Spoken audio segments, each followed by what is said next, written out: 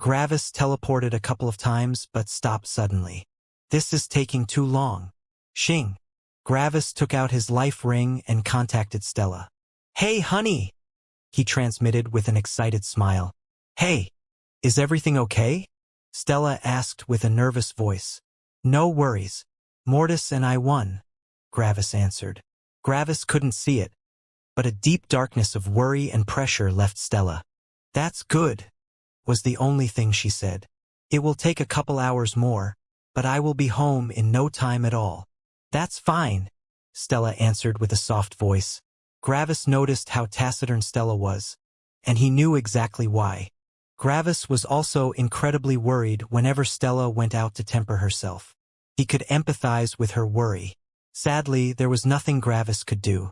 The only thing he could do was survive and inform her about his survival. See you later, Gravis sent.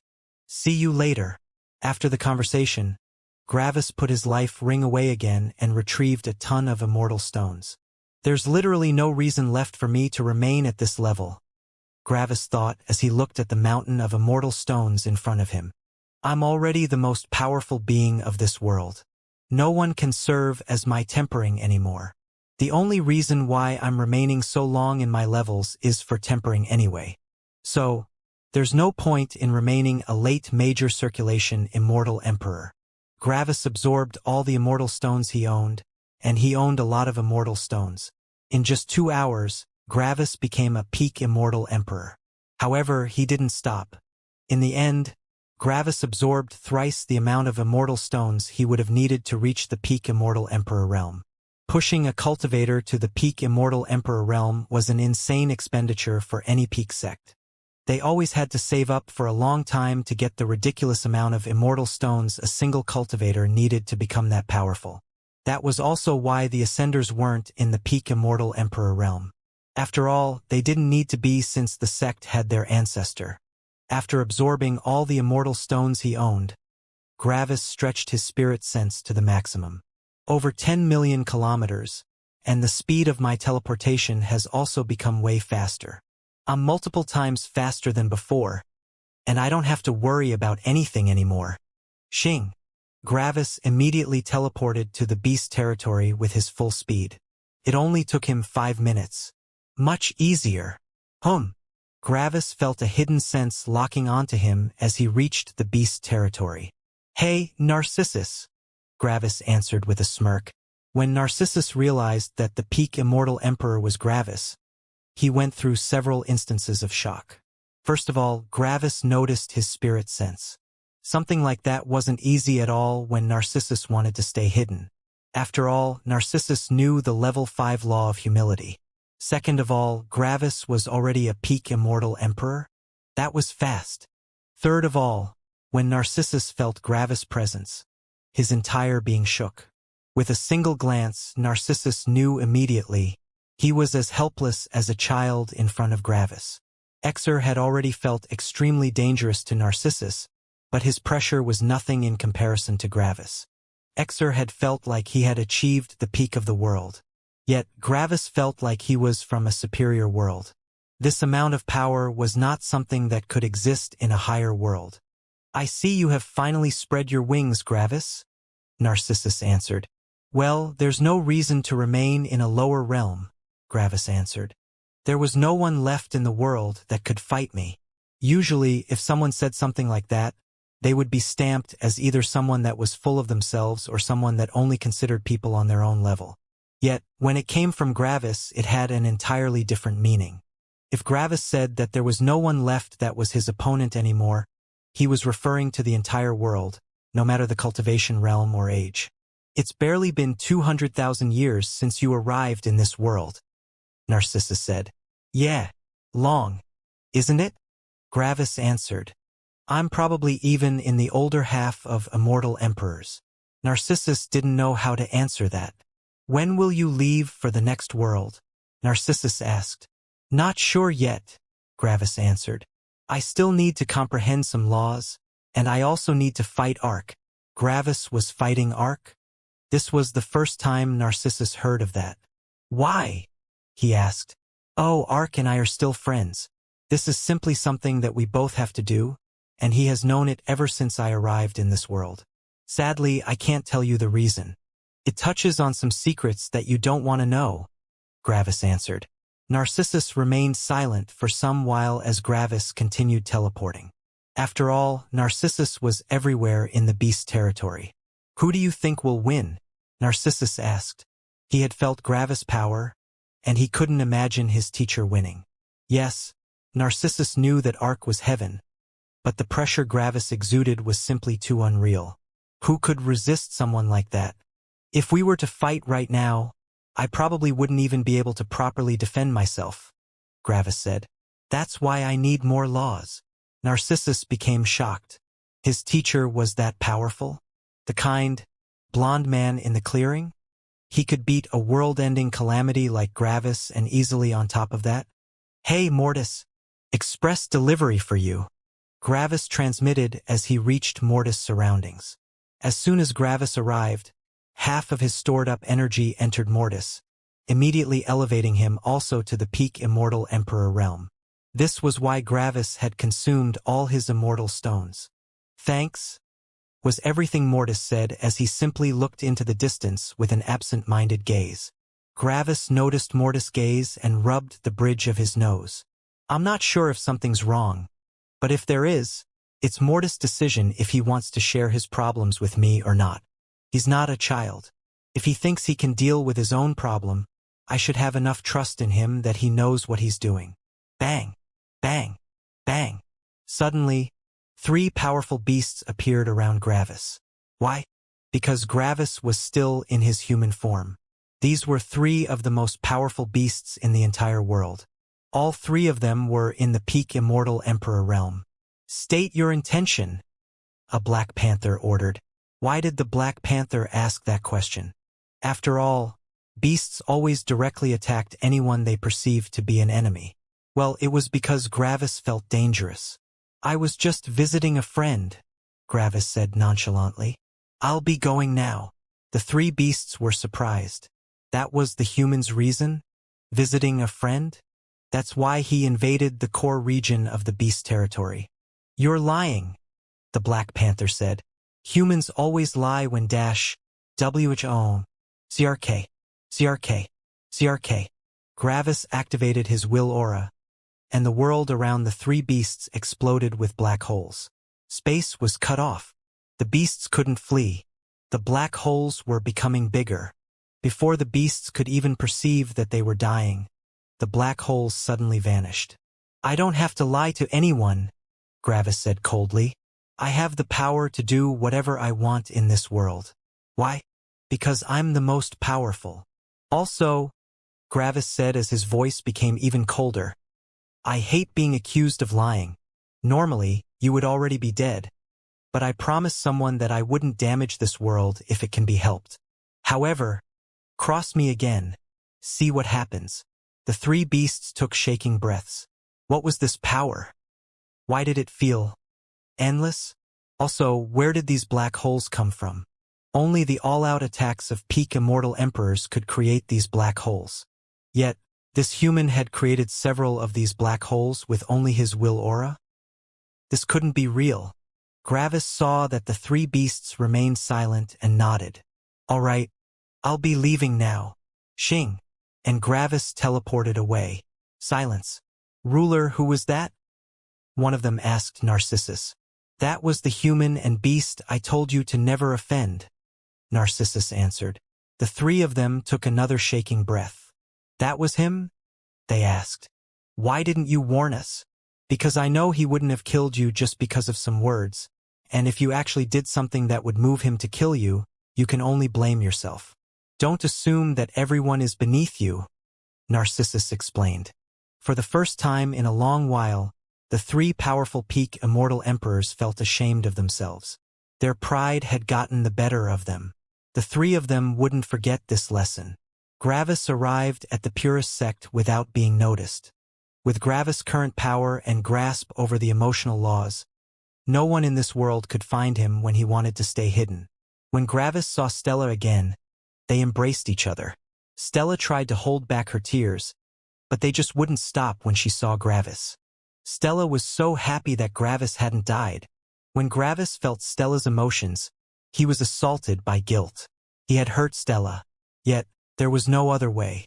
The only ways to avoid this happening in the future were either to stop advancing or keep his tempering a secret. Gravis couldn't choose either option. Gravis and Stella spent the next couple of years together without any outsider interfering. However, 1,000 years later, Gravis got an idea. "Hey, do you want to visit the 9 Elements sect?" Gravis asked. Stella was a bit taken aback by the idea. "But aren't we still being hunted?" she asked. "So?" Gravis asked. Stella wasn't sure how to respond to that. When Gravis saw Stella hesitate, he burst out into laughter. "Oh, you're so cute and innocent sometimes," Gravis said with a chortle. Stella pouted when she heard Gravis' words. "Hey, I'm not innocent." Gravis' laughter only increased when he heard her protests. "Honey, you have been born into this higher world," Gravis explained with a warm smile. "That means that you have never reached the peak of a world. Honey, when you reach the peak of power, you can do whatever you want. If I want, we can both stroll around the 9 Elements sect without being detected.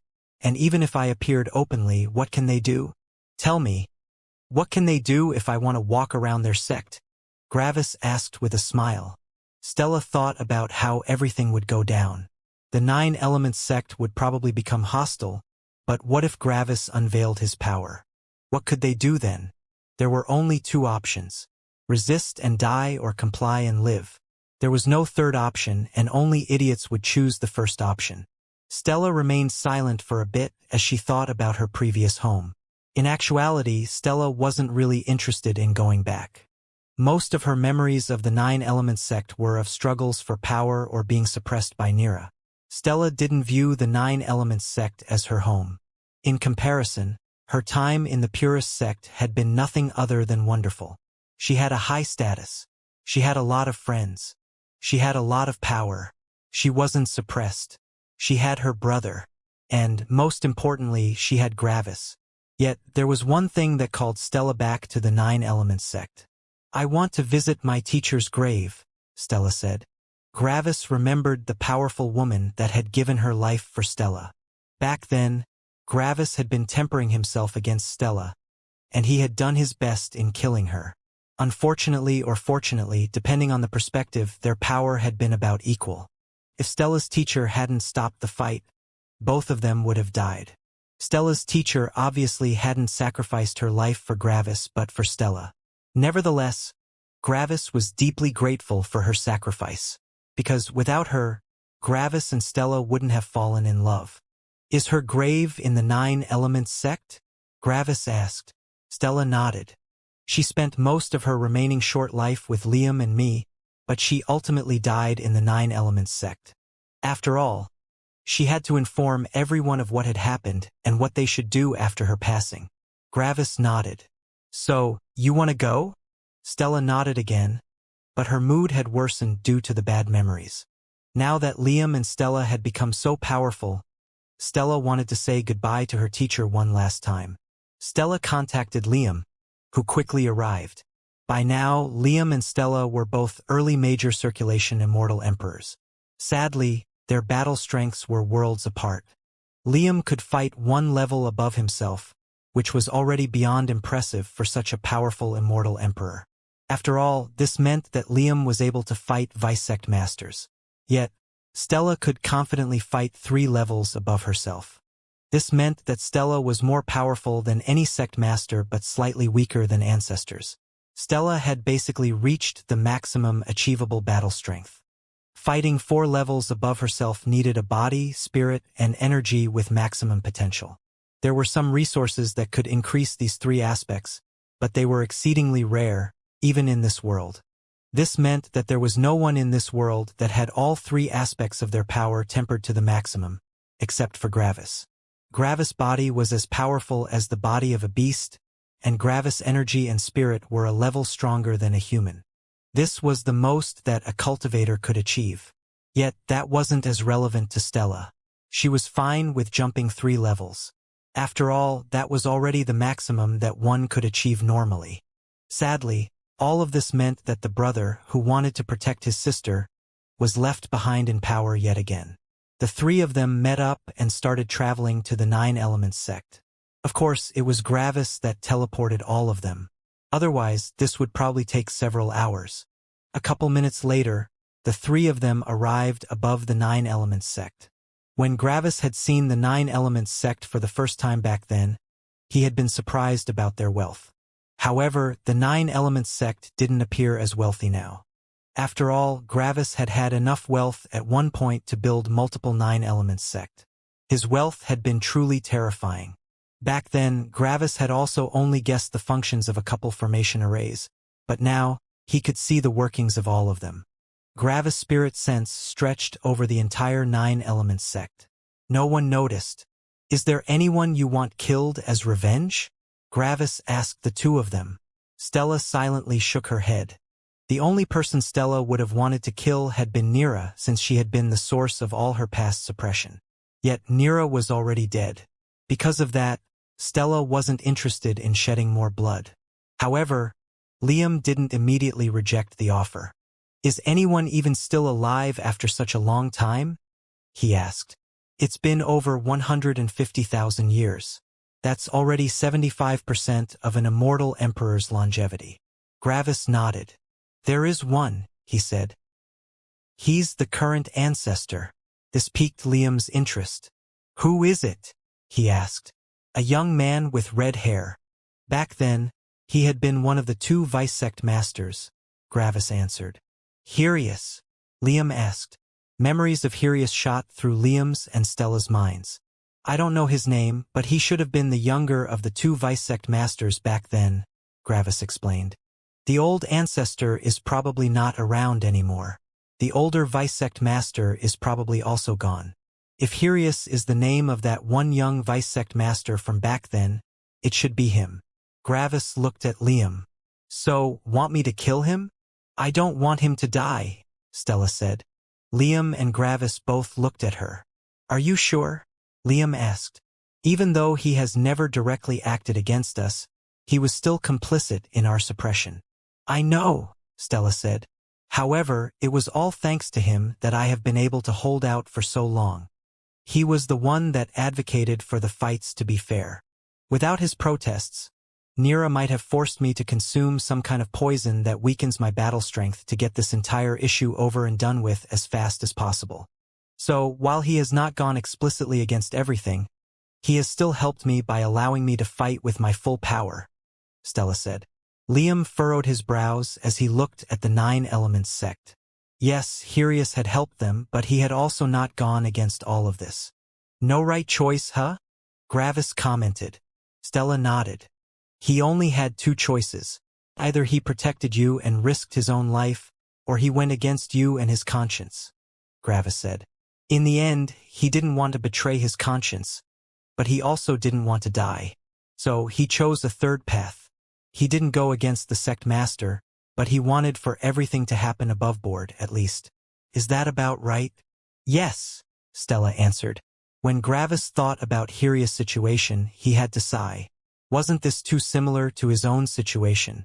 Gravis wanted to claim his own freedom and ignore the highest heaven's will.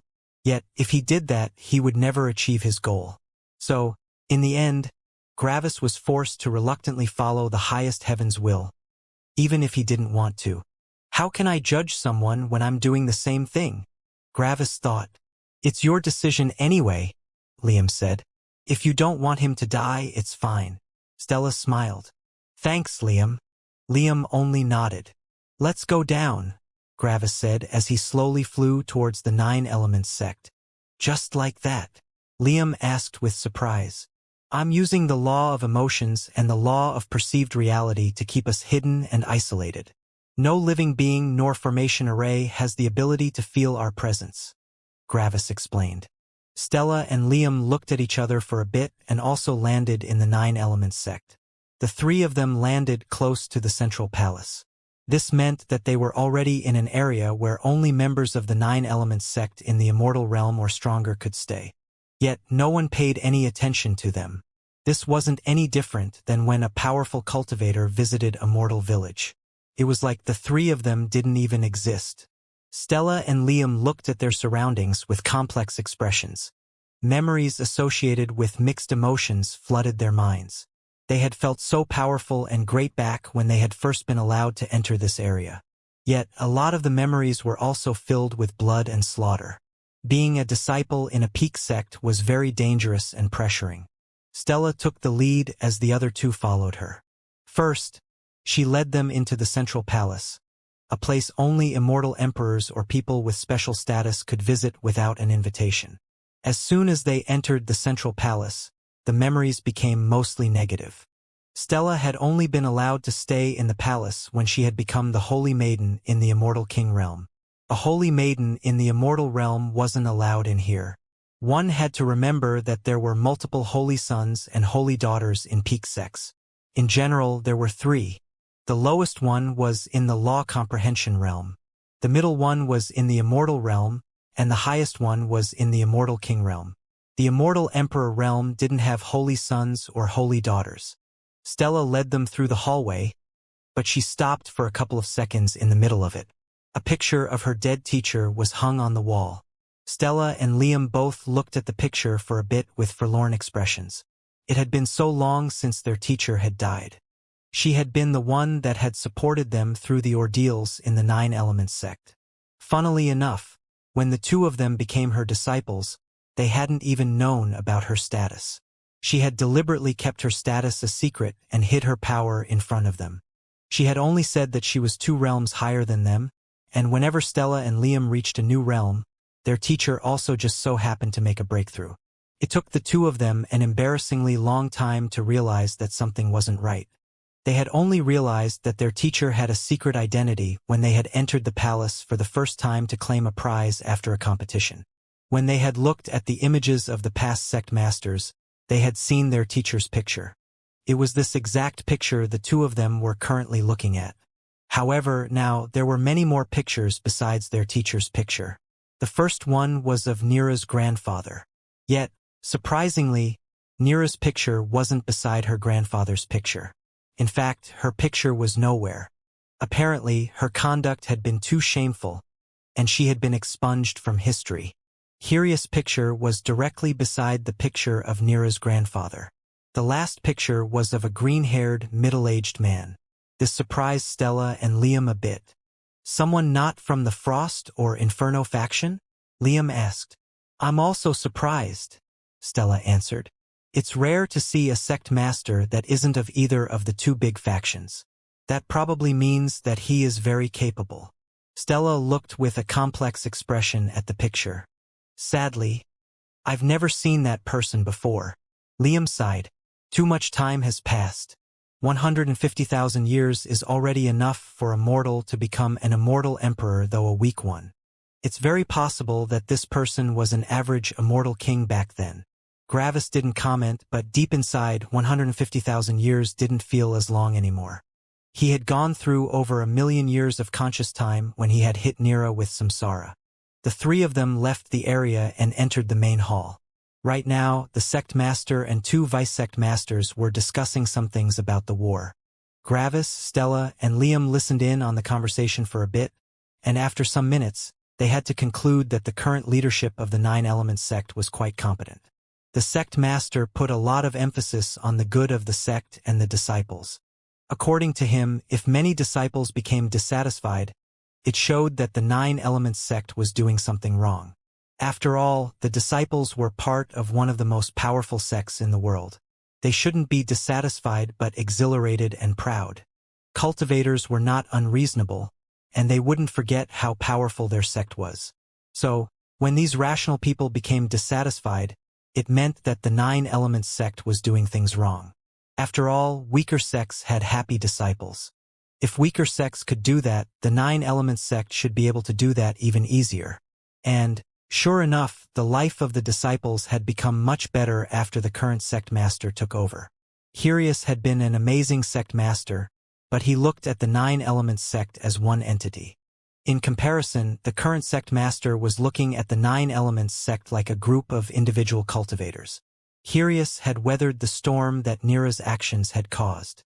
It wouldn't be an overstatement to say that the 9 Elements sect that Hirius had been handed was one of the weakest and most fragile versions.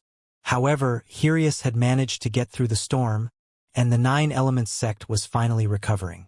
When Hirius saw that the storm was over, he gave his position to his successor. Hirius knew that his abilities were in protecting the 9 Elements sect and in increasing its power. However, his abilities were not in increasing the happiness of the disciples. Because of that, Hirius gave his position to someone that was more qualified. "Gravis, I need to talk to him," Stella said. "Our ancestor's grave is in a secret location, and only the sect master and vice-sect masters know where the ancestors and sect masters are buried." Gravis nodded. "Sure." And suddenly, 3 new people appeared in front of the eyes of the sect master and vice-sect masters. The 3 people became shocked when 3 other people had suddenly appeared in their hall without anyone knowing. Where did they come from? How hadn't they noticed? One of the vice-sect masters gritted his teeth in anger. This disrespect. Who did they think they were? However, the sect master stretched his right arm out, silencing the vice-sect master before he could speak. "And who might you be?" he asked with an inquisitive expression. There was no disrespect in his voice, but there was also no respect. "Quite smart," Gravis thought. "Call Hirius over," Gravis said directly. "He knows who we are." He didn't want to explain everything slowly. The 3 of them were surprised. These people knew their ancestor? The sect master furrowed his brows, but he complied. Why? Because he knew that he couldn't underestimate people that had managed to sneak into the most protected area of the 9 Elements sect. Something like that wasn't easy. Xing. Hirius arrived a couple seconds later, and he looked at the 3 of them. He appeared stalwart and calm. It was like he wasn't even surprised. "So, the day has come," Hirius said with a thoughtful voice. "The sins the 9 Elements sect had sown in the past are now blossoming." The 3 leaders of the 9 Elements sect were not sure what Hirius meant. After all, they hadn't been present when Stella had left the 9 Elements sect. They didn't even know who these 3 people were. "Stop trying to sound mysterious," Gravis said coldly. "No one's going to die today." This took Hirius aback. He had fully expected Gravis to kill him. After all, Hirius had been one of the ones in power when Stella had been suppressed back then. Additionally, Hirius' actions had also indirectly caused Gravis to be hunted by the entirety of humanity. Was Gravis such a forgiving person?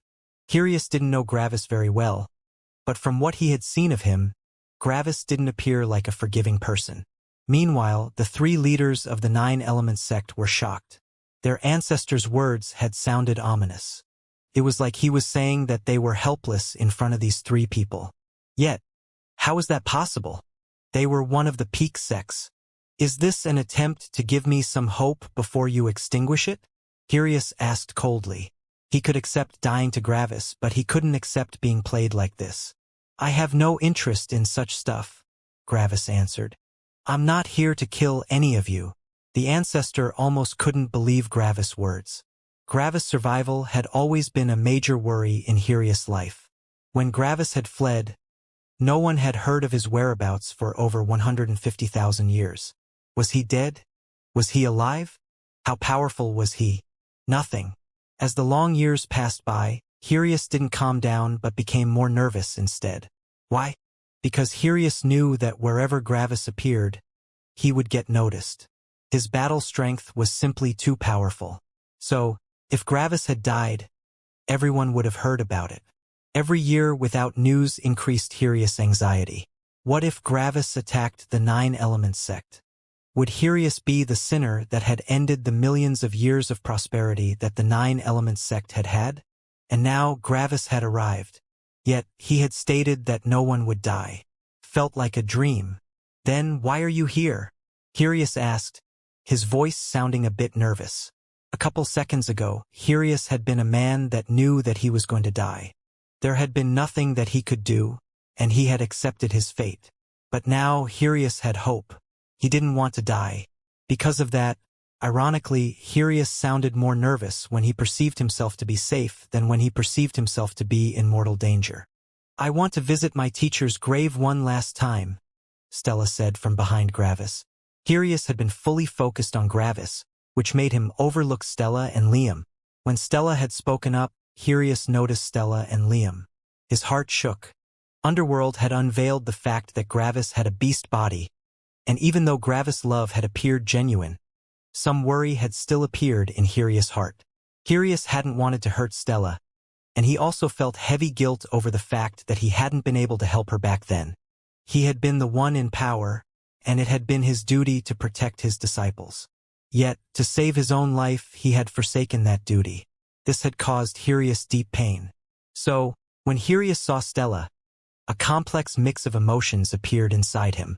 Guilt, relief, pride. Stella had become powerful.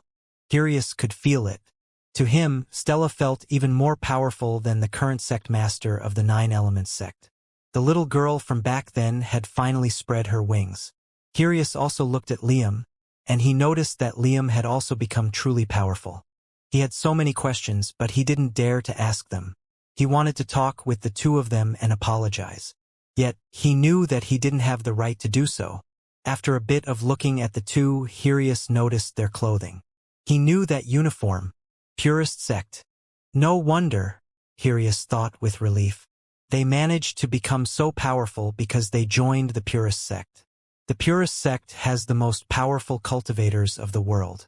They may not be many, but all of them are outstanding. I'm glad you found a new home, Hirius said with a silent voice.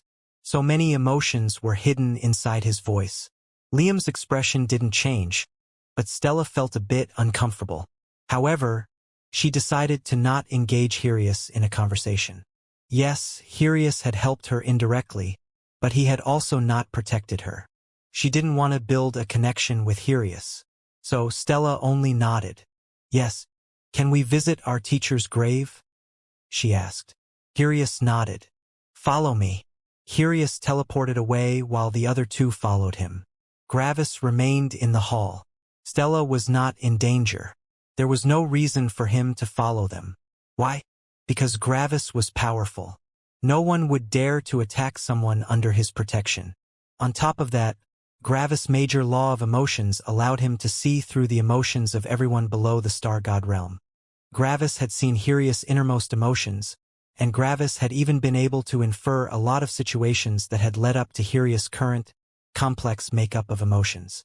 Gravis had been able to guess what Hirius had felt regarding the three of them for the past 150,000 years with impressive accuracy. In essence, Gravis had already fully seen through a huge part of Hirius' personality. Hirius' compliance wasn't a factor. Hirius didn't need to tell Gravis anything about himself. In fact, Hirius didn't even need to do anything. Gravis only needed to look at the emotional laws weaving through Hirius' bearing. Hirius couldn't hide this part of his personality in front of Gravis, no matter how hard he tried. This power was terrifying. Yet, an interesting question was, how did Gravis perceive Stella? Beautiful. When Gravis had returned to the Purist sect, he had seen Stella's emotions. She was exactly how Gravis had perceived her before he had comprehended the law of emotions. Her laws were beautiful, and it was mesmerizing to watch them interact with each other. The Black Magnate had said that everything lost its color and beauty when one knew everything about everything. Yet, when Gravis had seen Stella, she hadn't lost her color. Instead, she had only become even more beautiful in his eyes. So, nice day, right? The sect master said with an awkward smile. Gravis glanced at the sect master, and the sect master shivered a bit. Quite smart, Gravis thought. He knows that saying something like this is about as awkward of an introduction as it gets. He knows that I might ridicule that conversation starter. Yet, that will make me slightly emotionally engaged and would make it easier for him to rope me into an actual conversation. Sure enough, he's capable. Gravis had also taken a look at the emotional laws of the three of them. The sect master was like a protective father who learned to protect his family from powerful threats with intelligent sentences. He was like a father that lived in a really bad part of a city with his family. He couldn't fight the gangs, but he could smartly weave the conversations in such a way that the powerful gangs would ignore him and his family. He was someone that preferred cooperation over confrontation. One of the vice sect masters was a mixed bag. He had quite some ambition, but he also had a solid conscience. He was not the kind type, but also not the cruel one. The other vice sect master appeared friendly on the surface, but his heart harbored a deep and powerful desire for everything that could be considered power. Strength, status, wealth, women, everything. He was the sneaky, power-hungry, manipulative kind.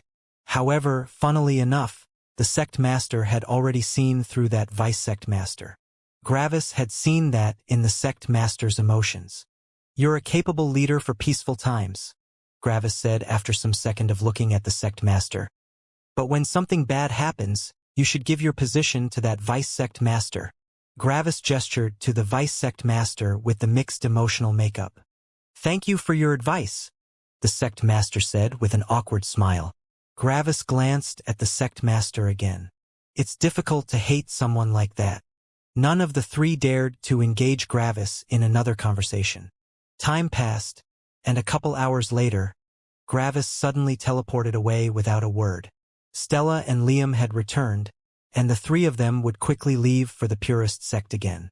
There was no reason to remain here, and this would be the last time they would see the Nine Elements sect again. Meanwhile, Hirius felt empty. He had worried for so long, and they had mistreated Stella severely. Yet, everything was over just like that. No one except for Nira had died. The Nine Elements sect would continue on with its life, just like Gravis, Stella, and Liam. This was the power of time. Time could not only erode love, feelings of friendship, and pain, could also silently burrow enmities. The three of them returned to the purist sect, and Liam left. Meanwhile, Stella and Gravis went back to their house in the purist sect. They hadn't talked much on the way back since they hadn't much to talk about. However, as soon as they entered their home, crash! Stella collapsed. Gravis looked with shock at Stella and inspected her thoroughly with his spirit sense. Yet, nothing was wrong. "Gravis," Stella said weakly as she took heavy breaths. "What's going on?" Gravis asked nervously. "I have been afflicted with a deadly poison," she said. Gravis narrowed his eyes. "By whom?" he asked coldly. Stella hesitated. "I didn't notice them. They just threw this nasty poison at me and left." Gravis lifted an eyebrow. "So, you're saying there's someone powerful enough that can hide from you and inflict you with a poison, even though the ancestor of the Nine Elements sect and Liam were right beside you?" he asked. "Yes," Stella answered, becoming red in the face. "However, their identity is not important. What's important is that you need to cure the poison." Gravis blinked a couple of times without amusement. He didn't buy that story at all. "And what am I supposed to do?" Gravis asked with a lifted brow. "The poison is called the Nine Springs Rose," Stella said. "And it's a poison that only works on women. It needs the essence of a man to be healed. Gravis, you must help me or I will die." Gravis was a bit taken aback. Some seconds of silence passed. "Is this some kind of new role-playing?" he asked. Stella didn't answer and became a bit red in the face. Gravis nodded solemnly. "I understand," he said with seriousness. "I am still a pure, young man, and I have never been with a woman before. Yet, for my lady's sake, I am willing to sacrifice my virginity." "You're lucky I'm magnanimous." Stella had to hold back her laughter. And with this, another age of happiness and love started between Stella and Gravis. Obviously, Stella had been joking. She had read some stories in her downtime, and she thought the idea of such aphrodisiac poisons to be so incredibly stupid that she wanted to act out this fantasy with Gravis. As Gravis spent more time with Stella, the reality that he was now the most powerful being in this world hit home. There was really no one but Ark left. Usually, when Gravis had become the most powerful being in a world, he would leave quickly. Yet this time he remained. Felt weird. The entire world felt weird. It was like the entire world was Gravis' home now. After all, Gravis felt everywhere to be as safe as his own home. Peak immortal emperors? They were nothing but some cute animals that lived in his garden. On top of that, Gravis also held no fear for Stella. She was more powerful than sect masters, making her one of the most powerful beings in the world. When this feeling of safety appeared in Gravis' heart, it transformed into a concept. Boom! Gravis had comprehended the level 6 law of safety. Yet, Gravis wasn't sure if he should feel happy or not. Sure, comprehending another level 6 law was great, but with every law Gravis comprehended, he came one step closer to his fight with Ark. I'm only missing the level 6 law of control, Gravis thought, unsure of what he should feel. When I know that law, I will be able to condense the level 7 law of sentience. At that point, the gate of death awaits. Right now, Gravis stood somewhere in the purest sect, just watching cultivators trying their luck on the new form Lawstone. When I saw the gate of death, going into it felt so distant. It was like the law of sentience had been so very far away. Yet, here I am now, so close to comprehending the law of sentience. Only the level 6 law of control is missing. I don't even know what Mortis is doing. Gravis had contacted Mortis some time ago, asking him what he was doing. After all, there was no emotional connection between them anymore, making Gravis a bit uneasy subconsciously. It was like someone that had always been standing beside him now stood behind a wall. Gravis could walk around the wall and see them, but he couldn't be sure anymore if they still existed when the wall was between them. Of course, such a worry was a bit irrational. After all, it was normal that humans didn't always see each other 24/7. Gravis knew that, which was why he was keeping himself in check when it came to contacting Mortis. Mortis would also want to use his newfound emotional freedom, right? Whenever Gravis contacted Mortis, Mortis would reply in short sentences. Apparently, he was concentrating on comprehending laws, and he didn't want Gravis to continually interrupt him. Gravis said sorry and cut off the connection. This incident had happened 30,000 years ago, and Gravis hadn't contacted Mortis since. Gravis wanted to contact Mortis, but he didn't. Mortis had said that he didn't want to be interrupted, and Gravis respected his wishes. Mortis was an adult, and Gravis had to respect his wishes. Mortis was more than old enough to know how he should live his life. After a total of 45,000 years, Mortis and Gravis talked to each other again. Surprisingly, it was Mortis that had initiated the conversation. I've comprehended the last mixed elemental law, Mortis said to Gravis one day. Oh? Already? Gravis asked. Has so much time already passed? It's been 45,000 years, Mortis said evenly. 45,000 years, Gravis repeated with a complex expression. It doesn't feel that long. Ever since I've gone through a million years of Nira's life, time seemingly passes way faster. It's weird and also a bit sad, actually. After all, time wouldn't pass this quickly if I didn't have an extra million years of memories. Oh wow, poor you, Mortis answered with a seething, sarcastic voice. Gravis' brows furrowed. What's up with you? You have been acting weird ever since you gained your emotional freedom. I nearly don't recognize you anymore. Mortis remained silent for a second. Are you so dependent on feeling my emotions that you aren't able to trust in my personality as soon as you are cut off from them? Mortis asked coldly. Gravis raised an eyebrow. That was actually a good argument. He had a personality profile of Mortis in his mind, and such a sentence perfectly fit into Mortis' profile. Was it truly only his imagination? It's possible, Gravis thought as he scratched his chin. I've always been able to constantly know what Mortis was feeling and thinking. So, when that information is suddenly hidden, it's bound to happen that his actions and words will surprise me occasionally. I shouldn't immediately jump to conclusions just because Mortis said something that sounds weird to me. Yeah, you're right, sorry, Gravis answered with a sigh. I'm just so unused to talking to you like this. After all, ever since you came into existence, we have always been connected. I should really get used to this. No problem, Mortis answered. Anyway, the mixed elements are done. The level 6 law of mixed emotions also automatically got completed as soon as I comprehended all of them. You should look through the new laws and get familiar with them. Gravis nodded. Sure, thanks.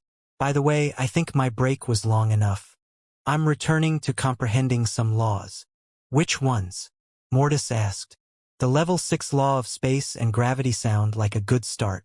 Usually, comprehending space is difficult since you can't really observe it, but that isn't true for us. After all, our will auras can warp and even destroy space. As long as I don't break the space around me, I can watch how space and gravity change under my will aura. Sounds good, Mortis answered. I'm going to concentrate on the law of control. Gravis grew a bit nervous. Law of control?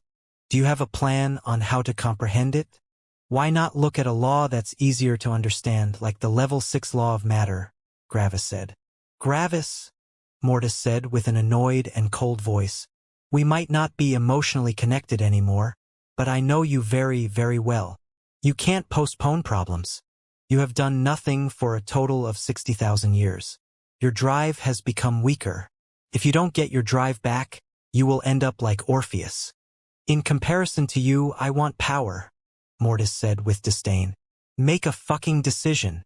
Either say you want to achieve power to become free and actually put some effort in it, or say that you don't want to progress anymore. Right now, you say you want more power, but you're postponing the uncomfortable future problems while doing absolutely fucking nothing. Stop saying you're going to do one thing and then do something else. Because, right now, you're a hypocrite. Silence. Gravis took a deep breath. These comments had truly stung. Gravis became furious subconsciously under the barrage of offensive remarks. But he was smart enough to realize that his anger was misplaced. Why? Because Mortis was right. Mortis had been working hard, comprehending more laws, while Gravis had done nothing. Sure, he had comprehended the level 6 law of safety, but that had happened accidentally. He hadn't truly worked for it. Gravis thought of the gate of death and of his fight with Ark. Then, Gravis gritted his teeth. You're right, Gravis said. Thank you for showing me my own weak determination. It's good that you understand, Mortis said with his normal voice. Gravis nodded. You go on and comprehend the law of control. Starting tomorrow, I will get to the law of space and gravity. If I'm done before you, I will check out the law of matter. If you're done before me, I will finish those 2 laws. And then, as soon as we have our laws, we will enter the gate of death. Does that sound okay? Gravis asked. Sounds good, Mortis answered. With that, their connection was cut again. Gravis looked at the horizon, his relaxed expression gone. Only determination was left. I can't run from my problems anymore. It's time for the final sprint of this world. Gravis informed Stella of his new plans the same day. Stella supported Gravis, but it was still hard for her. After all, 2 terrifyingly dangerous situations would hit Gravis back to back. First, the gate of death, and then his fight with Ark. However, it wasn't only Stella that got surprised today. Gravis also got a big surprise. Then, I'm going to ascend, Stella said. Gravis was taken aback. What? Already? Stella nodded with a sigh. I would love to continue being with you.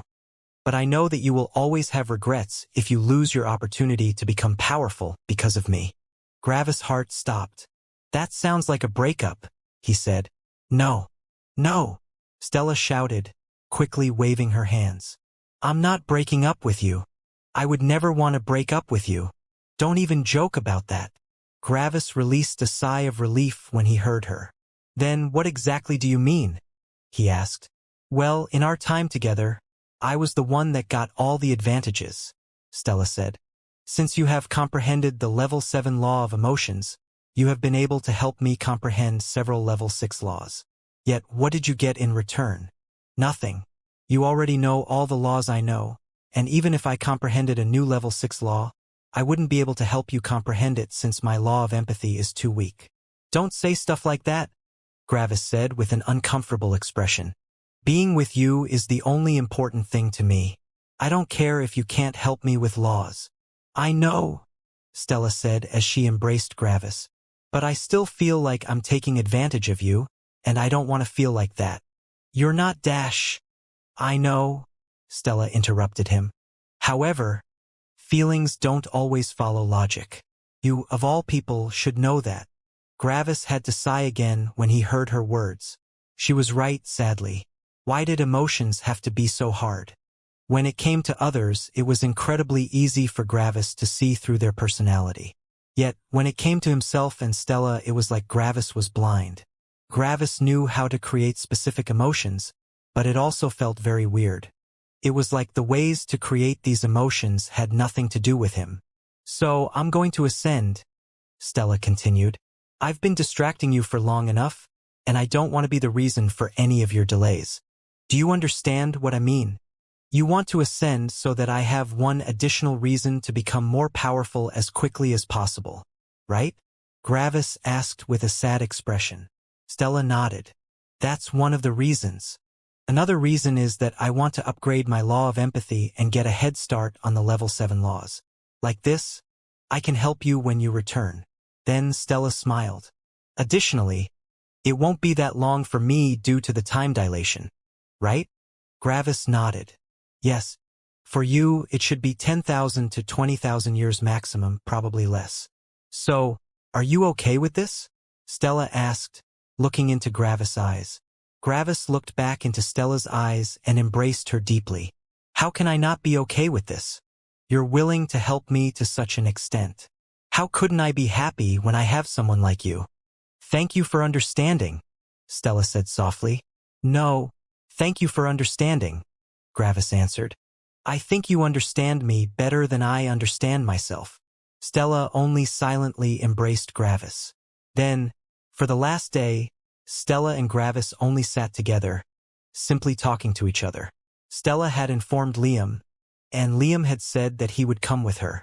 When compared to Gravis and Stella, Liam seemed supremely underwhelming. Yet, one had to remember that Liam was a terrifying genius in his own right. How terrifying. Liam had already comprehended 2 level 6 laws. This meant that he knew just 1 level 6 law less than Stella. After all, laws of perceived reality and emotional laws couldn't be transmitted with the law of empathy. Because of that, Gravis had only been able to give Stella the level 6 laws of time and divine lightning. Stella had also learned one more level 6 law on her own, the law of blaze, the fire equivalent to divine lightning. Liam could only temper himself against sect masters, and finding a sect master for a fight to the death wasn't easy. Because of that, Stella and Liam both couldn't temper themselves in this world anymore. It was time to ascend. In actuality, Liam had wanted to leave even earlier but had stayed because of Stella. Both of them counted as geniuses, even in the most powerful higher world. They were more than ready to ascend. The last day seemed to drag on for years, but it also seemingly passed in the blink of an eye for Gravis.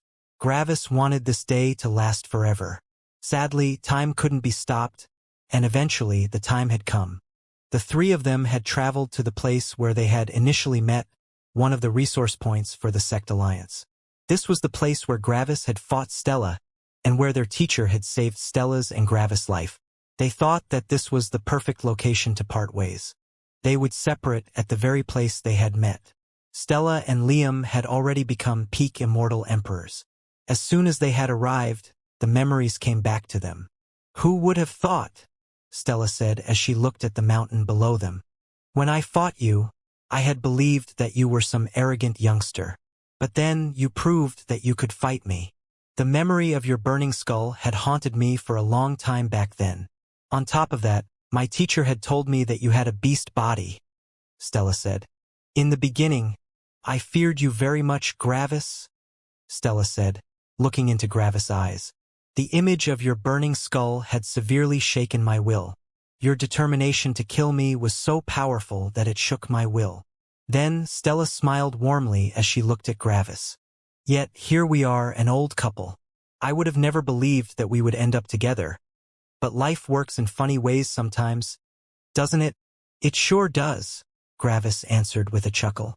"When I heard that I was perfectly compatible with you, I was so confused and conflicted. It felt like someone else had decided that we would be together, and I felt like I was being suppressed. It was like I wasn't free."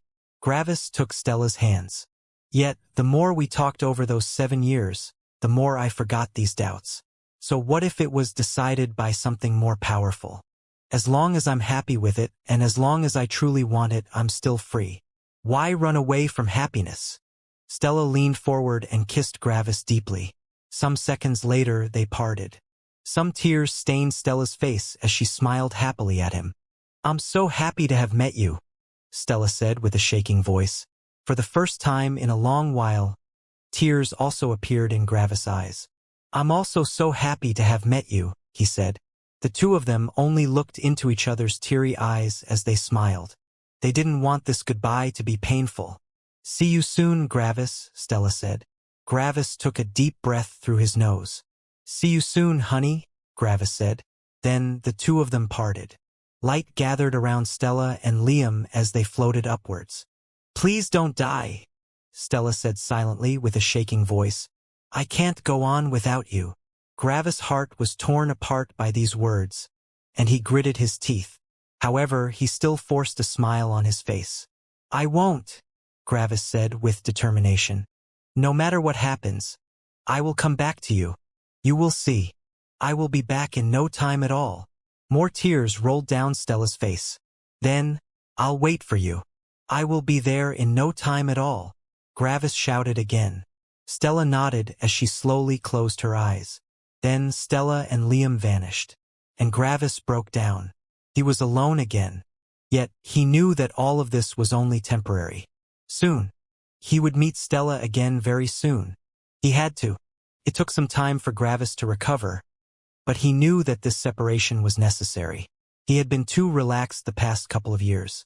If he wanted to, he could simply stop cultivating, but he also couldn't. If he stopped, he would feel guilty beyond comparison. Mortis' freedom depended on it. His own freedom depended on it. And lastly, he would feel like he would be disappointing his father. His life had been filled with happiness and warmth for the past years. But this happiness could only last if he continued on his path to power. Even more, time was passing so quickly in his perception that even if he stopped cultivating right now, it would feel like nearly no time would have passed when a tribulation arrived that would kill him. Now, more than ever before, Gravis could truly empathize with Orpheus. Gravis truly understood why Orpheus had stopped. Yet, after hours of melancholy, Gravis' eyes opened again with determination. How ironic, Gravis thought. When Stella left, my feelings told me that progressing further on the path to power was meaningless. Yet, as soon as I calmed down, I felt my resolve strengthen. I want to go back to being with Stella, and for that, I need to survive the gate of death and Ark. Now I have an actual goal. I've tasted true happiness, and I will do anything that's necessary to reclaim it. Anything. Gravis wanted to return to Stella, and, even more, he wanted to stay with Stella forever. And to accomplish that, Gravis needed to become as powerful as the highest heaven. Only then would he have enough leverage to pull Stella with him to true immortality. Gravis wanted his time with Stella to hold forever. Enough moping around, Gravis thought as he cracked his neck. It's back to comprehending laws, and after that, the gate of death. Bang! Gravis immediately charged into the ground. In no time at all, Gravis was 1,000,000 kilometers deep. At this depth, space was already being warped by the sheer power of gravity. But he continued. Gravis activated a couple of laws that protected him and continued diving down. That was until he hit something. Bang! Gravis came to a sudden stop as he hit something hard. After healing his body, Gravis looked down. A wall. It was a silver wall. Why is a silver wall here? Gravis thought in confusion. It's not made of any kind of matter. It's also not made from an element. However, it definitely is made of energy, and it also uses the space laws. Gravis touched the wall and inspected it closer. Surprisingly, the wall was giving off energy. It's giving off energy? Is something behind it? Gravis thought. Xing. Gravis took out his saber to test the wall. Don't touch that. Ark had appeared beside Gravis with a frown. Gravis looked at Ark, not surprised that he had appeared. However, when Gravis looked at Ark, his entire being froze. Gravis couldn't move his body and couldn't make any coherent thought as he looked at Ark. Ark felt very different from before. Usually, Ark always gave off this leisurely, friendly, and calm feeling. But this time, Ark felt very different. The feeling Ark gave Gravis could only be described with one word. Terrifying. It was like Gravis was looking at a supremely powerful ancestral god. Just the slight movement of a toe might end Gravis' life. Gravis felt like he was completely helpless in front of this terrifying being. Ark noticed Gravis' strange expression and sighed. "You've come that far already," he said with a conflicted tone. This woke Gravis up again as he regained his faculties. Yet Ark still felt like a terrifying giant to Gravis. "Is this your power?" Gravis asked, trying not to stutter. Ark nodded. "Your battle strength and realm are high enough that you can actually feel my power. This is the first time this has ever happened in my world." Gravis took a deep breath, and then coughed violently as the burning magma surrounding him burned his lungs. Ark immediately broke out into laughter. "Fuck!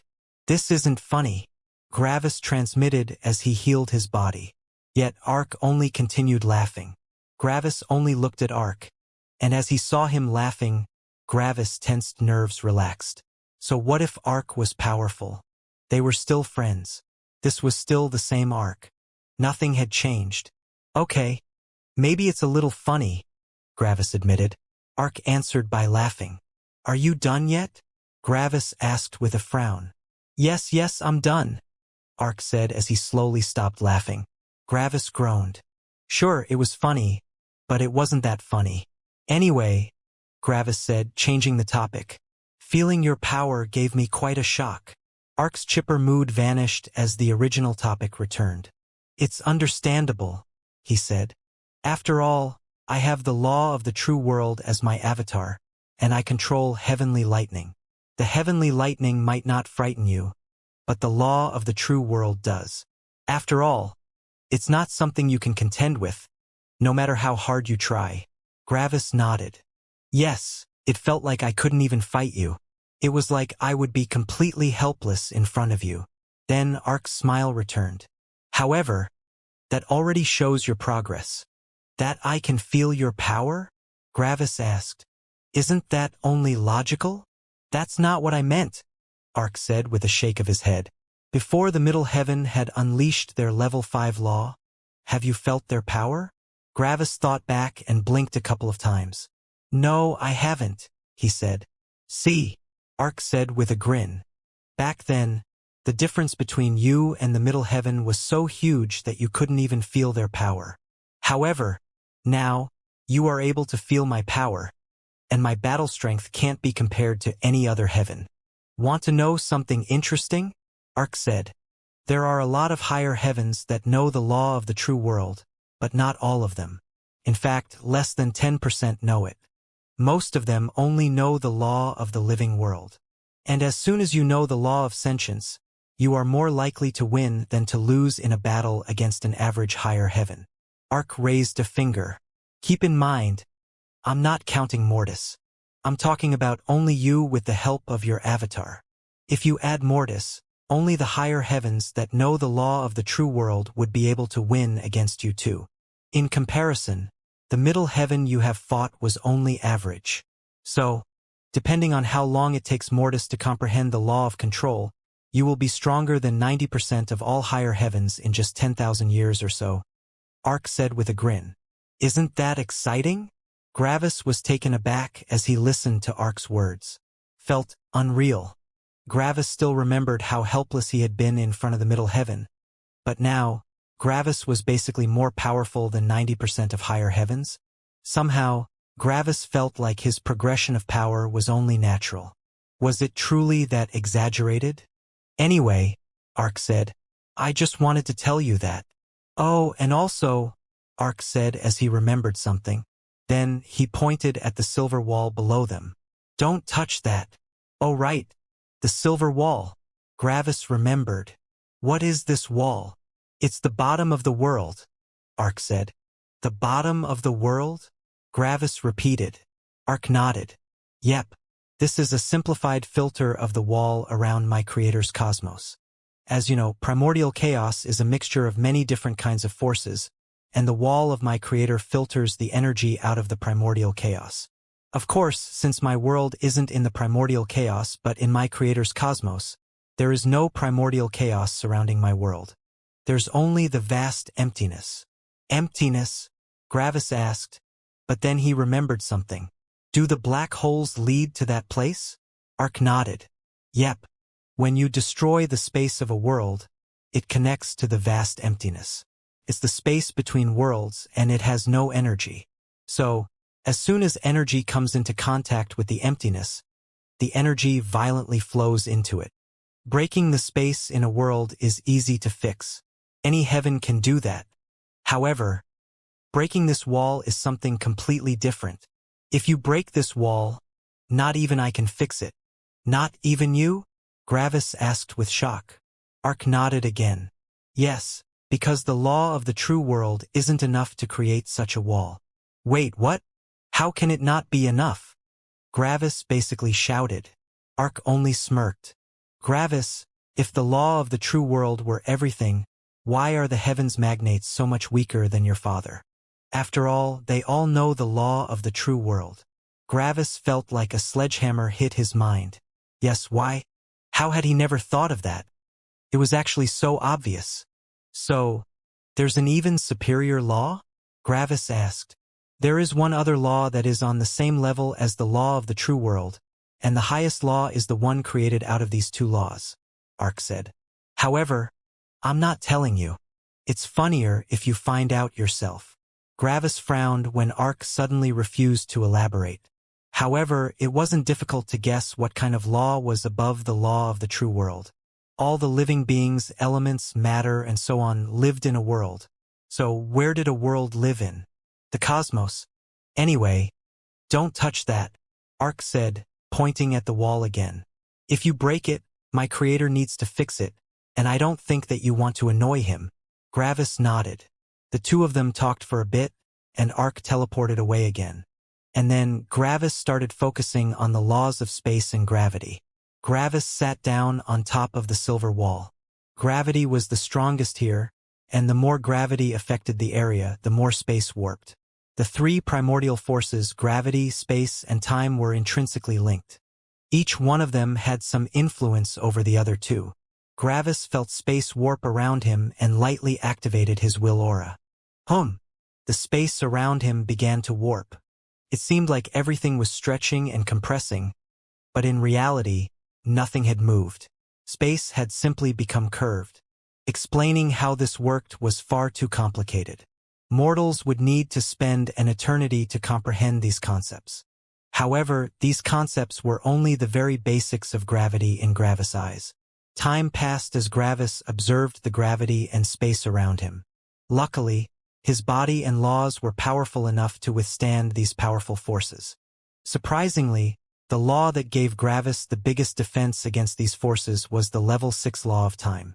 The law of time allowed Gravis to somewhat isolate his being from the forces that surrounded him, only allowing 10% of the forces to actually influence him.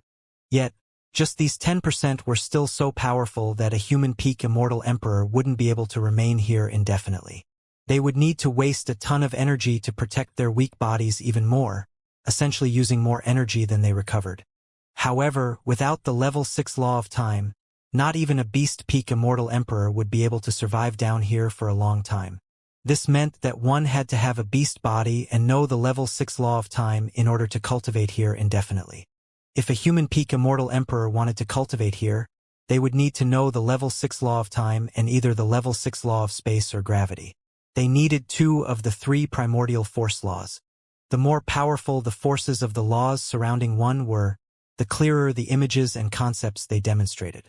Gravis could also comprehend the laws a couple kilometers higher, but it would probably slow down by 50%.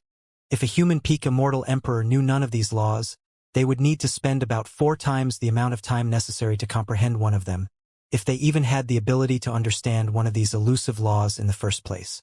So what did all of this mean? It meant the following. Understanding one primordial force law was difficult. Understanding all 3 primordial force laws was easy. The point of entry for the primordial force laws was very high since it was very difficult to comprehend one without knowing the other 2. Yet, as soon as someone knew one of the laws, comprehending the other 2 became far easier. Understanding even one primordial force law was extremely hard, which was why these laws were one of the rarer level 6 laws an ascender comprehended in this world. Most ascenders from this world managed to comprehend one of the level 6 elements since those were the easiest. After all, one could simply look at them, and comprehending them didn't require any other laws since they were isolated laws. They weren't comprised of other laws. However, all other level 6 laws were multiple times more difficult than any elemental level 6 law. Why? The reason why the primordial force laws were so difficult to comprehend had already been explained. The reason why the level 6 matter law was so hard to comprehend was that one first needed to know the hard complex, medium complex, and soft complex level 5 laws. Comprehending these laws was difficult since one needed to find all the materials. One couldn't just remain on one spot and comprehend them. Well, unless one had a law comprehension life fruit.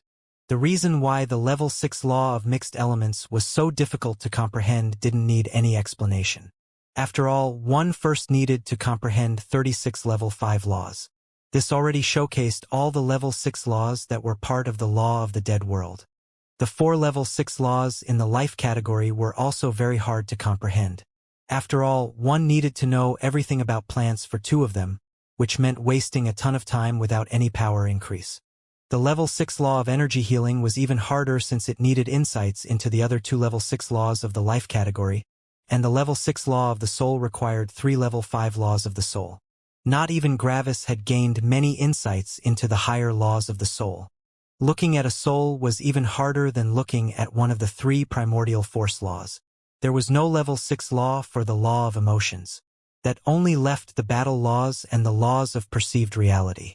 Without knowing the relevant level 6 elemental law, comprehending a level 6 battle law became basically impossible. And lastly, the laws of perceived reality couldn't be sought out, only chanced upon. All of this showed how difficult it was for anyone in a higher world to comprehend a level 6 law that wasn't one of the elements. Ascenders that knew any other level 6 law were rare, and Gravis had only met a single one. Sadly, that person had been eaten by Narcissus. So, after showing how difficult it was to comprehend a level 6 primordial force law, how long did it take Gravis to comprehend the level 6 law of space and law of gravity? 20,000 years. It sounded long, but one had to know that this was the first level 6 law Gravis had actively gone out to comprehend. All the previous laws Gravis had comprehended had been level 5 laws. Yet, these 2 level 6 laws had been comprehended about as fast as the level 5 laws. This showed how much faster Gravis had become in comprehending laws. Why? First of all, Gravis knew the relevant law of time. Second, Gravis had already comprehended many other level 6 laws. Third, Gravis was a peak immortal emperor. He was no longer below the realm that people normally had when they comprehended level 6 laws. In fact, Gravis was slightly above the average realm when people comprehended level 6 laws. Each increase in one's realm increased the power of one's spirit and mind, allowing one to think faster. Lastly, Gravis was at the best place in the world to comprehend the laws of space and gravity. If Gravis hadn't been in this place, comprehending these laws would have taken at least 40,000 years. Boom! Boom! After Gravis comprehended the 2 laws, he stood up. The gravity around him no longer had any influence on him. It was like Gravis and the gravity were in 2 different worlds. They simply didn't interact anymore. As soon as Gravis comprehended the remaining 2 primordial force laws, the concepts of all 3 laws fused together. Boom! Gravis comprehended the level 7 law of primordial force. What was the use of this law? It increased the power of space, time, and gravity to the power of level 7 laws. Sadly, it didn't bring an essential transformation. Gravis would first need to combine the primordial force law with the other laws to create the law of the dead world to see a fundamental increase in quality. However, one couldn't underestimate the law of primordial force. After all, it made all 3 primordial forces as powerful as someone that had one of them as their avatar. So, while Gravis had only comprehended 1 level 7 law, he had gained the power of 3. "I'm done," Gravis transmitted to Mortis with narrowed eyes. "Good," Mortis answered. "Come up here. Then, go create the level 7 law of perceived reality."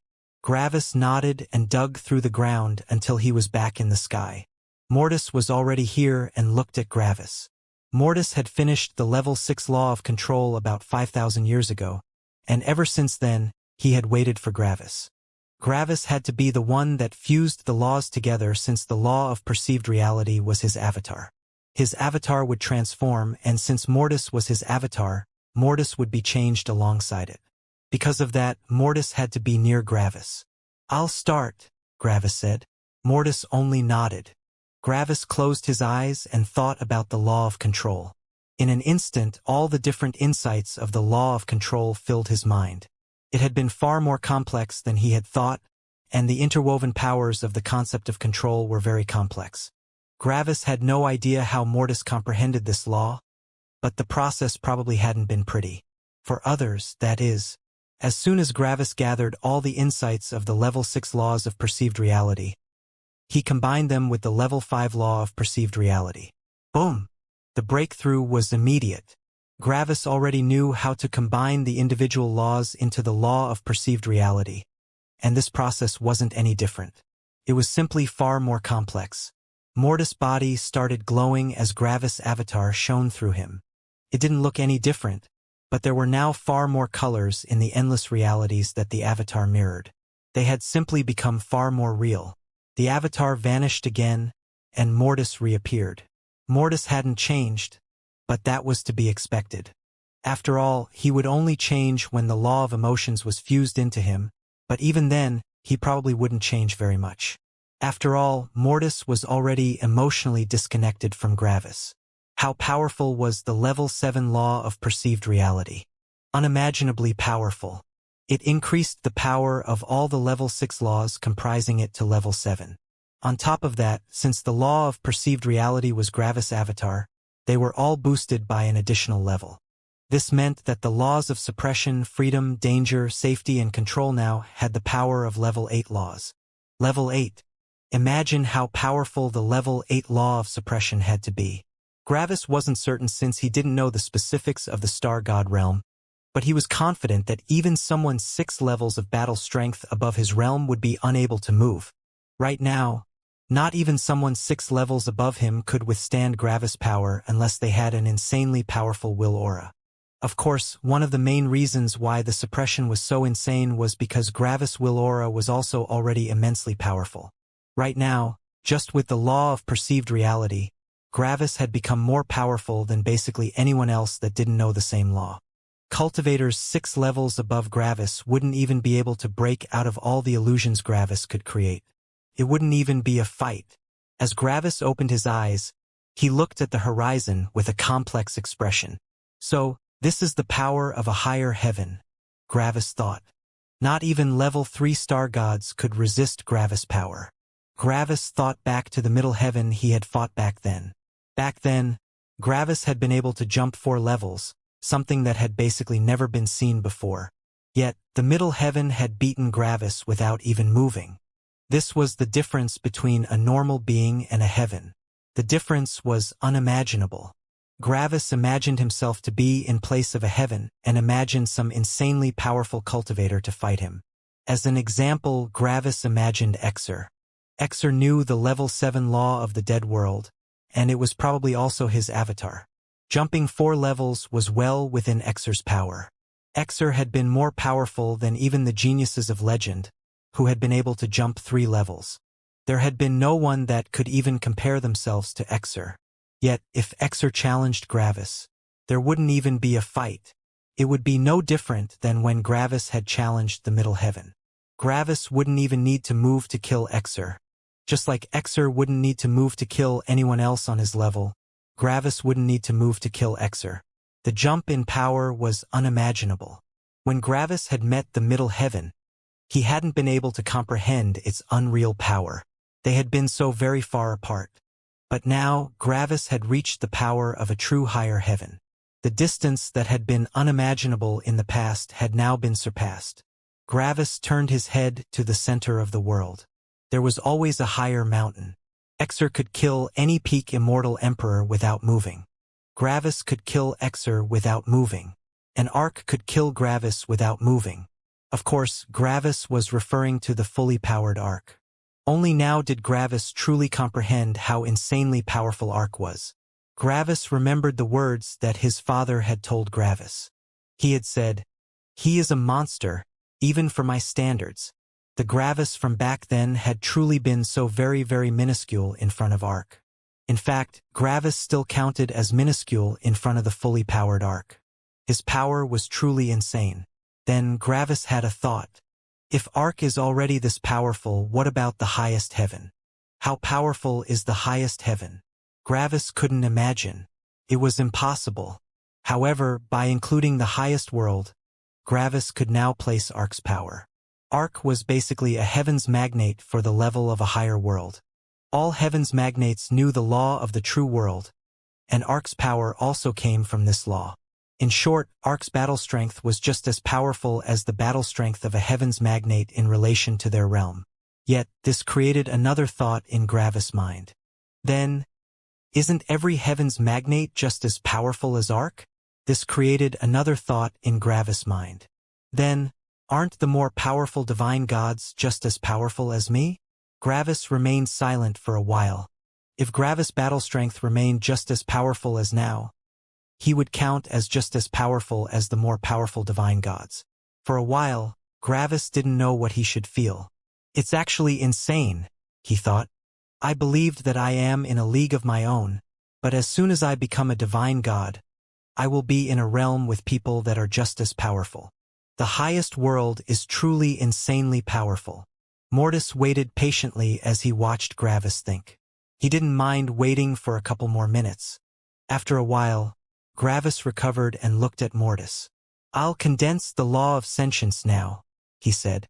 No, Mortis said. Gravis was taken aback. No? He asked. No, Mortis repeated. But you said I should, Gravis said with furrowed brows. Well, I changed my mind, Mortis answered. Why? Gravis asked skeptically. Because if I die, you will forget 2 branches of laws instead of 1, Mortis said.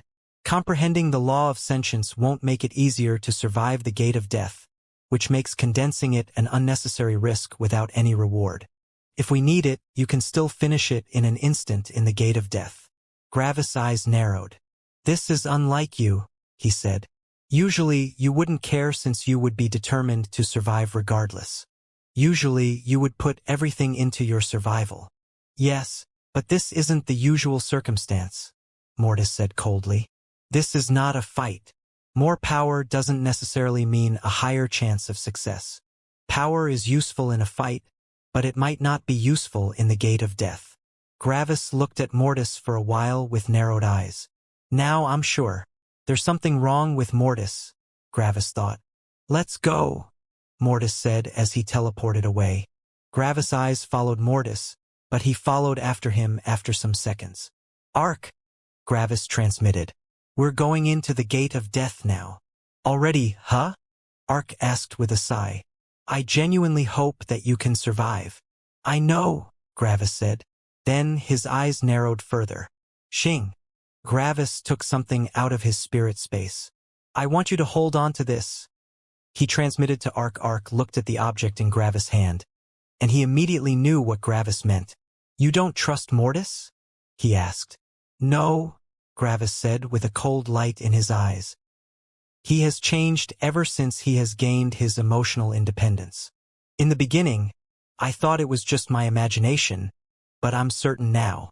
This is not the Mortis I know. I don't trust him, and I need to prepare for every eventuality. Ark appeared beside Gravis as he looked at the object. All right, Ark said neutrally. It's your decision. Ark took the object and teleported away again. Mortis hadn't noticed the interaction between Gravis and Ark, and in just a couple seconds, the two of them arrived in front of the gate of death. It looked identical to the last time they had seen it. It had golden black arches, and the middle of the gate seemingly ended in nothingness. It was like existence ended at this spot. Are you ready? Mortis asked. Gravis looked at Mortis with a detached look. I'm ready, Gravis answered. Then let's go in. Gravis and Mortis stepped into the gate of death, and then both of them vanished simultaneously. The two of them entered the gate of death, and the effect was immediate. Bang! Before Gravis and Mortis could even look at their surroundings, a violent impact hit both of their spirits. It was like a sledgehammer had hit their spirits, severely cracking them. Then, they felt like they had been thrown into the coldest thing in existence. However, their bodies weren't freezing. This feeling of coldness came from a mysterious force that was consuming their life energy. It wasn't the darkness element, but something very different. It was like they had reached the end of their natural life. Their organs were no longer producing life energy, and the remaining life energy they had was leaving their body. There was no energy in the surroundings. There was no air. There was no earth. There was nothing. Everything was black. The cracks in their spirits slowly grew, and their life energy couldn't heal the cracks. It was like their life energy had become useless. Gravis immediately fell over, his body covered in sweat. Creating coherent thoughts became more difficult as his spirit broke down more and more. Slight cuts slowly appeared all over his body, making Gravis leak even more life energy. This was not a world of the living. Life energy didn't belong here. Everything that used life energy didn't belong here. Life energy became completely useless, and it was consumed. Everything that had anything to do with life wasn't allowed to stay here. Gravis' mind immediately fell into a panic. This is way worse than I had anticipated. Gravis tried to look at his hand, but he couldn't see them. There was no light. Luckily, Gravis' spirit sense still worked, but it shrunk rapidly as his spirit was being destroyed. I must comprehend this process of dying, Gravis thought. I need to comprehend the major law of death, or I won't escape. Gravis closed his eyes and focused on the process, and the more he watched the process, the more shocked he became. I have never felt this force before. It's different than everything I have ever seen, Gravis thought with shock. All the laws I know have one thing in common. They all work with energy or by using things created with energy, like my will aura. Yet, there is no energy in this force. The very fundamentals are different. This was the greatest difference between this force and all the others. The highest heaven's cosmos was built with energy. Everything was built with energy. Matter was built with energy. Souls were built with energy. Gravity was built with energy. Time was built with energy. Space was built with energy. Even the very laws themselves were built with energy. Even Gravis void lightning was just a different form of energy. Yet, this force had nothing to do with energy. Nothing. When Gravis realized this, fear took hold of him. All of his law comprehension experience was built on comprehending laws that were based on energy. Yet, this had nothing to do with energy. Therefore, all of his law comprehension experience became useless here. An immortal that didn't even know a level 4 law was just as experienced in this form of force as Gravis. All of Gravis' preparations, all his comprehensions, his mindset, his personality, everything became useless. No matter how outstanding Gravis was in the highest heaven's cosmos, he became just as useless and aimless as everyone else in here. In front of death, one's power, status, mindset, personality, and everything they were, became useless. Everyone was the same in front of death. Nothing they had ever done mattered. Then, Gravis realized another terrifying thing. He couldn't use any laws. All of Gravis' laws were based on energy, and this world had no energy. As soon as Gravis tried to use any law, it simply dissipated.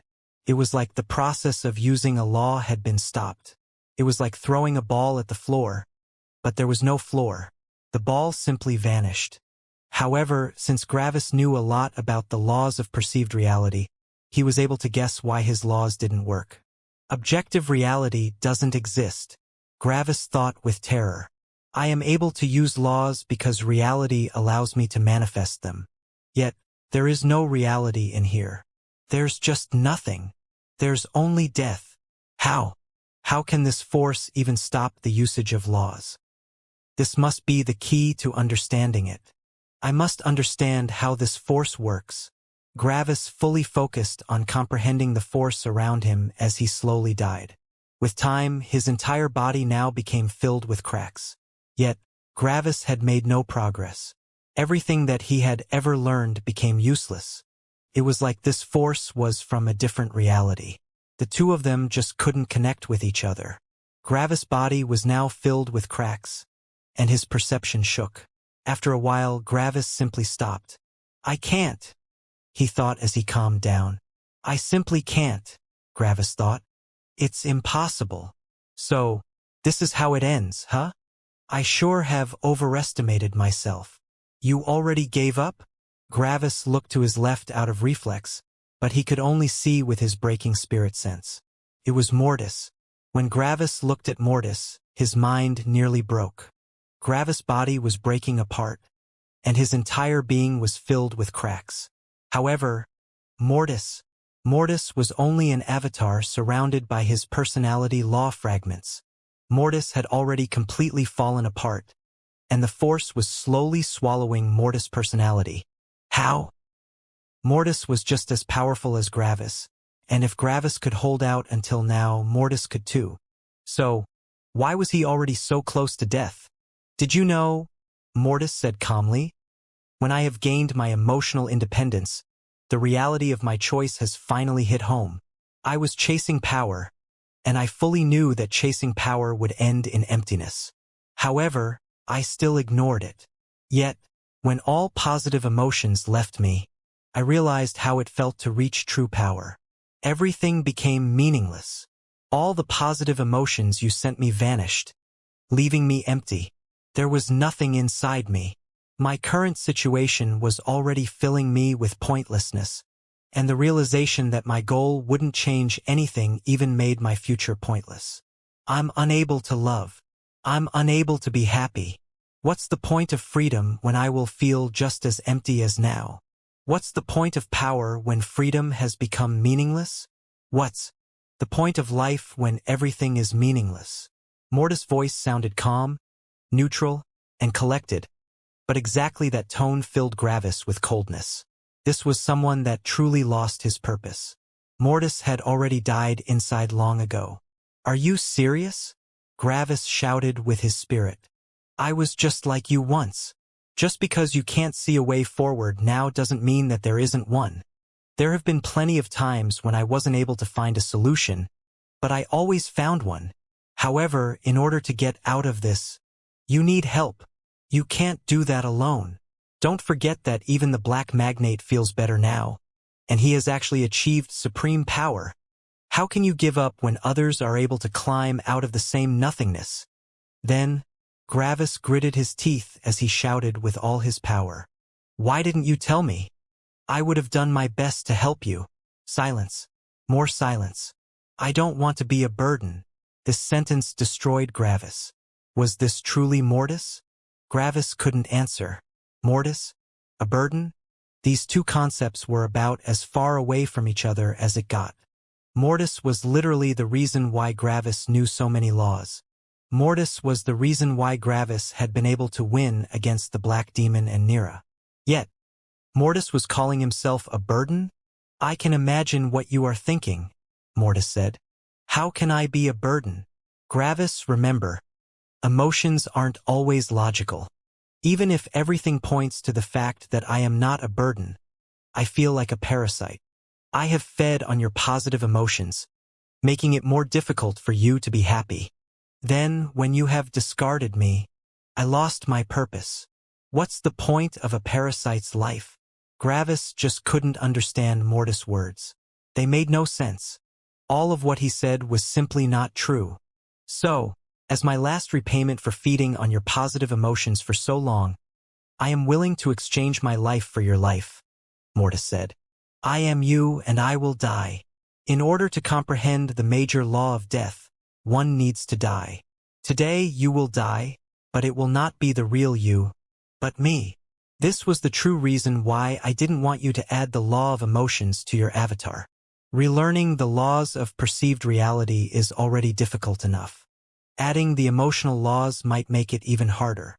Thank you, Gravis, Mortis said with a warm voice, and Gravis could swear he saw a warm smile in the law fragments surrounding his avatar.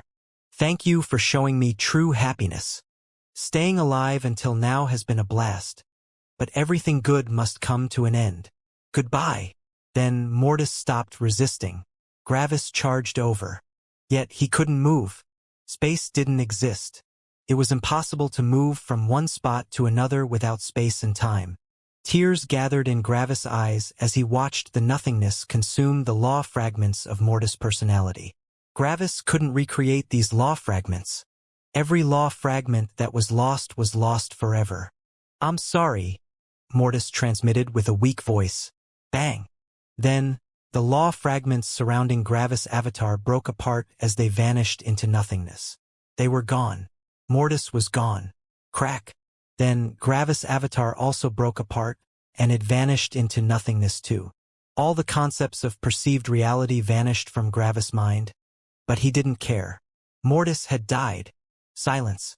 Gravis had felt how the mysterious force had consumed a part of him, and at that moment, Gravis could finally connect with the mysterious force. Gravis' law of minor death started to absorb the mysterious force. Boom! Then Gravis comprehended the major law of death. Yet Gravis wasn't happy. The force surrounding Gravis pulled back. Gravis didn't become immune to the force, but it left him alone out of its own volition. It was like Gravis was now part of this force. The coldness surrounding Gravis vanished as he regained life.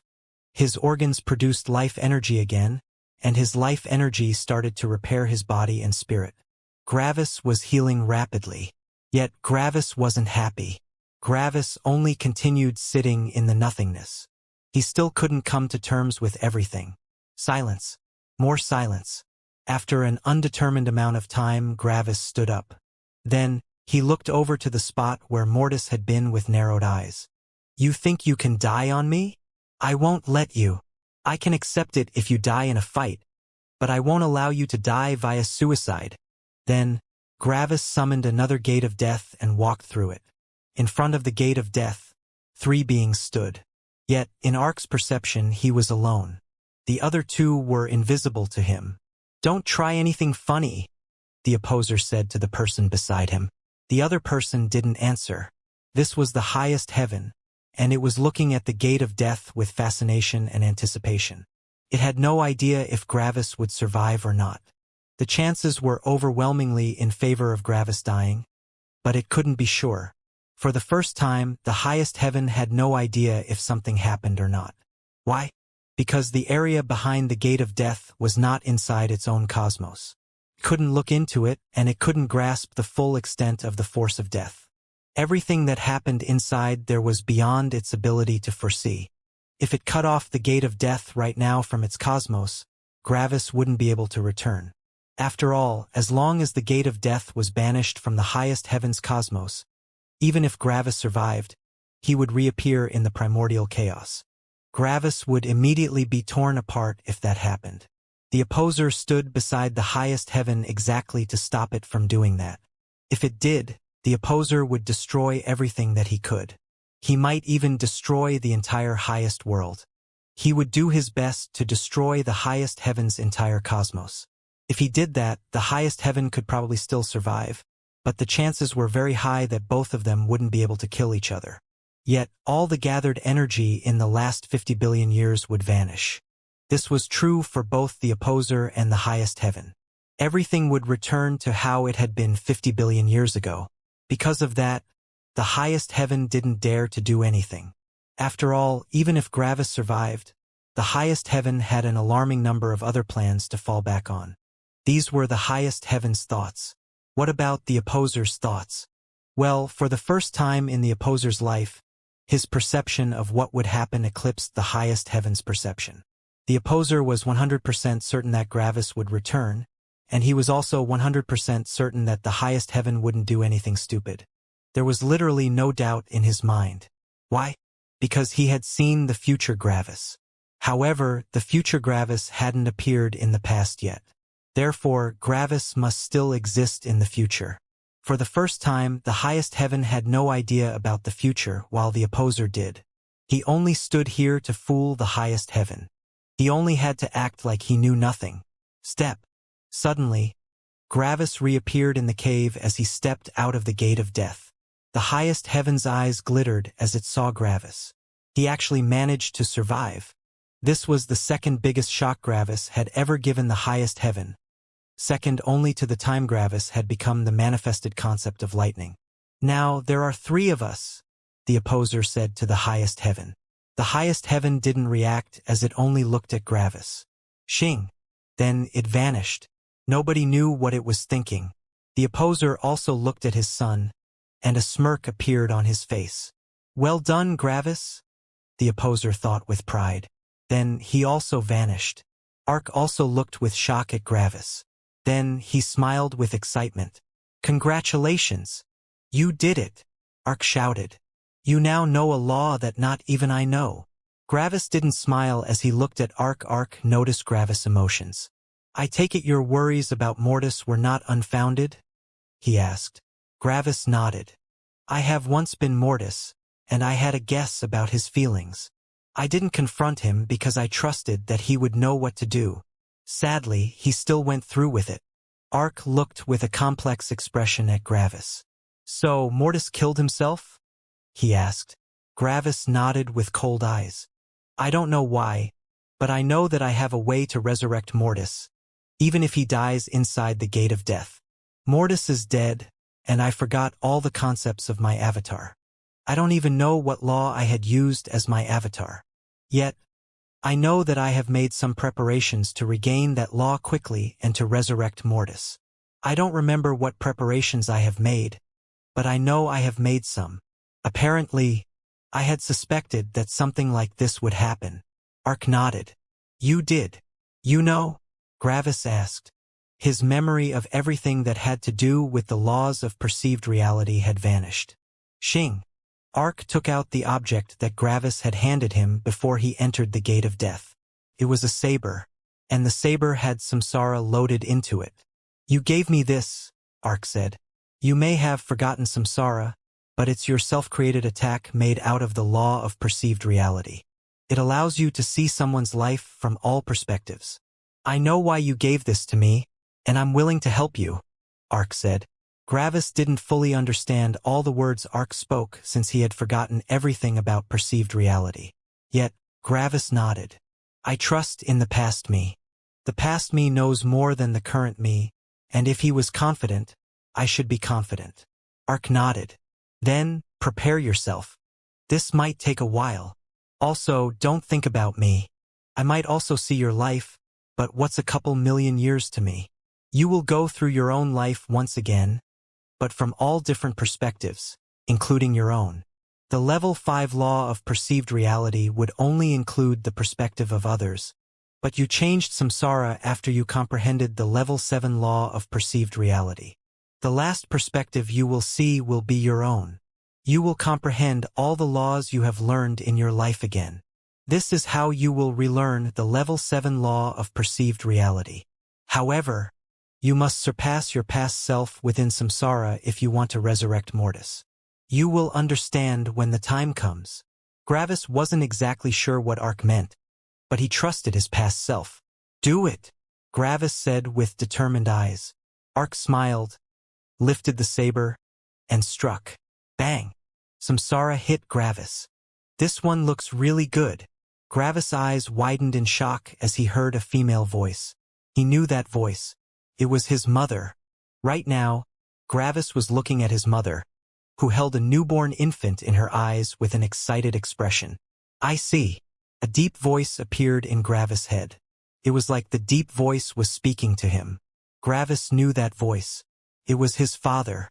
For a second, Gravis felt like the opposer was looking at him. However, how was that possible? All of this wasn't real. How could the opposer notice something that had basically never happened? The level 7 law of perceived reality, the opposer's voice said in Gravis' mind. You created an attack with that law, and I can also guess how it works and who you are. Right now, only 3 people are in this room and you don't feel like me.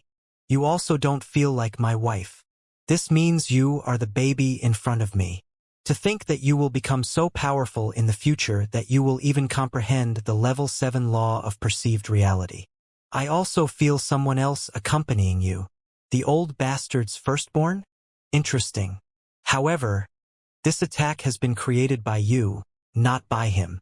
Yet, since he uses it, it means you will visit the world of the old bastard's firstborn in the future. and you will even know the level 7 law of perceived reality in that world. That progress is terrifying. You will truly be powerful. Fine, I will allow you to witness your own life again, and I will also stop the old bastard from noticing. You are my son, and I trust you. After all, if, by the time you become this powerful, our relationship has broken down, you wouldn't be here right now. I would have killed you beforehand. Gravis felt terror inside himself. This was not the current opposer. This was the past opposer, the one that was still cold and emotionless. Killing an unknown child was not difficult for him. Then, the opposer's perception vanished from Gravis' senses as reality seemingly regained time. This was the time when the opposer had seen the future Gravis. The opposer had felt the effects of the law of perceived reality being used on him, and he had deduced that this had to be Gravis. Because of that, he hadn't feared for Gravis' life when he had entered the gate of death. After all, this event hadn't happened yet. And thus, Gravis began to see his own life from all the different perspectives. Gravis' vision began, and his entire life repeated itself from the perspective of the opposer. The opposer had always watched Gravis uninterrupted as soon as he got into any dangerous situations, but he didn't completely watch his life while he was in the highest world. For the entire time, Gravis saw his life from the opposer's perspective. Yet, surprisingly, there was no change in perspective. It was like the opposer didn't have a concept of perceived reality. It was like Gravis was watching objective reality. Gravis remembered everything that had happened and was able to see his own life in a new light. Everything appeared normal until a certain moment. When Gravis had reached the nascent nourishing realm, something happened that he didn't remember. This was when Gravis had comprehended the level 2 law of suppression, and he had forgotten that part. When Gravis saw that, it was like some memories returned to him. Gravis recomprehended the level 2 law of suppression even faster than the past Gravis before him. Suppression, huh? Gravis thought. How ironic. To think that I have chased freedom all this time, but I actually made a law that includes the law of suppression as my avatar. Why? What have I been thinking back then? Right now, since Gravis had forgotten the law of freedom, taking a law that includes the law of suppression as his avatar felt unreal. Sadly, Gravis couldn't remember the time he had condensed his avatar. After that, Gravis saw how he had comprehended the law of danger. Danger is also included in my avatar? The next new memory was of the time Gravis had comprehended the level 4 law of suppression. Then came the time when Gravis comprehended the law of freedom. I don't remember the law of freedom, so this means that the law of freedom is also part of my avatar. Gravis immediately realized what had happened. I probably used the law of freedom as my avatar, and it fused with the law of suppression and danger. The next new thing that happened was when the black magnate helped Gravis comprehend the law of control. The next new thing was when he comprehended the law of safety in Ark's clearing. These 5 laws create the law of perceived reality, Gravis thought. So, my avatar was of the law of perceived reality. Gravis' entire life played out before him. The opposer was rather thoughtful of Gravis, as he kept watch over Gravis and Mortis at the same time. Because of that, Gravis also saw what Mortis was doing the entire time. By now, the opposer had changed to his current self. This made Gravis realize that, in some weird way, the future him had been watching his past self the entire time. It was so unreal. If Gravis hadn't regained his law of perceived reality by now, he wouldn't even be able to grasp such an abstract concept. Sadly, as time passed, the current Gravis fell behind the past Gravis. Comprehending some level 5 laws was easy by watching thanks to Gravis' law comprehension experience, but the level 6 laws of perceived reality didn't appear in Gravis' mind. He couldn't comprehend them just by watching. He had to feel them to comprehend them. In the end, Gravis saw how he stepped out of the gate of death. Then, when Ark lifted his saber, the opposer was throwing one last look at the Gravis currently residing in his perception. Sorry for saying that I would have killed you, he said. He had changed severely since Gravis had entered his perception. Hearing an apology from the opposer would have been impossible in the past. Sadly, Gravis couldn't answer. Then, when Ark hit Gravis with samsara, everything ended. Surprisingly, The next perspective Gravis entered wasn't the one of his mother. Gravis was pretty sure that his law of perceived reality hadn't been powerful to grasp the perception of a heavens magnate. The only reason why he had been able to see himself from his father's eyes was that his father had felt the surreal perception and used his own power to pull Gravis' perception into his own before it could leave. Then, he had changed samsara in such a way that it wouldn't even try to enter the highest heaven's perception. He also isolated it from anyone that would notice it, which would be all the people that knew the true law of perceived reality. The opposer's actions had allowed Gravis samsara to stay secret. Father and son were working together. The next perspective Gravis saw was from some random bystander in the highest world. It was rather short, and Gravis looked like a poisonous plant in their perspective. Don't touch it. Don't interact with it. This was the fear of every onlooker in Opposer City when they saw Gravis' obsidian ring. Gravis went through a ridiculous number of repetitions as he watched himself through every person or beast that had ever observed him. It was beyond tedious. Over 99.99% of all perspectives were of irrelevant bystanders Gravis had actually never interacted with. However, the perspectives of the people Gravis interacted with were interesting to him. Balor, Gravis' friend in the Research Institute, saw Gravis as a great man. Fornius, Gravis' teacher in the Research Institute, looked at him like he was any other student. At least until Gravis condensed his will aura. Then, he looked at Gravis like an arrogant youngster. Orpheus looked at Gravis like an innocent little brother he had to protect. This had never changed. The hunting guild saw Gravis as an arrogant youngster initially, but he quickly transformed into a terrifying demon. Joyce saw Gravis as someone with talent until her perception of him changed into hatred and then love. Her teacher's impression of him changed from good to bad over time. Gorn looked at Gravis like a bright star. He wanted to hang on to that star and shine just as brightly.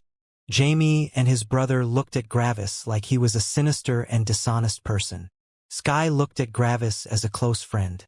Sky's parents simply looked at Gravis as a friend of her daughter. Ion saw the shadow of heaven in Gravis. Wendy saw Gravis like a weapon pointed at heaven. Byron looked at Gravis as an innocent kid that knew nothing about the world. Old Man Lightning looked at Gravis as a talented student he had to teach. Laser looked at Gravis as a shining beacon of hope for the Lightning sect.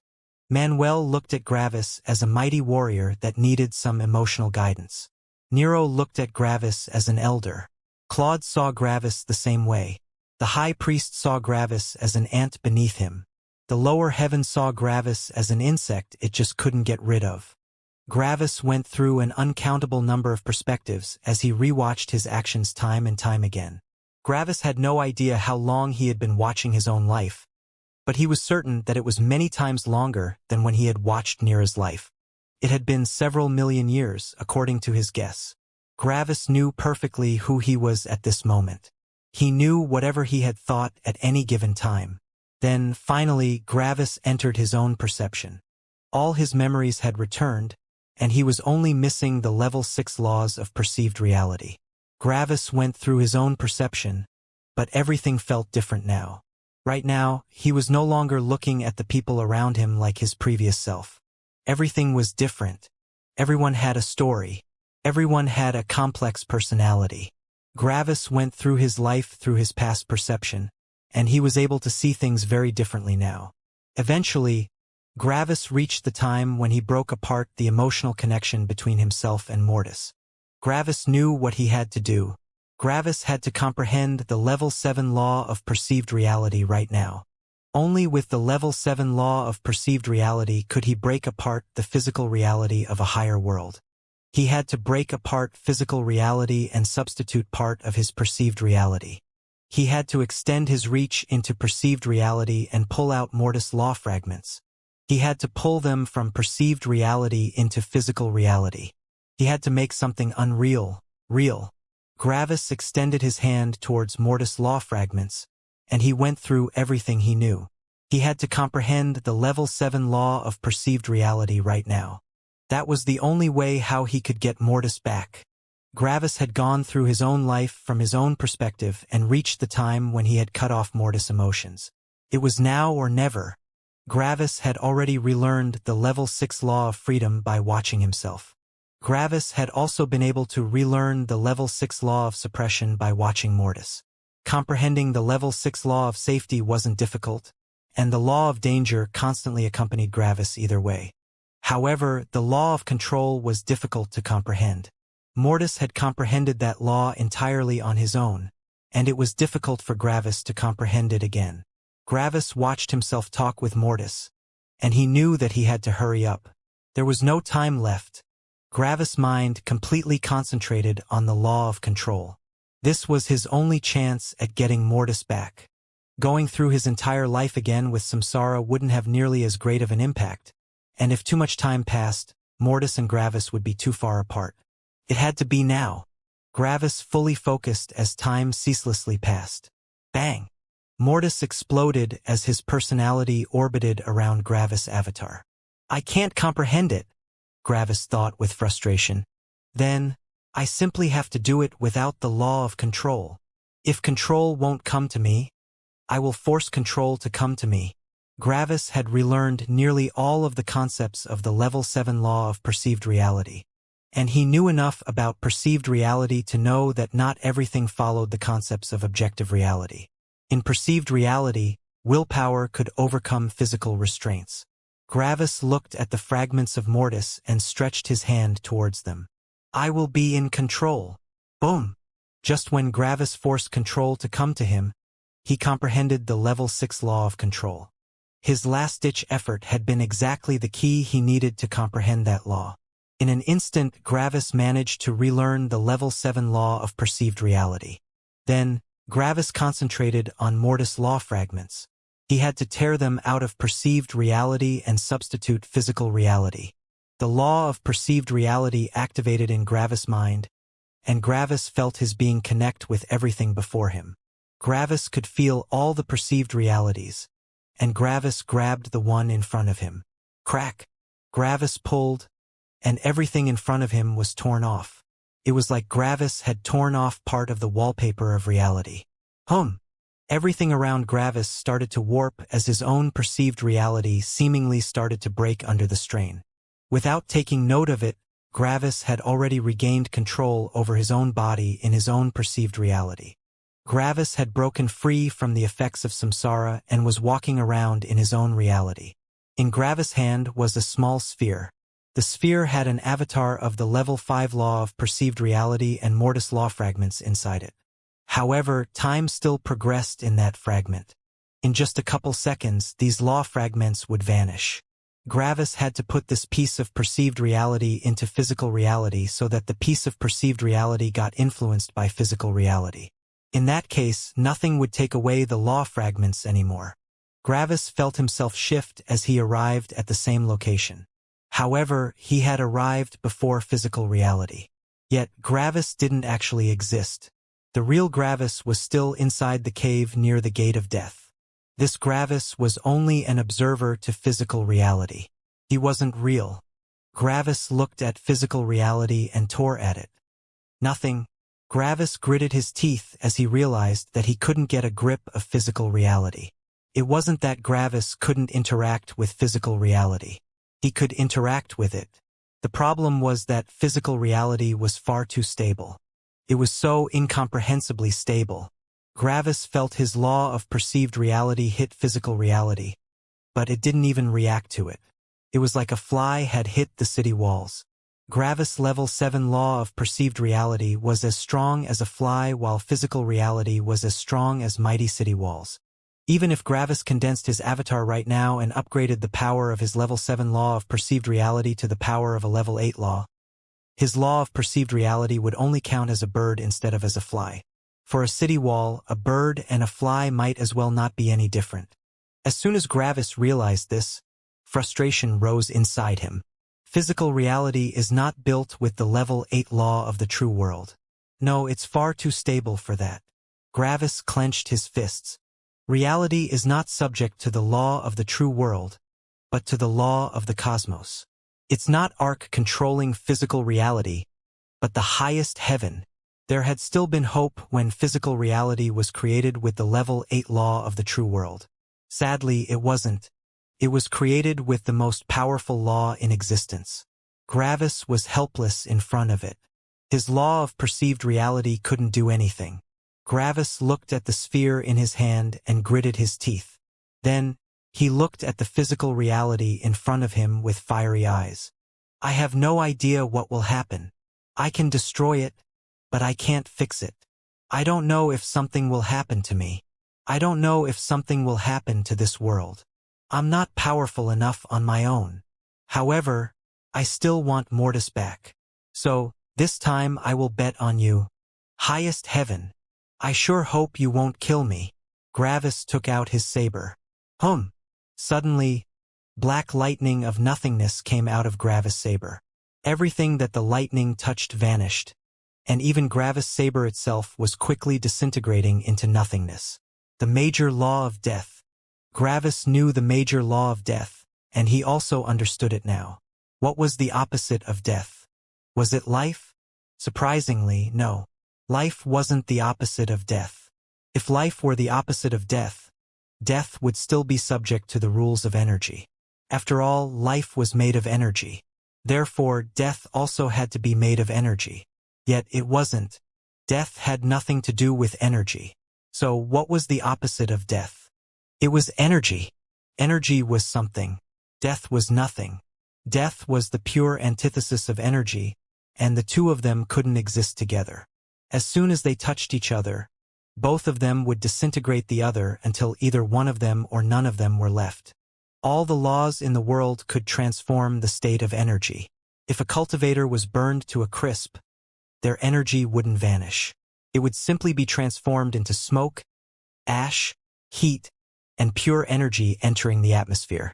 The amount of energy in the world would not change. However, death was different. Death destroyed energy itself. When Gravis had comprehended the major law of death, he knew that this law was the reason why his father could even attempt to fight the highest heaven. Without this law, Gravis' father would be helpless. The opposer was in the highest heaven's cosmos, which meant that as soon as they clashed, the released energy of both of them would be distributed across the highest heaven's cosmos. When that happened, the opposer would lose energy while the highest heaven would actually gain more energy. After all, it could make use of all the energy inside its cosmos. Yet, if the opposer used the major law of death, he could destroy the very energy itself. Like this, the highest heaven would lose just as much energy as the opposer when they clashed. This mere level 7 law had such an insane power that a huge part of the opposer's survival depended on it. It was insanely powerful. Yet, what did all of this have to do with the current situation? Well, if there was something, it had to be made of energy. Physical reality was something. Therefore, physical reality had to be made with energy. And since death could destroy energy, death could also destroy physical reality. Gravis lifted his saber and struck down. A lightning crescent of death hit the physical reality in front of Gravis. In the grand scheme of things, Gravis' amount of energy was not much. However, it was enough for a couple kilometers in a higher world. In front of Gravis, a part of physical reality turned into nothingness. Reality had been broken apart. Gravis had no idea what would happen next. Part of physical reality vanished, and Gravis' lightning crescent of death vanished. What was left? Gray. The spot where the lightning crescent and physical reality had met had become entirely gray. Boom! Suddenly, the gray expanded into physical reality, destroying everything around it. Gravis knew what this was. The feeling of danger of this gray force was the most intense feeling of danger Gravis had ever felt in his entire life. It was primordial chaos. The gray force was primordial chaos. It was a mixture of many different forces, including death and energy. It was everything. It was something and nothing at once. Gravis hadn't made a hole in the higher world. No, Gravis had made a hole in the cosmos. Gravis had created a hole in the very filter that protected the entire cosmos from the primordial chaos. Gravis immediately turned around and threw the sphere of his own perceived reality into the distance. Then, the primordial chaos enveloped him before he could do anything. When the surreal Gravis died, the actual Gravis opened his eyes in the cave near the gate of death. In his hand was a sphere of a part of his own perceived reality. Everything had just been calm around Gravis. But as soon as Gravis opened his eyes, all hell broke loose. An expression of absolute terror appeared on Ark's face. An apocalyptic killing intent focused on Gravis. The entire higher world shook as a force of unimaginable power threatened to destroy it. Yet, this force wasn't the primordial chaos. The primordial chaos was a silent killer that simply ate everything it touched. Only a force that was comprised of an unimaginable amount of energy could bend the very reality. A gray tide had appeared in the north of the higher world as it ate everything it touched. Bang! Yet, the gray tide stopped moving as it seemingly hit a wall. The creation of the wall didn't only shake the higher world, but the entire cosmos. The divine gods and heaven's magnates in the highest world felt reality shake, and they opened their eyes with fear and shock. What was going on? In front of the stopped, gray tide stood a man with black hair. This man was the being that stopped the primordial chaos from invading the cosmos. It was the opposer. The opposer was unleashing his power, which was the very thing that shook the cosmos. He had arrived at the very moment the whole had been created. It was almost like he had known that this would happen. Did he? He did. He knew how powerful physical reality was, and he knew what Gravis' goal was. He knew what Gravis would do, and he had already prepared himself. Was he angry at his son for forcing him to intervene? Of course not. He was Gravis' father, and supporting one's child was a father's duty. Usually, the opposer wouldn't have intervened. After all, this was the highest heaven's cosmos. It was the highest heaven's problem, not his. However, the opposer didn't want the highest heaven to lose all rationality and kill Gravis out of rage. After all, Gravis had torn a hole into his cosmos. Something like this threatened the highest heaven's very survival and power. Gravis had always been a potential threat, but now he had become an actual threat. For the first time, Gravis had actually injured the highest heaven. He was the second being that had managed to do that, the first one being the opposer. Not even heaven's magnates had such a power. This was the power of the major law of death. It was the very counter to the law of the cosmos. This was the only law that could deal with the law of the cosmos. The killing intent that had focused on Gravis had been none other than the highest heaven. Gravis had destroyed a part of its cosmos. Yet, the opposer's timely intervention stopped the highest heaven from acting out of rage. Yes, Gravis had poked a hole in the highest heaven's cosmos, but the opposer was stopping anything from happening. One had to know that stopping the primordial chaos wasn't easy. Not even heaven's magnates could survive contact with the primordial chaos, and stopping it was even more difficult. The opposer was using an unreal amount of energy to keep the primordial chaos from invading. This wasn't an easy task, even for him. The entire time, the opposer wasn't looking at the primordial chaos, but at the highest heaven. The highest heaven glanced back. It was a trade. The highest heaven would help Gravis, and the opposer would waste his own energy. The highest heaven and the opposer were at a delicate balance, and if any one of them used a bit more energy, this balance might break apart. This usage of energy from the opposer could very well mean that the highest heaven might win the next fight with him. The highest heaven calmed down with terrifying speed. It was like the highest heaven had simply turned a switch. It was fine with the trade. The highest heaven looked at Gravis' hand and noticed the sphere inside it. The sphere of Gravis' perceived reality was invisible to everyone else since it basically didn't exist, but the highest heaven was the very controller and creator of all realities. Could see the sphere. It knew what Gravis wanted and why he had done this. The opposer pushed the primordial chaos back as the cosmos shook under the strain of the opposer's power. Xing! The sphere in Gravis' hand vanished suddenly. When Gravis saw that, he sighed in relief. Sorry, father. I will repay you in the future. The primordial chaos left the cosmos, and the sphere that had just been in Gravis' hand reappeared at the hole. The sphere expanded and warped until it perfectly fit over the hole. Then, it entered the hole and it was like the hole had never existed. Everything returned to normal. An avatar had materialized in the world, surrounded by law fragments. Xing! The law fragments vanished and appeared in front of Gravis in the cave. The highest heaven had sent them to him. It had accepted the trade, so it would also pay up. As soon as the avatar appeared in front of Gravis, it connected with him. It was Gravis' avatar after all. The knowledge of the law of control entered the avatar, and the avatar immediately upgraded to the level 7 law of perceived reality. Gravis hadn't condensed a new avatar but had made his old avatar real again. Xing.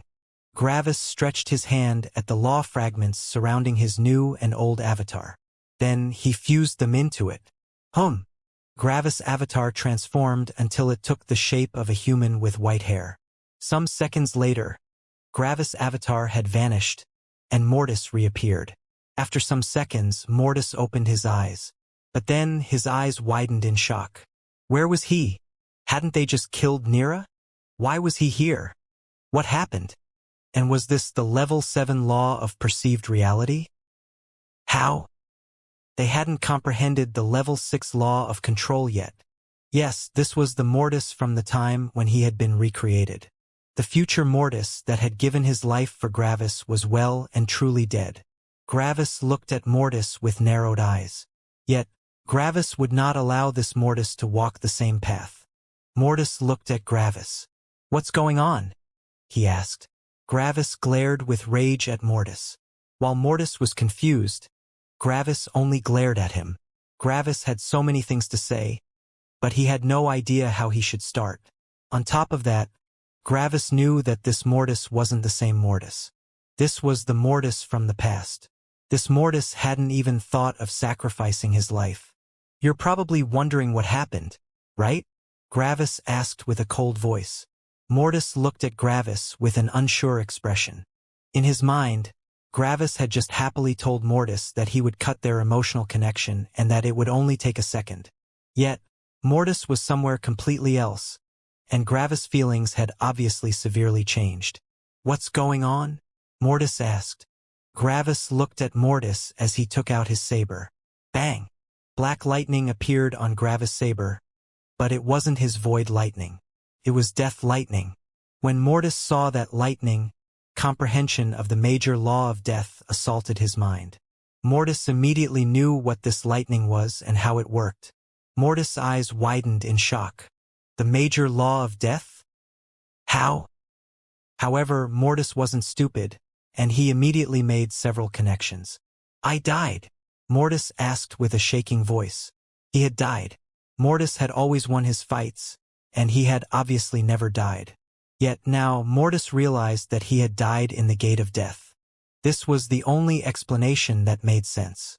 Then, Mortis looked at Gravis' cold disposition towards him and made another guess. Mortis narrowed his eyes. "Have I betrayed you inside the gate of death?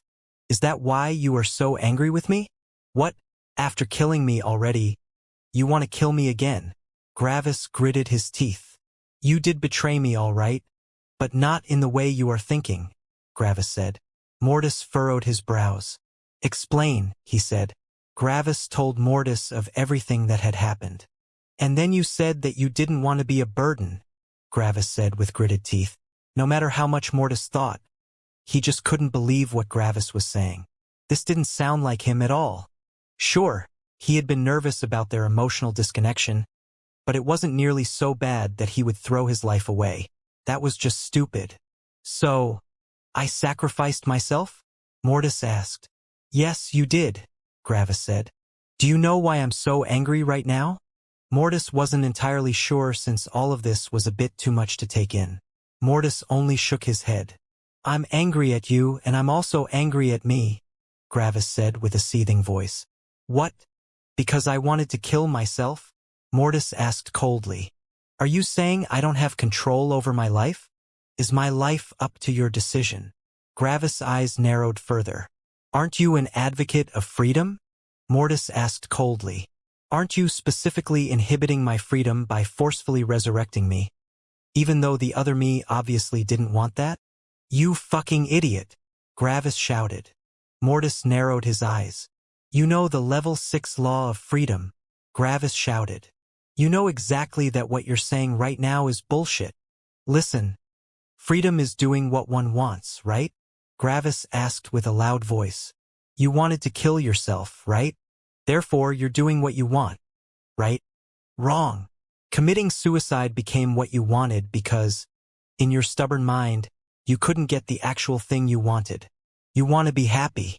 You want to have a colorful life. Chasing that is chasing freedom. Yet, you stubborn idiot didn't even try. Mortis didn't like being referred to as a stubborn idiot. You didn't even attempt it. You didn't try to get to know others. You didn't try to meet Joyce first. You didn't try to search for love. You didn't try to meet our parents again. Do you think father and mom will just throw you to the side because you are technically not their son? No, not even I am their son, technically speaking. My spirit has fused with lightning and then has become void lightning. Everything that had once been Gravis spirit was destroyed at that moment. And then, even my body changed when I got my beast body. There are actually no familiar connections between myself, father, and mom. Yet we are still a family. Gravis pointed at Mortis. So, you are also a part of my family. And I'm not going to look at how someone dear to me jumps into a hole of nothingness. I might not have cared about that when you split off from me, but I'm certainly caring right now. You think you can't escape the grasp of nothingness? You know what, that's very possible. When you only try yourself, that is, Gravis said. You think I got over my emotional turmoil after the lower world completely on my own? You think I'm just so awesome that I managed to deal with all of my emotions just like that? No! I cried in Mom's arms for weeks. She has helped me through this agonizing period, and I wouldn't have been able to get through this without her help. Is it pathetic to see a grown man cry in his mother's arms? Sure, some people might think that, but guess what? That humiliation has helped me in dealing with my emotions, and I'm willing to make that exchange again. Silence. That was a nice speech, but it doesn't really work since I'm obviously not in the same headspace as the other Mortis. Mortis said calmly. You are rebuking me for thoughts I haven't even thought. Gravis' fury rose as he gnashed his teeth violently. I know, he shouted. Gravis wanted to shout more, but he looked to the side with a pained expression as he took a deep breath. I just don't want to make the same mistake again, he said quieter. Mortis raised an eyebrow. Same mistake. Gravis sighed. Yes, the mistake of leaving you alone when you needed me most. You know the law of emotions, and you know what happens when you leave someone like yourself isolated to stew in their thoughts, Gravis said. Your knowledge of the law of emotions and your ability of introspection should be powerful enough to make quite an accurate simulation. Mortis' brows furrowed as he thought about Gravis' words. Mortis still had a nervous feeling about being emotionally disconnected from Gravis, and he could very well imagine what his thoughts would have been. After some seconds, a pained expression appeared on Mortis' face. If he took everything into account, he could very well see how he had ended up eventually sacrificing himself. Mortis took a deep breath out of fear. This thought was terrifying. How hopeless must he have felt to do something like that? Right now, it seemed impossible for Mortis to sacrifice himself. He had no reason to. However, Mortis wasn't about to break down and cry. No, he wasn't that weak mentally. And you are blaming yourself for that? Mortis asked. Yes, I am, Gravis answered. I knew that something was wrong with you, but I wasn't insistent enough to pursue it. I simply said that it was your decision. And it was my decision, Mortis answered. As far as I'm aware of, you probably asked multiple times if something's wrong with me, and I probably just blew you off, right? Gravis sighed and nodded. Then, how is that your fault? Mortis asked evenly. I'm not a kid. I'm not someone that you need to take care of. If I need help, I will ask for it. Yet you didn't, and you failed, Gravis said with furrowed brows. When you see that you can't overcome this on your own, the only reason why you wouldn't ask for help is idiotic pride and stubbornness. Is that something an adult would do? Surprisingly, Mortis didn't get angry. When you don't even realize that your goal has shifted to a fail state, how can you realize that you are about to lose when you're continually making progress towards your goal? Gravis didn't immediately answer. That made sense. So, you're saying that your logical thinking was so severely influenced by your emotions that killing yourself has become the logical goal. You knew that I would stop you. So you didn't ask me since you knew that I would inhibit your progress towards your goal. Yes, Mortis answered. It isn't pride or stubbornness that stopped me from asking for help. It was the warping of my mind that warped the perception of a problem to such a degree that the problem seemed like a guide to my goal. Of course, I can't truly put myself into that headspace since I'm nowhere near this kind of thinking pattern. In actuality, in my mind, something like this seems stupid and mentally weak. Yet, I can't ignore the fact that I obviously went through with it. Mortis was scratching his chin in thought. This means that this is another weakness I have to rectify. If I want to reach power, I not only need to protect myself from enemies but from the damaging parts of myself as well. Silence. While Mortis was thinking deeply, Gravis released a sigh of relief. This was the Mortis he knew. He saw that something was wrong with him, and he quickly started to analyze his issues from an objective point of view. All right, Mortis said after a while. I obviously don't have enough experience in these topics, so I'm listening to your advice regarding this from now on. If I feel any insecurity, sadness, or things similar to that, I'll talk to you and go over the available options. Is that all right? Gravis smiled. Yes, that sounds fine, and thanks for being this open. I didn't want to force you. Mortis nodded. Okay, so now with that out of the way, how did you revive me? And what makes me the real Mortis when the real Mortis has been consumed by death? Gravis took another deep breath. This topic also wasn't easy. Gravis narrated all the things he had done to get Mortis back and how he had accomplished it. Sure enough, the question that Gravis had anticipated came immediately after he was done recounting the events. If I'm the Mortis from your perceived reality, how can I be the real Mortis? I'm obviously not the one that has existed in objective reality but have been created by your perception of me instead. This means that I will think and be how you have perceived me to be, Mortis asked. I'm certain you aren't any different, Gravis said. How can you be certain? Mortis asked with a raised eyebrow. Because you were only law fragments that I didn't understand, Gravis said. When I look at people, I have a certain perception of them. If I had manifested a living version of you in objective reality, you would be right. In that case, you would be acting according to how I think you would act. However, when I severed our emotional connection, you were nothing more than law fragments. In a sense, you were not a living being but an object at that moment. Sure, a stone might appear bigger in someone else's perspective, but they will still see it as a stone as long as they're not completely crazy. Our perceptions of people are often different from how they really are due to lack of information. We can't fully grasp how their minds work. Yet, when I'm looking at a set of objects without thinking about how they work, my perception will not be skewed. I simply look at the stone and see a stone. You must try to understand something to have a skewed perspective of it. In your case, it's impossible for me to comprehend how your laws work. I simply looked at the law fragments and fused them together again. The components haven't changed, and the makeup hasn't changed. Therefore, you are identical to the original components, not having changed in the slightest. Mortis scratched his chin in thought and nodded after a while. Makes sense. Alright, so with that out of the way, what makes me the true Mortis? It doesn't, Gravis said with a sigh. The old Mortis has existed, and he has gone through pain. Saying that the old Mortis didn't exist would be denying his pain and decision. He was the real Mortis, and I have failed to save him. Even by resurrecting you, I can't change that reality. He's dead, and that's impossible to fix. So, I'm a fake? Mortis asked. No, you're just as real, Gravis answered. What makes you say that? Because of what makes things real, Gravis answered. Mortis furrowed his brows. This conversation took an abstract and philosophical turn, and he didn't like that one bit.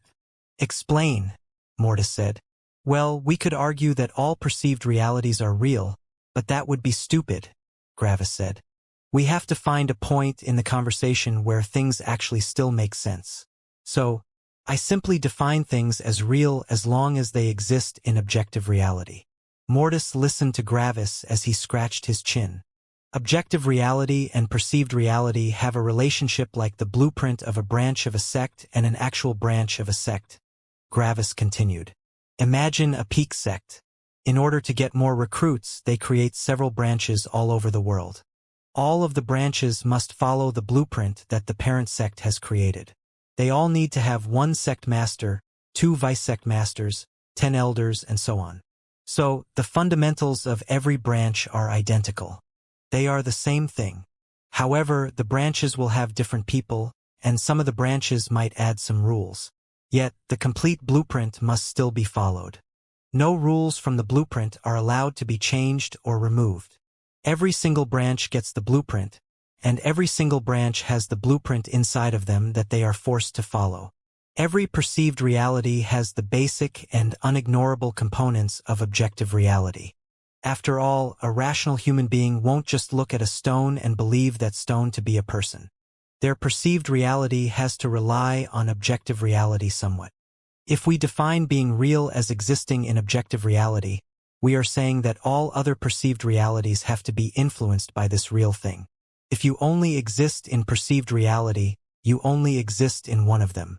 However, if you exist in objective reality, you are in all realities since you can only exist in another perceived reality when it sees you in objective reality. So, in short, you exist in objective reality, and that makes you real, Gravis said. Mortis blinked twice without amusement. That seems too abstract and philosophical, he said. Because I'm trying to explain a viewpoint with logic, Gravis said. In the end, this entire thing is not based on laws.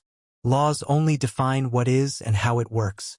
There isn't really a concept that decides what's real and what isn't real. I mean, there is when you use my definition, but my definition can't be found in any laws.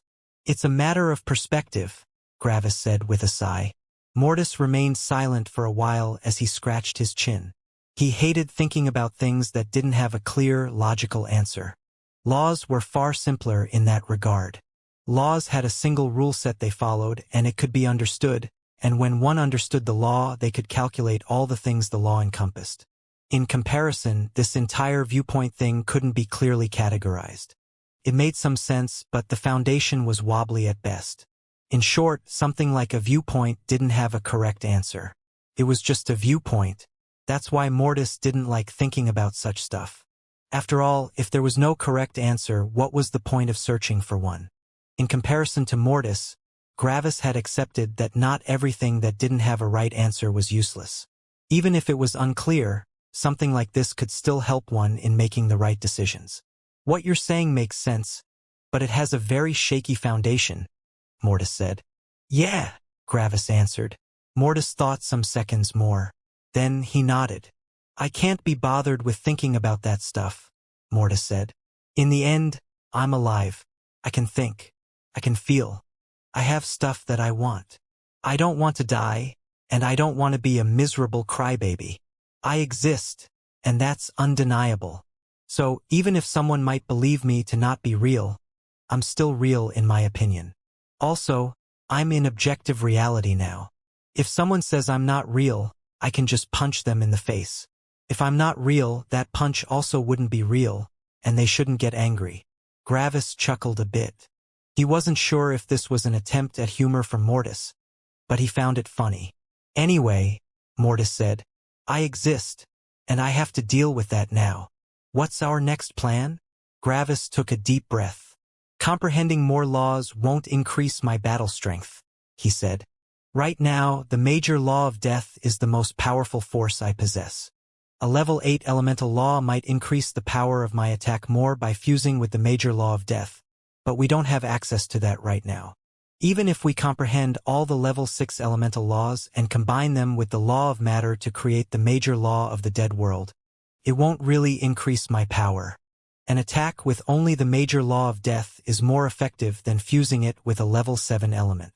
You can simply fuse the major law of death with your divine lightning to create similarly powerful attacks. The pressure of the law of the dead world can't even begin to compare with the enhanced power of our law of suppression, essentially also making it useless. We need the law of life if we want to fuse the law of sentience with something else. And I'm certain that my talent in the life laws isn't nearly enough to comprehend the law of life without tempering. Sure, I could probably wait in this world for like 1,000,000 years until the tribulation becomes powerful enough to push me to my limit.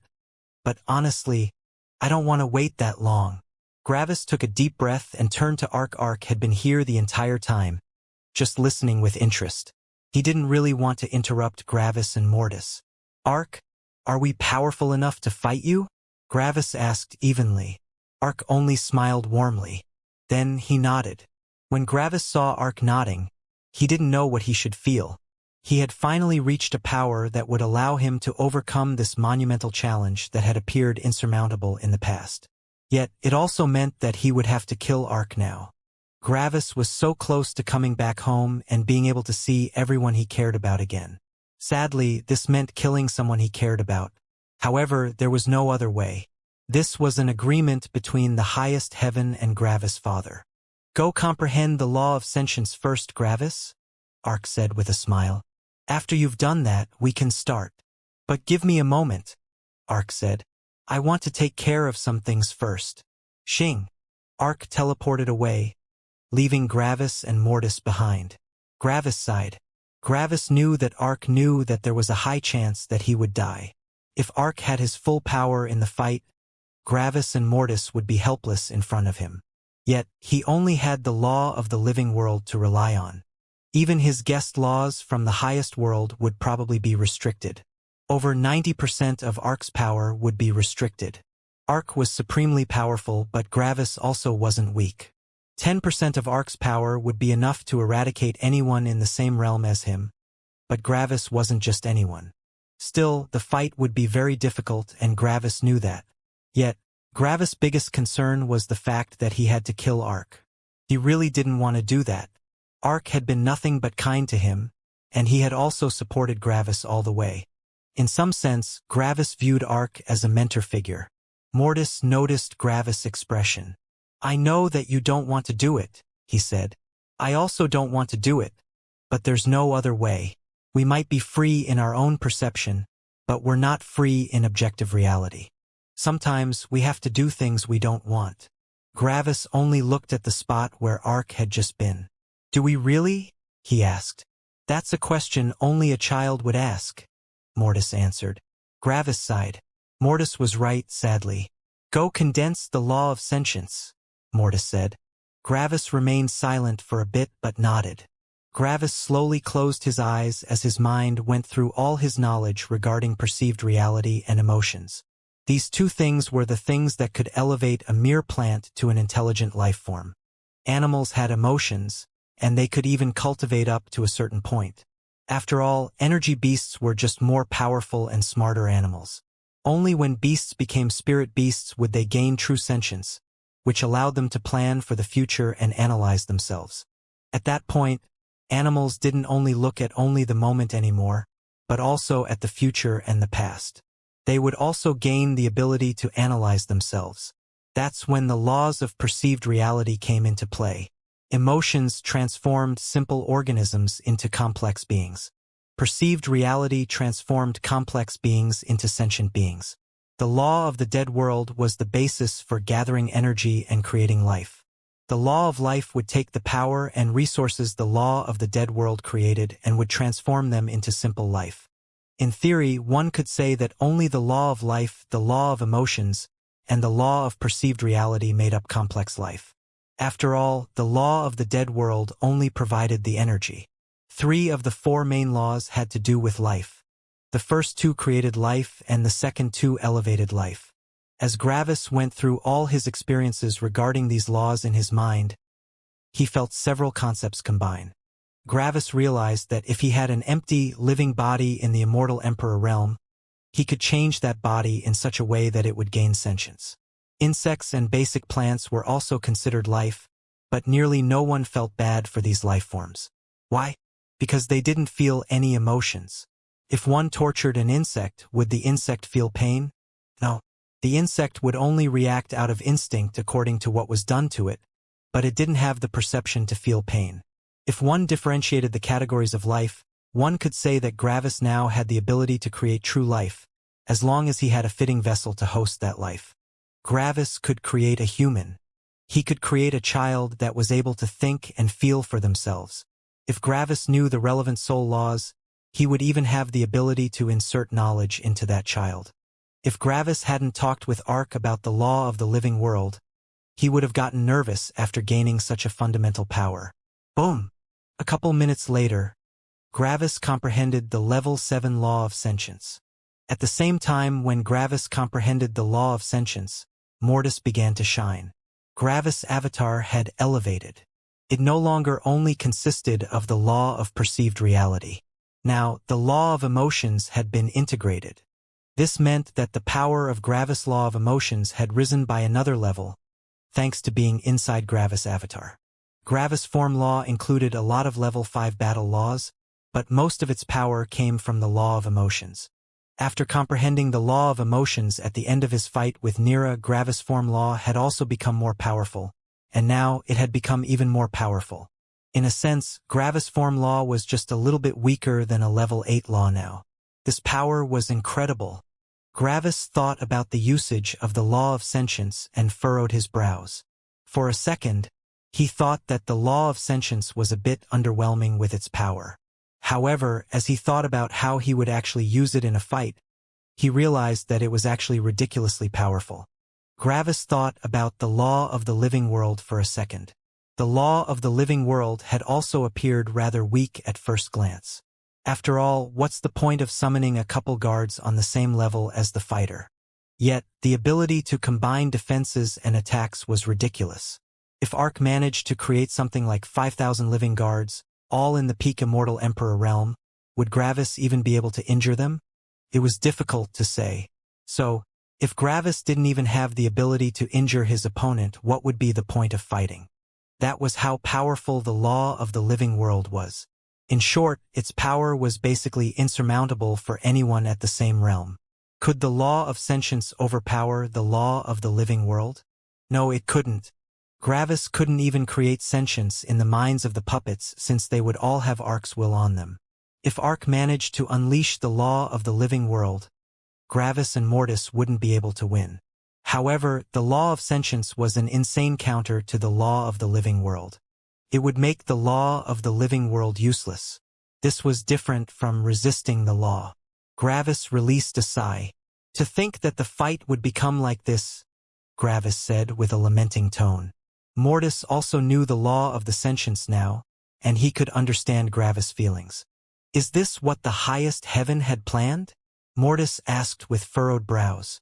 It wanted us to grow by putting us under life-threatening pressure. Yet, Mortis said with some hesitation, why do I feel like it never intended to kill us? For a while, Gravis and Mortis remained silent.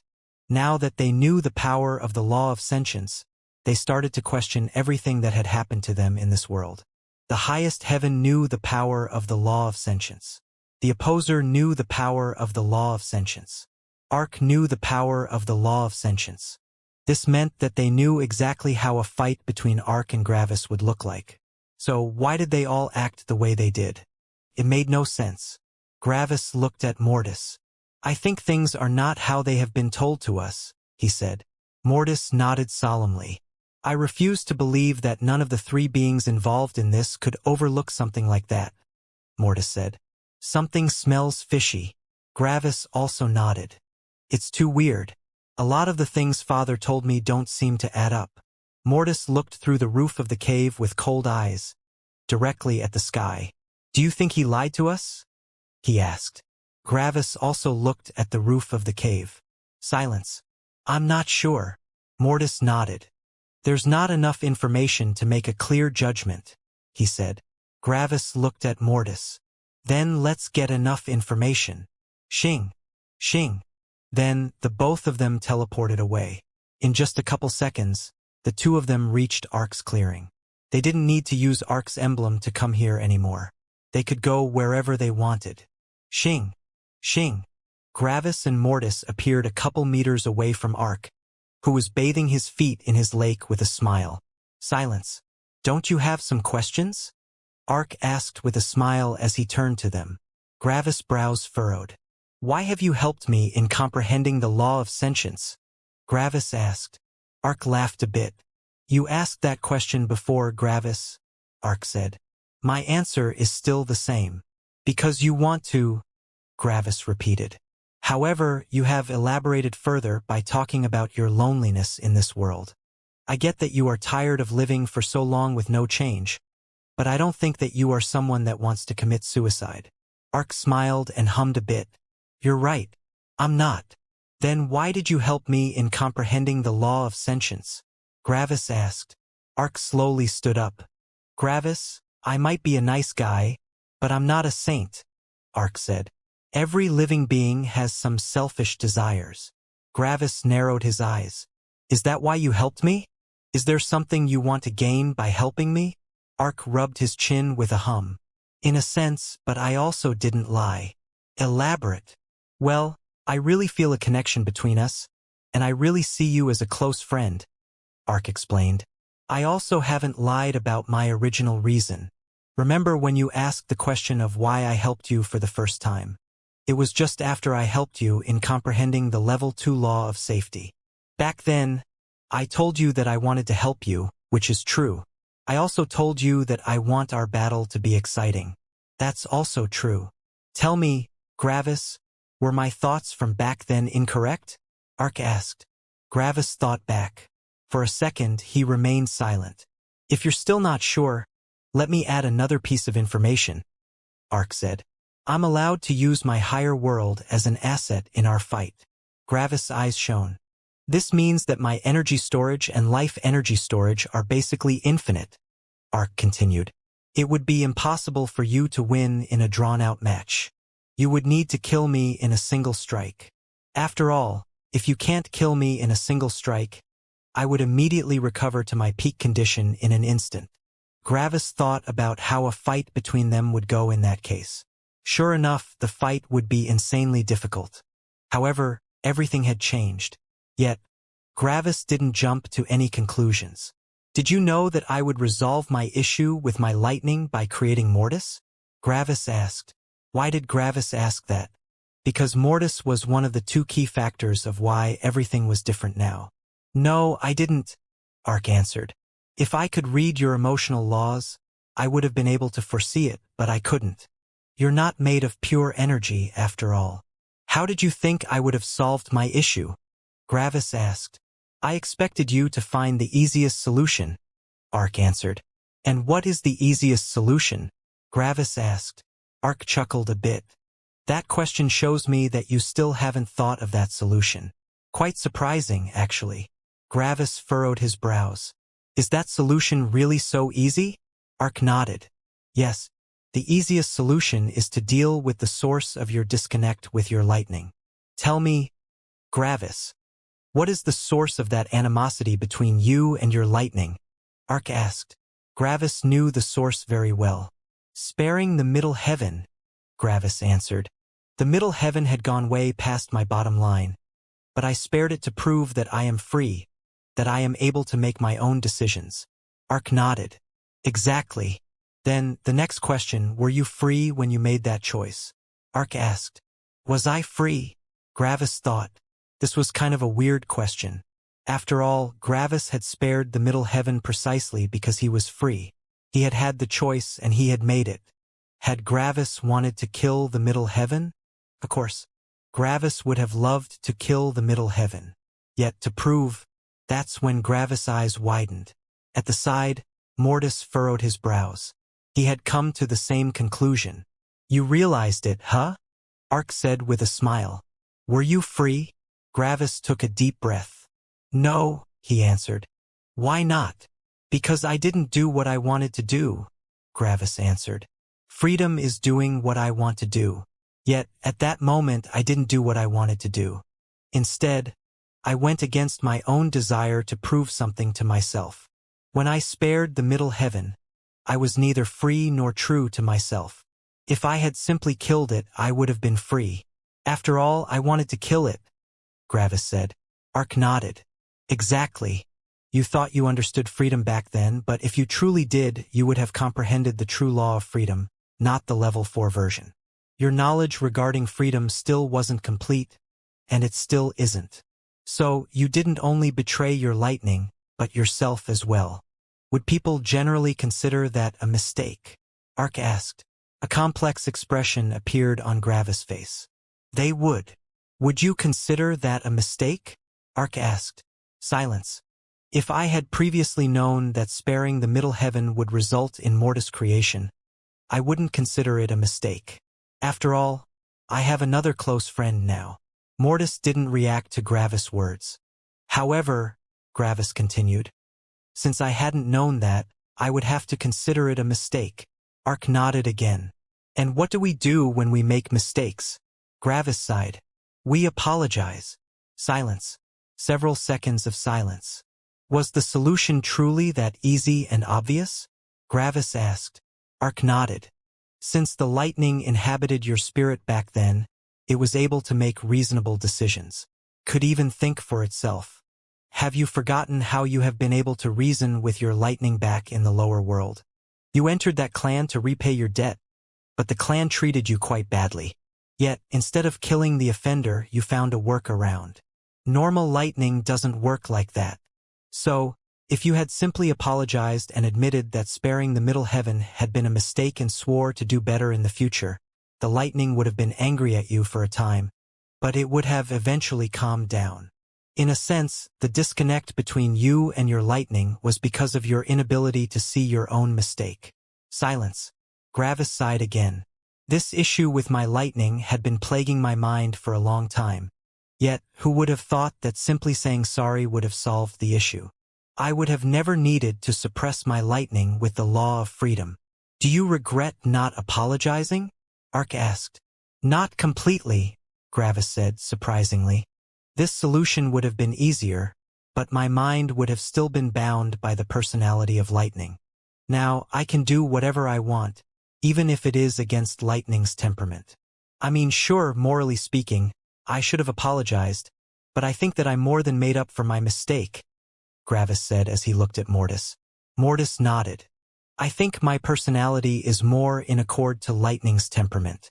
Someone weak-minded might have doubts about being a real being, but I don't. I'm not only you, and I'm also not only lightning.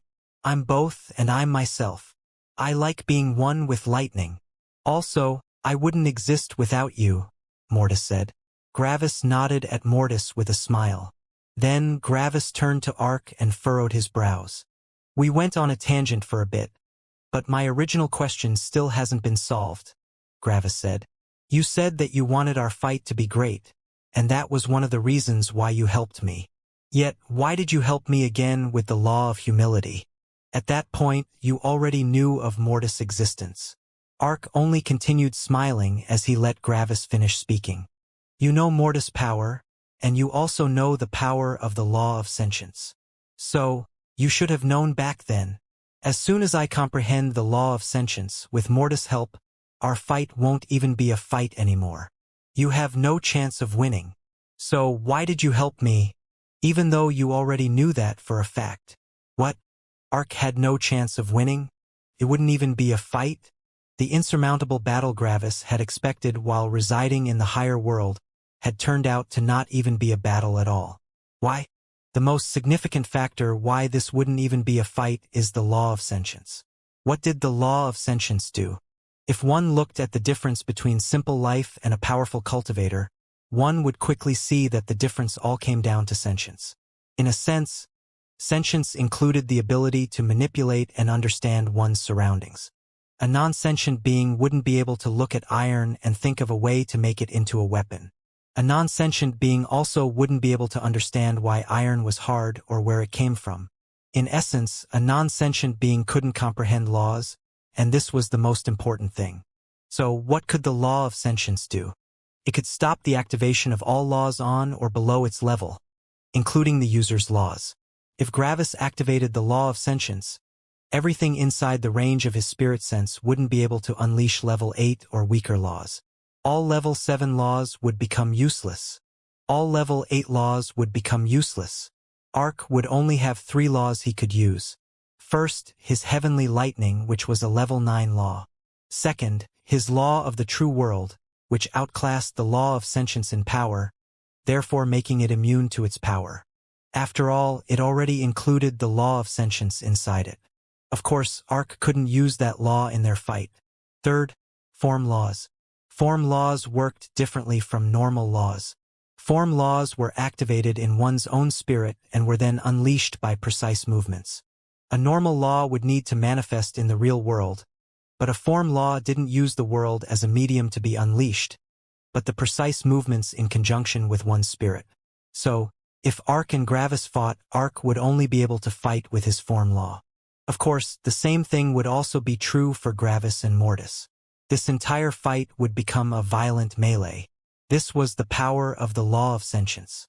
If Gravis were alone, Arc would have a higher chance of victory. Sure, Gravis' body was definitely more optimized for these kinds of battles, but Arc had an insane amount of experience. It was very possible that Arc could foresee Gravis' attacks before even Gravis himself thought of them. This was the power of having lived and having watched beings for many billions of years.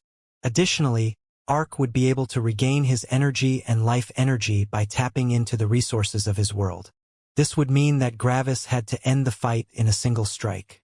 Such a fight would be devastatingly challenging for Gravis but not unwinnable. This was why the opposer had accepted the conditions. It would be hard, but it would still be winnable.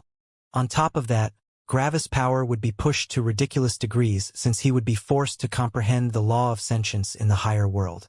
And then Mortis had appeared. Arc could fight Gravis in a one-on-one, but what if there were two Gravises? Arc would no longer be the favorite. In fact, his chances of winning fell from 90% to only 10%. Mortis had been the very thing that changed everything. After hearing Gravis' words, Arc only smiled. "I think you might be overestimating yourself just a little bit," Arc said. "I agree that my chances of victory are lower than yours, but saying that this wouldn't even be a fight would be a bit much." Xing. A black spear appeared in Arc's right hand.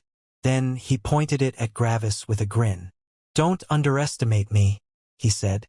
Gravis and Mortis only looked at Arc with complex expressions. "You're right," Gravis said. "However, you're only right if we don't include the major law of death." Arc lifted an eyebrow. "What does that have to do with anything?" he asked. "Your law of sentience will also block the major law of death." "No, it doesn't," Gravis said. Arc's eyes widened in surprise. "It doesn't?" he asked. "How and why?" "The law of sentience has been created by the highest heaven," Gravis explained. "However, the major law of death hasn't been." "It hasn't?" Arc asked with surprise. This was new. Arc knew that the highest heaven had created all the laws. So, he had assumed that it had also created the major law of death. It was only logical. Yet it wasn't. "No, it didn't originate from this cosmos," Gravis said. He didn't fault Arc for not knowing. Yes, Arc was supremely old, and yes, he was the most powerful higher heaven. However, Arc had been stuck inside his world for his entire life, and Gravis was pretty sure that the highest heaven wasn't someone or something that told everyone its secrets. Everything Arc knew about the highest heaven was probably made by looking at what it did and trying to understand why it did certain things. Arc didn't know the major law of death, which meant that he also didn't know its origins. He knew that it was connected to the primordial chaos, but that could mean many things. The major law of death is not a law of this cosmos, but of the primordial chaos, Gravis explained. This cosmos is the culmination of energy. Life, worlds, matter, elements, spirits, souls. Everything is made of energy. However, energy is only one part of primordial chaos. Primordial chaos is a mixture of many different forces, but as far as I know, only energy can be used to create matter and life. When I'm talking about death, I'm not referring to the end of life. If I were to write down these words, death, referring to the force in the primordial chaos, would be written with a capital D, while death, the end of life, would be written with a lowercase d. They are two different things. In our perception, death is the opposite of life, but death, with a capital D, is the opposite of energy. The law of sentience can only influence laws based on energy. It can't influence laws that aren't based on energy. As far as I'm aware of, the major law of death is the only law in existence that isn't based on energy. There could be more in the primordial chaos, but I can't be certain, Gravis explained. Arc had listened to Gravis intently. This was the first time Gravis taught something to Ark, not the other way around. It had always been Ark teaching Gravis, but now, Gravis was teaching Ark. Ark looked at the ground with a frown. If that was true, he might really not have a fighting chance. However, he needed to know one more thing to be sure. What can the major law of death do? He asked. He didn't know the law, and he had never seen anyone use it. Therefore, he also didn't know what it did. Extend a finger to the side, Gravis said. Ark did so without hesitation. He knew Gravis, and he knew that Gravis wouldn't use this opportunity to kill him with a trick. Xing. Gravis lightly swung his saber and severed Ark's finger. As soon as the finger got severed, it vanished. This didn't seem any different from when any cultivator attacked someone. However, Ark's eyes widened with shock. Two major things had happened that shocked him to the core. First of all, Gravis hadn't only severed a part of his body but also a part of his being. This meant that Ark's realm had fallen ever so slightly. If Gravis managed to cut off half of Ark's body, something that could be healed in no time at all under normal circumstances, Ark would lose half his power. The second thing that happened was just as shocking. Ark couldn't regrow his finger. Gravis hadn't only cut off a part of Ark's realm but also a part of his existence. Everything was made of laws, including spirits and bodies. When the major law of death cut off Ark's finger, it also annihilated the laws belonging to it. What did this mean? This meant that, in the eyes of the world, Ark was a being with 9 fingers. It was like he had never had 10 fingers. In essence, Ark was fully healed already. His body was in its peak condition. Sadly, his new peak condition only consisted of 9 fingers. All the life energy in the cosmos couldn't heal something that was already healthy. After some seconds, Ark frowned at where his finger had been. Over the next 3 seconds, Ark managed to grow a new finger. But how? Well, Ark knew the law of the living world, which included the law of life. Ark could create life. He could remold and recreate his body however he wished. In essence, Ark wasn't healing himself but growing a completely new finger. Something like this was impossible for anyone that didn't know the law of life. Only the law of life could truly alter the body in such a way, at least consciously. Beasts could still remold their bodies when they reached a new realm. However, a human would be stuck forever with their current body if they were hit with the major law of death. If Gravis severed Exer's left arm with the major law of death, Exer wouldn't be able to get his arm back until he comprehended the true law of life. After all, Exer was a human. Ark also didn't know the true law of life, but his body hadn't been elevated to such a level that it needed that law to be manipulated. Ark was still in the peak Immortal Emperor realm, and that realm was still included in the major law of life. As soon as he became a star god, he would need the true law of life. This revelation changed everything. Ark knew that as soon as Gravis managed to hit Ark would need to concentrate on regrowing his body. Something like that wasn't easy and could be a major distraction in a fight. Additionally, even if Ark managed to regrow his body with the law of life every time, his realm would still drop due to the injuries. As soon as Gravis and Mortis had injured Ark enough, he would become a peak major circulation Immortal Emperor. At that point, he would be helpless. Ark now fully realized that this really wouldn't be a fight. He had no chance of winning. Ark sighed as he put his spear away. That sucks, he said. The fight Ark had been looking forward to had vanished. There was no fight anymore. There was no point in fighting. In his weakened state, Ark couldn't win. Sadly, I can only fight you in my weakened state, Ark lamented. Gravis snorted. If you could use your full power, things wouldn't change. Still wouldn't be a fight. Only the outcome would change. With the law of the true world, you can probably create 5,000 Arks, all with their own spirit. Sure, Mortis and I can do the same thing with our lightning fork, but the difference is that we would need to control all of our bodies. Meanwhile, all the Arks only need to control one body. On top of that, your law of the true world includes the law of perceived reality, which includes the law of suppression. Your law of suppression would reach the power of a level 9 law, which would suppress all of our bodies. This would be an even more one-sided slaughter, but the other way around. Gravis wasn't stupid. He knew that he was powerful, and he knew that Ark couldn't beat him in his weakened form. However, If Ark could unleash all his powers, Gravis and Mortis would be helpless.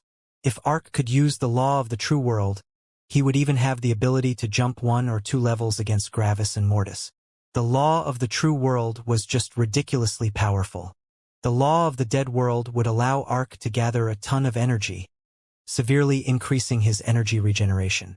Additionally, all of Ark's elements would reach the power of level 9 laws, making them immune to Gravis' law of sentience. The law of life would allow Ark to create a ton of puppets with their own spirits and wills. The law of emotions would allow the puppets to think for themselves and make use of their physical powers. The law of perceived reality would allow these puppets to gain intelligence and laws. Ark would only need to recreate himself several times since he knew all about himself. In short, Gravis and Mortis would need to fight a ton of Arks at once, just with a bit less energy each, but with way more powerful attacks due to the level 9 elements. They couldn't even beat one Ark with the law of the true world. How could they beat several of them? Ark sighed again. Also true, he answered. Ark had shown a different side of his personality today. Ark had always appeared like a kind elder who knew everything, but today he was talking just like any other human. The gap between Ark's and Gravis' powers was still immense, but Gravis' understanding had reached a level of understanding that allowed him to talk with Ark on the same level. So what now? Ark asked. He had already put his spear away. You still haven't answered my question, Gravis said. I want to know why you helped me in comprehending the law of sentience after you already knew of Mortis' existence. You should have known that the chances were very high that you would die. That again? Ark asked. Yes, Gravis answered. You also said that you harbor selfish desires as well. You haven't elaborated on that yet. Ark sighed. All right, I'll tell you, he said. Gravis and Mortis waited. I've been stuck in this prison for nearly my entire life. Just like everyone else, I desire freedom. However, I'm unable to claim freedom due to my creator. I can't negotiate with him because he is too far above me. In essence, I'm helpless. But then you appeared, Ark said, looking at Gravis. I've seen your past life, and I have realized that you were able to negotiate with my creator. You've done so a couple of times. Of course, I know that it isn't because of you specifically, but because of your father. Without your father, my creator would just ignore you. Of course, I know that you can't just let me live. After all, an agreement has been made between your father and my creator, and you are sadly stuck with following it. However, in the future, if you manage to become a heavens magnate or even more powerful, I would like you to resurrect me. By then, you would have the law of the true world, which would give you that ability. Like this, I would be able to be free, Ark said. Gravis scratched his chin as he thought about Ark's words. But that wouldn't be you, Gravis said. You would have still died. In essence, it would be a copy of yourself. So? Ark commented. Gravis raised an eyebrow. You're fine with that? He asked. Ark nodded.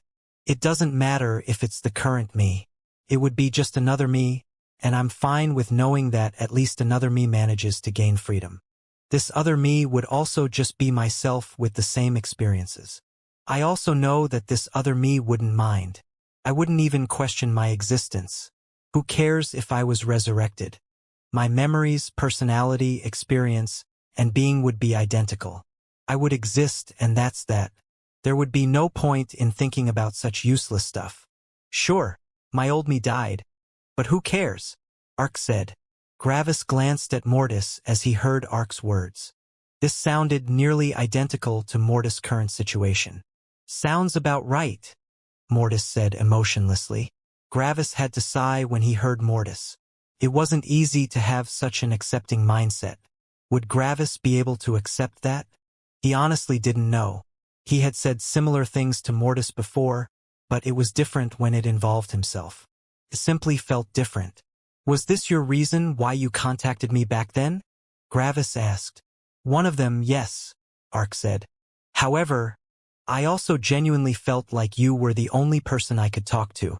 You also don't have a great relationship with my creator, and you knew a ton of things about the highest world. You also understand the cosmos far better than anyone in my world. You are not someone of my world, which makes you far more interesting. You're someone I can talk to on a relatively equal footing. You also don't just look at me reverently but look at me like you would look at anyone else. You were the first being that made me feel not alone anymore, Ark said. Gravis nodded in understanding. I know. I just wanted to make sure of your intentions, he said. The fact that you had some selfish intentions when contacting me won't sour our relationship. Everyone has selfish intentions, and as far as I'm concerned, your so-called selfish intentions aren't even that selfish. You helped me several times, and you would only like me to repay you with something I can do with the flip of my hand in the future. It would even be something that I would want to do myself. Ark smiled. Thanks for understanding. Gravis nodded again. Silence. So, when are you going to do it? Ark asked with a nervous expression. Obviously, he referred to killing him. Ark had said that he wouldn't mind being resurrected, but dying was still something new to him, which made him a bit nervous. Meanwhile, instead of sighing in helplessness, Gravis only smiled. The agreement between the highest heaven and my father hasn't been fulfilled yet, but the goals of it have been fulfilled. My battle strength has become far more powerful in this world, which should have been the goal of my father and the highest heaven. I'm pretty sure they wanted me to fight a weakened version of yourself so that I'm forced to increase my battle strength even more. A fight between us no longer has any sense, and the goal has been fulfilled. I can accept killing you when there's a reason to or if the highest heaven gets something out of it, but right now, killing you would actually be against the highest heaven's interests. It would not only lose its firstborn but also its most powerful higher world while souring our relationship at the same time. An agreement is made between two parties, and if both parties agree, it can be changed. If the highest heaven demands that I kill you, I have no other option but to comply, but that would count as a certified dick move created out of spite. I'm sure my father has no issues with changing the agreement. So, everything is down to the highest heaven. Gravis looked at the sky with a smile. So, highest heaven, are you fine with changing the agreement? I would like to spare Ark and allow him to go to the highest world. He can surely quickly become a heaven's magnate, which would give you even more energy. You would gain a future heaven's magnate, and you would get to keep your world. What do you say? Highest heaven? Ark's eyes widened when he heard Gravis' words. He could survive? That was possible? Yet, the more Ark thought about Gravis' words, the more sense they made. Yes, there truly wouldn't be any reason for the highest heaven to force the agreement. Ark had seen that the highest heaven had taken Gravis' emotions and words seriously in the past. The highest heaven's conduct regarding Gravis was different than when it communicated with anyone else. Usually, the highest heaven didn't care about anyone's feelings. After all, it was the most powerful thing in the cosmos, and everyone other than the opposer was helpless in front of it. However, even though Gravis was someone the highest heaven could kill with a mere thought, it didn't ignore his feelings. The highest heaven had to consider the opposer's opinion, but it didn't need to consider Gravis' opinion. According to logic, it still shouldn't care about Gravis' feelings. Yet it did. This meant that the highest heaven had some plan regarding Gravis in mind that required his support. This was the only reason Ark could come up with. There wouldn't be any other reason that would make it consider Gravis' opinion. As soon as Ark saw a chance of survival, his emotions became wild for the first time in forever. His life could change. Gravis, Mortis, and Ark waited for some seconds. Fine. The three of them looked to the side. Someone new had appeared in Ark's clearing.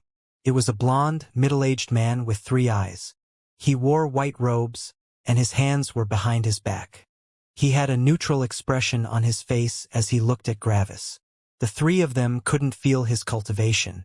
However, Gravis and Mortis' eyes widened as soon as they saw the new person. They knew him. Orthar, Gravis asked in shock. This person looked exactly like Orthar. Orthar looked at Gravis. Hello, Gravis, he said evenly.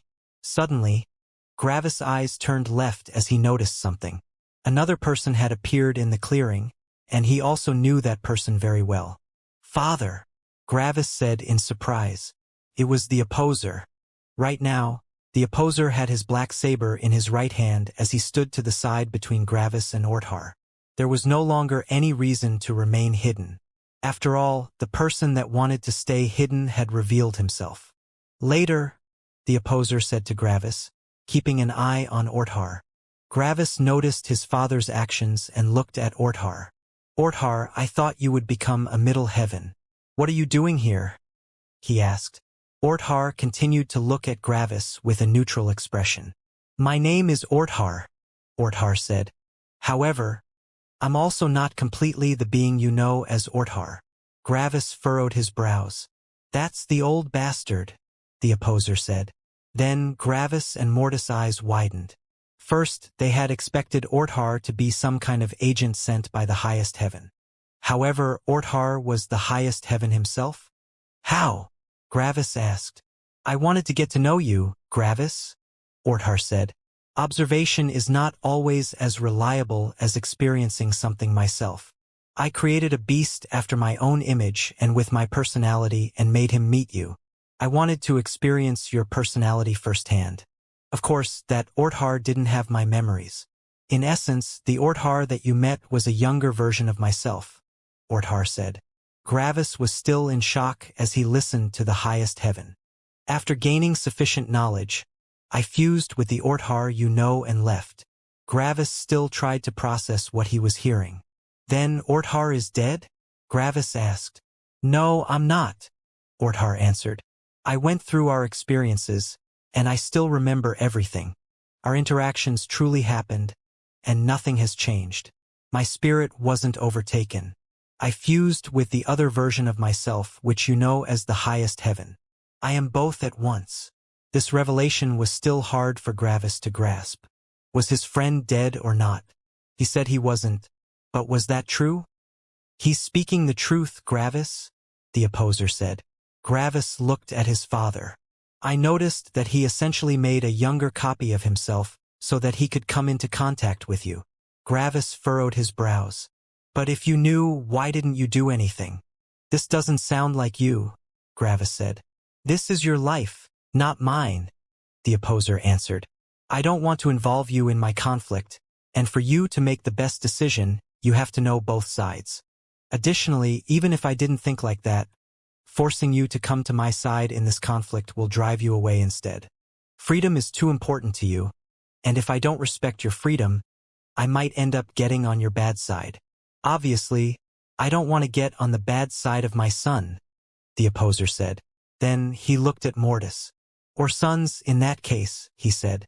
Mortis looked at the opposer with an unsure expression. Usually, Mortis had a solid hold over his emotions, but as soon as he saw his father, he became uncertain. Gravis saw the opposer as his father, and Mortis had Gravis memories. Therefore, Mortis also saw the opposer as his father. You are Gravis just as much as he is, only from a different time and place, the opposer said to Mortis. Memories and feelings are what connect us. Therefore, you are my son. Mortis felt things he hadn't felt ever since he had come into existence. Was this a feeling of belonging? Was this familial love? Meanwhile, Gravis was looking at Orthar. So you are the highest heaven, right? He asked. I am, Orthar said. Why did you decide to show yourself now? You've been keeping yourself hidden all this time, Gravis asked. There's no point to keep up pretenses, Orthar said. You will not receive the brand, and you even know the major law of death. As long as nothing out of the ordinary happens, you will reach my level. Instead, acting towards you in a fashion akin to acting towards someone beneath myself would only increase your dislike towards me. Gravis lifted an eyebrow. Now that he had accepted that the highest heaven was basically Orthar, a lot more things made sense. The entire cosmos was created to gather as much energy as possible. It was incredibly efficient. Everything had its use. Gravis had once thought that he wouldn't want to live in a world Orthar created, but it turned out that he had been in one this entire time. Yet, there was also a major difference between the two Orthars. The old Orthar would have run everything like it was a machine, forcing everything into place. However, this wouldn't create the best result. After all, the beings would lose motivation and wouldn't be as complicit. A lot of them would also only do the bare minimum to survive. It would kill motivation. Yet, this other Orthar had an incomparable amount of experience in running a cosmos. He knew exactly what gave the best results. Gravis remembered the words his father had once said. The opposer had once said that emotions were there to force people to make connections with others, which would result in them not wanting to lose them, resulting in a need for power. Back then, Gravis had dismissed his father's words as too cynical. However, knowing Orthar, this actually seemed very likely. You said you don't want me to dislike you even more. However, why would you care about that? Tell me, why do you care about my feelings? Gravis asked with a raised eyebrow. Because I have a plan for you, Gravis, Orthar said. Gravis was surprised that Orthar admitted it this openly. You're admitting it directly? Gravis asked with a raised eyebrow. You're not stupid, Gravis, Orthar said. You know my personality since you know Orthar. Acting like I don't have a plan is meaningless. Okay, then what is your plan? Gravis asked.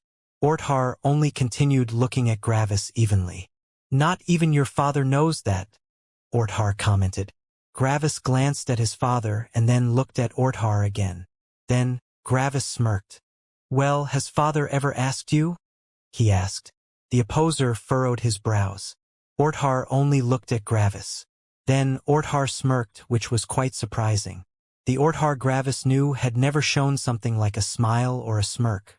No, he didn't, Orthar said. So, will you answer me? Gravis asked. Silence. It seems like, in some sense, you are already superior to your father, Orthar said, glancing at the opposer. Gravis could see a glint of dislike in Orthar's eyes when he looked at the opposer. The opposer only looked emotionlessly at Orthar. If I refuse to answer, it means that I have something planned for you that you don't like. So, if I have something planned for you that you wouldn't like, I would be forced to lie to you. However, a lie is a lie. You don't need to find out the truth to know that it is a lie. You only need to find a single inconsistency. As soon as it is exposed to be a lie, you will know that I have something planned that you don't like. Otherwise, I wouldn't have lied.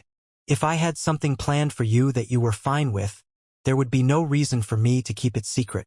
Orthar continued looking into the opposer's eyes with a smirk as he talked to Gravis. In essence, you managed to somewhat force me into a corner with only a question.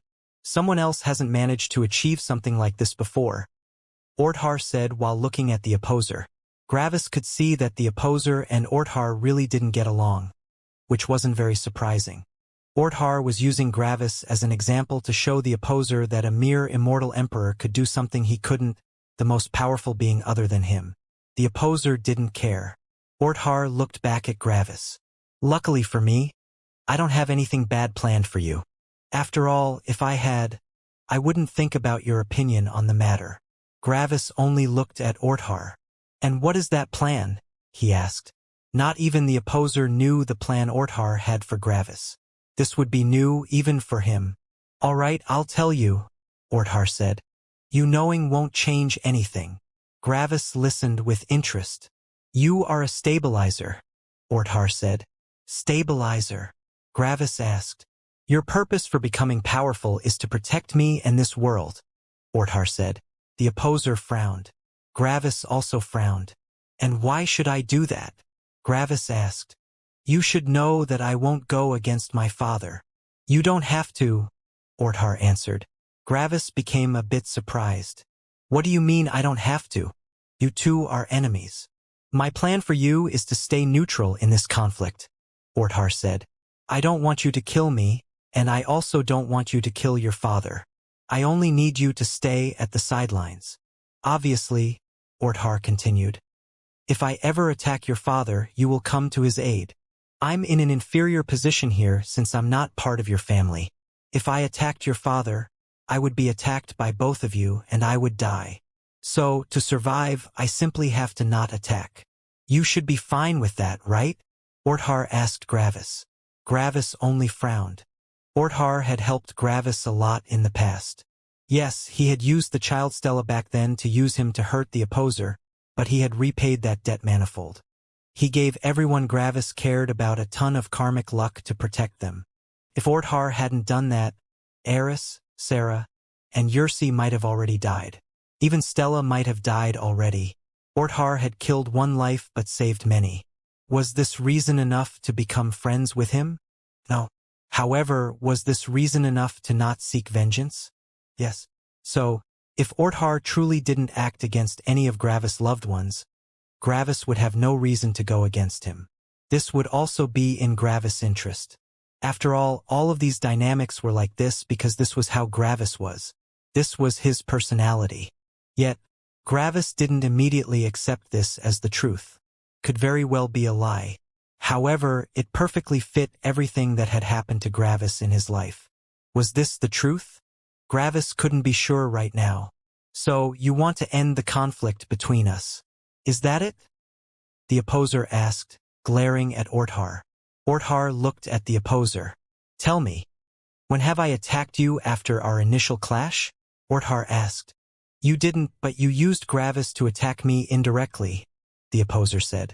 Yes, an action born out of 50 billion years of needing to protect myself from you with everything I got. I might consider emotions to be the bane of a correct decision, but I'm not immune to them. Even I will fall victim to their grasp after 50 billion years of frustration, Orthar said. And look what came of this one mistake. I acted one time out of frustration in 50 billion years, and I nearly died 6 years later when that same person decided to become one with lightning. And that wasn't even everything. After that, my actions resulted in the creation of someone that has the background and potential to also become a threat to me in the future. And even worse, that person doesn't have any goodwill towards me. In fact, we don't even need to go that far into the future. Your attack following the incident alone was already far more damaging than what little satisfaction I've gotten from this act of frustration. Yes, I fell victim to my frustration, and yes, I committed a mistake. This won't happen a second time, Orthar explained. I'm not the aggressor in this conflict. You are, Orthar said to the opposer. Except for this one incident, I didn't do anything to you or to any of your loved ones. I even gave you a perfectly compatible wife. What do you want me to do? Is passively being your punching bag for 50 billion years not enough for you? Orthar's words made a lot of sense to Gravis. As far as he knew, that incident with the young Stella was the only thing that happened between them. The opposer looked at Orthar, unperturbed. You know exactly what I want, he said. Orthar snorted. And put my life in your hands? I'm not an idiot. I know how much you hate me, and I'm willing to find a compromise. However, I will not initiate the negotiation by putting my head in your hands, Orthar answered. Then this will only continue, the opposer said. Will it? Orthar asked with a slight smirk. If you keep being the aggressor, your son might not like it. As soon as he reaches your realm, even if he might not be your match, he will be a deterrent. I can finally focus on something other than gathering as much energy as possible to defend myself from your aggression. Additionally, you might also get what you want when our relationship has sufficiently improved or if Gravis becomes powerful enough to protect my life from your saber, Orthar said. Gravis only watched on as his father and Orthar argued. What do you want from Orthar? Gravis asked his father. The opposer continued looking at Orthar. I'm fine with him knowing, Orthar said. No more secrets. Then Orthar turned to Gravis. The answer to that question has something to do with the very makeup of the cosmos and its true purpose. Do you want to know? I can tell you. The secret of the cosmos? Gravis had the opportunity to learn it. As long as it doesn't hurt my path to power, yes, I want to know, Gravis said. Why would he decline? The more Gravis knew, the easier it would be to make a correct choice in the future. Fine, Orthar said. Then let me begin by telling you how a heavens magnate can become more powerful. Does it have something to do with the law of the cosmos? Gravis asked. Correct, Orthar answered. The law of the true world allows you to become a heavens magnate. But that is obviously not enough to establish a cosmos of your own. Establish a cosmos of my own? Gravis asked in surprise. Then, did this mean that people could create their own cosmos? Did his father have his own cosmos? Were they in Orthar's cosmos? That is the key to reaching the next level, Orthar said. There are 9 levels of power in the Star God, Ancestral God, and Divine God realm, each increasing one's power by 4 times. However, Heaven's magnates have already reached the peak in that regard. A Heaven's magnate can't absorb more energy since the density of their being is already too high. There is a limit of how much you can compress energy. This means that, in essence, Heaven's magnates are all at the same realm with no possible way to increase their energy even more.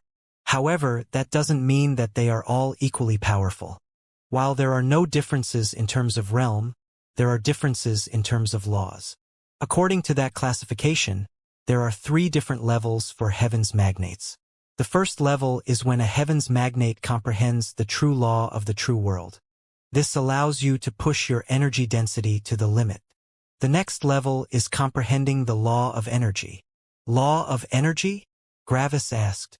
Orthar nodded. The law of energy teaches you how energy works. You can call it the composition law of energy itself. This law also allows you to filter energy out of the primordial chaos. A Heaven's magnate that has comprehended the law of energy has an infinite amount of energy as long as there is enough energy in the world. The energy can't be compressed further, but they can unleash all their energy in a single strike and refill their storage in an instant. You should know that this is a decisive advantage in a fight. Gravis nodded. If Gravis had this ability, he could unleash one fully powered lightning crescent after the other.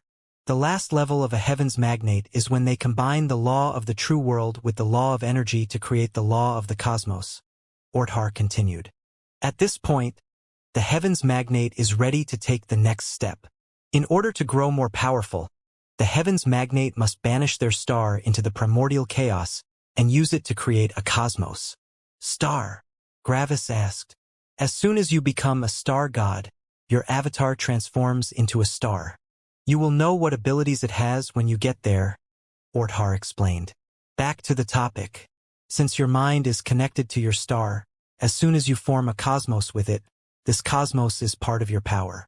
As you now know, Heaven's magnates have reached the maximum achievable compression of energy. So, the only way to increase one's power even more is to make a larger storage container for energy. The cosmos acts as one's personal energy storage. Additionally, one can establish their own laws and kinds of life there. These are your own, personal laws, and you can use them anywhere. The realm following the Heaven's magnate realm is all about creating your own cosmos and your own laws. When the reality inside your cosmos works and your cosmos is stable, you can manifest it. That's when the cosmos becomes real, and it becomes a true world. That is when you achieve the last realm. This is the highest achievable realm. A cosmos already encompasses the perfect usage of energy. The only possible path forward that remains would be to use the other forces in the primordial chaos, but that is impossible. No one has ever achieved anything like that. No one? Gravis asked. So, there are more? Yes, Gravis, there are more, Orthar said. Your father and I are not the only beings on our level. However, the other beings do not reside in my cosmos. So, is there like a higher world than the highest world? Gravis asked, trying to wrap his head around it. No, Orthar said. All cosmoses are equal in level. The strongest world in my cosmos is on the same level as the strongest world of the cosmos where my true body resides. Your father has built his own cosmos, and his cosmos is connected to my cosmos. In your father's cosmos, he is the highest heaven. If a being from his cosmos leaves his cosmos, they will arrive in my cosmos, and if that being then leaves my cosmos, they arrive in the cosmos I currently reside in. If I ever die, they will arrive in the cosmos I have been born in. All of this repeats itself for an unknown number of times. All the different cosmoses create an unimaginable root network. If only one heaven breaker appears per cosmos, the cosmoses will create a chain. If there are multiple, they will create multiple branches which are all connected to even more cosmoses. Heaven breaker? Gravis asked. Heaven breaker is what we call beings on our level. They are called heaven breakers because they have the abilities to fight with the heaven of their cosmos. Orthar stopped explaining, and Gravis had to take a deep breath. The secrets of reality had been exposed in front of Gravis, and he had learned so much. His father hated the highest heaven, but he himself was a heaven in his own cosmos. For a second, Gravis questioned if living in his father's cosmos would be worse or better. Gravis expected that his father's cosmos was probably even more brutal. Also, the highest world was truly the highest world, but also not really. There was an uncountable number of similarly powerful highest worlds connected to this one in a chain. How many cosmoses were there? How long did the chain of cosmoses go for? How long had the cosmoses existed? What was the first cosmos? Gravis had so many questions he wanted to know. I can guess what questions you have, Orthar said. Sadly, I can't answer them. I don't know how many cosmoses there are. I don't know about the first cosmos. I also always wanted to know, and I have traveled quite far down the line of cosmoses. Then Orthar looked at the opposer with a venomous glance. However, I had to pause my journey because I had to put all my focus into staying alive. I also want to know more, but I can't. If I get careless for but a moment, I might die, Orthar said. The opposer only looked coldly into Orthar's eyes. By now, Gravis had realized that the dynamic between the highest heaven and his father was very different than he had imagined. You want to go out, right, father? Gravis asked as he looked at his father. The opposer nodded. I want to leave this cosmos with my family and find a way to become even more powerful, he explained. Then he narrowed his eyes at Orthar. But he won't let me. He refuses to let me leave his cosmos. Gravis sighed. He knew the feeling of wanting to be free very well. Orthar, why are you refusing to let my father go? Why didn't Orthar allow the opposer to leave his cosmos? You do not know the power of heaven breakers, Gravis, Orthar said. I have met a substantial number of heaven breakers on my journey. I have probably met over 1 million. Gravis' eyes widened. Orthar had already seen over 1 million beings on the same level as his father. Yet, from these 1 million heaven breakers, I still rank among the top 3, Orthar said. Gravis took a deep breath. Orthar was so powerful? How are you so powerful? Gravis asked. The world one is born in, and the difficulty of achieving true power is what defines one's power, Orthar explained. Out there are worlds where the heaven breaker simply allows their beings to rapidly consume energy without end, allowing the world to be entirely filled with energy. I have met several heaven breakers that had their entire cosmos filled with so much energy that every single centimeter of their world is filled with the same density of energy as a heaven's magnet. Gravis took another deep breath. That was a terrifying amount of energy. However, a heaven breaker does not only rely on the energy in their cosmos, but also on the laws they establish and the power of their cultivators. There are worlds where you can sit inside a cave for merely 1,000 years and can achieve the energy density of a heaven's magnet. There's no fighting since there is no scarcity of resources. This allows the cosmos to rapidly fill with energy. However, this has the disadvantage of having weak laws. The beings in that world don't even comprehend the laws of the cosmos. A heaven breaker can use the combined power of the living beings in their cosmos to supplement the power of their own laws. A heaven breaker that has such a cosmos can unleash an incredible amount of energy, but their laws are weak. It is quantity without quality. Simply imagine someone with a vast amount of energy that uses the level 1 law of fire to unleash it. Gravis understood. Unleashing such an attack was truly a waste of energy. A heaven breaker that has such a cosmos belongs to the weakest kind. Even a mere divine god can kill such a heaven breaker. Gravis' eyes widened when he heard that. A divine god could kill a heaven breaker? That was insane. However, Gravis realized that it made sense. Yes, the heaven breaker had infinitely more energy, but all of it could only be unleashed in a feeble way. If I took out a heaven's magnet of my world, they would already be stronger than half the heaven breakers.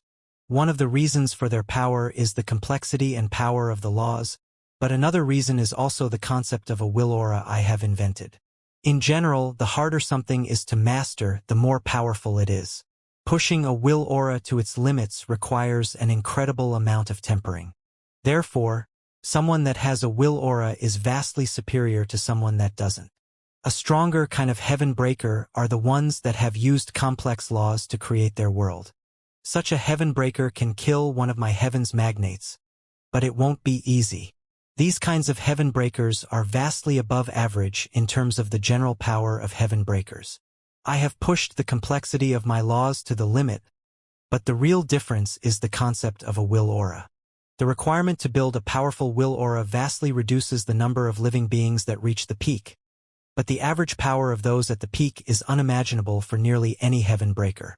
With the concept of will aura and my complex laws, I would already be in the top 1% of all heaven breakers. However, the thing that allows me to truly be supremely powerful is the major law of death, Orthar explained. Every heaven breaker only focuses on the laws of energy, and they don't know anything about the other forces in the primordial chaos. In the end, this means that only a heaven breaker that has a vast amount of energy, very complex laws, a brutal refinement of the quality of their living beings, and knows laws outside the laws of energy can rival me. These heaven breakers are incredibly rare. This didn't answer your question of why I'm not allowing your father to leave my cosmos, but it should give you enough knowledge to deduce the answer yourself, Orthar said. Gravis gathered all the information and looked at his father. How did the cosmos of his father look like? Gravis knew his father very well, and he had also listened to part of his father's life story. His father was brutal, not only to his enemies but to himself as well. Gravis could very well imagine that his father's cosmos was filled with rivers of blood and an apocalyptic struggle for power. However, Gravis couldn't be entirely sure. I can't be sure, Gravis said. The opposer remained silent. He didn't look at Gravis. I can tell, Orthar said, glancing at the opposer. His cosmos is filled with stupid, bloodthirsty, greedy beasts that know nothing but consume, consume, and consume.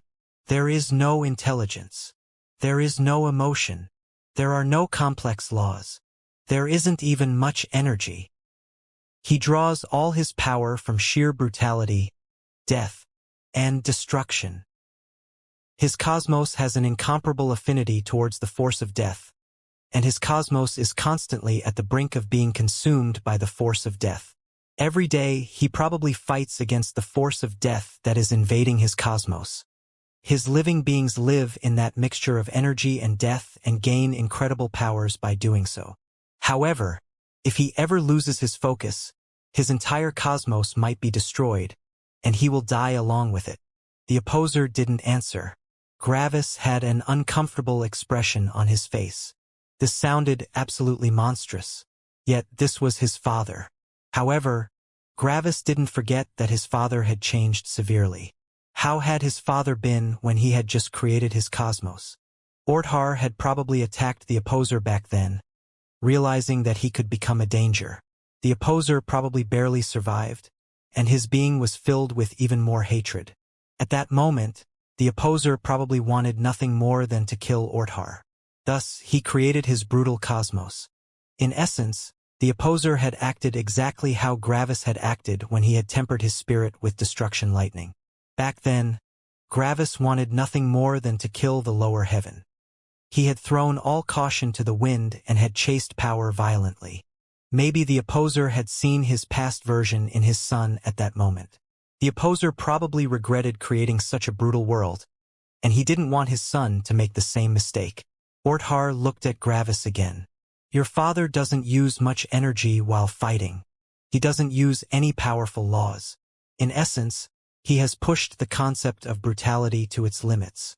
However, even though he is constantly wrestling with death, his power is unimaginable, Orthar said. His power is far higher than even the most powerful heaven breaker I have ever seen. If I didn't already have the power of 1 in a million, and if he weren't in my cosmos, I would be helpless in front of him. While he is in my cosmos, I can use the cosmos itself to fight against him, barely giving me a chance of survival. However, if he leaves my cosmos and appears before me, only death will await me. Orthar looked deeply at Gravis. You know your father. If you were not related to him and had offended him in the past, Would you be willing to put your head in his hands in the hopes that he would spare you? Gravis took a shaky breath. No, he wouldn't. His father was an even more brutal version of Mortis. Gravis, you will never be able to reach the power of your father, Orthar said. You value life and emotions too much, making it impossible for you to create such a world filled with nothing but death and destruction. However, you don't have to reach his power. You only have to act as a stabilizer. As soon as you can guarantee my survival in front of your father, I'm willing to let both of you leave. I don't trust in your father's personality, but I trust in your personality. This is what I request of you. Gravis had listened to everything Orthar had to say. All of these things were far beyond his current capabilities, but he had gone through enough worlds to get the gist of what Orthar was saying. Essentially, Orthar had only explained all of this to show how terrifying the opposer was and why he wanted Gravis to act as a stabilizer between them. Of course, Gravis knew Orthar well enough to notice the hidden things behind what he was saying. Orthar definitely wasn't some poor victim. If Orthar were certain of his victory, he would have long since killed the opposer and everyone that could have posed a danger to him. Orthar had obviously also attacked the opposer in the past when he had first shown how dangerous he could be. Gravis was pretty sure that this attack from Orthar was also the reason why the opposer hated him so much. After all, the opposer had always killed his enemies without fail. Everyone that had attacked him had died by his hand. One was an emotionless schemer, while the other one was a brutal and vengeful monster. In a sense, Gravis was a mixture of both. Gravis was pretty good at scheming, but his emotions kept him from using schemes to needlessly hurt others. Gravis was also willing to be brutal to himself and his enemies, but he wouldn't go so far that he would forsake every last shred of emotion to seek unsurpassed power. I actually seem to be perfectly suited for this role, Gravis thought. If I assume this role, both parties get what they want. Father can escape this cosmos, and Orthar can finally relax again. However, exactly because Gravis knew Orthar so well, Gravis didn't believe everything that Orthar had told him. Gravis believed the things Orthar had said that the opposer could confirm, but he wouldn't immediately believe everything. And the most important thing Gravis didn't fully believe was Orthar's plan for him. Currently, Orthar's words appeared very truthful. Gravis wouldn't see any negative consequences for either side if he were to act as a stabilizer. Yet, some situations could have more than one path that had no consequences. So Gravis didn't fully believe Orthar. He would remain skeptical and see how it would go in the future. I'm fine with working as a kind of stabilizer, Gravis said. But I will obviously remain skeptical, precisely because I know you, Orthar. Orthar simply looked at Gravis. As long as I treat you with genuine kindness, you have no reason to go against me, Orthar said. You have already realized this truth.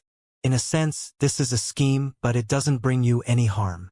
I don't need to plan on how to hurt you if there is no way that you will hurt me. Cooperation can bring better results than suppression, Orthar said. However, I also know that, no matter what I say, you will remain skeptical. Attempting to persuade you to believe me will only make you more suspicious, so I will let you see everything with your own eyes, Gravis, Orthar said. Orthar was openly showing his hand by explaining all of this, but this was also the best way to deal with Gravis. Fine, Gravis said. So, with that out of the way, what about Ark, Mortis, and I?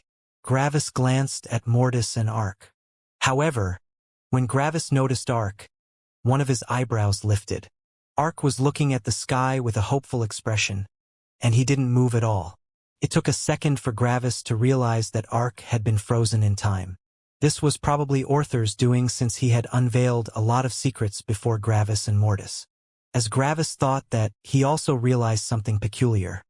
He froze Ark in time, but he didn't freeze Mortis, Gravis thought. Does he consider Mortis as a part of myself? Or is he simply allowing him to hear these things as well? Since your goodwill is the basis of our future cooperation, it makes no sense for me to not grant you something so simple, Orthar explained. Gravis released a sigh. He had been pretty sure that Orthar would accept his proposal, but he had still been nervous about the answer. Thanks, Orthar, Gravis said. Surprisingly, Orthar smiled lightly. This Orthar was truly different from the one Gravis knew. However, it also made sense. The Orthar Gravis knew had been created as a beast, and beasts generally didn't have such mannerisms due to their different emotions. Yet, this Orthar had been born in an entirely different cosmos. He probably wasn't a beast, but he probably also wasn't a human. He was probably something entirely different. However, one thing was certain. Orthar probably had emotions just as complex as humans. After all, if he hadn't, he wouldn't have been able to create such emotional creatures as humans. In a sense, this was a far more experienced version of Orthar with human emotions. This gave a lot of complexity to his character, but it also made his thoughts way harder to anticipate. One could say that Gravis knew Orthar, but he also didn't know him. It could also be that the Orthar that had been born in the middle world had been created in an optimized image. Maybe the highest heaven had created Orthar with a personality he would like to have himself. When Gravis was young, he had also wanted to basically have no emotions. He wanted to be completely logical and make all the correct decisions all the time. It would have also been easier to come to terms with his rapidly growing ability to kill random innocent bystanders just by existing. Dealing with emotions was difficult. Could be that Orthar actually had emotions that he wanted to discard but couldn't since that wouldn't be him anymore. Maybe the Orthar from the middle world was how Orthar actually wanted to be. Gravis couldn't be sure. Gravis didn't know enough about this version of Orthar to make any kind of concrete judgment. However, it could also be that Orthar foresaw that I would think like this. Creating a perceived perfect version of oneself shows that one thought that oneself wasn't perfect, showing vulnerability. This could make me see him in a more positive light when, in reality, he has only shown me what he wants me to see. Gravis sighed and rubbed the bridge of his nose. Guesses upon guesses with no clear answer. I hate that. What about the brand? Mortis asked from the side. He had seen that Gravis was distracted and took the initiative. Orthar looked at Mortis. He didn't look at Mortis any differently than when he looked at Gravis. It is my decision if I imbue you with the brand or not. There is no sense for you to remain in this world just to gather enough energy. If I infuse this world with enough energy, your breakthrough might unnecessarily damage this world, and I don't want to waste my energy to stop something like that. Go to the highest world. You can reach the star god realm there, Orthar said. Mortis looked evenly into Orthar's eyes. You're not going to pull back and say that we broke the agreement after we break through in the highest world, right? Mortis asked. Orthar blinked once in boredom. It wouldn't be worth the cost, Orthar said, glancing at the opposer. The last time Orthar had tried to play the political game, all the star gods had died. The opposer didn't care about rules and politics. Good, Mortis said with a nod. Since he had Gravis memories, he also saw Orthar as a friend, but he also knew that this Orthar was different from the previous one. Mortis wanted to make sure that Orthar wouldn't make a stupid mistake. You can simply leave whenever you want, Orthar said to Gravis and Mortis. I have made my stance clear. Whatever happens from now on is up to you. Also, one more thing, Orthar added as his eyes narrowed. Don't attack my cosmos with the major law of death again. I might want you to act as a stabilizer, but you still need to reach the power necessary to act as one. Fixing a hole in the cosmos takes a gigantic amount of energy, and I need every little bit of it. Orthar looked at the opposer. Before you have reached sufficient power, I can't allow myself to become careless. If I waste just a little too much energy, I might die to your father's hand before you achieve the necessary power to act as a stabilizer. The opposer only glanced back at Orthar. He hadn't spoken much since they had arrived, which made his stance clear. He would support his two sons, but he would still allow them to make their own decisions. He hadn't interjected with his own thoughts regarding what Orthar had said. This won't happen a second time, Gravis said. If I can't lose something, it doesn't have any value. By being willful this time, Father has paid the price. I can't allow him to pay the same price again, or I might regret it forever. Mortis nodded. Agreed. If I die, I die. I can get why Gravis resurrected me this time, but I don't want it to happen a second time. Good, Orthar said, and then Orthar disappeared. It was like he had never been there. After some seconds, The opposer looked away from the place Orthar had been and looked at his 2 sons. Gravis and Mortis looked at their father, unsure how they should feel. They could finally return home, and they would never need to leave again. They had gone through the lower world, the middle world, and the higher world to reach the highest world. The very world that had been so far away from them in the past was now directly in front of them. There would be no more temporary homes, only a permanent home. They didn't have to say goodbye to their close ones again. They wouldn't leave to different worlds anymore. As Gravis looked at his father, his family shot through his mind. Was Eris still alive? Had he reached the highest world? Was Sarah still alive? Yersi should still be alive. How powerful had she become? Did Stella miss him? After some time, the opposer smiled warmly, something rarely seen. "You've done it," he said to Gravis and Mortis. "You've become powerful enough to truly be part of your home." Gravis and Mortis both felt a complex mix of emotions, but they were mostly positive. "It's been a long time," Gravis said. "I should be something like 270,000 years old by now. I've reached this world when I had only been 4,000 years old." Gravis also smiled. "Yet, for some reason, my time in Ark's world didn't feel as long as my time in the middle world. I think that's mostly because of Mortis, Stella, and Ark. While it hasn't felt long for you, it has felt the longest to your mother," the opposer said. "She always wants to know how you are doing." Gravis also missed his mom. In comparison, Mortis felt nervous. Mortis wasn't technically her son.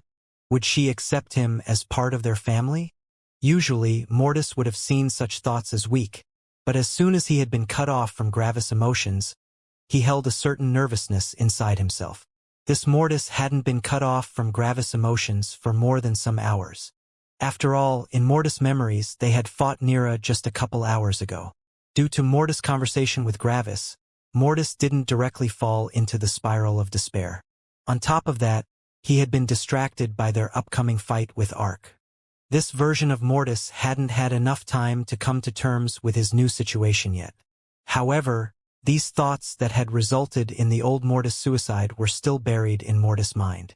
Because of that, Mortis felt more nervous about his mother's position regarding him than he had ever believed. Could he also feel these feelings that Gravis had sent him in the past? He hoped so. The opposer looked away from the 2 of them and looked behind them with an emotionless expression. Gravis looked back and noticed that Ark's time had resumed. Right now, Ark was looking nervously at the opposer. Ark had always appeared like an all-knowing god, but even he became incredibly nervous in front of the opposer. When Ark had seen the opposer, he had immediately realized who that was. Ark's perception was incredible, and he could immediately discern why the appearance of the opposer made him so nervous. The opposer felt just like the gate of death. Both of them didn't belong to the cosmos. They were foreign things. These things shouldn't exist in the cosmos. After listening to Orthar's words, Gravis knew where these feelings of rejection that everyone felt towards his father came from. The laws in his father's cosmos were far different, and Orthar had also said that the opposer's cosmos was filled with death. He was a manifestation of his cosmos, and he truly didn't belong to this cosmos. "To think that I would one day help one of the old bastard's creations," the opposer said. Gravis sighed. "It would be really cool if you could refrain from calling Ark a creation. He's a living being just like you and me." The opposer remained silent for a second. "You're right," he said. "Ark, the old bastard, has agreed for you to come to the highest world. You will be a normal cultivator just like anyone else, but I doubt that you will be spared of the brand." Ark's nervousness mixed with some disbelief. He was free? He was free? Ark almost couldn't believe it. "Congratulations," Gravis said with a smile towards Ark. "You can finally see the highest world. You no longer need to guess laws. You can see them for yourself now." After some time, Ark sighed and smiled warmly. Gravis could even see some tears forming in his eyes. "Thanks," Ark said silently. "Truly thank you." "No problem," Gravis said with a smirk. "It's what friends do, right?" Ark nodded with a smile. "Yes. Let's go," Gravis said, looking at his father. Xing. A portal appeared before them, and the opposer motioned with his head to follow him. Then the opposer stepped through the portal. "Come on, Ark. You go first," Gravis said. Ark looked at the portal with a complex expression. This portal signified freedom. Ark looked one last time at his world. He wouldn't miss this world even a little bit. Yes, it was his world, but it had also acted as his cage for an eternity. He wouldn't miss his cage. Without a word, Ark quickly flew through the portal. Then Gravis stepped through the portal, and lastly Mortis. The portal closed, and this would be the last time any of them would step foot into this world. A couple weeks later, a new heaven would appear in this clearing and would take Ark's place. It would emulate Ark's behavior in managing this world, but in comparison to Ark, it didn't care much about freedom. No one in the world had noticed that their heaven had left. No one knew that the two most powerful cultivators, Gravis and Mortis, had left the world. The peak sex would continue warring with the beasts without end. The world didn't change much, except for the increased average power of beasts. This was the first world Gravis left behind that hadn't been severely damaged or destroyed. Gravis had kept his promise of not destroying the world. As Gravis stepped out of the portal, he was immediately attacked by a substantial will aura. This will aura was definitely on the level of a star god, which was quite impressive. Gravis quickly saw the cause. Ark had clamped his hands down on a saber. The will aura came from the attacker. Apparently, someone had just tried to attack Ark. Gravis was quite surprised when he saw that someone had attacked Ark. Where had the opposer dropped them off? In his own room. Someone dared to attack Ark in the opposer's room? However, most of Gravis' questions were answered when he saw the attacker. It was a beautiful woman with purple hair tied up in a long ponytail that reached the floor behind her. Her eyes were narrowed as she looked at Ark, but Gravis could see some confusion and shock in them. Gravis had to take a deep breath as he saw her. He knew her. That was Joyce. Gravis and Joyce had met for the last time when Gravis had been about 24 years old. An unimaginable amount of time had passed since then. Gravis had promised Joyce back then that if she managed to reach the highest world, they could be together. However, both of them have changed severely since then. Ironically, their mindsets had changed places. Joyce had been a kind soul, but now, she had become as cold and brutal as Mortis. Meanwhile, Gravis had basically been Mortis in the lower world, but now he had come to terms with his emotions again, placing happiness on the top of his list of priorities. As far as Gravis could tell, Joyce had probably thought that it would be Gravis stepping through the portal. She probably wanted to test Gravis' power with a sudden attack. Sadly, it had been Ark that came through the portal first. Joyce was in the peak Immortal Emperor realm, and Gravis could feel her battle strength. It was quite impressive. She could probably jump one level above herself, making her more powerful than most Ascenders in Ark's world. Being more powerful than most of the Ascenders from the most powerful higher world was already pretty impressive. So what was Joyce doing here? Well, Gravis had told her back then that she only needed to search for the opposer, and she would be able to find him. His father obviously knew who she was and allowed her to remain here until Gravis returned. "Hey Gravis! Look, I've been attacked!" Ark shouted with an excited smile, looking at Gravis. "Isn't that great?"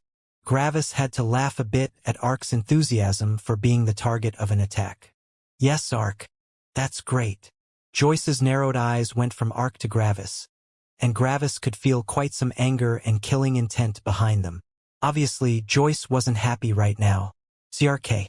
Joyce tried to pull her saber back, but Ark had it firmly in his grasp. Bang! Bang! Bang! Joyce activated several different elements with her saber to break free, but they were all easily cancelled by Ark. She simply couldn't remove her saber from Ark's claws. That was when Mortis also arrived in the opposer's room. The portal behind him closed as Mortis' eyes immediately fell on Joyce. Mortis' insides shook when he saw her. Her hair, her violent demeanor, her power. She was stunning. The cold Mortis immediately became nervous when confronted with Joyce. When Joyce saw Mortis, she stopped moving. This was Gravis. This was the person that had captured her heart back in the lower world. This was the person she had been chasing for her entire life. He was still the same. He still looked the same as back then. His eyes were still as emotionless and cold. He was just like she remembered. However, when Joyce remembered the words she had heard, her eyes narrowed again in hatred. Xing. Joyce let go of her saber and got another one. Gravis, Mortis, and Ark were a bit surprised for a second but remembered that not every cultivator put their avatar in their weapons. If a weapon cultivator let go of their weapon like this, they would lose their avatar, which would basically be a death sentence. However, Joyce hadn't come from a battle world but from an elemental world. Ark had seen Gravis' life and he also knew who that person was. That was one of the reasons why he didn't launch a counterattack. Another reason was that Joyce hadn't launched a killing blow. Brrr. Joyce's saber was loaded with Blaze, the level 6 law of fire. Obviously, Joyce focused on the lightning element, but she also remembered that Gravis was immune to lightning. That was why she was using the Blaze element. Then, she slashed at Mortis with her burning saber. Bang! Mortis exploded, bathing the entire room in blaze. Yet, what kind of room was this? Who was the owner of this room? Even if Joyce did her best, she couldn't damage a single thing in this room. The fire vanished quickly, and everyone could see what had happened. Gravis and Ark's eyes widened in surprise. Mortis' left hand was currently outstretched in an attempt to catch the saber, but he had missed. This resulted in Joyce's saber hitting Mortis' shoulder, burying deeply into his body. Mortis had quite a shocked look in his eyes. Then, a bitter expression appeared on Mortis' face. "That's not funny," he said. Ark and Gravis didn't exactly know what he meant. Funny? Joyce obviously didn't intend that attack as a joke. A man should let his woman vent her anger. Gravis' mother had appeared close to Mortis as she looked at him with a rebuking expression. "I thought, as your mother, I had taught you better," she said with a displeased expression. Now everything made sense. It was impossible for Mortis to miss such an attack. Sure, the attack had been powerful, but nothing in comparison to what they fought normally. Stopping the attack should have been easy for Mortis. The reason that he had missed was that their mother had gotten involved. She had moved Mortis' arm slightly to the side without anyone noticing. Well, Mortis still noticed. Mortis had immediately known that someone had interfered, and his mind went through all the possible culprits. Gravis didn't have the power to do something this subtle. Ark wouldn't have done that. He was too busy looking at the new world. The opposer? Nah, that only left their mother. When Mortis heard that his mother referred to herself as his mother, some worry disappeared from his heart. His mother also acknowledged him as his son. However, Mortis' eyes still narrowed. Mortis grabbed the saber buried in his body, crack, and broke it in two. Then he threw it to the side as he glared at his mother. "And what does this have to do with you?" he said coldly to his mother. "This is between her and me. I'm thankful that you acknowledge me as your son, but I want you to keep out of things that don't concern you." The economistress' eyebrows rose in surprise. Her newest son was very different from Gravis. Gravis would have only sighed and would have indulged her mischievous mindset. Yet Mortis had directly told her that she should mind her own business. Xing. Surprisingly, their mother teleported away. Why? Because she was too embarrassed to stay here. She had only wanted to joke around, but her newest son didn't take this joke very well. She wasn't really hurt by Mortis' words since he was in the right. Maybe she had acted a bit too willful. PFT. At the side, the opposer snorted with satisfaction. Finally, his wife also got played. She had lorded over Gravis and him all this time. Maybe he should get Mortis to come into contact with her more in the future. "Joyce, can you be a bit more careful? Your attack nearly killed us." Gravis looked over at the other side of the room, and his eyes widened in shock. A group of people was there, and they were huddled near a wall. Joyce's attack had buried the entire room in blaze, which wasn't easy to resist, but the group had been defended by a widely smiling man in red. Gravis knew all of them. There were 7 people currently near that wall, and Gravis recognized all of them. As soon as he saw them, he was filled with disbelief and excitement. Nearly everyone was here. Nearly all the friends Gravis had made during his life were in this room. They all still remembered him. They had all remembered where they could find him, and even after such a long time, they had come to greet him when he came home. You're all here? Gravis asked with shock. Bang!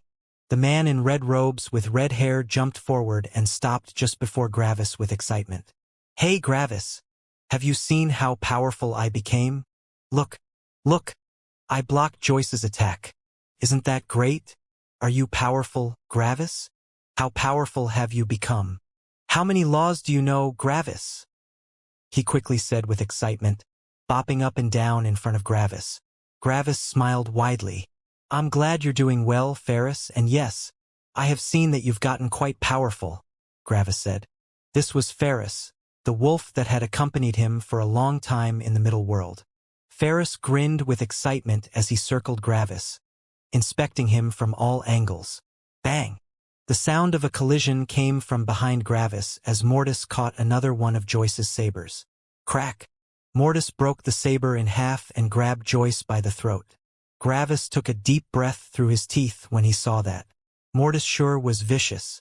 And what makes you think that I will just stand here and take whatever attacks you decide to launch? He asked coldly, looking into Joyce's eyes. Joyce only glared back. You? She said as she spoke for the first time. Her tone was filled with disdain. A mere clone? A fake? Gravis cringed in discomfort as he heard that. These words were vicious. However, Joyce's words unveiled the fact that she already knew about Mortis' existence. That also explained why she was so angry. She had probably heard it from Stella. Yet Mortis' expression only remained neutral. He hadn't lied when he had said that he didn't care about what other people thought of him. These words had no effect on him. A fake, huh? Mortis repeated coldly. Crack. Mortis' grip tightened around Joyce's throat as her neck nearly broke. A human of the same realm couldn't compete with a beast when it came to physical power. Bang! Then, Mortis threw Joyce at a wall, breaking her spine in the process. The walls of this room were not things that just anyone could break. Joyce's being was shaken with pain, but physical pain was not something that could stop someone of her caliber. Don't sit on your righteous horse, Mortis said coldly, not looking at her. Your promise with Gravis was made when you guys were barely 20 years old. We are all far older now. Don't take a careless promise made as children as a binding contract for eternity. Mortis glanced at Joyce coldly. He might have been stunned by her beauty, but he wouldn't allow himself to be played. If you believe that such a promise holds any weight after having lived for so long, you are truly naive. Is your show of brutality only there to convince yourself? Are you still as naive as you have been in the lower world? Mortis asked coldly. Joyce glared at Mortis with hate. What? Mortis asked coldly. Will you now complain about me striking you? You just attacked me twice with your saber. Am I supposed to just take something like that? Joyce's body had already healed as she glared at Mortis. Then her gaze traveled from Mortis to Gravis. Gravis only smiled with discomfort. Bang! Joyce charged forward with all her speed as she attacked Gravis with her saber. Bang! Gravis easily caught the saber in his hand, just smiling at Joyce with discomfort. Hey, we can talk about this, all right? He said. We don't have to immediately grab our weapons and attack. We're all adults here. Joyce was doing a good job in hiding her true feelings right now. In reality, she was frustrated beyond belief, and this, surprisingly, had nothing to do with their promise. She was frustrated with her power. She had been the most powerful cultivator in her higher world, even in battle strength. She had been known as a timeless genius. She had been able to fight 3 levels above herself nearly the entire time. Yet, as soon as she came to the highest world, she met one powerful cultivator after the other. All the previous ascenders could already fight 1 level above themselves, increasing the average power of cultivators as soon as only those ascenders were left. Joyce's power had fallen from being able to jump 3 levels to only being able to jump maybe 1 or 2 levels, depending on the person. Then she had met Liam and Stella. Liam's power was about the same as her own, frustrating her even more. However, Stella's power was ridiculous. Joyce hadn't even had a chance against her. Then, when she heard about what had happened in Gravis' higher world, she became frustrated again. This lowlife Gravis wanted to hand her off to a mere copy of himself? Was she just some commodity? Then, when the opposer had called everyone over to receive Gravis, she had immediately unleashed an attack. She would show Gravis that she wasn't just some commodity. Yet, the first person she struck hadn't even taken her attack seriously. On top of that, it wasn't even Gravis.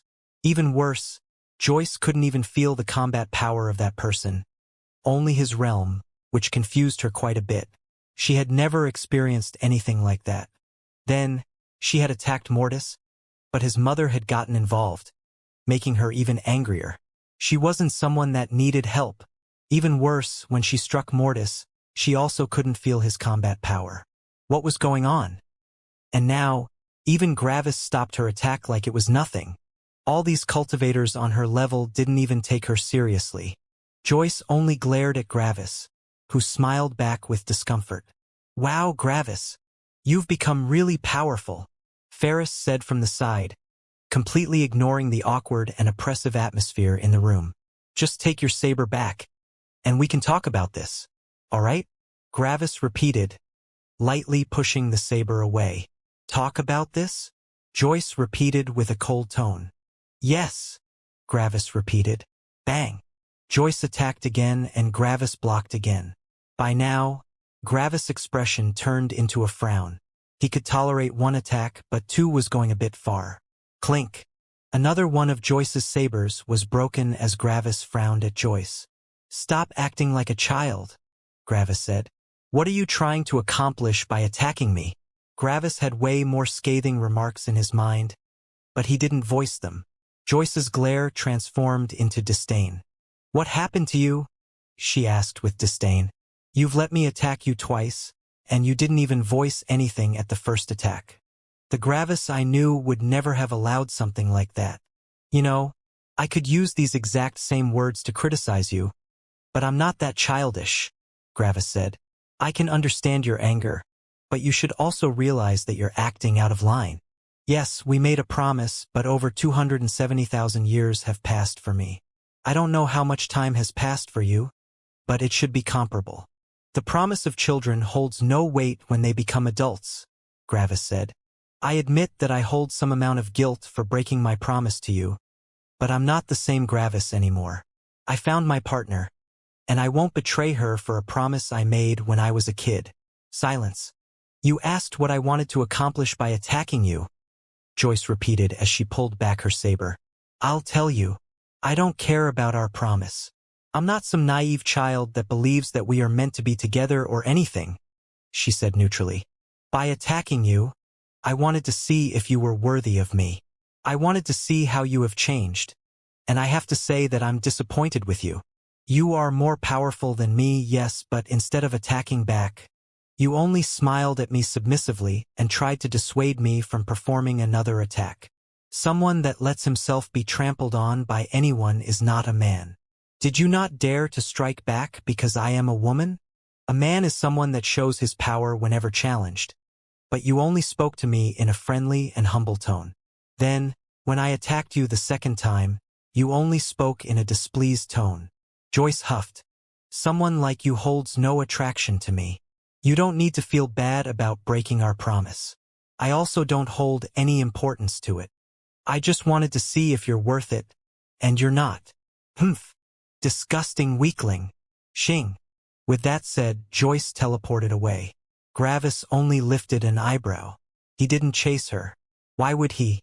Joyce had changed by quite a bit, and she was no longer the Joyce he knew. On top of that, Joyce also put no importance on their promise. Gravis had still cared about her opinion before he had met her again. But now, that feeling vanished. In Gravis' eyes, Joyce was truly a child. So what if she thought he was weak? Her opinion held no weight. Gravis glanced over at Mortis. "So, still interested?" he asked. Mortis' eyes narrowed. "Xing." Then, he also teleported away. Gravis blinked a couple of times in surprise. Mortis had chased after Joyce. "I guess that's a yes," Gravis thought as he scratched his chin. I mean, Mortis also feels a bit like a child to me. Maybe they truly fit together in a way. Weird. Another attack? Thunk. A cane hit Gravis' head. Gravis didn't attempt to stop that attack. As the cane struck Gravis, nothing happened. Gravis' head didn't even move. A teenager with silver hair had unleashed that strike, and Gravis only grinned at him. I have a beast body now, old man, Gravis said. If you want to achieve anything, you gotta put your back into it. The teenager that had just unleashed the attack was Dorian, also known as Old Man Lightning by Gravis. Old man, Dorian said with an offended tone. Do I look old to you? You're the old man. Your entire family are old men. Slap. Who are you calling an old man? Gravis' mother shouted as Dorian slid down the wall. Dorian rubbed his cheek with a pained expression. It was a reflex, sorry, he shouted. I'm used to talking like that. Gravis burst out into laughter as he saw Dorian's sorry figure. That's what you get for running your mouth, old man, Gravis said with a smirk. Stop calling me old man. My name's Dorian, Dorian said with an offended tone as he stood up. Gravis only chuckled a bit. Were you that bothered by being an old man in the lower world that you are now assuming the look of a teenager? He asked. Hell yeah, I was, he said, puffing out his chest. I was always a hot-blooded youngster at heart. But the disgusting heaven sect forced me to become an old man. Now that I'm young again, I swear that I will never become old again. I will be a hot-blooded youngster for my remaining life. Gravis had to admit that Dorian truly acted like a teenager. He even directly insulted Gravis' family after being offended. You know, your conduct has been way cuter when you were an old man. Now you just seem like a spoiled teenager, Gravis said with a smirk. Spoiled? Dorian repeated. Then he jumped around a bit in an effort to get himself pumped for a fight. Oh, you'll regret these words, beast man, he said. You think you can just insult this daddy however you want? Daddy has plenty of ass-whoopings to hand out. You can get yours today, free of charge. Bang! Dorian charged forward with impressive speed and punched Gravis' shoulder. The speed and power of his punch being increased by an explosion of lightning behind his elbow. Gravis' shoulder moved back a bit from the hit. Crack! However, Dorian's fist broke. Dorian jumped back and shook his broken fist. Yo, that body is unfair, he said. Having that body is cheating. How am I supposed to abuse you in the future with that body? Gravis only snickered. Shing! Gravis grabbed Dorian's stick and appeared before Dorian in a flash. Thunk! Ow, fuck! Dorian shouted as Gravis struck Dorian's head with the stick. Doesn't feel great, does it, old man? Gravis said. I'm not an old man, Dorian answered. Thunk! All right, I'm an old man, Dorian shouted. That was quite a fast turnaround, Gravis said with a smirk. Show some backbone. Thunk! What do you want from me? Dorian shouted as he ran away. Stop that. It hurts. Thunk! Yes, it sure does, Gravis said. Now you know how I have felt while you abused me in the lower world. Thunk! Okay, I'm sorry, Dorian said. Just stop beating me. Gravis only had to laugh loudly as he joked around with Dorian. Gravis had never reached the power to beat the old man in the lower world before he had left. Now, Gravis was the more powerful one, and he could repay him all the beatings he had to endure. Okay, I'm sorry, okay? Dorian shouted as he stopped moving.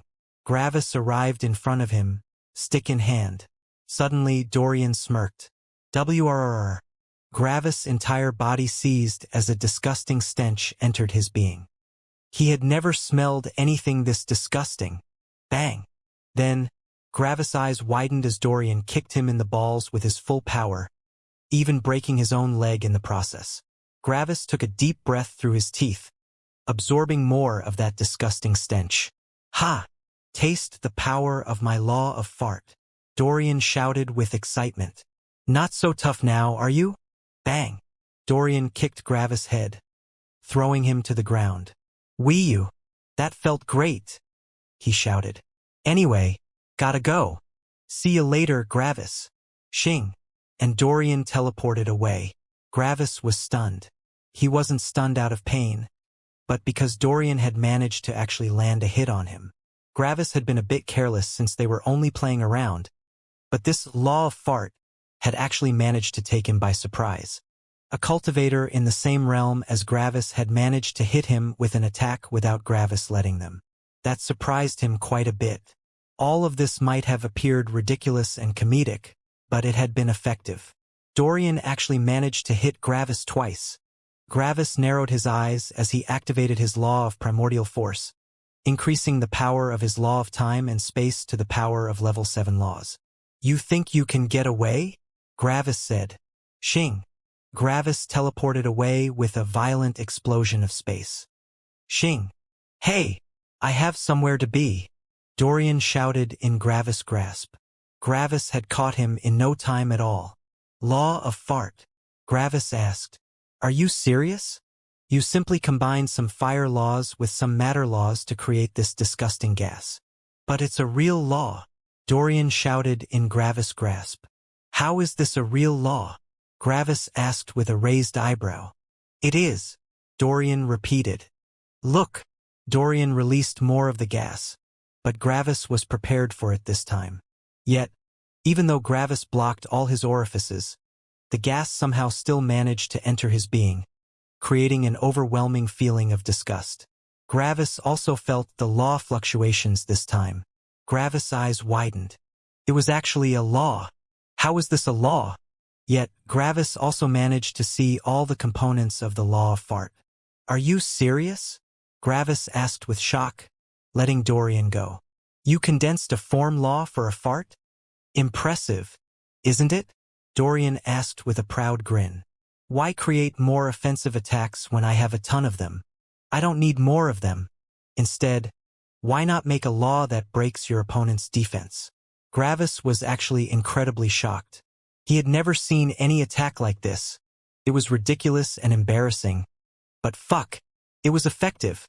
Dorian even managed to hit Gravis with it. Involuntarily, Gravis got reminded of the time when he had stabbed his opponent's asses. That had been just as ridiculous. Yet it had been effective. Dorian had created something similar with his form law of fart. Sure enough, if not even Gravis had been prepared for that attack, no other cultivator could be prepared for that.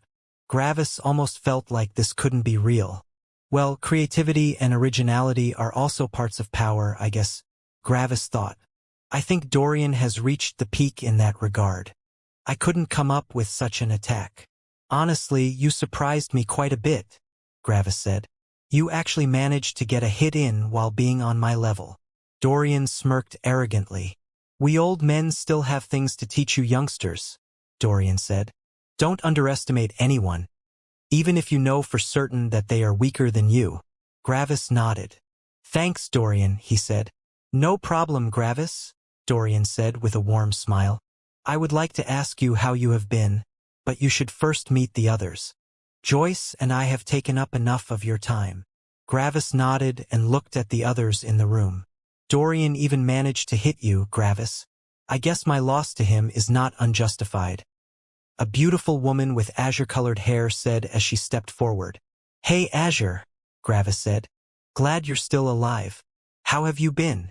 Azure smiled slightly as she gestured to the old man with white hair to her said. Steer and I have been quite well. We also became quite powerful, but we both couldn't beat Dorian, which was surprising. We had both been sure that we were more powerful than him, but somehow he still won. Steer also nodded. His techniques are varied, bizarre, and incomprehensible, Steer said with praise. He is impressive. Did you guys all fight each other before I came here? Gravis asked with a lifted eyebrow. Azure and Steer nodded. We met each other when we waited for you, and we all got talking since we know you. In the end, after seeing that we are all on the same level, we decided to fight each other to compare our power. Oh? How many joined the fight? Gravis asked. 12. So many? Gravis asked in shock. Azure nodded. You built up quite a circle of connections in your life, Gravis? Azure said. Who won? Gravis asked, looking at the group. Silence. You know who won, Azure said with a frown. Gravis thought about this for a bit. Was Stella part of the fight? He asked. Azure nodded. Okay, that explains it, Gravis said with an uncomfortable smile. Where is she? He asked, not seeing her in the gathered group. She wants to give you some time to meet your old friends first. She is currently spending most of her time with your 3 children, Azure said. Gravis rubbed the back with discomfort. You mean our children, he said. I don't really care. You should know that, Gravis, Azure said evenly. Gravis had to sigh again as he got to know Azure again. It still felt weird to Gravis that Azure didn't care about her children. However, Gravis' 3 kids also must have had quite a lot of children since they managed to become nascent nourishing beasts in the middle world. Yet, they had never even talked about them. The familial ties of beasts still felt alien to Gravis. I guess they are all somewhere else right now, Gravis said. Azure nodded. They all know that you would want to spend the most time with them, which is why they're waiting somewhere else. Gravis nodded with a weak smile. This was probably Stella's idea. Gravis sure had made the right decision when choosing her as his life partner. Your friends have become really powerful, Gravis? Ark said from the side with a smile. He had seen Gravis' life, which meant that he also knew Gravis' friends. They have, Gravis said with pride. You think I should fight them? Ark asked. Gravis groaned. Ark, this is not funny, he said. Ark only grinned as he saw Gravis' uncomfortable expression. Yes, it is. Gravis lightly shook his head as he looked at the people that haven't said anything yet. Joyce, Dorian, Ferris, Azure, and Steer had already spoken to him, leaving 3 people that haven't talked to Gravis yet. Gravis went to the first person. It was a beautiful woman with green hair and a terrifyingly stunning body. She looked like a seductress that could wrap any man around her fingers. I'm a bit surprised to see you here. We've only met one time, Gravis said. However, I'm happy that you didn't forget me after such a long time. The woman looked with bedroom eyes at Gravis as she looked him up and down. Don't talk too much to me, or your woman might get jealous, she said. Gravis' entire body shook again as he saw her true body with his spirit sense. It was a humongous, green snake. This was Sari, the life ultimate Meadow's friend. She had been the one that had initiated the conflict between the ultimates in the middle world and also the one that had taught Azure about having children to learn more about the laws of life. Sari was very open with her desires, and she had also hit on Gravis back then. Where's Meadow? Gravis asked. Still in the higher world, Sari said. Meadow takes her time in cultivating, and she plans to use up nearly her entire longevity. She will probably remain in the higher world for another 1.8 million years, their time. I can't live that long and I don't want to wait that long, but you don't need to worry about her. From what I've heard, her status and power are similar to the one called Narcissus in your higher world. Gravis nodded. Narcissus was basically unkillable in the higher world. However, the total power of Narcissus and Meadow still couldn't be compared. Meadow was nearly unkillable in her world. However, Narcissus was nearly unkillable in the most powerful higher world. There was a huge difference between these 2 worlds. But one also had to keep in mind that Narcissus was far older than Meadow. We can talk later, Gravis said. Let me first go to the last 2. Gravis went over to a young man with green hair and a peaceful expression. Gravis looked at him with a complex expression. I thought you were already dead, Gravis said. The young man chuckled a bit. The ways of the world are unchanging and unforeseeable. Sometimes our goals change, he said. I see you have gotten more mysterious with age and power, Manuel, Gravis said with a smile. This was Manuel. Gravis had fought him in the lower world, but Manuel's master had unveiled Byron's deception. After that, they had become friends and had even entered the Heavens trial together. Before Gravis had left for the higher world, his father had told him that Manuel had stopped cultivating after getting a family. Obviously, things have changed. Orthar probably managed to push Manuel back into cultivating. After all, Orthar wanted as many of Gravis' friends as possible to survive to secure his cooperation in the future. What happened to your family? Gravis asked. Manuel's expression didn't change, but Gravis could see some sadness in his eyes.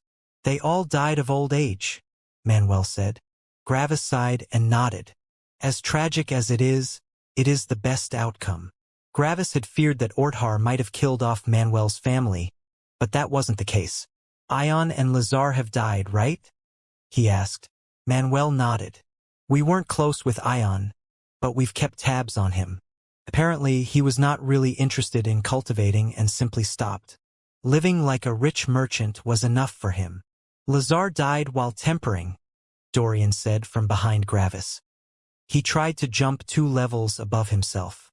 The fight was even, but his opponent comprehended a law during their fight and barely won. I took revenge for Lazar, Dorian said with narrowed eyes. Gravis nodded with a sigh. Not everyone made it to the top. I've also heard that Nero stopped cultivating, Gravis said.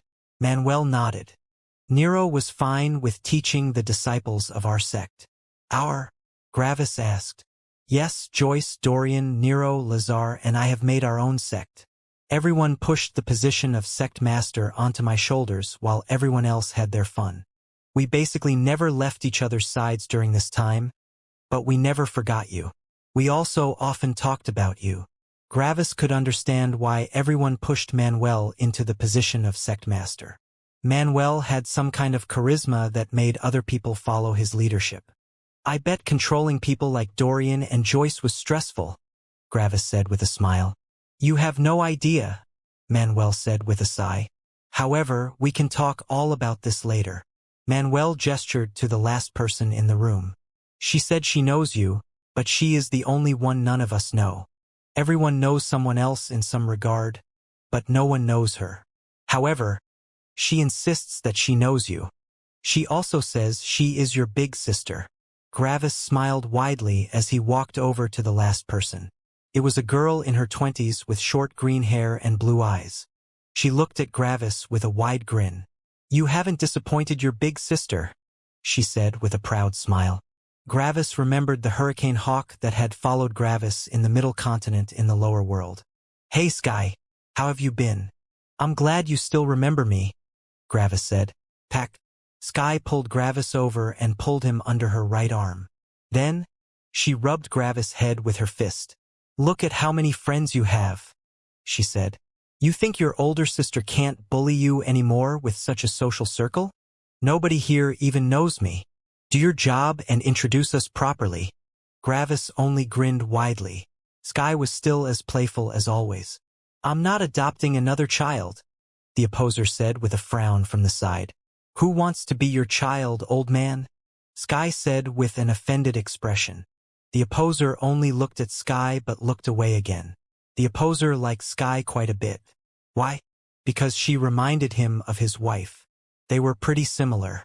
On top of that, his wife and Sky were almost best friends. They often went out and giggled all day long as they ruined businesses. It was mere playing for them but the devastating crushing of dreams for other cultivators in the city. The economistress' overtaking of businesses had become far more aggressive as soon as Sky had appeared. The merchants lived in terror each day. Gravis looked at his friends with a wide smile. Nearly everyone was gathered. The only people missing were Stella, Liam, and his 3 kids, but they were all waiting somewhere else. Meadow was also missing, but she would arrive later. However, everyone else that was still alive was now here. Memories shot through Gravis' mind as he saw all of them. It was like no time had passed. You changed, you know, Manuel said. I know, Gravis answered with a wide smile. You can say that I managed to see my true goal. Power isn't my goal. Freedom and happiness are. Sky didn't think that her little brother had changed much. After all, she had only been in contact with him when he hadn't grown truly ruthless yet. However, Manuel and Dorian felt the biggest difference. Back then, Gravis had been a brutal teenager that only respected power. He even threatened the Freya clan several times with annihilation just because they said some things he didn't like. He had also played with the lives of the Earth sect due to their disposition, and he had no qualms in annihilating the Darkness sect, even though it had only been Byron that had acted against him. Gravis had been Mortis back then, and Mortis was quite different from the current Gravis. Ferris didn't really think about these things. Gravis was his friend.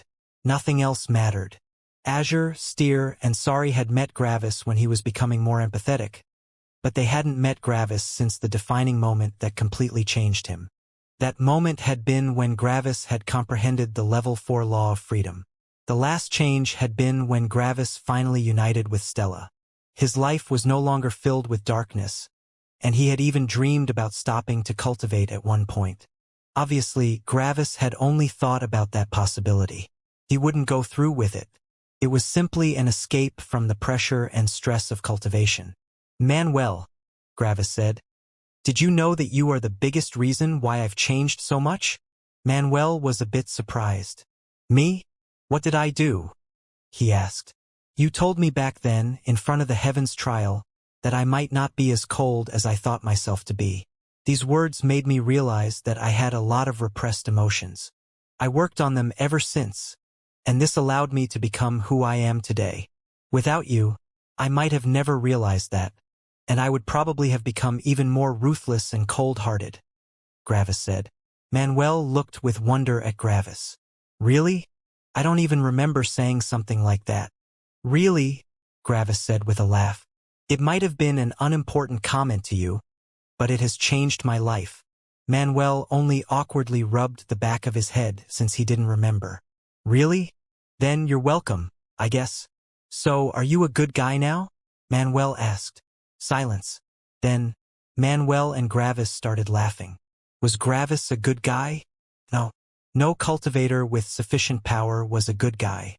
In order to comprehend laws, cultivators often created natural disasters that killed an uncountable number of innocent lives. When cultivators fought, their shockwaves would destroy every life for thousands of kilometers around.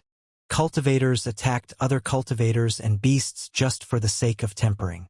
This essentially meant that cultivators killed other cultivators just to kill them. Cultivators that weren't willing to do these things would never reach their power. These kinds of cultivators would have long since died. There was no good or bad. There were only shades of gray, at least 50 of them. Then, Gravis remembered something and face-bombed. Hey, Ark! Gravis shouted, turning around. I forgot to introduce you. Oh, Ark uttered absent-mindedly. Sorry, I wasn't paying attention. I'm just looking at all these powerful cultivators in the city. I've never met such powerful cultivators before. I think there are over 100 ancestral gods in this city alone. They sure feel incredibly powerful. Gravis also stretched out his spirit sense, but he could only find around 20. Are the other 80 behind powerful formation arrays that go beyond the power of level 8 laws? Gravis asked. Ark nodded. They're all just thinking about laws. It feels really great to see so many people I can't beat. I almost feel young again. Gravis found this a bit funny since Ark already looked quite young. Speaking of young, aren't you technically older than father because of the time dilation? He asked. Ark nodded. The opposer didn't care. But it doesn't really matter. After all, if you count age like that, there are actually trillions of beings older than your father, Ark said. If you want to meet the truly ancient existences, you only need to look at the lower heavens. Ark laughed. Gravis' eyebrows rose. That actually made a lot of sense. Lower worlds had a time dilation of 1,000 to 1. In essence, lower heavens would be the most ancient existences in the cosmos. Thunk! Gravis' eyes widened as he felt a tap on his head. His head snapped back as he saw Dorian with a smirk on his face. That guy managed to hit him again. Sure, Gravis hadn't been careful, but it was still hard to hide such an attack from him.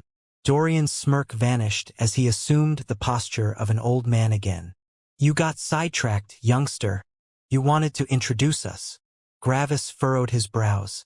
You're lucky I'm impressed with your weird powers, old man, Gravis said with a bit of annoyance. Dorian's right eyelid twitched. Who are you called Xing?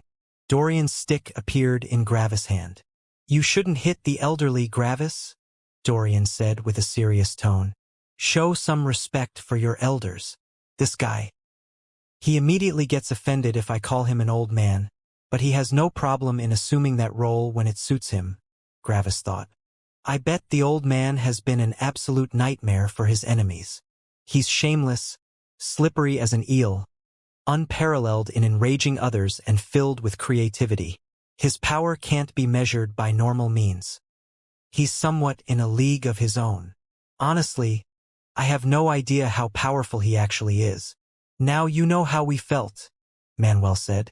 We've had to deal with him for over 200,000 years.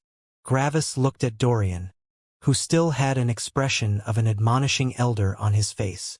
The expression was absolutely perfect. His face was young, but he still felt like an old man. Gravis threw the stick back to Dorian. Anyway, back to the topic, he said as he turned to the others in the room. This is Ark. He's also one of my friends. I think you have heard of him from Stella and Liam. The group looked at Ark with a complex expression. I just want to make sure of something, Steer said as he slightly stepped forward. Looking at Ark. We've heard of someone called Ark, but I must still make sure. Are you really the higher heaven of your world? Ark smiled widely. Ex-heaven, he said. Right now. I'm a cultivator, just like all of you. The group took a collective deep breath. They had refused to believe it, but Ark had confirmed it. They had heard of Ark, the heaven of the higher world. However, something like a heaven was too elusive, distant, and mysterious for all of them. Not a single person of their group had ever seen a heaven. Gravis had killed the lower heaven in a dying world, away from all prying eyes. Everyone had only been able to see the destruction they created. None of them had actually seen the lower heaven. In their eyes, Gravis had basically fought the world itself. It was like the magma, mountains, land, and oceans rose up to battle him. They hadn't seen any kind of central area for where heaven had been. In the middle world, Gravis had been the last remaining living thing. There had been no one to witness his fight with the middle heaven. They had no idea how a heaven looked like. They didn't even know what a heaven even was. Was it some kind of life form? Was it some kind of law? Was it the sky? And, right now, a heaven was just standing there like anyone else. They hadn't been able to fuse the concept of heaven with this normal-looking guy. Sure, he had 5 eyes, which made him look rather special, but there were a lot of beings that looked weird. The illustrious, mysterious ruler of a world, unsurpassed in power, was just standing there, smiling at them. It was so incredibly normal that it seemed surreal. The room fell into silence for a while. You can just call me Ark, Ark said with a smile. No reason to be so nervous. I'm a cultivator, just like anyone else now.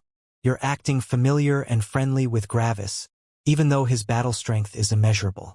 I'm just a bit more powerful than Gravis. So, there shouldn't be much of a difference. Ark was very good with placating feelings of nervousness, but it was still hard to placate feelings of disconnection due to such a massive gap in power. Hi Ark. I'm Ferris. Ferris shouted as he arrived in front of Ark with an excited smile. You smell like a good guy. I like you. Of course it would be Ferris that took the first step. You can smell that I'm a good guy? Ark asked with a slight chuckle. Yeah, Ferris said. That's quite an interesting power. It has probably served you well on your journey, Ark said with a smile. Ferris nodded several times. Friends are nice. Steer, Azure, and Sari looked at Ferris with complex expressions. Ferris was genuine and excited whenever he was with someone he liked. However, his image horrifyingly shifted whenever he talked with someone he didn't like. As soon as Ferris met someone he didn't like the smell of, his eyes were constantly narrowed, and he spoke with a terrifyingly cold disposition. It was even worse when he actually fought. Whenever Ferris fought, he basically transformed into a terrifying, bloodthirsty monstrosity. He appeared like a hegemon of fire that burned everything and everyone that dared to go against him. He even knew the laws of rage, pride, and calm. As soon as he unleashed his powers, the sky would turn red with the power of blind rage and unsurpassed pride. Everyone would be suppressed by him, and his attacks had an insane intensity to them. Yet, right now, Ferris only smiled widely in excitement and happiness as he met a new friend. Ferris was outstanding even amongst this group of outstanding beings. One had to remember one simple fact when thinking about Gravis friends. Were they powerful because they were Gravis friends, or were they Gravis friends because they were powerful? No friend of Gravis was simple, Manuel had had an astonishing maturity for his age back then, and he had been a terrifyingly powerful cultivator. Joyce had had a unity will before she had even entered the Heavens trial. Sky had managed to comprehend the law of freedom on her own. Azure had comprehended one of the emotional laws in the middle world. Steer was very smart, and he managed to comprehend a level 3 law in the early law comprehension realm. Sari had been ancient in the middle world, and she had managed to fight 3 ultimates at the same time. All of Gravis' friends were monsters in their own right, and as long as they didn't meet with terrifyingly bad luck, it would only be natural for them to become this powerful. Yet, even among this group of monsters, Ferris stood out. "You're quite powerful, Ferris," Ark said with a smile. It was not difficult for him to see through all of Ferris' laws. After all, Ark knew the law of the true world. This meant that he could know everything about everyone under the Star God realm. Ark could even see what Ferris would do several years in advance, assuming Ark had access to all the information of Ferris' surroundings all the time.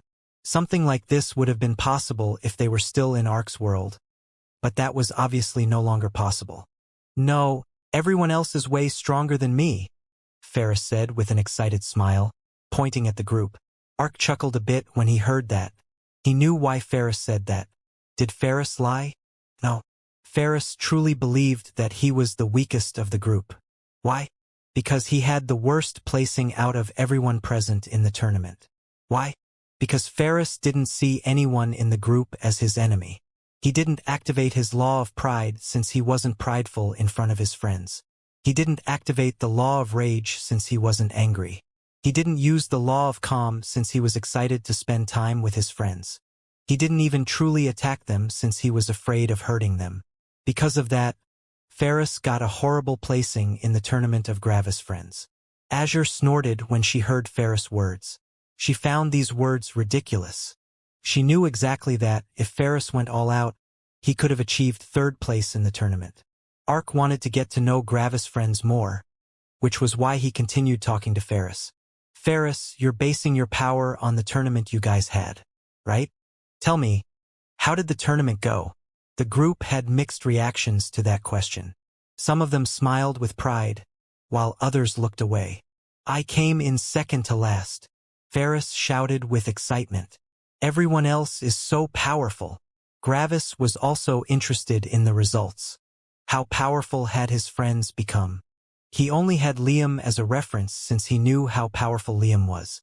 He wondered what rank Liam achieved. "Didn't you say you were the weakest?" Ark asked. "Who's the last place then?" Surprisingly, Ferris frowned. "It's a beast I don't like," he said. "She was surprisingly weak. She couldn't even resist me for a second, even though everyone else won against me." Gravis' eyebrows rose with interest, but he also found it a bit funny. If Ferris didn't like someone, he could use all his power. It was understandable that his opponent would lose against him. However, one shouldn't forget that this beast had also lost against everyone else. "Who was it?" Gravis asked with interest. "She's called Sarah," Ferris said with an excited grin as he looked at Gravis. "I think she's your daughter." Gravis cringed. Gravis knew Sarah very well, and he knew that Sarah was very prideful. Coming in last probably hurt her pride immensely. He had to talk with her later and check up on her. However, it was still surprising that Sarah came in last, but when Gravis looked at the group, he could accept that Sarah came in last. Every single one of them was powerful. There was not even a single weakling among them. "Who came next?" Ark asked. "Me," Ferris said. "I know," Ark said with a laugh. "I mean above you." "Oh," Ferris said as he seemingly remembered something. "It was Manuel." Gravis looked at Manuel, who only smiled slightly. Did Manuel truly go all out? Gravis thought. Gravis inspected Manuel closer, and his eyes shone. He knows the level 5 law of humility, Gravis thought. No one else can tell his true power just by looking at him. Gravis hadn't inspected everyone closely, which was why he had not noticed Manuel's hidden power. He definitely didn't go all out. If he went all out, none of their group can resist him. Why was Gravis so certain of Manuel's power? Because Manuel knew 4 of the 5 laws of perceived reality. He was only missing the law of freedom. He also had 2 emotional laws. Don't tell them, Manuel transmitted to Gravis. He had noticed Gravis' eyes light up when he had looked at him. Let them have their fun. It's better that way. Gravis nodded slightly. Ark also noticed Manuel's hidden power, and he smirked a bit. What a nice guy, Ark thought. Who's next? Ark asked Ferris. Grandpa Steer, Ferris said with excitement. Gravis looked at Steer, who only smiled embarrassingly. Young people are quite powerful nowadays, he said. Gravis laughed when he heard Steer's words. Next is Big Sister Sorry, Ferris said. I just don't want to ruin my image as the big sister, Sorry said with a sexy grin. Gravis' body shook a bit. I'm not attracted to snakes, he thought. Dorian came in 7th, Ferris said. Dorian coughed awkwardly. I just wanted to let the juniors have some of the spotlight. The time of us old men has passed. Gravis only smirked at Dorian. Sure, Dorian was uniquely powerful, but he wasn't the strongest in a direct confrontation without retreat. Dorian's strengths lay somewhere else. Also, every single person above him was a monster. 6th was Joyce, Ferris said with a smile. Oh, Gravis uttered in surprise. Joyce was already pretty powerful and she only came in 6th place? Sure enough, there were some terrifying monsters in that group. The next places are a bit weird, Ferris said, scratching the side of his head. We had a 3-way tie. We basically have 3 third spots. How did that happen? Gravis asked. Well, Big Sister Azure fought Liam and lost. Liam's will aura suppressed Azure too much, Ferris explained. Then, Big Sister Azure fought Big Sister Sky and won. But when Big Sister Sky fought Liam, she won, Ferris said with wonder. Big Sister Sky knows some kind of law that makes her immune to Liam's will aura. Gravis nodded. It's basically rock, paper, scissors. Sky suppresses Liam with her law of freedom. Liam suppresses Azure with his will aura. Azure suppresses Sky with her battle strength and emotional laws. Sky showed a victory sign to Gravis with a proud smirk. Azure also smirked at Gravis with pride. Being at the same level of power as Liam was already impressive. After all, Liam was very powerful, even for the standards of the most powerful higher world. Gravis went through the remaining 2 contestants and became quite surprised. So, since Stella is in the 1st place, Eris came in 2nd? Gravis asked with surprise. Ferris nodded. Eris is super powerful. His will aura alone is insanely powerful.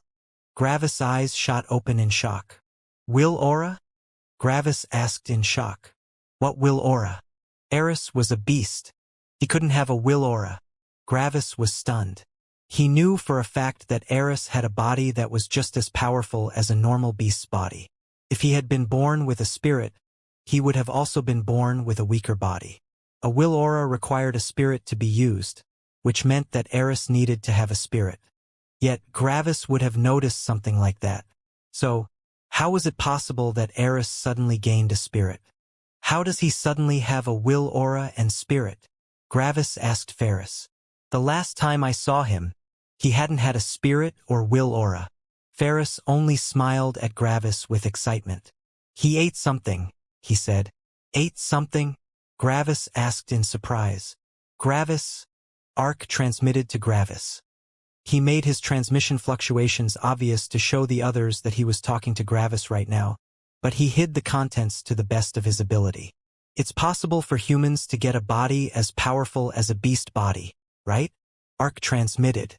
You should have already noticed that Stella's body is more powerful than normal. So, it's only logical that there would be something similar for beasts. Gravis looked at Ark with furrowed brows. Sure. But why have I never heard of these kinds of things? Gravis asked. Because I didn't use them in my world, Ark explained. Why? Gravis asked. If I created a large quantity of natural treasures that allows humans to get bodies just as powerful as beasts, the humans would overwhelm the beasts. If I created a large quantity of natural treasures that allows beasts to build a spirit and expand their energy storage, they would overwhelm the humans. If I created both of them, the natural differences between beasts and humans would shrink considerably. At that point, it would be more difficult for the two sides to go to war. The war in my world is based on a difference of species. Other worlds have different reasons for their wars. On top of that, you have to realize how much it costs to condense these natural treasures and the benefit they would bring for my creator. Creating some natural treasures that increase the physical power of humans doesn't cost much energy. Making something like a physical body stronger isn't that hard. However, expanding the energy storage of a beast costs many times more energy, and condensing a spirit takes even more.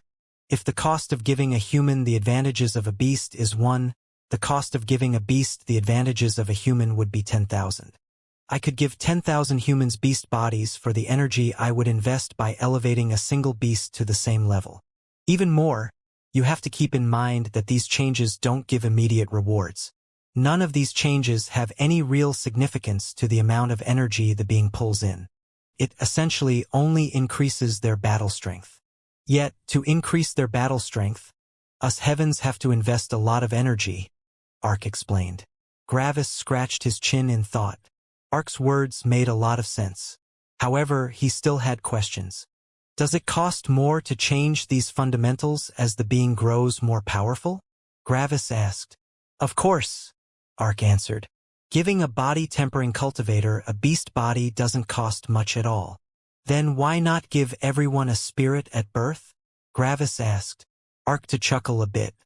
Gravis, that has already been explained to you in the past. Gravis furrowed his brows, but then remembered that he already knew that. Beasts were used as a tool to increase the power of humans. Creating a beast was many times cheaper, which allowed Orthar to create a ton of them, giving the humans more opportunities for tempering. If Orthar gave all these beasts the advantages of humans at the very beginning, they would just be more humans, and they would cost just as much energy. But then why am I only now hearing about this? Gravis asked. It sounds like these things don't exist for lower and middle worlds. That's true. They don't, Ark answered. Every one of these natural treasures takes a lot of energy to condense, and if the recipient of the natural treasure dies, all that energy will go to waste. After all, they would have never reached a magnitude of power that makes them relevant to my creator. Gravis scratched his chin more. The reasons why humans are more important than beasts to your creator is because of their spirits, energy, and will aura. So, if there is a way to grant beasts the same thing, wouldn't that make them just as important as humans? Gravis asked. It would, yes, Ark answered. Beasts have to live their entire life with 0 karmic luck, giving them a severe disadvantage over humans. However, if they manage to slog through this horrible time and manage to come out the other end, they show that their talent and battle strength are incredibly powerful. At that point, it would be worth the investment of energy. At what point is it worth it to invest in beasts for your creator? Gravis asked. You keep referring to my creator with your creator. Usually you call him the highest heaven, Ark transmitted. I guess the way you address my creator has changed because you met him, right? Ark had been frozen in time when Orthar had talked with Gravis, and Gravis hadn't told him yet. Gravis felt a bit uncomfortable. Ark had guessed the truth this easily.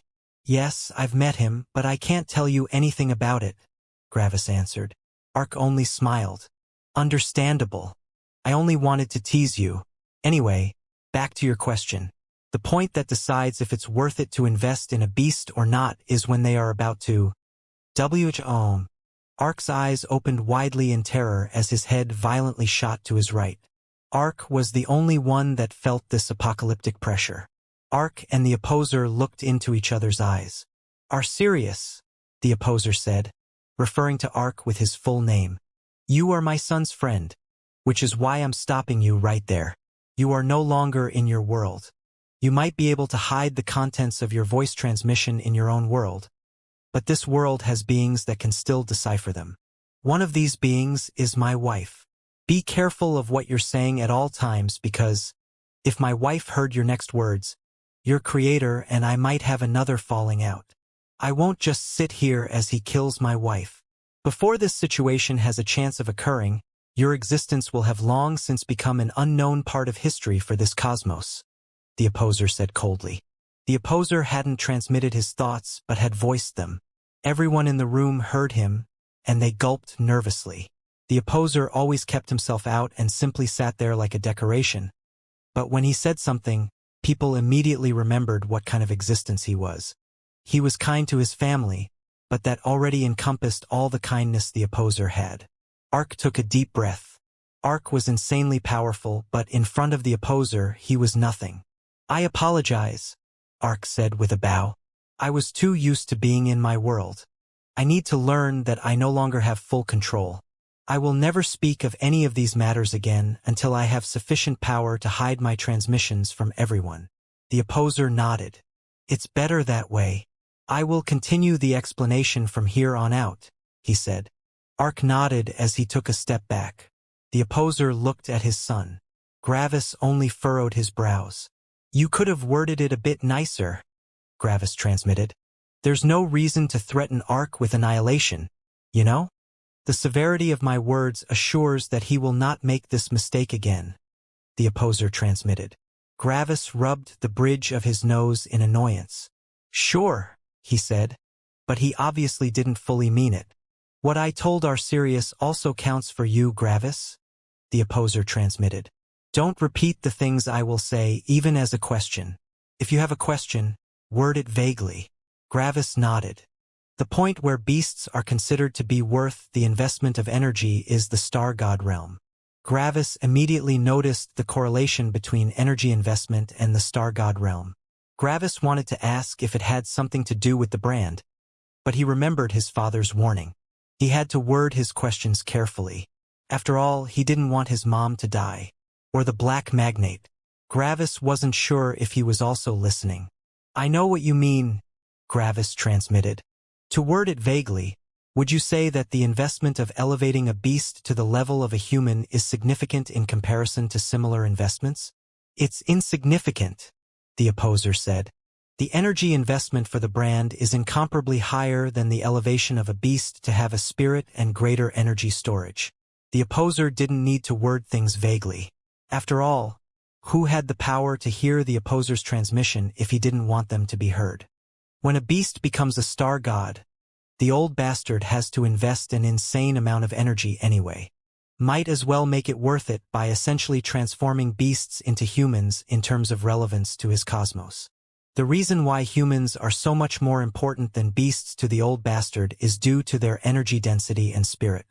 The energy density is no longer relevant when someone becomes a heavens magnate, since they would all have the same energy density regardless. However, the most important thing is the spirit, since the spirit allows the usage of a will aura. A heaven breaker can harness the will auras of everyone in their cosmos, which is a significant increase in power. You can guess how useful a will aura is in a fight, the opposer explained. Gravis nodded. "So, there is basically no difference between humans and beasts anymore as soon as one becomes a star god?" Gravis asked. "There's no difference anymore," the opposer confirmed. "Every human that reaches the star god realm will receive a heavenly treasure that increases the power of their body to the power of a beast body. Every beast that manages to become a star god receives a heavenly treasure that allows them to condense a spirit, and it will also increase their energy density. Your advantage of being a human with a beast body was a big source of your battle strength in the past. But this advantage is no longer relevant from this moment forward." Gravis took a deep breath. One of his most significant advantages had vanished just like that. It was quite frustrating, but it was only logical. Heaven's magnates knew all the laws of the cosmos regardless. If Gravis managed to reach the level of a heaven's magnate, he would also lose the advantage of his laws. It was a natural course of events. The closer Gravis got to the peak of power, the smaller the difference between the average cultivator was to the peak geniuses. After all, which heaven's magnate wasn't a genius that could only be seen once in 10 million years? The closer Gravis got to the peak of power, the more advantages he would lose. As a heaven's magnate, Gravis could only rely on his will aura, major law of death, and void lightning. Heaven's magnates could still have an insanely powerful will aura, but they didn't have the other two advantages Gravis had. At the very peak, Gravis would still become the most powerful heaven's magnate thanks to these two things. but the power gap between him and the others would shrink considerably. Could Gravis still jump 6 levels now? If the enemy didn't have a beast body, Gravis form law and major law of death would be powerful enough to injure and kill his enemy under the effects of the law of sentience. However, everyone had a beast body in the star god realm. Gravis' offensive power wasn't nearly high enough to injure a beast body 6 levels above himself. Jumping 6 levels had already become impossible. Gravis had to sigh. The law of sentience was irreplaceable for these fights. A beast 6 levels above Gravis already had a severe speed advantage just due to their body. If the beast also had the energy storage of a human, they could use several laws to increase their speed even more. At that point, Gravis wouldn't even be able to react anymore. That was why Gravis' power relied on the law of sentience from this moment forward. Sadly, the law of sentience also made it impossible for Gravis to use any laws that weren't the major law of death or his form law. Yet, the offensive power of his form law wasn't powerful enough to break through his opponent's defenses. No matter how Gravis thought about it, it was impossible to jump 6 levels now. Gravis' form law had the power of a level 7 law thanks to all the emotional laws he had put into it. If he wanted to increase his attacking power, he would need to upgrade the battle laws that created the base of his form law. Gravis' form law was created of 14 different level 5 laws. If he could replace them with 14 different level 7 laws, he could push his form law to the level of a level 8 law. That would be enough to slightly injure his opponent. Slightly injuring an opponent would have never been enough in the past. But with the major law of death, things had changed. Every single injury would be permanent and would weaken the realm of his opponent. However, how long would it take for Gravis to learn 14 level 7 laws? On top of that, Gravis would also need to learn the level 7 law of pure elements, which was created by comprehending all the level 6 law elements. Even more, the equipment of everyone in the highest world would be far better. This meant that Gravis also needed to learn the true hard pure law, another level 7 law. On top of that, Gravis would need to earn a ton of money again to comprehend these laws and buy the materials. The list of tasks and preparations that Gravis needed to jump 6 levels grew bigger and bigger the more he thought about it. There's so much to do, Gravis thought with a sigh. All these preparations would have pushed my battle strength another full level in the higher world. But here, I need to do all of this just to keep my current battle strength. It's actually insane. I mean, if I knew a level 9 law, it would be able to ignore the restriction of the law of sentience. At that point, I would have enough offensive power to break through a beast body 6 levels above me. Gravis snorted. How would I even go about comprehending a level 9 law? Is that even possible at my level? Gravis looked over at Ark. I wonder how many levels he can jump with this new dynamic. I mean, he essentially has 2 level 9 laws. One is the law of the true world. If I want to learn that law, I would need to work hard on the law of life, but I don't have such a great talent regarding that law. The other law is Gravis' eyes widened in realization. Gravis' eyes widened as he looked at Ark, and an excited gleam appeared in them. Of course, Gravis thought. Ark knows the law of heavenly lightning, which is a level 9 law. Comprehending that law won't take very long since I'm still somewhat one with lightning. I can use the law of heavenly lightning to increase my offensive capabilities by a lot, allowing me to injure beasts even 6 levels above me. Of course, it won't completely kill them immediately, but that's fine. As long as I have the major law of death, there's a chance. Gravis released a sigh of relief. One of his biggest problems had just been solved. However, he would still need to at least comprehend the true law of hard pure materials.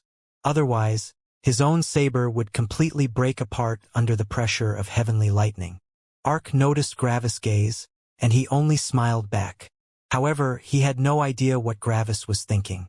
Ark could see through everyone, but he couldn't see through star gods, Gravis, or Mortis. Anyway, I should ask him later. Right now is not the correct time to go back to cultivating. On top of that, Mortis should also quickly realize this possibility, and he will immediately search for Ark. So, Eris managed to achieve second place? Gravis asked Ferris. Ferris nodded with excitement. He is really powerful. He even managed to resist Big Sister Stella for a while, which was incredible. Gravis nodded with a smile. Gravis looked at his gathered group of friends, and a feeling of warmth spread throughout his heart again. These were his friends, and they had all still remembered him after such a long time. They had even remembered that they were supposed to search for the opposer in the highest world to find him. Every being Gravis valued was here except for Meadow, but that was just because she hadn't arrived in the world yet. For a second, Gravis felt a bit guilty. In the middle world, Gravis had effectively cut off his relationship with his friends from the lower world, thinking that they would have changed so much that they would have long since become different people. Yet, the core of their personalities hadn't changed. They had simply grown older. "We have a lot to talk about," Gravis said with a smile. Everyone smiled back at him. "Mom, you always have a table and beverages ready?" Gravis said as he looked at his mom. "Do you want to join us?" Gravis' mother smirked and summoned a table big enough for everyone to fit. Then, everyone shared their stories. Manuel and Dorian were the first ones to tell their story. Most of their stories overlapped since they were in the same sect, but the feeling was completely different whenever they spoke of something that happened. Dorian elaborated on all the different people and organizations he had angered with excitement. Dorian didn't like it one bit when people underestimated him, and he liked it even less when people used their background to intimidate him. Just 2 years after arriving in the middle world, Dorian had already offended 3 different sects that were far above his strength. Yet, Dorian was as slippery as an eel, and the sects never managed to catch him. Whenever someone more powerful appeared, Dorian used all kinds of methods to escape, but when someone of comparable strength to him appeared, he fought them directly. Even more, Dorian wasn't a passive person. He was very active in this enmity. As soon as he realized that the sects really tried to kill him, he also tried to kill them. Dorian would appear seemingly at random in different important locations of the sect and annihilate all the people there. He didn't care who these people were. Everyone that was in these locations that belonged to the sects was his enemy. Over 50 years passed just like that. Eventually, the sects capitulated. It wasn't that they were weaker than Dorian, but that Dorian had completely severed their future. They had no more low-ranking disciples to man the different locations. The number of new people joining their sects had dropped significantly since everyone had heard that no weak disciples of these sects survived. Everyone that was part of these sects was an enemy to Dorian, no matter why these people were in the sects. Dorian was ruthless in that regard. When the sects capitulated, Dorian didn't accept it. They had hunted him for 50 years, and he wouldn't stop until they no longer existed. Eventually, just when Dorian was about to annihilate the sects, the superior sect of these 3 appeared. Dorian nearly died while fighting against the agent from that superior sect. However, something shocking happened next. An elder of that sect appeared. That elder had immediately killed the agent of his own sect. Then Dorian and the elder embraced. It was Lazar, Dorian's grandson. Lazar brought Dorian to their sect. Joyce, Manuel, Nero, and Lazar had ascended at similar times, and they had created this sect. Under Manuel's leadership, they quickly got access to a ton of low-ranking law comprehension areas, which increased their power by a lot. Lazar was keeping everything in order in the sect as an elder. Nero was teaching and raising the new disciples to strengthen the sect. Joyce acted as a striking force. Manuel used her to attack the valuable locations. One had to remember that, due to the time dilation, these 4 reached the middle world only about 2 years later than Dorian, essentially making them start at the same time in the middle world. Dorian hadn't had a sect behind him, which meant that his laws were one of his major weaknesses. Out of the 5 of them, Dorian knew the least number of laws. Additionally, Dorian's realm was also lower due to a lack of resources. However, Dorian's will aura was the most powerful one out of everyone. Dorian quickly joined the sect, and with access to more resources, Dorian very quickly became one of the most powerful members of the sect. What was Dorian's job? He would hide his identity and strike other sects. These sects would ask for help from Manuel's sect, and he happily gave them the help for a lot of resources and land. Dorian would then always be pushed back and vanish. Dorian acted as a form of secret force. However, things quickly changed. When Lazar died, Dorian went crazy and charged into the sect of the person that killed Lazar. Manuel was put before a major decision. Banish Dorian and let him die for the well-being of the sect or declare war. Manuel declared war. The war had been bloody, and a ton of members of their sect died. However, they had won in the end. How? The entire war had hinged on a single battle. Joyce versus the sect protector. This had been Joyce's most dangerous and most difficult battle up to that point. But she had won after comprehending another law. As soon as Joyce won, she massacred everyone from the other sect. Several similar occurrences had happened while the group of friends shot through the realms. Eventually, Nero died of old age. Near the end of his life, he was even weaker than the new disciples the sect accepted. He had simply watched the sect thrive with a smile until he died. Eventually, the four of them reached the higher world at the same time, and they had created another sect. No other sect of similar power could resist them, but everything changed when they came into contact with the sects harboring immortal kings. Manuel's sect had to be disbanded several times in the face of annihilation, and all the friends scattered. Everyone searched for refuge in different organizations while Dorian continued doing his thing in secret. When everyone became immortal kings, they met up again after communicating in secret. The sect Manuel was part of would be their target. Why? Because the sect master was rather selfish, which angered a lot of the members of the sect. Sadly, the members of the sect didn't have the strength to go against the united upper echelon of the sect. Manuel staged a rebellion, and with the help of his friends, he overthrew and killed the old sect master. All the other sects immediately got angry at the betrayal of some of their most powerful members and declared war. Then a long and arduous war took place. Many things happened, but eventually they managed to triumph. At that point, their sect had become powerful enough to be a direct subordinate to one of the most powerful sects of the world. Eventually, they disbanded their sect and directly joined the powerful sect. This continued until they ascended. And now they were here. Gravis listened to their story with interest.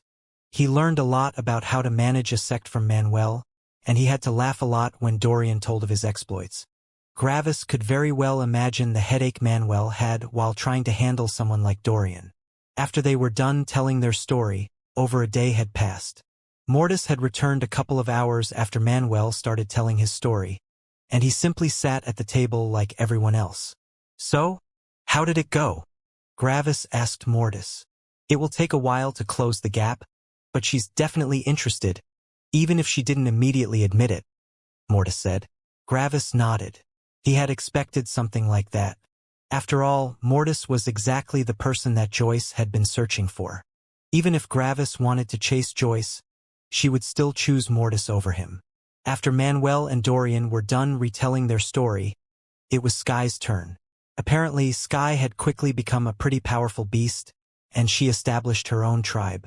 She lorded over the tribe for a long time, but at some point, kingdoms became interested.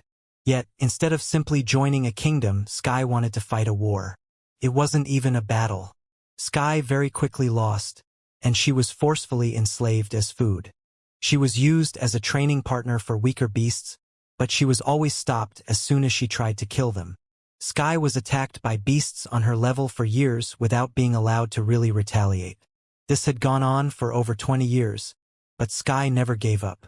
She knew that her chance would come eventually, and eventually it did. Sky managed to comprehend the level 2 law of suppression, which she used to kill the beasts overseeing her captivity. After that, she ran away. Sadly, the kingdoms were rather united in that part of the world, making it impossible for her to find refuge anywhere. She felt like a wild animal that was hunted by a group of humans. No matter where she went, she would be quickly found and attacked. Sky was on the run for a long time, and eventually she managed to comprehend the level 2 law of freedom. With the law of freedom and law of suppression combined, Sky managed to turn the tables somewhat. The law of suppression increased her battle strength, and the law of freedom allowed her to ignore the pressure of beasts above her realm. This gave her the ability to fight with her full power against more powerful beasts. Her story, at this point, became very similar to Dorian's story when he had just arrived in the middle world. Sky went through a lot of fights, and, eventually, a lot of other beasts were willing to follow her. From that point onward, she was mostly in control of her life. She was always able to carve out a place for herself in the world with quite a big following. However, in comparison to most other beasts, Sky didn't manage her beasts in any form. Sky felt that responsibilities restricted her freedom, and she didn't want to have any responsibilities. The beasts were free to follow her or not. It was their decision. Yet, most of the beasts still followed her, which eventually led to an impromptu nomadic empire of beasts.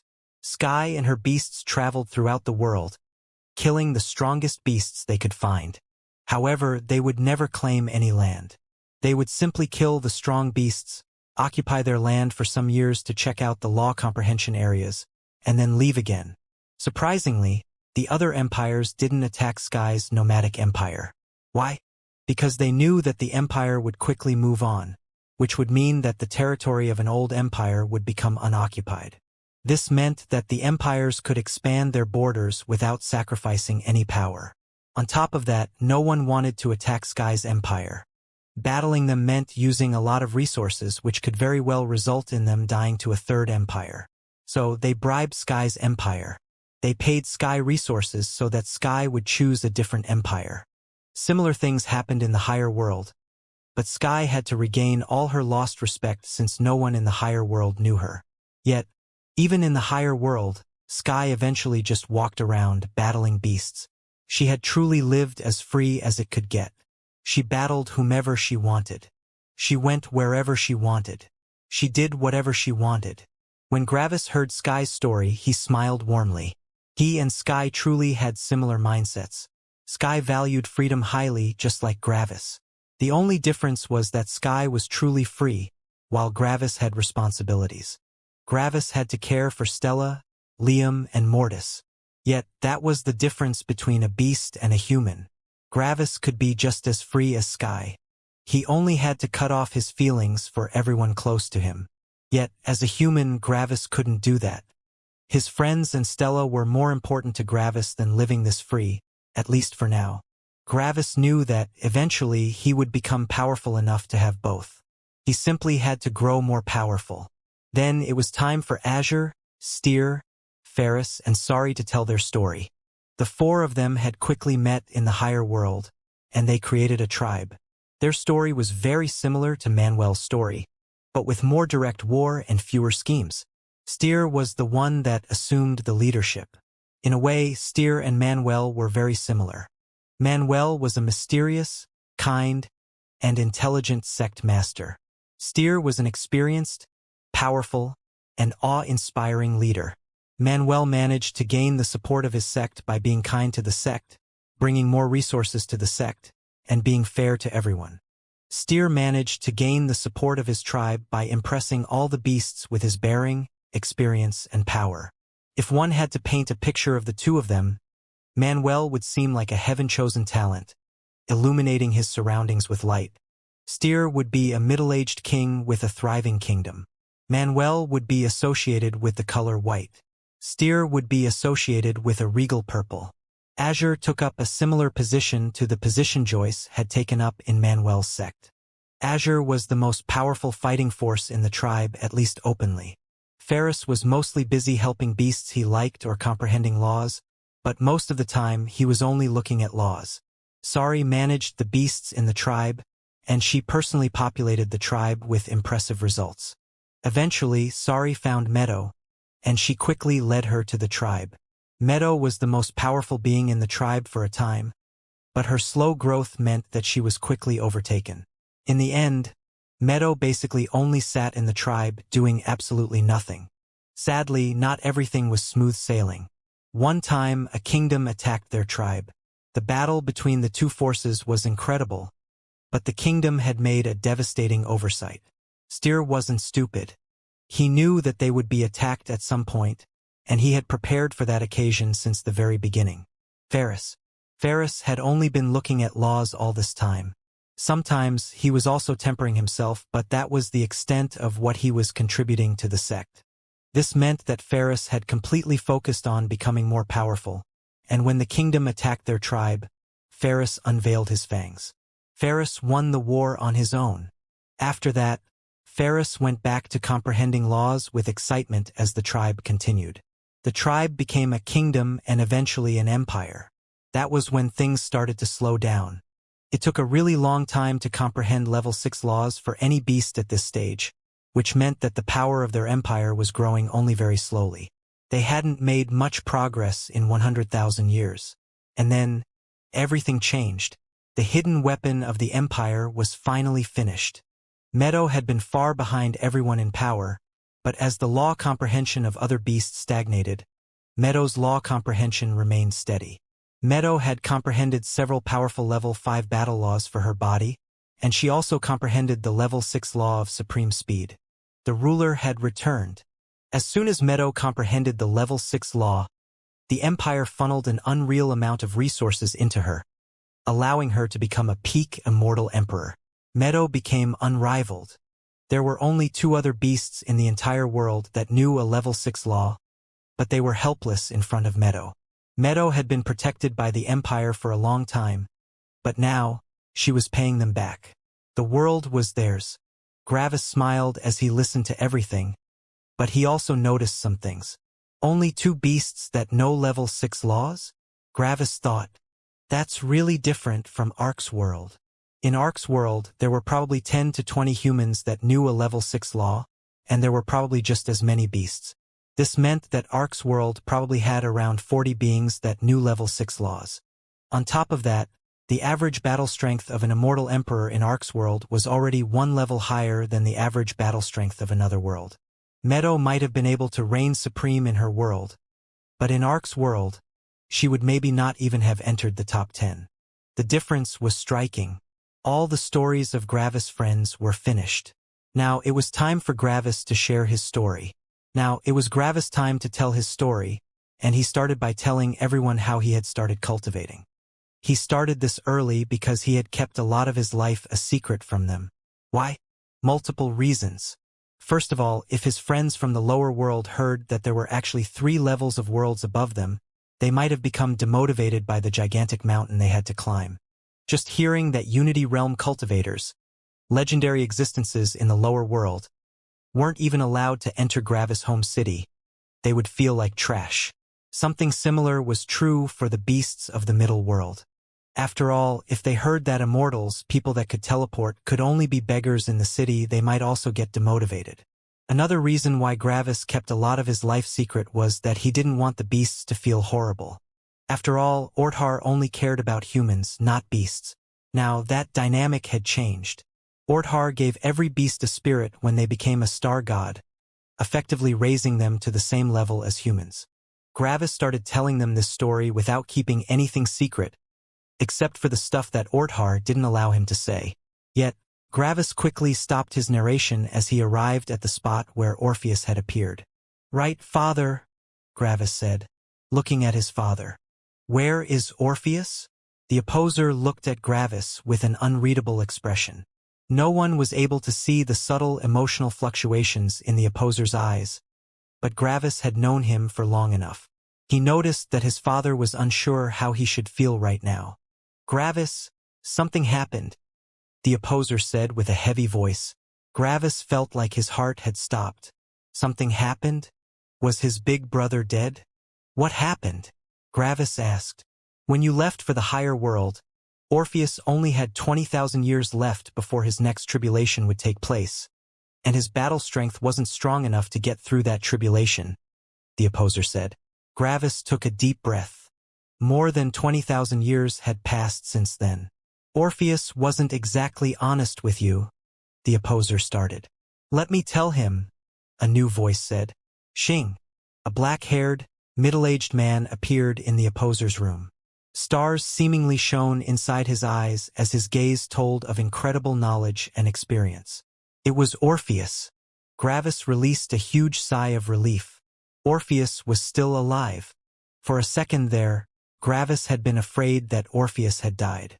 "I was the one that lied to him, and I will be the one that will tell him," Orpheus said to his father. The opposer nodded. Then Orpheus looked at Gravis and sighed. Gravis waited for Orpheus to explain with a complicated expression. "Gravis," Orpheus said slowly, "do you remember how I have told you about my family?" Gravis nodded. Well, what I have told you isn't a lie, but things that have really happened. Yet I wasn't honest with the time. In fact, my family had passed away a long time ago, Orpheus said. Gravis felt pain inside his chest. Orpheus had always been so happy when recounting the events with his family. Orpheus had truly shone with happiness whenever he told Gravis about things that his sons and daughters did. Was that even before I met you? Gravis asked. Orpheus nodded. Long before that, he said. I only had father and mother left. But that was it. Sadly, that wasn't enough to motivate me to continue living. So, I simply waited for the end of my life for around 300,000 years. Orpheus sighed again. Talking about this topic wasn't easy for him. I'm going to be honest with you here. The reason why I even met you back then was because I didn't care about my life anymore. Having one more person die wouldn't make a difference. I just didn't care. Gravis also released a sigh. I didn't particularly care about you since I just expected you to die in the lower world. I just wanted to meet you and relive a part of my youth through you. That was also why I didn't see you off when you left. I simply didn't care, Orpheus said. Gravis felt hurt. When Gravis had met Orpheus for the first time, he had felt the unfamiliar feeling of brotherly love from him. However, Gravis had been far too young back then. He hadn't been able to see through Orpheus' actual feelings. In truth, Orpheus didn't care very much for Gravis. Hearing that Orpheus hadn't really cared about him hurt Gravis quite a bit. Yet, you returned rather quickly, Orpheus said. Your power surprised me a lot. I was especially shocked when I heard that you managed to attune your spirit to lightning. On top of that, you managed to kill a lower heaven while never having left the lower world. Something like this had never happened before. Gravis nodded. It was natural for Orpheus to be surprised. How difficult was it to kill a lower heaven? In fact, it was impossible. Why? Because the lower heaven knew a level 3 law, the law of punishment lightning. It didn't matter how powerful the Ascender was. As long as they were in the lower world, they would be in the initial Unity realm. No being in the initial Unity realm could be fast enough to evade the speed of punishment lightning, and no being in the initial Unity realm could resist a strike from punishment lightning. Killing a lower heaven was impossible. The only reason why Gravis managed to accomplish this feat was due to his immunity towards lightning. Gravis had become a perfect counter to heavens. As soon as I heard of your accomplishments, I knew that your life wouldn't simply end, Orpheus said. I realized that you were here to stay and that it was very likely that I would die before you. When I realized that, my feelings for you became genuine, Orpheus said. Why? Because I knew that I wouldn't feel the pain of loss again since I would be the first one that died. Orpheus sighed again. However, I was too ashamed to tell you the truth about my life. When we spoke again, I was shocked that you remembered so many details about my family. This showed me how much you value me, making it more difficult for me to come out with the truth. I decided that I would tell you when you returned from the middle world, since you would be more mature by then. Orpheus sighed another time. Yet, it became even more difficult to tell you the truth. You comprehended a law that allowed you to easily sever emotional connections. I feared that the feeling of betrayal would make you sever our emotional connection. Orpheus had referred to the law of freedom, but he didn't want to ruin the present people's chance of comprehending the law by telling them the name. After all, it was easier to comprehend the law of freedom when one didn't know about its existence. So, in the end, I decided to run away from this pain, Orpheus said with difficulty. I decided that I would die while you were away. Gravis had no idea how he should feel right now. The lies definitely stung. Orpheus had essentially lied about everything. At this point, Gravis also realized why his father held such complex emotions regarding Orpheus right now. Did the opposer care about Orpheus' lies towards Gravis? No. This was something between his two sons, and both of them weren't so fragile that something like this would break them apart. No, the opposer cared about something else. How was Orpheus still alive? How was someone that had nothing to live for still alive after being confronted with certain death? Gravis had guessed why. It was the same reason why Manuel was still alive. Orthar. Orthar was pushing Gravis' friends and family towards power. Something like this seemed manipulative and horrible at first glance, but Orthar was doing these things perfectly. Orthar wasn't forcing them to do anything. He simply gave them a reason to live. In essence, Orthar was giving them something that they valued so much that they would continue on their path to power. One could even say that Orthar filled their life with happiness. This was why the opposer felt so conflicted. The opposer's feelings were no longer detached and cold, which made him care about his children. Yet, his greatest enemy was making the lives of his children far richer and more beautiful. Even worse, the opposer couldn't find anything bad about this. Orthar essentially made them more powerful and happier. What was there to complain about? Fairness? Who cared about fairness when one's family and friends were involved? However, Orpheus said, I found someone new. I found someone that reminded me of my dead wife. It was love at first sight, but I was still unsure if I could enter the path of cultivation again. After all, I had abandoned it for so long. Orpheus looked at Gravis. Yet, I remembered you. I remembered how you would feel when you heard about my betrayal and my death. You gave me the last push that I needed to enter the path of cultivation again. At the same day I made my decision, I sought out my new wife, and we quickly fell in love with each other. When I fully let go of my emotions, I realized the worth of so many things. I realized what I had abandoned by giving up, and I regretted ever stopping on my path to power. I managed to comprehend two very powerful laws, and these laws allowed me to get over my tribulation and reach the ancestral god realm, Orpheus said.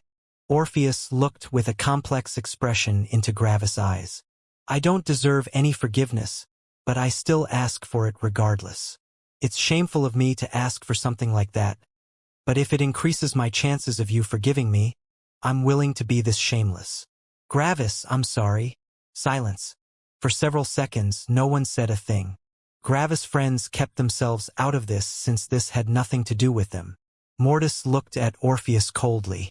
Orpheus had betrayed him, and it hurt Mortis deeply. Worthless. As soon as these words were spoken, it was like the entire atmosphere had changed. These words were spoken coldly and with hate. Mortis had completely cut off Orpheus from his life. This betrayal had hurt him deeply, and he had to repay Orpheus for that pain. One should never forget that, while Mortis' personality had changed a lot, he was still one with lightning. A betrayal from one of his family members was unforgivable to him. However, Orpheus was quite clever while apologizing. He had specifically lowered himself and had shown that keeping the emotional connection between him and Gravis was important to him. Severing this connection was enough for Mortis. If Orpheus hadn't put much value on their emotional connection, Mortis would have found a different way to repay Orpheus for this pain. One should never forget that Mortis was nice to his friends but absolutely ruthless to his enemies. If Orpheus didn't feel sufficient pain by severing their emotional bond, Mortis would have grown more powerful until he would kill Orpheus. Mortis was very similar to Gravis but very different in some regards. However, Orpheus wasn't stupid. He knew everything about Gravis, and Mortis lives in the higher world, and he had planned accordingly. He knew that he had to get emotionally invested in Mortis. Orpheus knew that he had to feel sufficient pain. Otherwise, he would die. Could Orpheus kill Mortis? Yes, he was more than powerful enough. However, that would bring problems upon problems. Gravis would forget the law of sentience when Mortis died. Heaven wanted Gravis to become powerful. The opposer wanted Gravis to become powerful. Essentially, it was impossible for Orpheus to kill Mortis, and even if he managed it, this would make Gravis hate him. Orpheus knew that if he offended Mortis, he would die. However, this didn't mean that it hurt any less. Orpheus had seen Mortis like another brother, just like Gravis. In essence, Mortis was a younger version of Gravis. Orpheus grimaced as he heard Mortis' cold words. The opposer didn't say anything. This was between the three of them, and it was their decision to make. Gravis also didn't say anything. Mortis was his own being, and Gravis would let him make his decisions. As long as Mortis didn't try to kill Orpheus, everything would be fine. However, Gravis also noticed how deliberate Orpheus had apologized. In essence, this took away quite a bit from the purity and honesty of the apology. After all, Orpheus went in with a plan that increased the chances of success. Depending on the viewpoint, one could even argue that this counted as a form of emotional manipulation. Orpheus looked at Mortis with pain. "I'm sorry, Emodesh." "Shut up," Mortis snapped with hate. "Don't play this stupid game with me. You know exactly why you haven't drawn my killing intent. You planned for everything. And I see that you are just as shrewd and scheming as all these hypocritical sect masters I met. Don't talk to me ever again. From this day forth, you are nothing more than a random person with a personality I despise." Orpheus took another shaky breath. He had expected this, but it was still difficult for him. Orpheus wanted to apologize more to Mortis to regain their emotional bond, but he knew that it was too late. Mortis was not a forgiving person. This was also the reason why Orpheus had been so afraid of telling Gravis the truth in the past. When Gravis had returned from the lower world, he had just gone over an emotional hurdle, which made him emotionally fragile. On top of that, Gravis had also been influenced by the temperament of lightning. If Orpheus had told the truth back then, Gravis would have reacted very similarly to how Mortis had acted just now. Gravis probably wouldn't have wanted to kill him, but Gravis would have hated Orpheus. Orpheus looked away from Mortis with regret and concentrated on Gravis. Gravis hadn't said anything yet. Gravis was rubbing the bridge of his nose in stress. Gravis would have had no issues in forgiving Orpheus if he hadn't apologized in such a planned and deliberate manner. This took away a lot of the sincerity. It felt less like an emotional apology and more like a scheme. Gravis hated schemes. "You planned this very thoroughly," Gravis commented after a while of silence. "Yes, because I don't want to lose you," Orpheus said. "It's like you don't want to come clean but want to keep our emotional bond alive," Gravis said. "I know, and I'm sorry for that. This is too important to me, and I can't give up on our connection. Our connection is more important to me than coming clean," Orpheus said. Gravis sighed with frustration.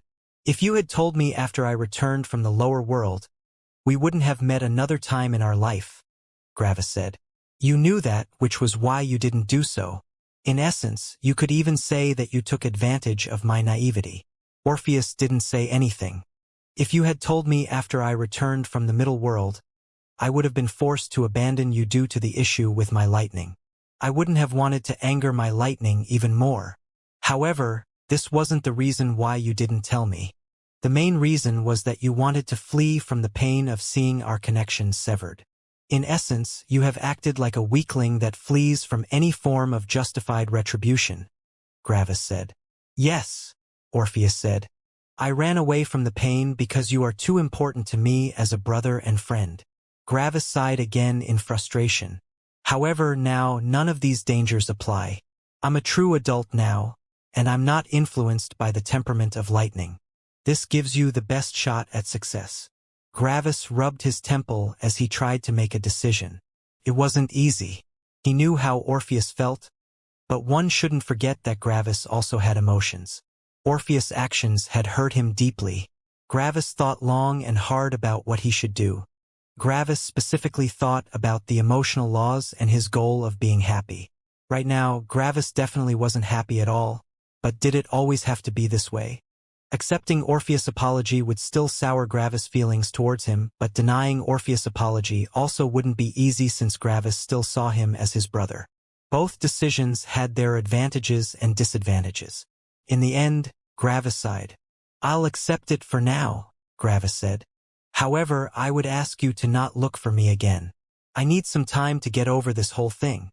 When I'm ready to talk things over, I will contact you," Gravis said. Orpheus' body shook slightly, and a sad smile appeared on his face. "I know that it isn't easy, and thank you, Gravis. You don't know how much this means to me," Orpheus said. In a way, Orpheus was looking at Gravis more like he was his son instead of his brother.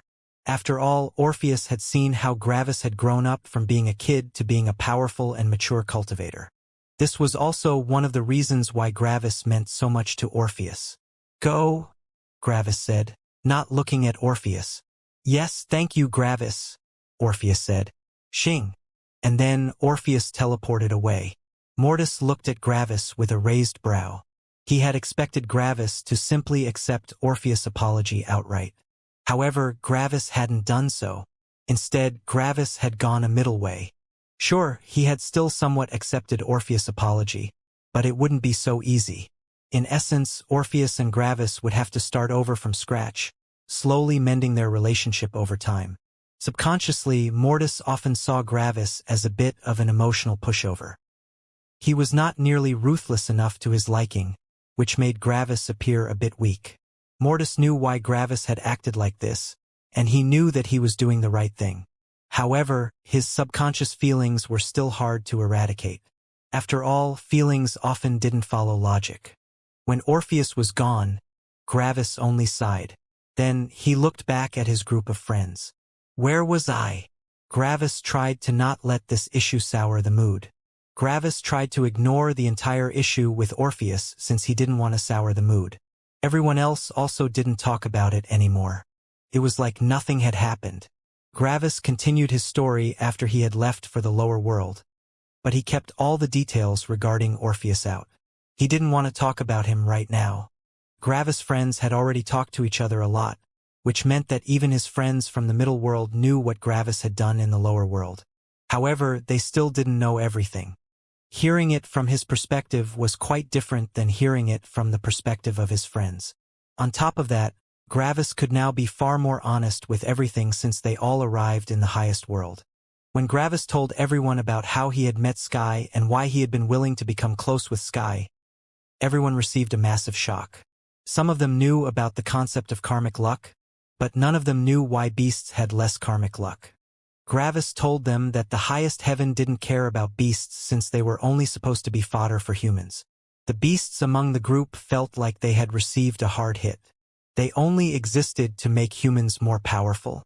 Their destiny was to die to humans?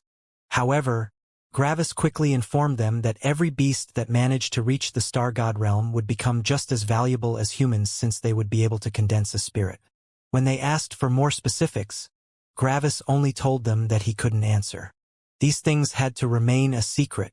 Ark also confirmed that they couldn't know. Gravis could tell them, but they would immediately die. In front of such opposition, Gravis' friends could only give up. It seemed like they would never be able to learn these secrets.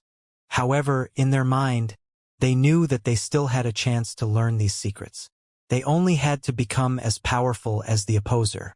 As long as they grew more powerful, they would eventually learn of these things. Sadly, none of them knew that this was an empty dream. They would receive the brand, making it impossible for them to ever reach the opposer's level. Additionally, even if everyone had an insane amount of karmic luck, becoming a heavens magnate was already far too difficult. How many heavens magnates were there in this world? Not that many. There may not even be 10. Gravis wanted to believe that all his friends could become heavens magnates, but it was an empty dream. Gravis doubted that every single person in this room had the ability to become a heavens magnate. A lot of Gravis' friends already had issues in comprehending level 6 laws. After all, nearly all of them only know a single one after having lived for over 200,000 years. This already constituted the longevity of a peak immortal emperor. They had all managed to comprehend the relevant laws to reach the next realm before their longevity ran out, but comprehending the level 6 laws was already cutting it close. Most of them would need to go through at least one tribulation to comprehend a level 7 law. Sure, they would probably be able to survive one tribulation, but what about level 8 laws? Level 8 laws were so ridiculously complex that hard work wouldn't be enough anymore to comprehend them. One also needed talent. Even if they managed to comprehend level 9 laws, they would need to condense the law of the true world to become heavens magnates. This meant comprehending the law of control, suppression, and freedom. These 3 laws were already insanely difficult to comprehend. Gravis' friends were already very powerful, which made it very unlikely for them to receive so much suppression that they would be able to comprehend the law of suppression. Without the law of suppression, comprehending the law of freedom was nearly impossible. In fact, Gravis only saw a slight glimmer of hope in 6 of his close ones. Sky already knew the law of freedom and suppression. Stella also knew the law of freedom and suppression.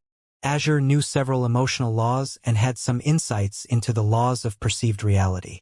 Manuel knew 4 of the 5 laws of perceived reality, and he also knew several emotional laws. Gravis didn't know what laws Eris knew, but he probably also had a good shot. Everyone else? The chances were very slim. Not even a ton of karmic luck could help them. Ferris' mind was too simple to comprehend such abstract and complex laws.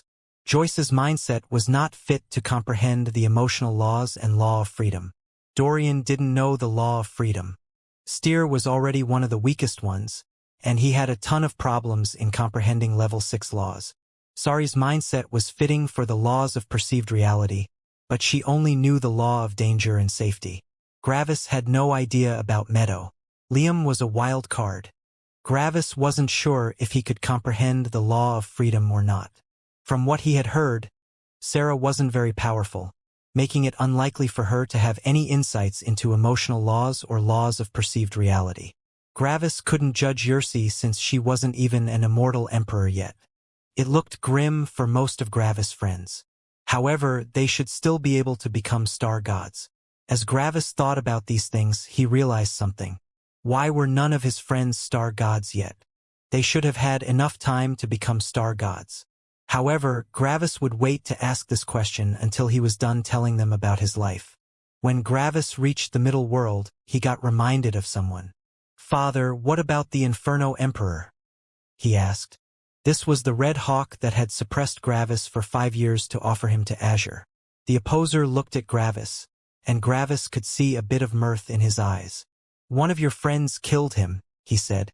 Gravis' eyes widened, and he looked at his friends. Surprisingly, none of his friends spoke up. They all looked at each other, but everyone was just looking at each other with questioning gazes. When Gravis noticed that, he raised an eyebrow.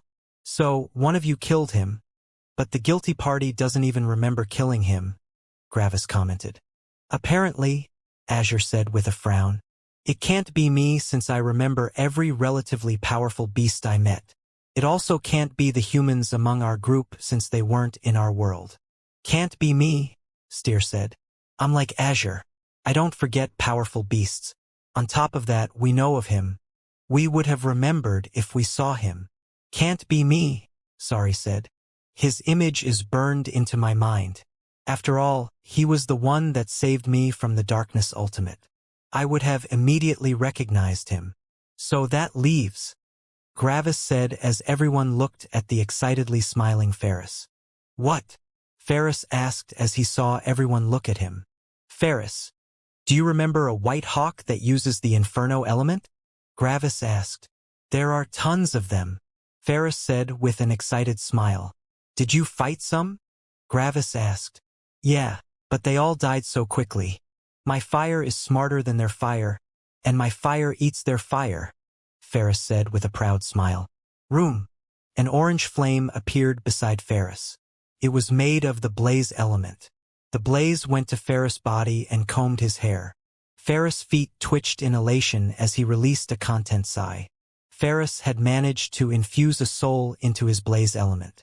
When Gravis saw that, he realized that this was actually very similar to himself.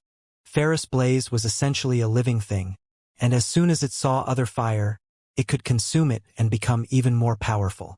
One had to remember that beasts didn't have spirits. This meant that their elements didn't have any will on them anymore as soon as they no longer had physical contact with the beast. Something like this wouldn't work against a human opponent, but against a beast, Ferris' soul blaze would have the ability to absorb every kind of fire as long as it wasn't too powerful. "So, you killed a couple of hawks that used the fire element?" Gravis asked. Ferris nodded thrice. "Did any of them spark any interest in you?" Gravis asked. "Nope," Ferris answered. Gravis blinked a couple of times. Then he looked at his father. "Was it Ferris?" he asked. "It was Ferris," the opposer answered with an amused smile. "It wasn't even a fight." Gravis had to laugh quite a bit. He still remembered the last time he and the Inferno Emperor had met. Back then, the Inferno Emperor said that he would wait for Gravis. Yet, who would have thought that he would die to Ferris, and he wouldn't even be remembered by him? Gravis hadn't particularly cared about the Inferno Emperor anymore. After all, so much time had passed for him. Time made enmities and friendships weaker, and Gravis hadn't really thought of the Inferno Emperor for a long time. And now, he didn't need to think about him anymore. After all, Ferris just killed him like a chicken. Everyone had a good laugh as they heard how the powerful king that had suppressed Gravis had died to someone like Ferris. Gravis continued his story, and when he came to his fight with the Middle Heaven, everyone had to take a deep breath. None of them had heard of Gravis' fight with the Middle Heaven. When they heard of the Middle Heaven's power, they realized how incredibly powerful a heaven was. When Gravis had fought the lower heaven, it hadn't appeared that incredible. But everything changed as soon as Gravis described the Middle Heaven's power. The Middle Heaven's battle strength was insane. Most of them had only reached that level of battle strength when they were already immortal kings, which couldn't possibly be compared to the Middle Heaven. In fact, since the Middle Heaven even knew the law of divine lightning, everyone would only have reached its battle strength as soon as they comprehended their own level 6 law, which was in the late Immortal Emperor realm. Having the battle strength of a powerful Immortal Emperor at the early minor circulation Immortal realm was unfathomable. It was insane. Everyone involuntarily looked at Ark. And this was the most powerful higher heaven out of them all? How powerful was this friendly-looking man? Ark only smiled back. "Hey, Gravis," Ferris said with a burning interest. "Who's more powerful, you or Ark?" he asked. "Ift," Gravis snorted. "I'm absolutely helpless in front of Ark. He could swat me away like a fly." Everyone took a deep breath out of shock. All of them had above-average battle strengths, which meant that none of them had ever learned the feeling of not being able to sense someone's power when they were in their own realm. If an average cultivator met a legendary genius of Ark's world, they wouldn't be able to feel the legendary genius power. Since a legendary genius could jump 3 levels in Ark's world, it meant that genius could jump 4 levels in a normal world. In short, to make someone unable to feel one's power, one had to be 4 levels of battle strength above the other person. They had only learned of this concept when they saw Gravis, since he was the first being that was definitely incredibly powerful but appeared weak in front of them. This could only mean that they couldn't feel Gravis' power. In terms of actual power, Ark was probably 2 or 3 levels above Gravis. If Gravis wanted to fight Ark on equal footing, Gravis would need to become a star god first. Then, while Gravis was in the first level of the star god realm, he could fight Ark on equal footing while he was a peak immortal emperor. Ark could jump levels against Gravis. Ark was just that powerful. "Give it time," Ark said with a smile. "The gap between us will close eventually." Gravis' friends weren't stupid. They knew what being unable to feel Gravis' power meant. Yet, a being so much more powerful than them was absolutely helpless in front of Ark. It was insane. It made no sense. They just couldn't comprehend how powerful Ark was. After talking a bit more, Gravis continued his story. When they heard of Gravis' issue with his lightning, they realized how tricky such a situation actually was. However, they all knew how Gravis solved that issue as they looked at Mortis. Mortis remained silent since he didn't have much to tell everyone. One could say that his story would be very similar to the opposer's story. When they heard how Gravis had managed to elevate his power more and more, they finally realized how powerful Gravis actually was. Gravis had managed to kill a peak immortal emperor as a late minor circulation immortal emperor. This was a jump of 6 levels. Gravis was probably 4 or 5 levels of battle strength above them. Gravis' friends, who had been prideful of their power, immediately felt their pride being shattered. It was impossible to compare themselves to him. The gap was simply too wide. When Gravis arrived at the gate of death, they all felt like something mystical was being unveiled before their eyes. Gravis explained to them how death wasn't actually the opposite of life but the opposite of energy. Sadly, without coming into contact with death, it was impossible to fully grasp its concept.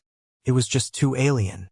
When they heard how Gravis had torn apart reality, their eyes widened in horror and astonishment. Something like that shouldn't be possible.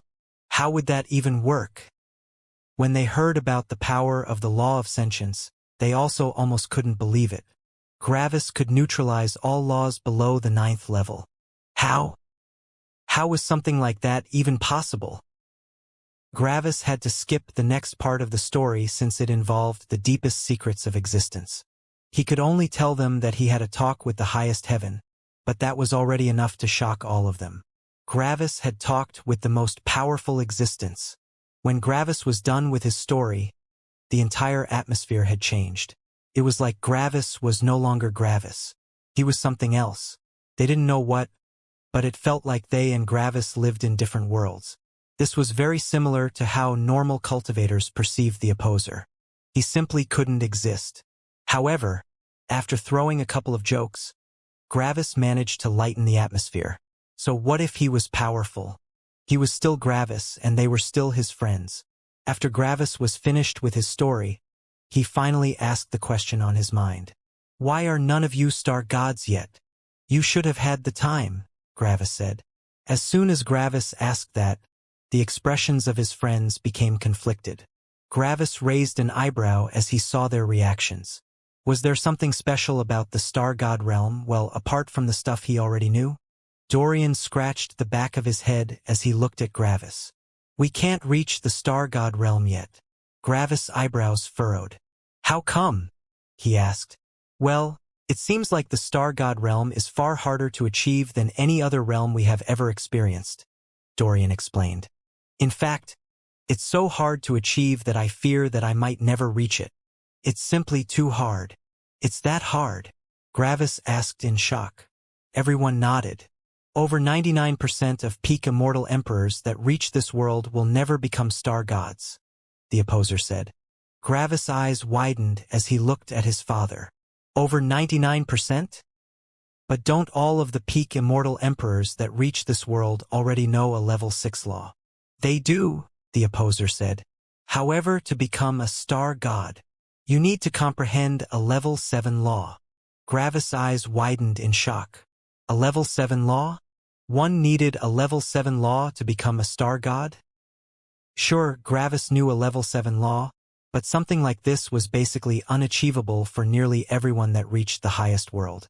After all, the first tribulation would pit them against a star god directly. How were they supposed to survive something like that? However, the more Gravis thought about this, the more he felt like he was missing something.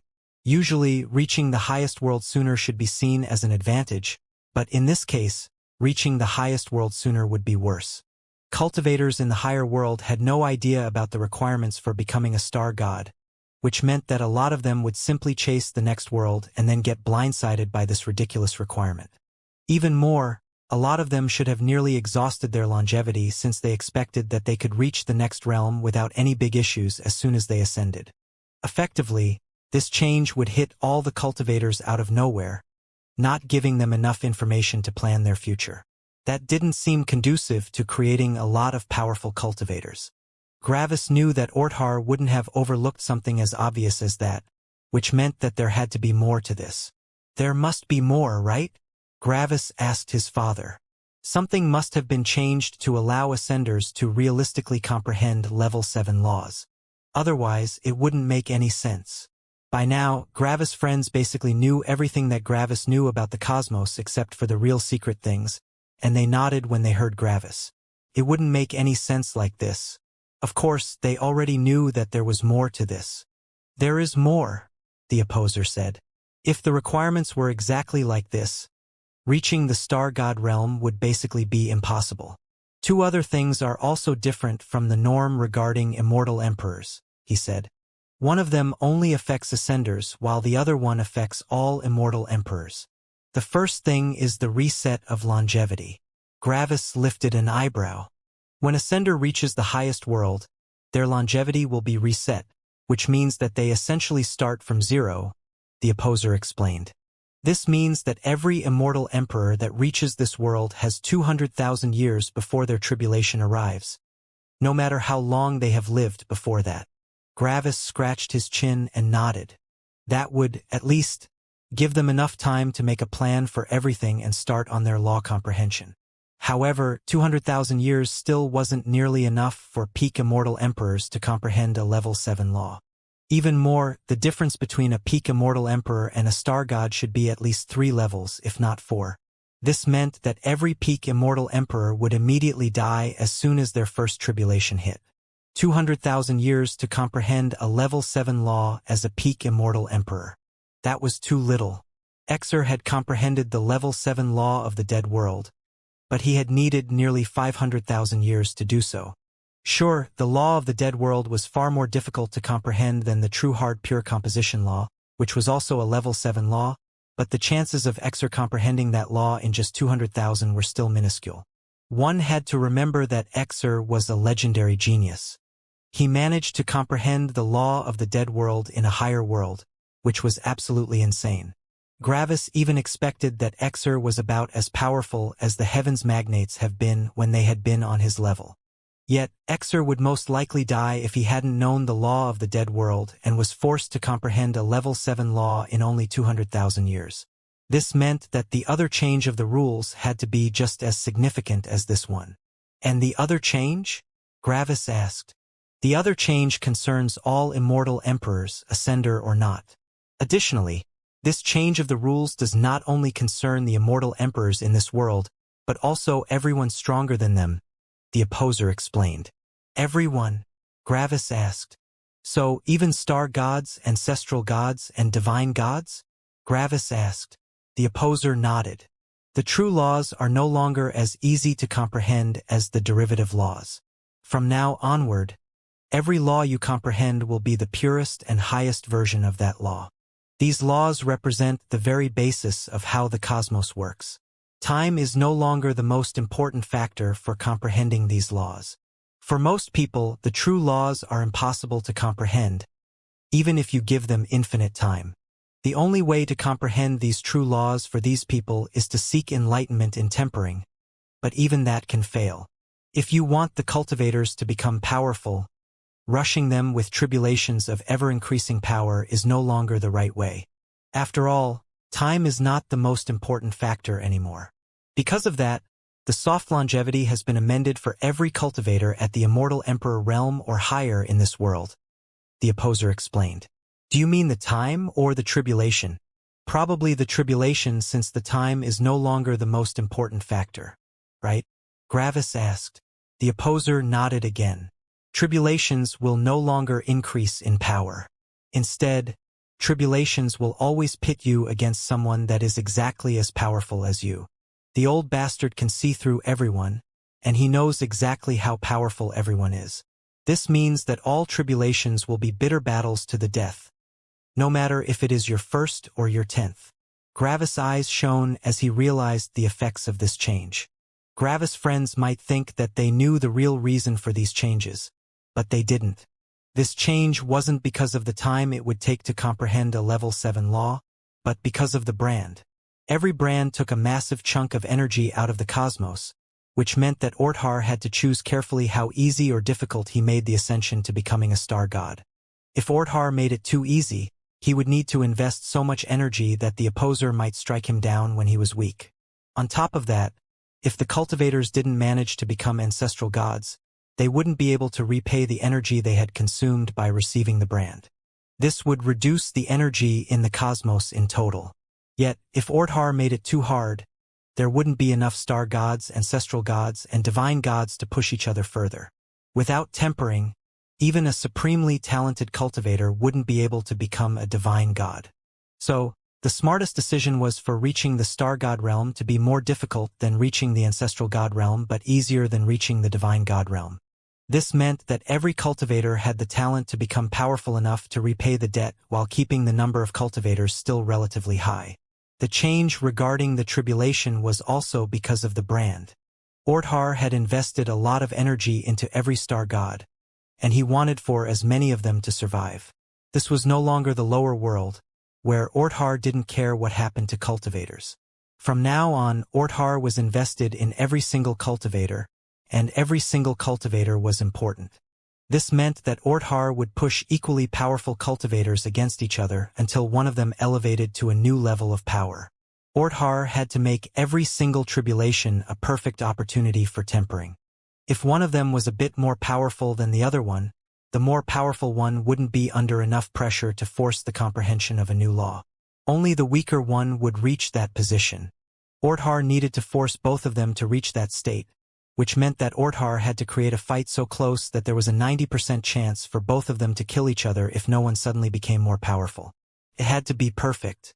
There were bound to be some accidents, like both opponents killing each other, but there was no way around that. This method would still be the most efficient way for cultivators to become more powerful. At first glance, one might think that this system could be abused. Simply comprehend a level 7 law and stay as an immortal emperor. However, Orthar knew the power of everyone perfectly. If there were no equal opponent left, only someone of a higher realm would do. And surviving that was basically impossible. In short, someone that tried to play the system would still die. They had no choice but to participate. Gravis had quickly realized all the effects and advantages the new system of longevity would bring and had to agree that he couldn't make a better one himself.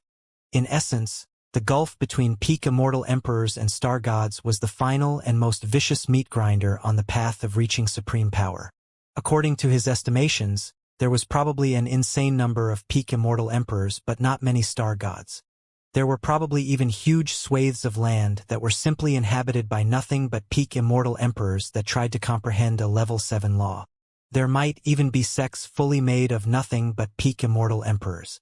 One had to realize that realm was not the only thing that determined one's power in the peak immortal emperor realm. Due to the power of laws, the gulfs in terms of battle strength were vast in the peak immortal emperor realm. New ascenders generally only knew a single level 6 law, but others in the peak immortal emperor realm would already have over 10 level 6 laws. This might as well count as 3 levels. Even more, every single person that managed to reach the peak immortal emperor realm was insanely talented. On top of that, their desire for power was incomparably strong.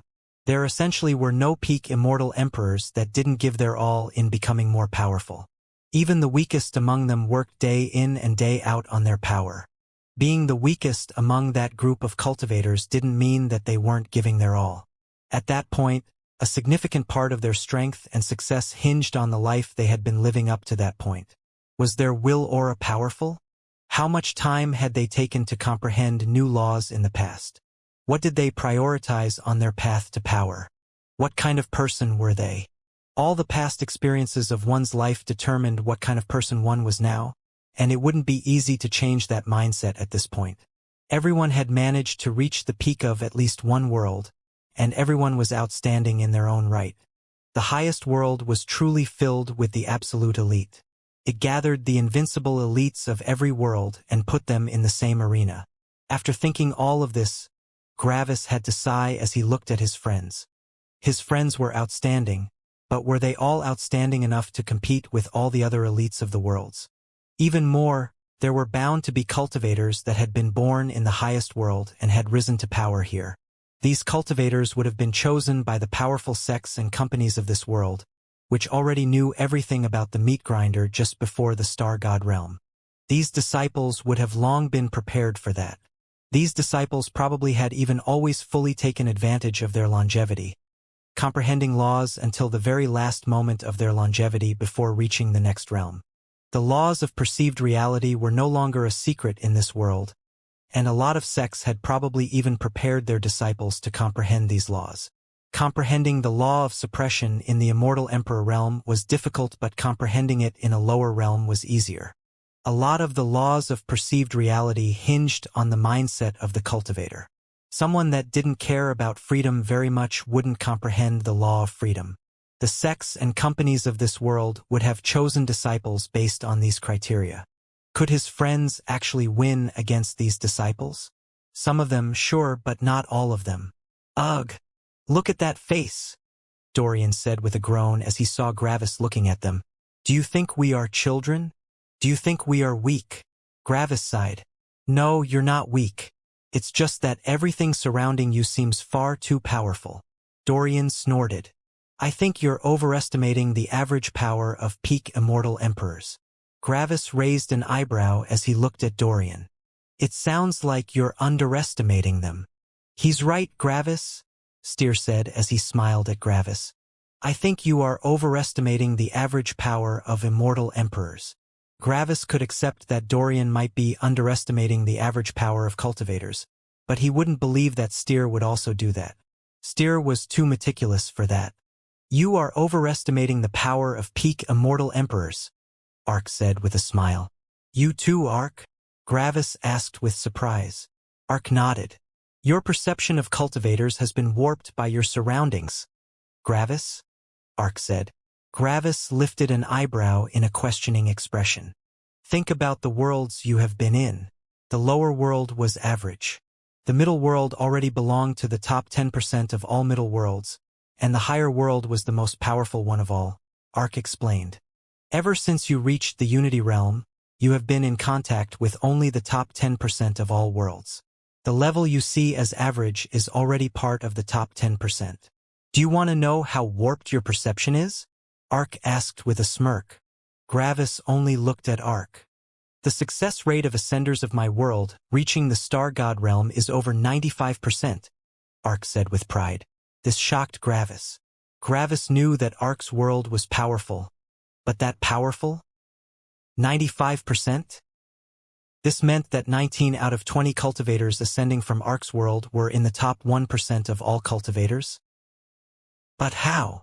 Gravis asked. There should be a lot of cultivators from the highest world, and they should be even more powerful. Ark laughed a bit.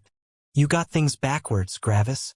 It's exactly because there are so many cultivators from the highest world that the success rate of my ascenders is so high. Gravis was confused for a second.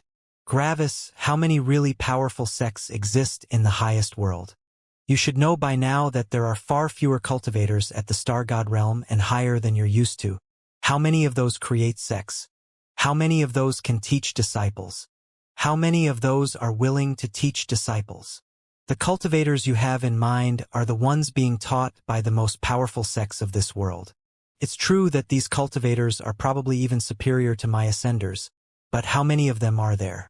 They are probably only a bit more than the ascenders coming from my world, and there are thousands upon thousands of higher worlds, all weaker than my world. These powerful cultivators you're thinking about are less than 1 in a million, Ark said with a smile. And what about all the other cultivators from the highest world? After all, the highest world is about as big as all the other worlds combined.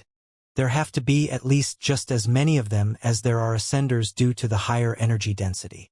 How powerful are those? Have they gone through several worlds where they had to continually dominate the entire world? Have they ever gone through the experience of being the most powerful being in a world? Have they ever had to violently struggle for the scarce resources in this energy-filled land? Ark's words made Gravis realize that he had truly overestimated the average cultivator. These people Ark was referring to wouldn't even be able to ascend from a weaker higher world. According to that, just being an ascender already meant that someone was part of the upper 50% of power. Gravis looked at the smiling faces of his friends again and released a sigh of relief. Maybe there truly was a chance. After all, none of his friends were simple. Gravis also remembered their tournament. His daughter, Sarah, was a black demon and an ascender. This meant that she was already above average for ascenders. Yet, she was the weakest amongst everyone. Thanks, Ark, Gravis said with relief. Ark didn't immediately answer. Instead, his smirk widened even more. I wasn't done, Ark said. Gravis looked at Ark with surprise. There was even more? Ark glanced at the opposer with a smirk, which surprised Gravis a bit. The opposer obviously wasn't the biggest fan of Ark, but Ark still dared to smirk at him. The opposer looked at Ark emotionlessly. Sure enough, he is just like Gravis in a sense, the opposer thought. He even rebels against the old bastard. It's only natural that he also rebels against me to some extent. The opposer looked to the side. Everyone present thought that the opposer simply didn't want to talk to Ark, but Gravis and Mortis saw through their father. Was this embarrassment? The opposer felt embarrassed? It's my fault anyway, the opposer thought. Ark looked back at Gravis with a smirk. Everything I told you would be true under normal circumstances and normal times. However, these are not normal circumstances and normal times, Gravis. What do you mean? Gravis asked. What do you think? How many star gods are there? Ark asked with a smirk. Gravis thought about this for a bit. Then, His eyes widened as realization struck him. Hadn't his father killed all the star gods? Then Gravis' eyes widened even further. How long had Gravis been gone? Somewhere around 28,000 years in highest world time, Gravis thought in shock.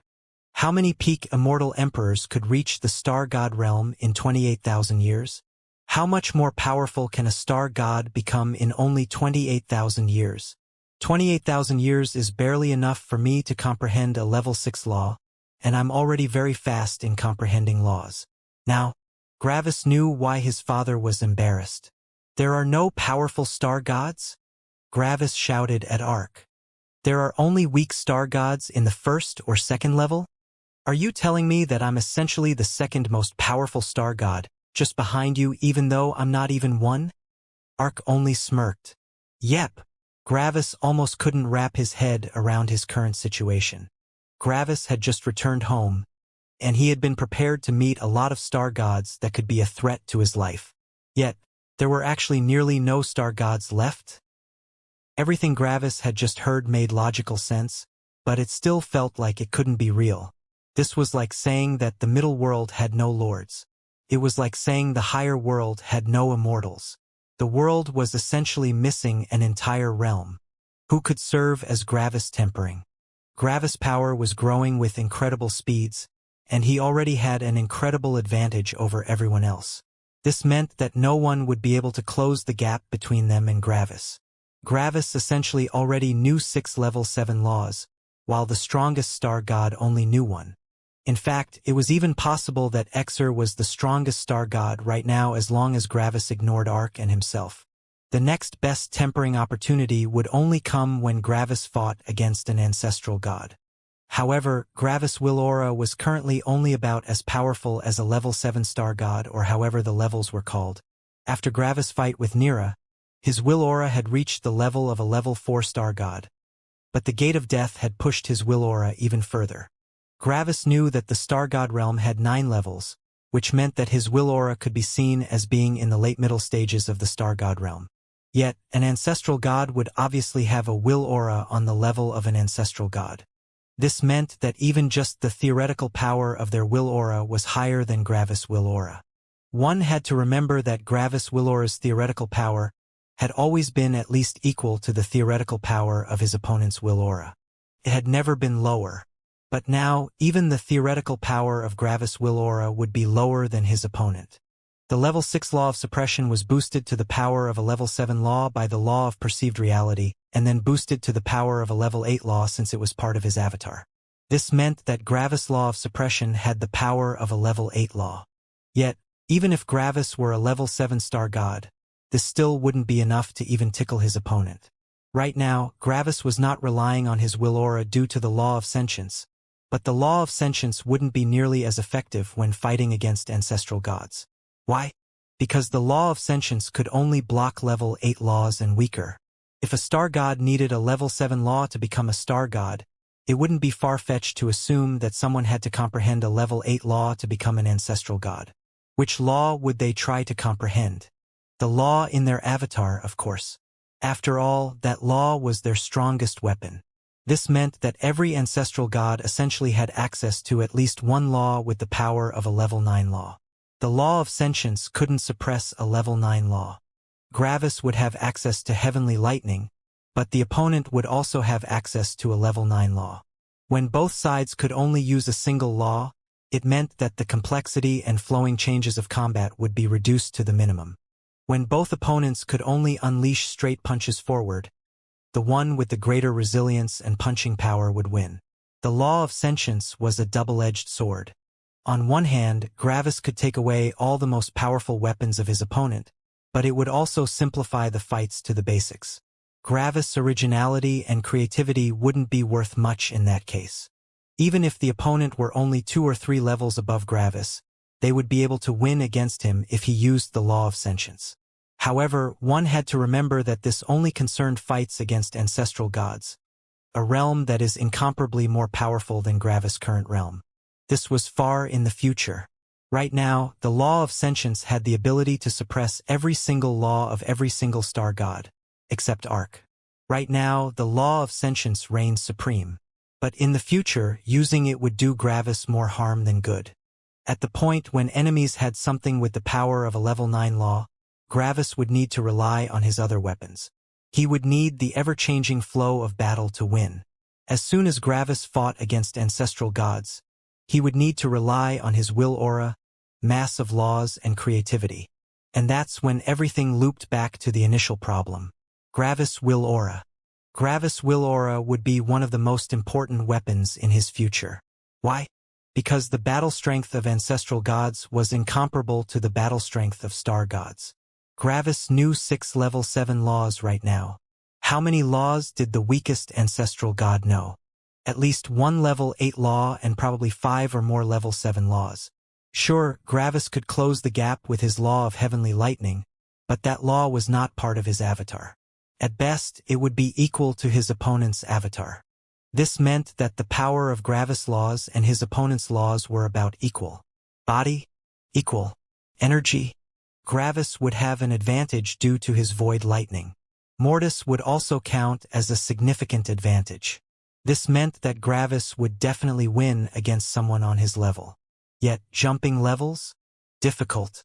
Gravis once either had the advantage of energy or the advantage of physical power over his opponent. Now, everyone had the same amount of energy and physical power. This had been one of Gravis' key advantages. The law of sentience would also become nearly useless in the ancestral god realm, taking away the very weapon that would help Gravis to jump 6 levels right now. Gravis considered all of these things in a moment as he thought about what impact his current situation would have on his immediate future, and he didn't like the result. If I had the law of heavenly lightning right now, and if I were to elevate to the level of an ancestral god too, I would be able to jump 2 levels. Gravis took a deep breath. It sounds depressing, but it's not like I won't comprehend more laws until then. My laws will still become more powerful, and if I know several level 8 laws, I can probably jump 3 levels realistically.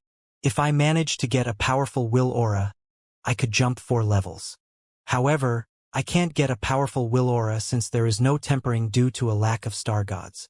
After Gravis' exclamation earlier, his face had gone through a ton of expressions as everyone watched him. What would he do? How would he deal with this issue?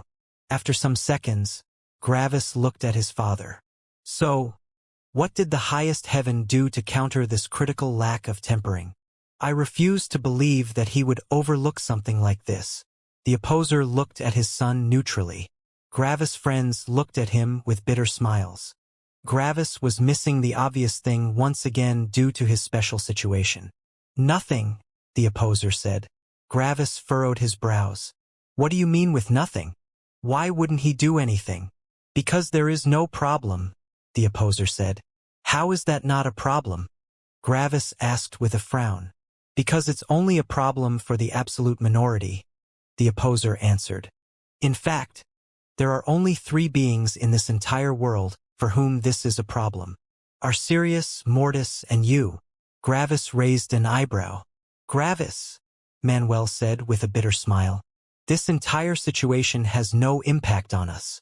Gravis looked at Manuel with a questioning gaze. I've already been here for quite a while, and I know a lot about this world, Manuel said. Only 1% of all peak immortal emperors become star gods, which sounds like not a lot, but that is actually not the case. As soon as I heard about how big this world is, I actually had to confirm that piece of information several times since I just couldn't believe it. Just a rough estimation of the number of peak immortal emperors is already a terrifying number.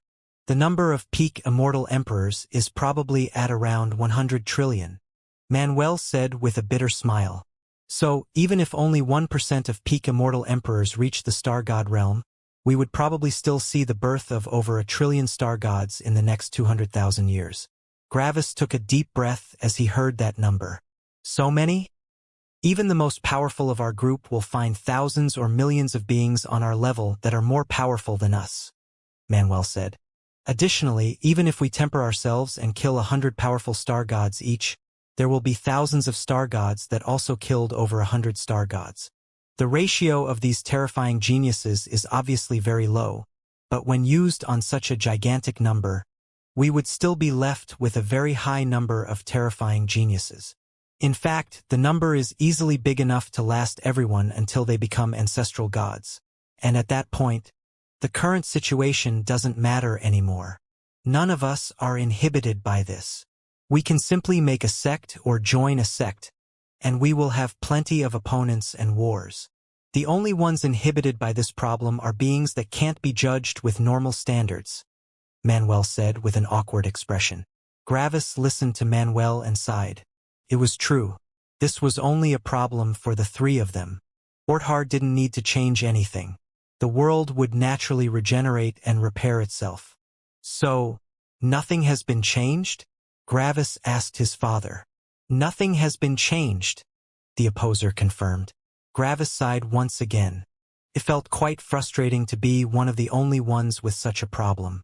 Everyone else could continue their life normally, but it was just him that didn't have that luxury. Gravis looked at Mortis and Arc. Mortis frowned. Arc only smiled. You don't seem troubled, Gravis commented as he saw Arc. You do know that you'll also be affected by this problem, right? Arc only chuckled lightly. Gravis, there are several ways out of our situation. This problem is a minor inconvenience at most. Gravis lifted an eyebrow. Enlighten me. For starters, we can just wait, Arc said. We can concentrate on comprehending laws for around 700,000 years. At that point, there should be plenty of star gods on all levels. We would have no issues in finding star gods with a fitting level for a fight. Gravis had thought of that, but he really didn't take that solution seriously. Sure, it would solve the problem, but Gravis wanted to make more progress with his will aura. On top of that, he wasn't sure if he could comprehend the new true laws without tempering. Sure, Gravis had comprehended a couple of level 7 laws, but all of them were special in some case, making them different from most laws.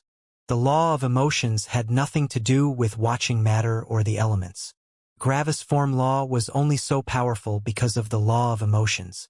The major law of death had no relation to energy. The law of perceived reality had to be comprehended in an entirely different way than from any other law. The law of sentience was just a fusion of the law of emotions and law of perceived reality. The law of primordial force was the only level 7 law that followed the standard comprehension method. Additionally, all of these laws, except for the major law of death, were derived from weaker laws. What about the true hard pure law? This wasn't derived from any weaker laws. What about the life laws? Same thing. Gravis would need to comprehend these level 7 laws all at once without being able to rely on any weaker laws. Gravis could comprehend the missing level 6 laws for the elements and the law of matter to create the level 7 law of the dead world. But that wouldn't solve the issue. Gravis guessed that he would need to go temper himself in 300,000 years again, at the latest. At least if he wanted to make any significant progress. Was he supposed to comprehend laws for 300,000 years and then just wait for 400,000 years? Sure, he could do that. After all, he was always happy to be with Stella and his family. But what about Mortis? And would Stella even have the time? Stella would need to continually cultivate to elevate her own power. She could spare a couple 10,000 years for Gravis, but not hundreds of thousands of years. Gravis didn't really like that solution. What else? Gravis asked. Secret realms, Arc said. I've had plenty of heaven's trials, and my creator should have even more. He can just retrofit them to give you some tempering. It's not difficult. Gravis' eyes shone. That was a great solution. If he ever needed to temper himself, he could simply enter one of those. That sounds great, Gravis said. Yet, Gravis thought of something that made him frown. But is it that easy? Gravis asked as he scratched his chin. All the secret realms have been under the control of peak sects in your world, and I doubt that it will be any different here. Probably, Arc said. Gravis thought about this some more, but he really didn't like the idea of joining a sect. If one joined a sect while being extremely powerful, one would have a home, resources, and all the freedom. However, these sects would be ruled by people far more powerful than Gravis, which meant that Gravis probably had to do a lot of jobs for the sect. Even more, Gravis would need to join several wars, which wasn't something he was interested in. Why? Because the power difference in a war could be insane. At one point, it could be that Gravis had to fight a force that he could decimate with a gaze. However, it could also be that the opposite happened. At that point, Gravis would be throwing his life away. Sure, Gravis had the talent to become some supreme, chosen core disciple or whatever, but Ascension was no longer the goal. These chosen core disciples would probably be selectively trained and pushed until they became star gods, at which point they would start to repay the sect by taking on essential responsibilities. Yet Gravis was already a star god. Gravis was not powerful enough to act as a last trump card to protect the sect from annihilation, but he also wasn't so weak that it would be more effective to increase his power than to use him as labor. Gravis really didn't want to join a sect. However, Gravis quickly remembered that he was no longer in a normal world. He was in the highest world. This world was very different from any other world. Just the way how businesses operated was very different from other worlds. On top of that, this world had a lot of companies. Companies could be seen as a form of sex, but they were very different in one specific thing: loyalty. One could join a company, do their job, and leave whenever they wanted. It was simply an exchange of service for payment. Was there a company that had access to these secret realms? Gravis looked at his father with a gleam in his eyes. Is there a company that I can work for to gain access to secret realms? Gravis asked. The opposer had seen that question coming from a mile away, but he still didn't want to answer it. Sadly, he had to. After all, his son's current problem was essentially his fault. Yes. There is one that is perfect for you. Gravis smirked when he heard that. Knew it. Which one? Gravis asked. The opposer took a deep breath of annoyance. It's called the Heaven Company, he said, trying to sound emotionless. At the side, Gravis' mother snorted in disgust. Gravis blinked a couple of times. The Heaven Company? Yes, the Heaven Company, the opposer repeated. The Heaven Company accepts outstanding and very powerful cultivators, starting at the Immortal Emperor realm. They are a non-profit organization that overlooks fights between powerful cultivators in areas with weaker lifeforms. They send their agents to these locations to protect the surroundings. They also keep others from interfering if someone undergoes tempering. As you might have already guessed, the Heaven Company is essentially the same thing as the Heaven sect in the lower world you have been to. The only difference is that there are no Heavenborn, that they are not overbearing, and that they essentially accept everyone with sufficient power. Also, they are more modern and more flexible with their policies. They own around 30% of all secret realms in the world. The Heaven Company, huh? Gravis repeated. The opposer just looked at his son. It just sounds like another Heaven sect to me, Gravis said. In a sense, they are another Heaven sect, the opposer said. However, the biggest difference is that the Heaven Company doesn't kill or suppress people unless they get attacked first. They also don't accept any payment from anyone. Their entire job consists of protecting the surroundings when powerful cultivators fight. You have already experienced what destruction a fight brings, and the destruction will only get worse the more powerful the combatants become. Immortal emperors already destroy tens of thousands of kilometers around them, and it will only grow more intense in the star god and ancestral god realm. Cultivators are allowed to fight wherever they wish, but if they decide to fight in a crowded area, a judge will overlook the fight and protect the surroundings. And how would a judge get there in time? Gravis asked. Fights often break out at a moment's notice. The Heaven Company has access to an exclusive teleportation network that allows them to reach every part of the highest world instantaneously. The old bastard actively changed the laws of the cosmos for the Heaven Company, giving them the sole ability to do something like that. All right, Gravis said. How are they getting the information about all these fights? After all, I doubt that they have the ability to watch the entire world. It's a special formation array, the opposer explained. The old bastard uses a specific law to connect with the formation array. As soon as he notices that a fight is about to break out, the formation array directly sends the relevant information to the Heaven Company. This means that every fight that is being fought in this cosmos will be picked up by the formation array and documented. Gravis scratched his chin as he hummed.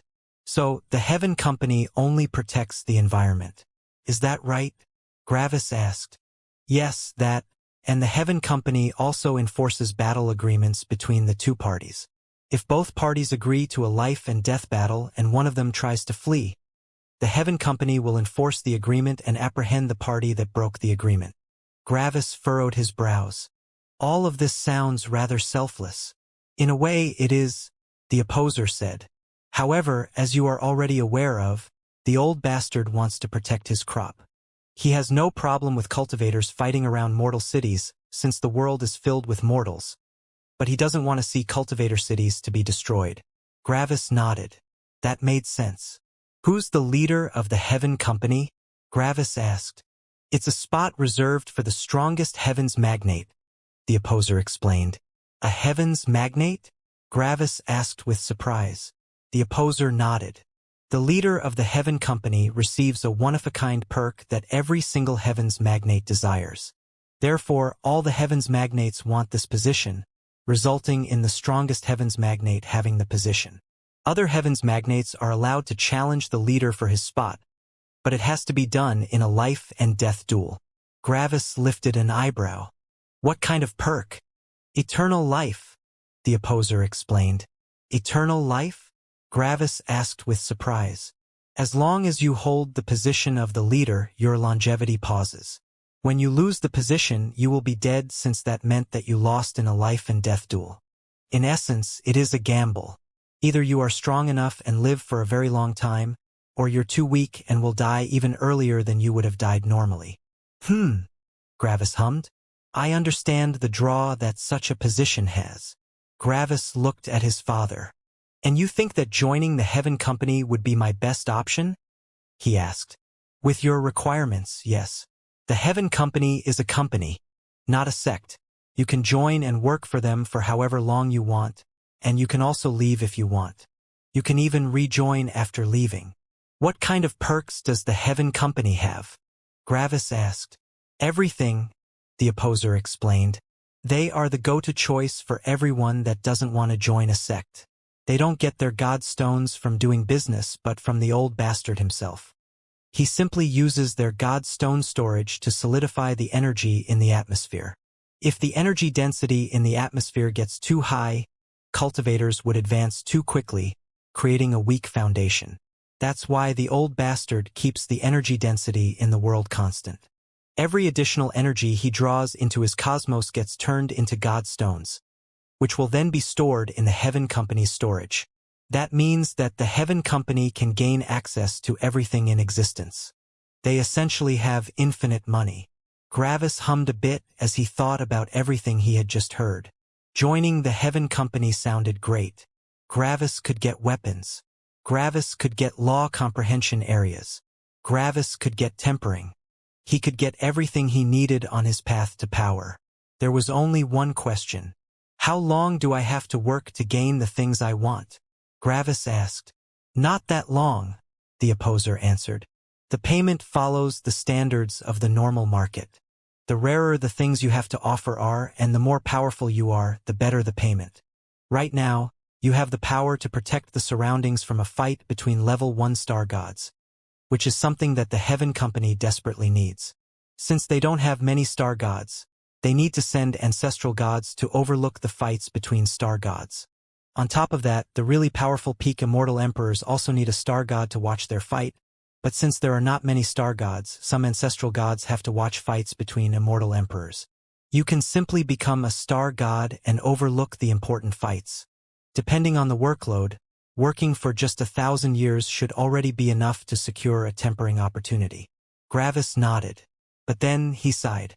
Seems like I will join one of Heaven's organizations once again, Gravis lamented. Well, at least this time it will be above board. I don't have to hide my origins. After hearing more about the Heaven Company, Gravis noticed that it was truly different from the Heaven sect in the lower world. The Heaven sect suppressed geniuses and executed people that went against their rules. In comparison, the Heaven Company only acted as a neutral party that protected the world from any fights. Funnily enough, the Heaven Company was probably the most popular and well-liked organization in this entire world.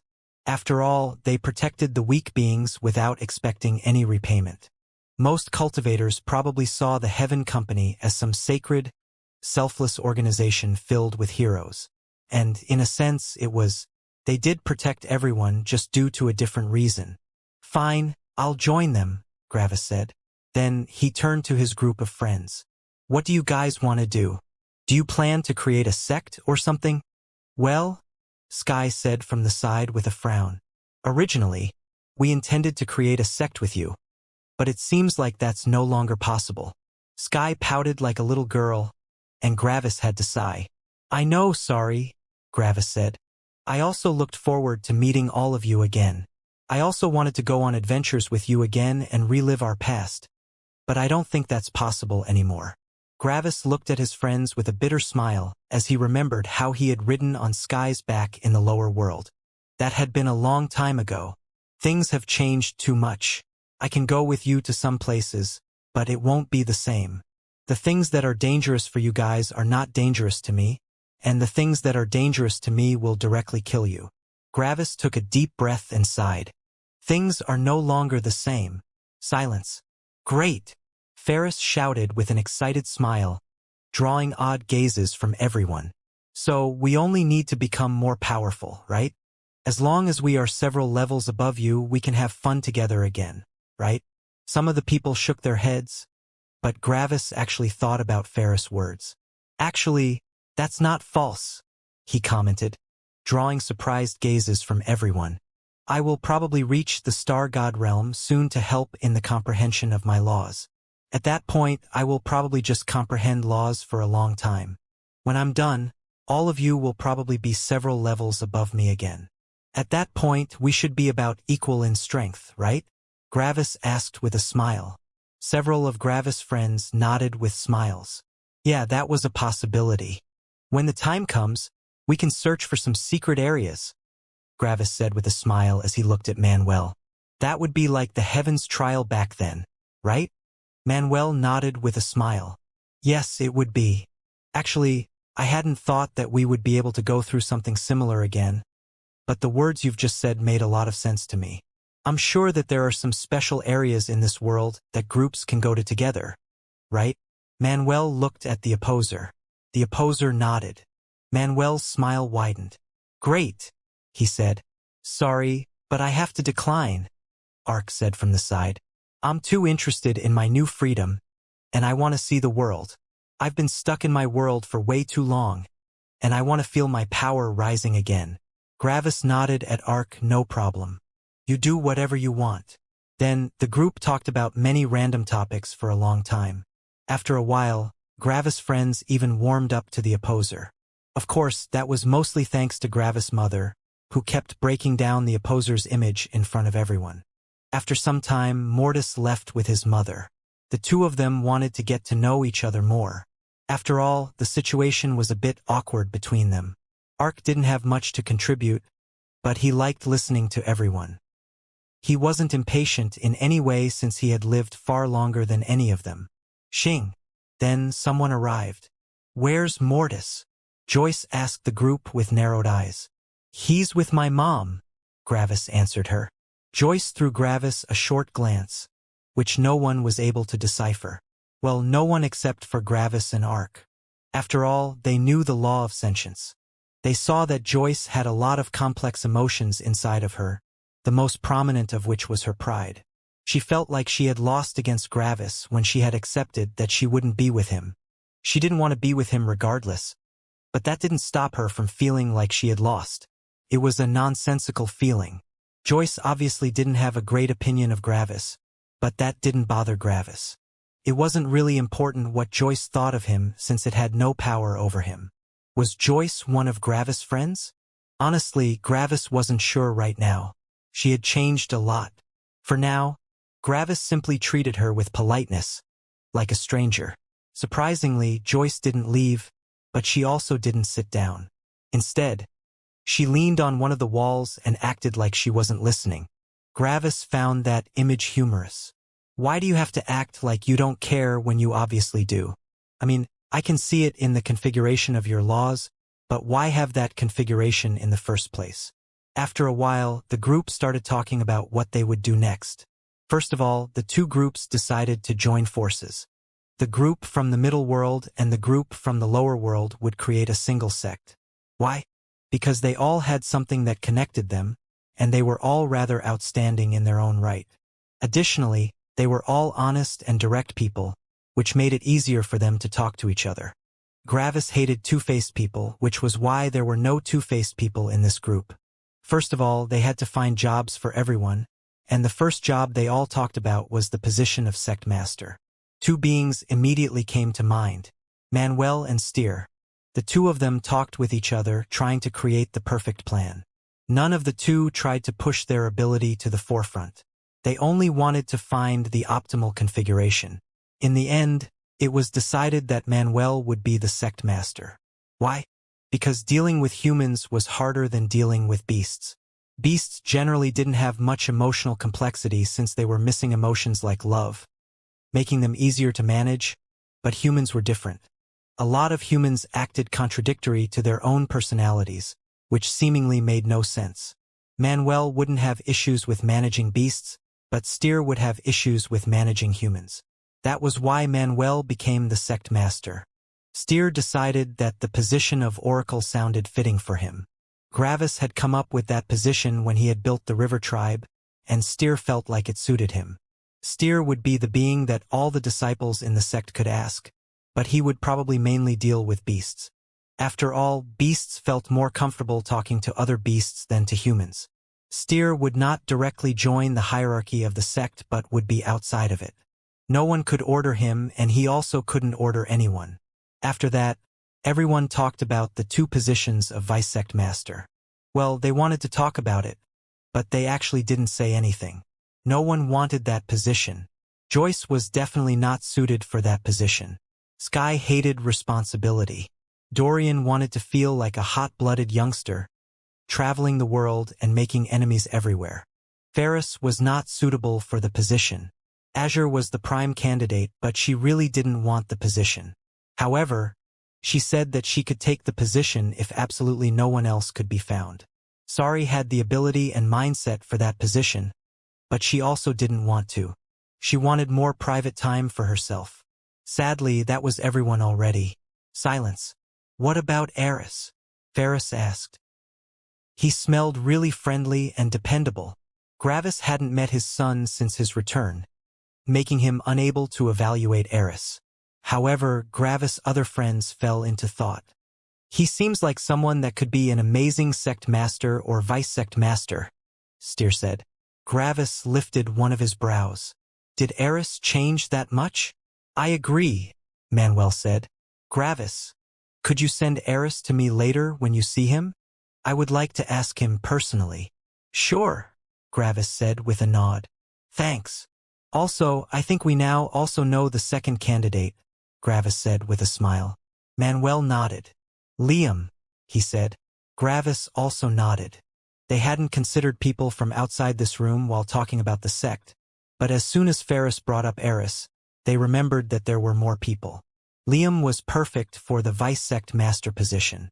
Liam didn't have the kind of charisma and power a sect master needed, but he could get along with basically anyone and was able to command a lot of authority.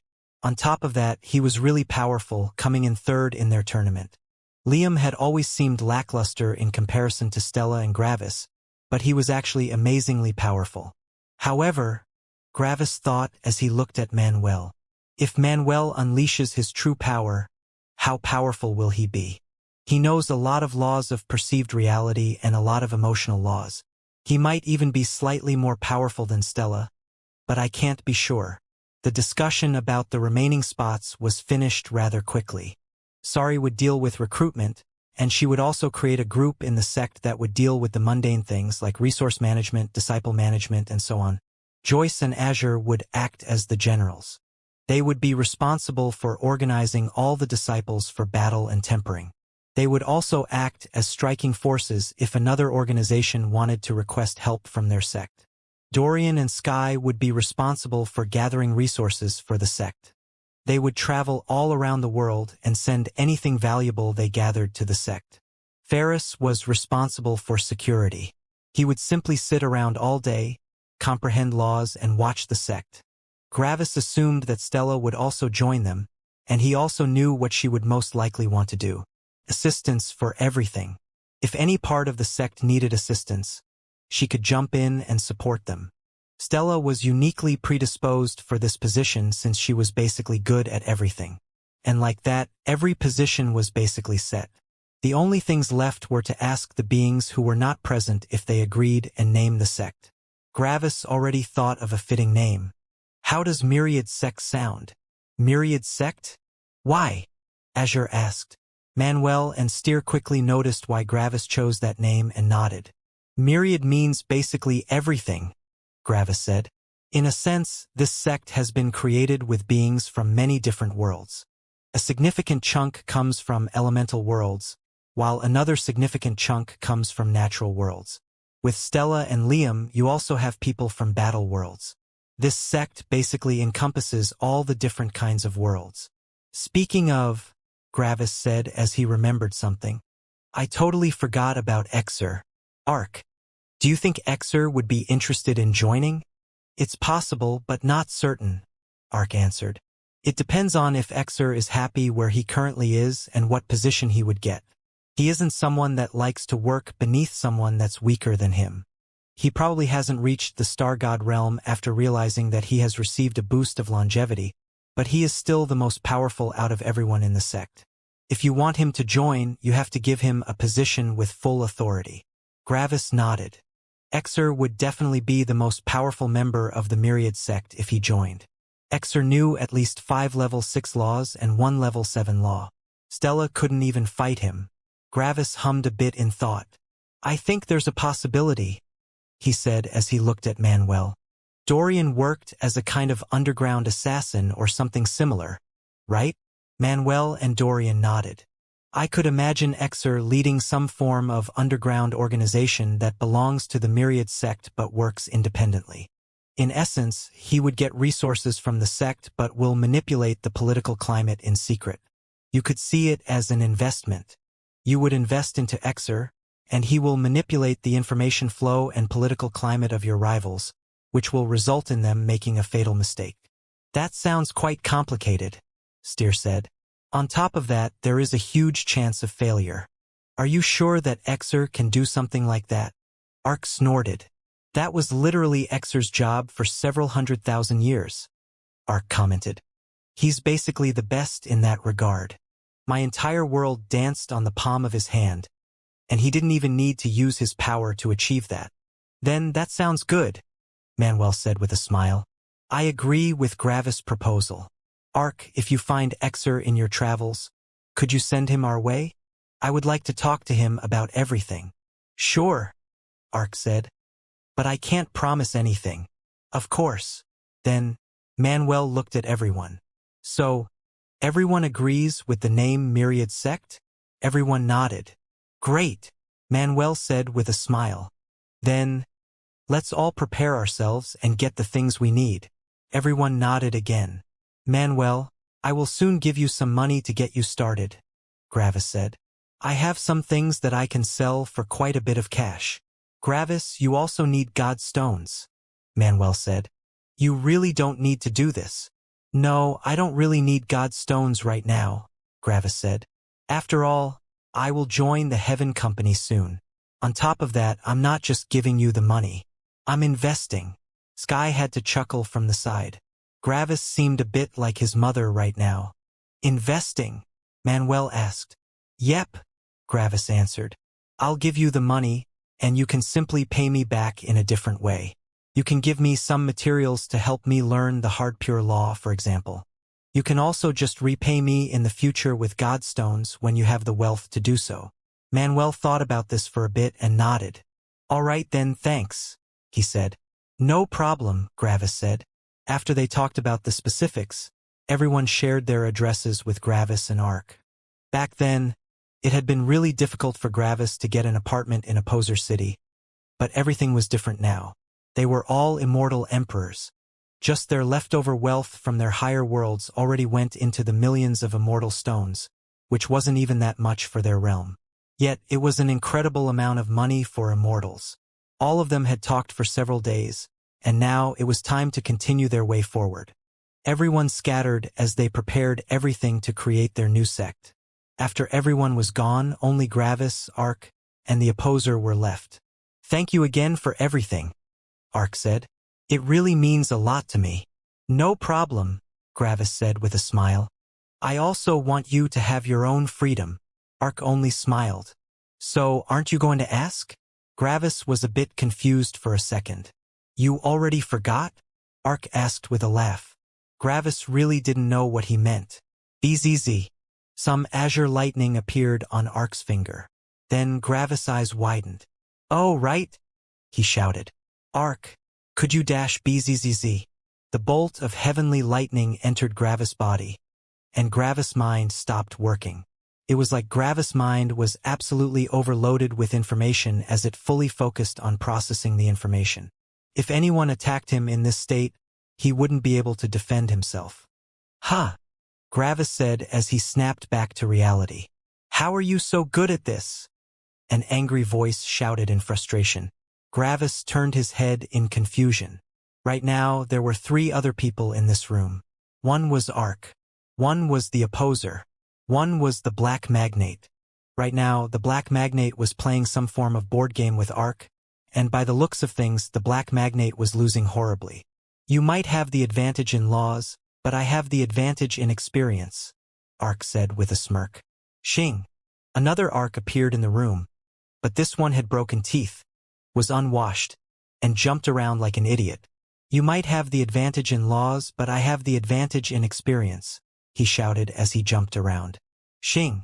Then the second Ark was gone. Xing.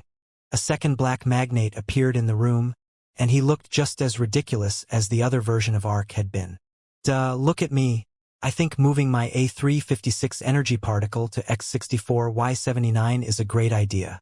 Oh man, I bet my opponent can't follow my plan," he said like an arrogant idiot. Bang! The second Black Magnate was annihilated by the real Black Magnate. "Another one!"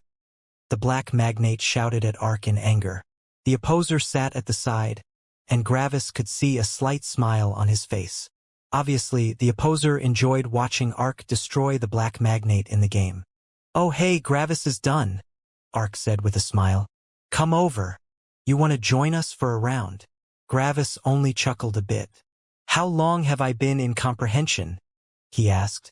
"About 6 months," the Black Magnate answered. "Comprehending a level 9 law takes a long time, even if the information literally gets shoved into your head." Gravis nodded as he walked over. Then, he looked at the Black Magnate who also looked back at him. "So, how have you been?" he asked. "Shitty." Gravis had to laugh at the Black Magnate's comment. "That bad?" he asked. "Yes, that bad," he answered with annoyance. "I always win against your father in this game. But this guy, who isn't even a star god, beats me every time." Gravis chuckled a bit. "I mean, you have watched my journey, right? You know how Ark is." "No, I don't," he answered. "Us Heavens Magnates can't sense heavens for some reason. Whenever you interacted with him, it was like you were talking to air." Gravis was a bit surprised by that, but realized that it made a lot of sense. Ark had talked about some dangerous topics, and Orthar probably didn't want to kill one of his strongest energy magnets due to him finding out too much.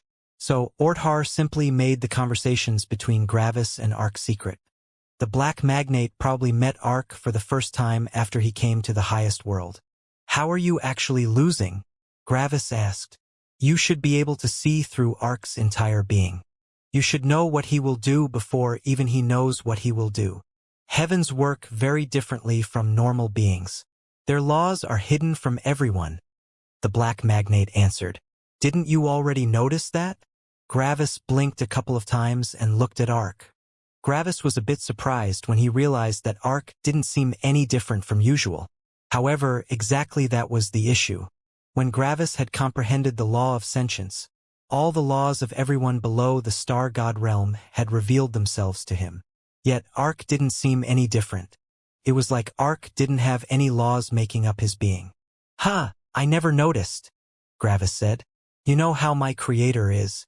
The fewer people know about him, the better," Ark said with a smile. Gravis nodded.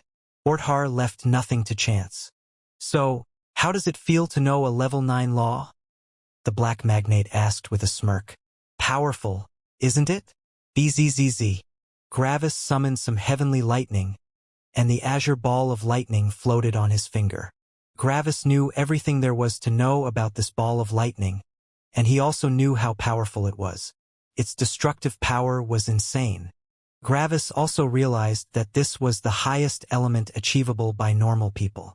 Even the heavens magnates used elements on this level. This law should even be enough for Gravis to become a divine god, which felt insane to him. It was the one true law of lightning. Gravis hadn't even comprehended a second element among the level 6 laws, but he had already comprehended a level 9 elemental law. Felt unreal to him. Just a tiny bit of this lightning could destroy a vast area of land. The speed was also insanely fast. As long as Gravis combined the law of heavenly lightning with the major law of death, he had the power to injure beasts 6 levels above himself, which had seemed impossible in the past. Divine lightning would have only allowed Gravis to injure beasts 5 levels above himself, and only if they let the divine lightning strike them directly.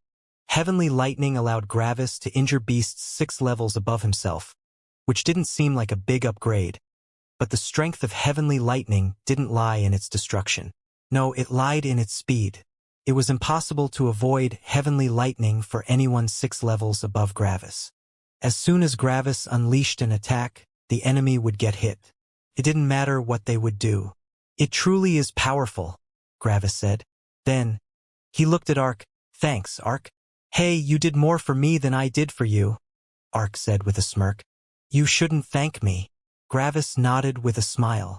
What will you do now? Well, I waited for you to recover to give you this, Ark said as he threw something over. Gravis caught it. It was a ring. This is a communication ring I created myself. I will soon travel the world and look at everything. I will probably remain a peak immortal emperor for a while longer but will become a star god when my longevity is about to run out.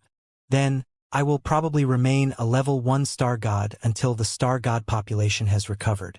At that point, there's plenty for me to fight. As long as we are both in the immortal emperor realm, this ring should allow us to communicate, regardless of the distance. However, when one of us two reaches the star god realm, the ring won't be able to sense the presence of the other person anymore.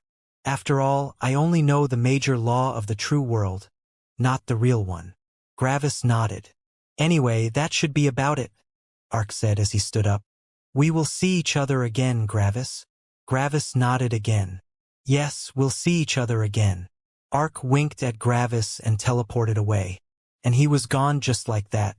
Ark officially started his journey in the highest world. No one in the highest world knew that an unprecedented monster joined their cultivation world. Even Gravis would be helpless against Ark. Anyone that had malicious intentions towards Ark would only find death. While Gravis was thinking about Ark, the black magnate smirked at the opposer. "Want to go for a round?" he asked. The opposer looked at the board and then at the black magnate. "How about arm wrestling?" The black magnate covertly hid his right arm behind his back. "How about law energy stimulation simulation?" he asked. The opposer furrowed his brows. "How about a contest of wills?" Gravis found the scene a bit amusing, but he didn't linger for long. "I'll come back later, father, all right?" Gravis asked. His father nodded. "Go visit your wife and kids. We can talk later." Xing. Gravis teleported away and entered Opposer City. It didn't take him long to find his family. 5 people were currently shopping in one of the streets. One of them was a beautiful woman with long red hair. It was Stella. One of them was a cute young woman with long black hair. It was Xianxia. One of them was a young man in a suit with a happy smile. It was Jake. One of them was a man with short red hair who currently looked at some weapons. It was Liam. The last one of them was Gravis. Gravis looked over, and his eyes widened. For a moment, he had believed that he saw himself, but he soon noticed some differences. This man had longer black hair, and he also seemed more like a middle-aged man instead of a young man. His long hair was very voluminous, and it looked almost like a mane that hung down his back. One could even say that his hair looked very wild. The man was currently smiling at Xianxia and laughing with her. Eris? Gravis asked with surprise. Everyone looked over and they saw Gravis. Stella smiled at him but held herself back. She would have enough time to be with Gravis later. Xianxia's eyes widened, and an excited smile appeared on her face. Eris saw his father. A peaceful smile crossed his lips. "Hello, father." When Gravis heard Eris speak, he felt like he was meeting someone completely new. Eris had always had inner conflicts. Some parts of human psychology and beast psychology battled in his mind. One side told him that he should get into contact with others more and join a group, while another part of himself told him that he didn't need all that. He only needed power. Gravis knew of all these inner conflicts, but when he saw Eris again, he felt that the conflicts had been resolved. The opposer had told Eris that he should go into a world where the tempering was organization-based, not species-based. In that world, humans and beasts joined the same powers, and they lived in relative harmony with each other. The enemies were not the ones that didn't look like them, but the ones belonging to other powers. Apparently, living in such a world for such a long time had done a lot to shape Eris' personality. Well, that and time. After all, Eris had spent nearly 200,000 years in that world. "Eris?" Gravis said with a smile on his face as he came closer. Then, Gravis looked Eris up and down. "Honestly, when I just saw you, I thought that I saw another version of myself. You really resemble me." Eris smiled slightly. Pack. Gravis' eyes widened as Eris pulled him into a hug. "I missed you, father," Eris said. Gravis was taken aback as he heard Eris' words. Without noticing it, Gravis' feelings were going wild. Gravis had always told himself that his children were beasts and that it was normal for them to not want to spend any time with him. He knew that, and that was why he always gave them their free space. However, this didn't mean that Gravis didn't wish for a deep connection with his son. After all, Eris was his son. Even if they hadn't met for a long time, Eris was still one of the most important beings in his life. Gravis returned the hug and embraced his son. This was the first time that Eris had hugged him of his own volition. "Sorry for being such a burden back then," Eris said. "Don't say that," Gravis answered as he gently pushed Eris away. "As your father, it was my duty to help you on your way. I've never seen you as a burden." Gravis and Eris looked into each other's eyes. "If I didn't know that you were an honest person, I would have doubted these words," Eris said with a smile. "When I joined my sect, I saw how hard it was for human parents to let go of their children. I also saw how difficult it was for them to allow their children to temper themselves. I saw so many parents break down when their children left for a fight, and whenever I saw that, I was reminded of you. Was this how you felt when we left?" he asked. Gravis sighed with a bitter smile. "It was difficult. It was hard to see you guys growing up in the wilds while constantly having to fight off other beasts. It was hard to see you guys leave for the tribes to temper yourselves. But the hardest part was watching you guys leave for the higher world. The chances were not high for you to return alive, and we wouldn't see each other for a long time." Then, Gravis smiled as he put his arms on Eris' shoulders. "But here you are. You've grown up as a person." Eris smiled. "I have matured, and I now realize how much of a burden I must have been back then." "Don't say that," Gravis repeated. "You've never been a burden." "I'm not just saying that," Eris said with a more serious voice. "Even now, I am riding on your power." Gravis looked at Eris, and he saw that Eris fully meant everything he said. "In my time in the higher world, I have been saved by sheer luck a couple of times," Eris said. "For heaven, I count as a beast, and I shouldn't have any karmic luck. Yet, if I didn't have karmic luck, I wouldn't be saved by luck several times. The reason why I am still alive is precisely because I am your son.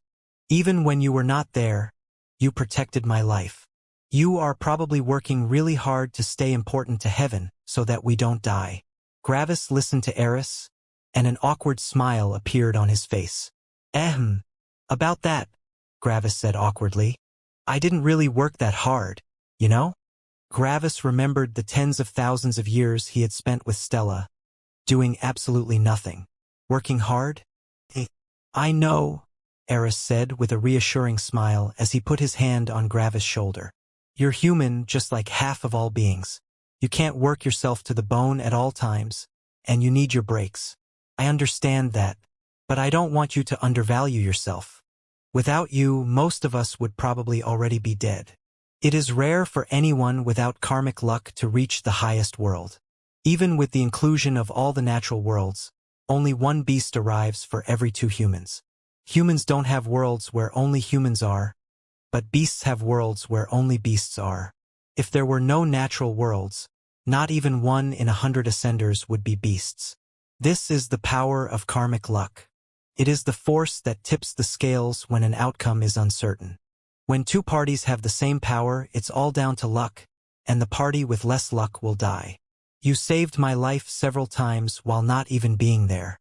In a sense, it hurts my pride, but I also know that luck shouldn't be a deciding factor in fights.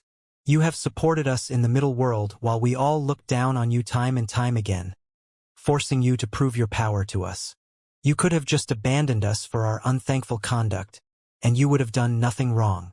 I learned a lot about humans, and the fact that you were willing to help us so much is not something many people would have done. We were born of an exchange. You would get the chance to reach the nascent nourishing realm, and we would get the gift of life. Our mother abandoned us, and there was nothing to it. I'm partially a beast, and I realize that there is nothing wrong with that. We were beasts with mindsets completely unlike human mindsets. We didn't feel any love for you, and we only saw you as a more powerful beast of our race. We didn't think about your survival, and we didn't care. You knew all of these things, but you still never stopped loving us. You helped us time and time again, even though we were neutral towards you at best. Most people would have simply cut contact. After all, you also have to think about your own power and cultivation. Yet, you didn't. You stuck by us and helped us out several times. I wanted to tell you these things for a long time, and I'm happy that I finally have the opportunity to do so. From now on, I am truly your son, and I'm proud and happy to have you as my dad. Tears had already gathered in Gravis' eyes. Was this a dream? Was this truly his son? Gravis had interacted with his 3 kids for only a minority of their life, and he had often blamed himself for not being there for them. They had grown powerful all on their own, and Gravis felt like he hadn't done much for them. Gravis felt like he was a failure as a father. It was more like Gravis had looked at them while they were kids, and then they all already started living on their own. It was like they had never needed him. It was like they achieved everything themselves.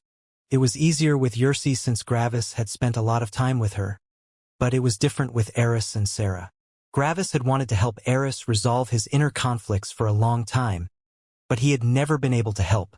Eris had done all of this on his own. "Thank you, Dad," Eris said as he embraced Gravis. "No," Gravis said with teary eyes. "No, thank you. I'm so proud of you, my son. I'm so incredibly proud of you." A couple of tears left Gravis' eyes, but he didn't mind. One of the biggest regrets in his life had lessened severely. He would still sometimes think that he did a subpar job, but at least his son managed to mature into a great man. "Hey, don't forget about me, Peck." Another person jumped into the hug. It was Xianxia. Gravis ruffled her hair and also pulled her closer to him. "I missed you both," Gravis said. "We know," Xianxia said with some tears in her eyes. "I've also missed you." Stella looked at the scene with some tears in her eyes. Gravis had often talked about his children and about how much he missed them. When she met Eris and Xianxia, the atmosphere between the 3 of them was rather awkward. After all, she was technically the life companion of their father. Would she count as their mother? However, Eris quickly smoothed everything over. He had a terrifying talent for de-escalating situations and dispersing awkward situations. In no time at all, the 3 of them had become rather close. They didn't see each other as children and mother, but Stella basically counted as an aunt to them. Eris had matured, but there were still some beast parts inside of himself. If Stella hadn't been more powerful than Eris, the atmosphere would still remain harmonious. But deep inside, he wouldn't truly accept Stella as an aunt. Yursi and Stella had become rather close in that time. Their personalities were somewhat similar, but Yursi hadn't lived nearly as long as Stella due to the time dilation. Only 27,000 years had passed for Yursi, which couldn't compare to over 200,000 years. It had been much easier for Yursi to accept Stella into her life. After all, Stella was much older and much stronger than her. She was even far stronger than her husband, Jake. Liam was more of a family friend than a family member, but he didn't mind. Liam was more interested in creating his own family. Jake only smiled as he watched his wife embrace her father. So many things had changed. Jake's father-in-law had been an outstanding immortal, but he had been only that, an immortal. In a sense, Jake still saw Gravis as a child due to the power difference. It was a bit awkward for him to acknowledge him as his father-in-law. However, everything had changed now. Gravis was so powerful that Jake couldn't even feel his battle strength. Just his wife was already so powerful that Jake couldn't even fight her. And from what she was saying, Gravis was unfathomably stronger. Initially, it had been hard for Jake to accept something like that. But when he saw Gravis, he realized that it must be true. He couldn't feel the truth himself since he couldn't feel Gravis' battle strength. But he could discern the truth by the fact that Gravis felt supremely average to him. However, he knew that it was impossible for Gravis to be average. This could only mean that he couldn't feel Gravis' power, which was hard to accept but the only explanation that made sense. After some minutes, the three of them parted again, but not completely. Yursi hung onto Gravis' arm like a little girl, smiling the entire time. Then, Gravis walked over to the other three people. He embraced Stella deeply. It was like they had never been apart from each other, which was essentially true. For Stella, only a couple thousand years had passed, while Gravis had mostly been in comprehension during that time. They had missed each other, but they hadn't been apart for long. Their embrace ended quickly since they knew that they would have enough time with each other later. Gravis nodded at Liam with a smile. Liam also nodded back with a smile. The awkward atmosphere between them had mostly died by now. They were even friends by now. Then Gravis looked at Jake. 3 level 6 laws, Gravis commented. Quite impressive. Gravis saw the hidden doubt in Jake's emotional law fragments. Jake didn't want to doubt Gravis, but he couldn't help it, which was why Gravis didn't mind it much. Jake was surprised when he heard that Gravis managed to see through him. How did you know? Jake asked. Law of sentience, Gravis said with a smile. Jake's eyes widened in shock. Stella and Liam had been the only ones that had known about Gravis' new power. Liam only referred to Gravis as unfathomably powerful, and Stella only told him that Gravis' laws were a secret. She wanted to give Gravis an opportunity to show off. You know the law of sentience? Jake asked in shock. Gravis smiled and nodded. Yep. Jake became incredibly interested. So, does that mean that you can see through every immortal emperor's being? Except for their body, yes, Gravis said. Jake paused for a while. How does it feel? The more powerful you get, the more you learn. How the power feels is up to you, Gravis answered. To me, having the ability to see through every immortal emperor isn't very different from not having it. I know how things work, and logically the world and humans should lose a lot of their charm and magic, but it isn't entirely true for my case. Seeing how every being works gives the world more magic instead. There are so many laws working together in a complex and wonderful way, giving everyone a unique color and feel. For example, you feel like a deep blue with some hidden red. You are a calm person, but there are still a lot of doubts deep down. You know what the best decisions are, but you are often still not happy with these decisions. Deep down, you think that there has to be a better way. If anyone else had said these words, they would be seen as an arrogant idiot that believed they could evaluate a complex being like a human with one glance. Immortal emperors weren't stupid, and they knew that everyone could spout random, profound-sounding bullshit to seem more powerful than they actually were. However, when Gravis said these words, Jake felt like Gravis knew exactly what he was talking about. You've been searching for the law of freedom for a long time, Gravis said. You know that it's the most difficult law to comprehend on your path to power. However, your obsession is stopping your progress. You're thinking too much. You should feel more. Jake didn't get enlightened by these words, but he realized that Gravis was pointing out an important issue Jake had to deal with. "Thank you, Gravis," Jake said with a slight bow. "You don't have to thank me," Gravis said. "After all, I'm also doing this for myself.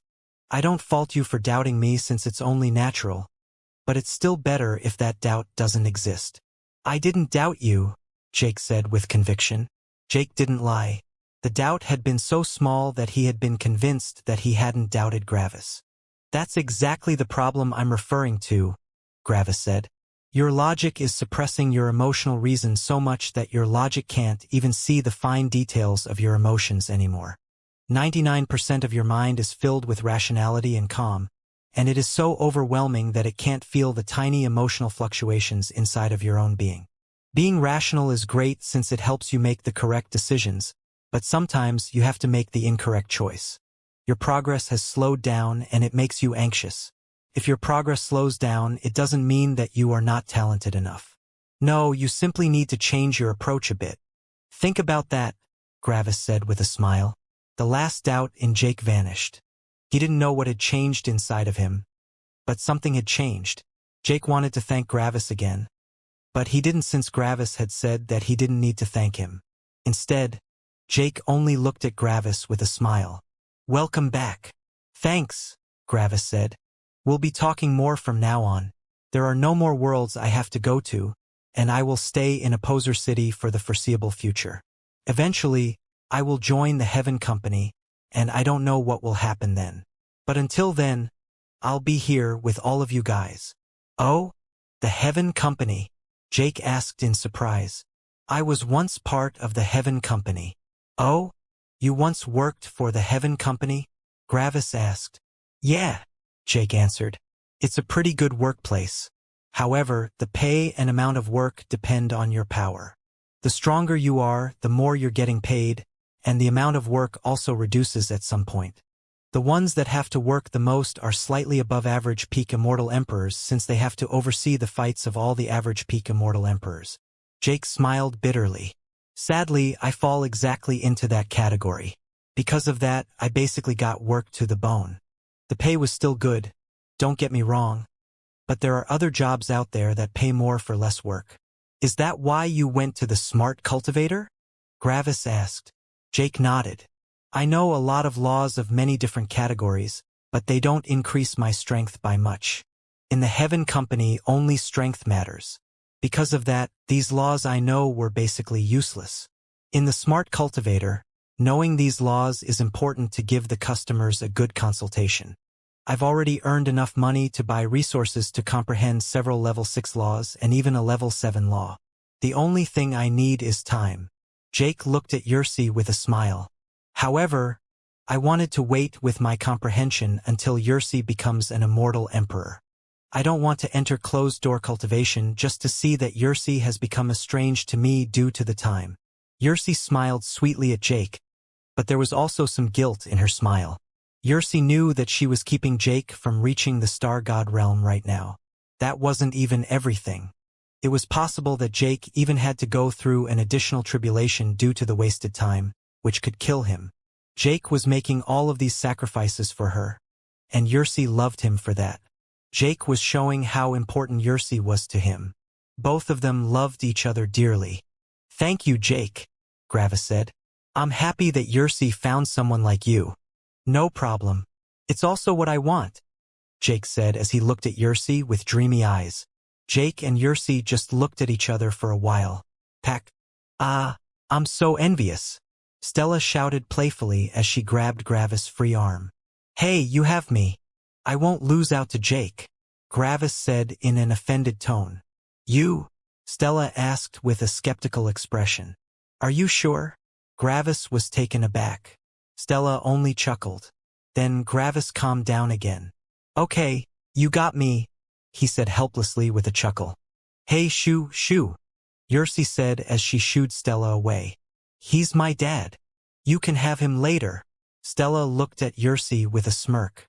"He technically has 6 arms. There are enough arms for all of us." "I want 4 of the arms," Xianxia argued. "4?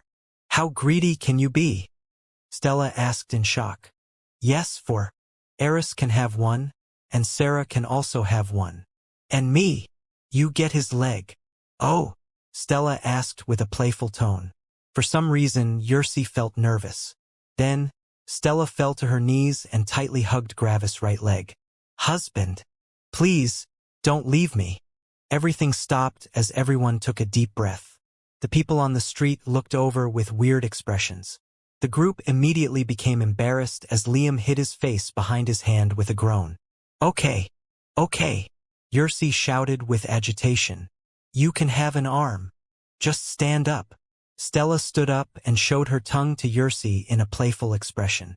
Then, Stella grabbed one of Gravis' arms again with a happy smile. You win this time, Yersi grumbled. Gravis sighed. Stella was in some senses very similar to him. She simply didn't care what others thought of her, which gave her the ability to pull off such a stunt without any shame. Yersi couldn't win against Stella. You guys were shopping, right? Gravis asked. No worries. I can pay for everything. Yay! Yersi shouted happily. Stella looked at Gravis with skepticism. Do you have the money? Gravis halted for a bit. Oh right, money, he said. Stella sighed. Gravis sometimes forgot about things he didn't deem important, and money was one of these things. Hey Jake, Gravis said. I'm not paying, Jake said. Not that, Gravis said with an annoyed tone. I wanted to sell something to the smart cultivator. Can you take a look at some things? Oh, Jake uttered with some interest. Sure, show me. Xing. 20 fruits appeared in front of Jake. Jake's eyebrows rose in recognition, and he nodded in appreciation. Law comprehension life fruits for level 5 laws, huh? He said. These were the leftover fruits Gravis had gotten from the beasts. He already knew all of the corresponding laws. Renting one virtualization array for a level 5 law for 100 years costs 1,000 godstones. In general, people need to spend about 5,000 years to comprehend the level 5 law from the respective virtualization array. Of course, 90% of cultivators can't comprehend the law that fast, but that's our policy. This means that comprehending a level 5 law is essentially worth 50,000 godstones. You have 5 sets of fruits, and they are definitely enough to comprehend a level 5 law. If you only had 3 fruits per law, the chances of comprehending the law would only be 80%, but with 4, it's essentially 100%. Sadly, customers can't take these fruits all the time. It's more of a one-time bonus, which doesn't make them worth as much as virtualization arrays. However, the fruits are a great and reliable method of comprehending your first level 5 law, which increases their worth again. On top of that, the chances are basically 100% to comprehend the law with 4 of them. We would be selling one set for 50,000 godstones exactly for that reason. Most cultivators won't even look at the fruits for this price, but there are some cultivators that would still buy them. Of course, the smart cultivator has to make some money too, and the fruits will probably remain unsold for a while. So, the smart cultivator is willing to buy the fruits for 40,000 godstones per set, for a grand total of 160,000 godstones, Jake said. Gravis was surprised. That was way more money than he had thought.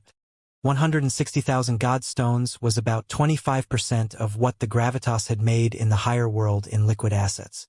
160,000 godstones was enough to raise a peak immortal emperor from nothing. Sounds good, Gravis said. Whoop! Suddenly, the fruits vanished. Jake's eyes opened wide in shock. He hadn't taken the fruits. Gravis also obviously hadn't taken them. Someone stole them. Jake became panicked as he looked at Gravis with horror. Eris narrowed his eyes as Yersi became nervous. Stella and Liam didn't react. Gravis didn't react. Gravis! What is dash? Someone fell down from the sky in terror and fear. The person was a peak immortal emperor. When Jake saw the peak immortal emperor, he took a deep breath. Powerful. This guy was definitely more powerful than him. Eris looked with narrowed eyes at the peak immortal emperor. The peak immortal emperor felt about as powerful as Eris, which was very impressive since Eris was already outstanding in the peak immortal emperor realm. The peak immortal emperor writhed around on the ground as if he was trying to fight an army of monsters. However, his attacks got stopped by some kind of barrier that appeared around him. Gravis didn't want to be liable for damages, which was why he was stopping the peak Immortal Emperor's attacks. After all, the peak Immortal Emperor was currently attacking everything due to Gravis' law of perceived reality. Right now, the guy was being attacked by several monsters, according to his perception. The thief knew that this had to be an illusion. After all, how could this army of monsters appear in Opposer City? Yet, no matter what he did, he couldn't dispel the illusion. Eris, Yersi, and Jake looked with shock at the thief. What was going on? Liam only scoffed. Stealing from Gravis? Was the guy stupid? Well, the thief couldn't feel Gravis' battle strength since their power was too far apart from each other. In the thief's mind, he only had to get away from Eris and Stella, the most dangerous ones in the group. The guards in Opposer City were peak Immortal Emperors, and as long as they didn't get the opportunity to surround him, the thief would be able to get away. Xing! Xing! Xing! About 10 guards appeared above the thief. They were trained in subjugating peak Immortal Emperors, and they had arrived to stop the guy. However, when they saw him, they only raised their eyebrows in surprise. What was he doing? Can I release him? Gravis asked the guards with a polite smile. The guards looked at Gravis, but they became skeptical when they felt his average power. Xing! One of the guards took out some kind of device. Weep! Weep! Weep! The device immediately became red and released a loud alarm. As soon as the guards heard the tone, they took a deep breath in shock. This device was there to see if someone had the power of a star god. This device was important for the guards since some star gods hid their realm with the law of humility or similar laws. There had been occurrences of peak Immortal Emperors killing someone in the streets, fleeing, the guards chasing, and the guards dying outside the city. The guards also had valuables in their spirit. Why target one guy in Opposer City when someone could just gather the valuables of a group of powerful guards? That was why this device was so important. The guards only looked at Gravis with shock and respect. You can release him, Senior. We have everything under control. One of the guards said to Gravis with a polite bow. Gravis nodded. The thief stopped attacking as the monsters disappeared from his vision. For a second, he was confused, but when he saw the 10 guards standing above him, he gritted his teeth in frustration and hate. I'll forget this transgression as long as you let me go. I'll warn you, my master is Xing. Bang! The armor of the guards started to shine with formation arrays, and one of the guards shot forward with incredible speed and kicked the thief in the face. Gravis' eyebrows lifted with surprise. That was really fast. However, when Gravis saw the armor, he realized that the armor had the ability to combine the powers of several people into one person. In essence, this one guard now had the energy and physical power of 10 Immortal Emperors. That was how he had become so fast. We don't care, the guard said with a stern voice. Comply or die. The thief's face had been kicked in, making his face unrecognizable, but it quickly healed in a second. My master bang. Another kick. We don't care. Comply or die. My bang. Comply or die. The guards obviously didn't care about the master of the thief. This time, the thief said nothing. He only glared at the guards with hatred. Why do you think that no peak sect has ever tried to take control of the city? The guard asked with disdain. We don't care who your master is. He could be the sect master from a peak sect and we wouldn't care. Comply or die. Did the guards truly not care about the master of the thief? No. Why? Because this city had a powerful ruler. No matter who came, they could only talk with the ruler of the city, not use force. Well, technically, the ruler of the city wasn't the official ruler, but she was the unofficial ruler. Who was it? The Economistress. The Economistress had the power to rival weaker divine gods, which didn't make her the equal of the sect masters of peak sects. But she didn't have to be so powerful. If someone arrived that could kill the Economistress, her husband would get involved. Therefore, it really didn't matter who the master of the thief was. I will destroy the fruits, the thief threatened. Bang! Another kick to the face. Comply or die. Don't test my patience. Rage exploded in the thief's heart, but he could only grit his broken teeth for now. They would all regret this. The thief summoned the fruits and glared at Gravis with hatred. "You'll regret this," he said with a venomous tone to Gravis. Gravis checked the fruit and noticed that all of them were present and undamaged. Then, he nodded at the guards with confirmation that everything was fine. "Take him to the mines," the leading guard ordered. The other guards surrounded the thief and activated a formation array that sucked all the energy out of the thief and the area surrounding him. At the same time, the formation array also deactivated all the laws below the 7th level in the area, making it impossible for the thief to do anything. If the thief knew a level 7 law, the warning device would have also warned them about the thief. Because of that, they knew that the thief didn't know a level 7 law. This world was very different from any other world.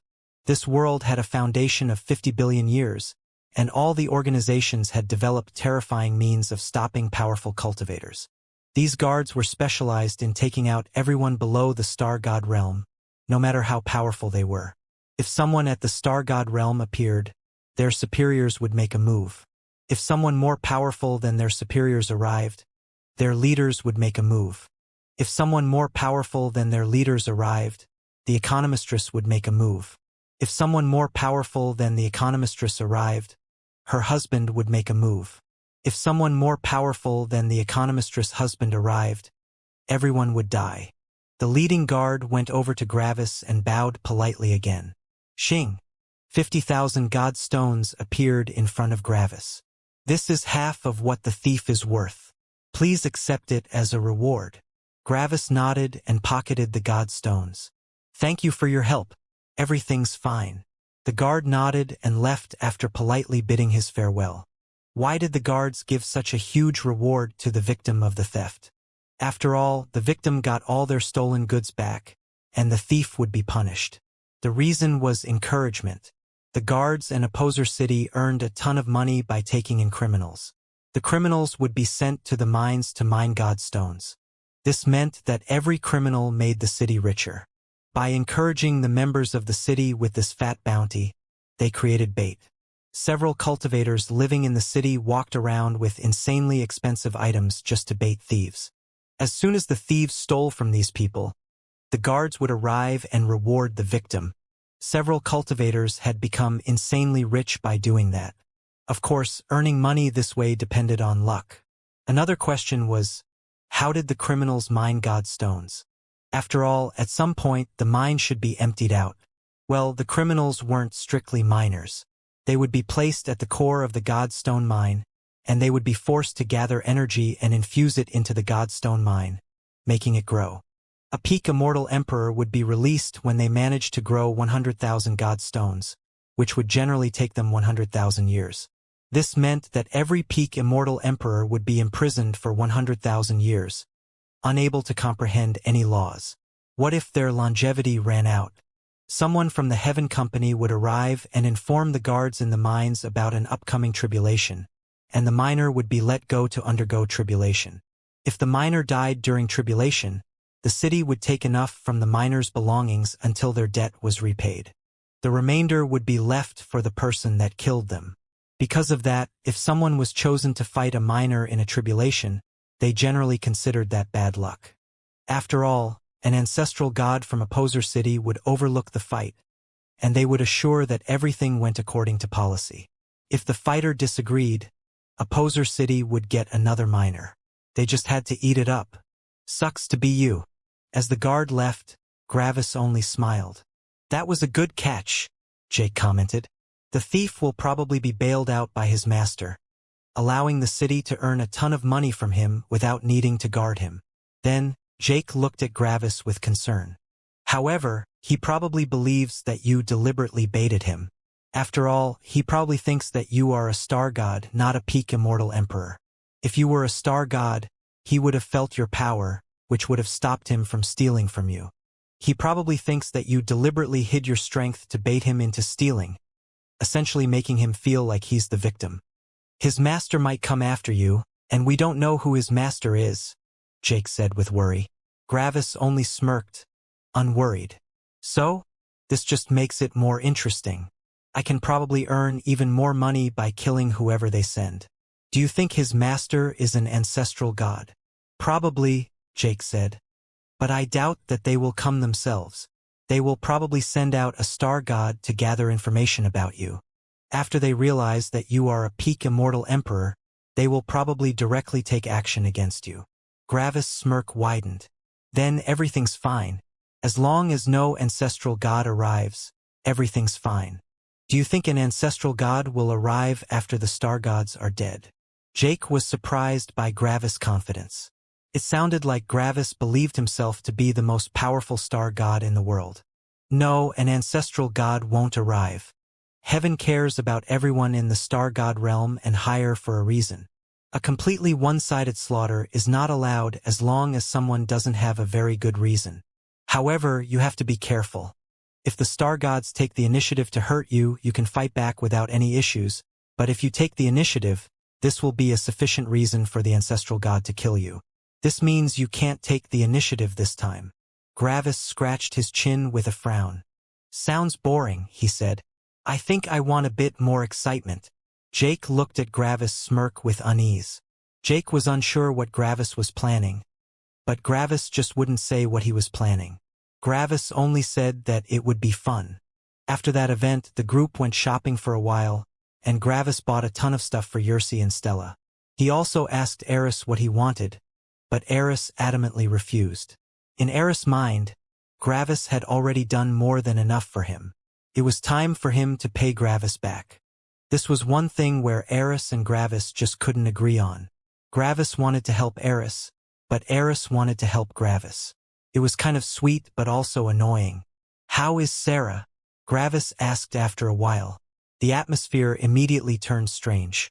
Dad, you know that Sarah is more beast than human, Eris said. Gravis nodded. Sarah has been amongst beasts for nearly her entire life, and her inner conflicts have vanished just like mine. However, a resolution of an inner conflict might not always be the best for the surrounding people. Gravis had already expected something like that, which was why he hadn't immediately asked about her. Sarah is not interested in us, Eris said. Gravis took a shaky breath. He had expected something like this, but it was still difficult to hear. How is she? Gravis asked. She seems to be doing well, Eris answered. She embraced being a beast, and there are no inner conflicts left. She believes that something like love or familial bonds don't exist, which is true in her case. After all, she doesn't have the ability to feel the associated emotions. Because of that, it doesn't matter whether we are family or not. She only sees us as some companions that haven't met for a long time. Originally, she wanted to join our group due to this companionship, but after the tournament, she left in shame. She came in last in the tournament, and she felt too ashamed to join a group where every single being was more powerful than her. I think she wants to join everyone in their endeavor, since she doesn't have any other companions in the highest world. But she will only do so when her strength is no longer in the bottom of the group. Gravis sighed. He felt bad for Sarah, but one member of the group had to be the weakest. Sadly, it just had to be Sarah. If Steer or Manuel had come in last, they wouldn't have minded much, but it had been Sarah. Manuel had already technically come in last since he was hiding his power and since Ferris never unleashed his full power. However, even when Manuel hid his power, he had still won against Xianxia. How come Sarah came in last? Gravis asked. She is a black demon, and she should have been quite powerful. Eris sighed. That's exactly the issue. Sarah relied on being a black demon to ascend.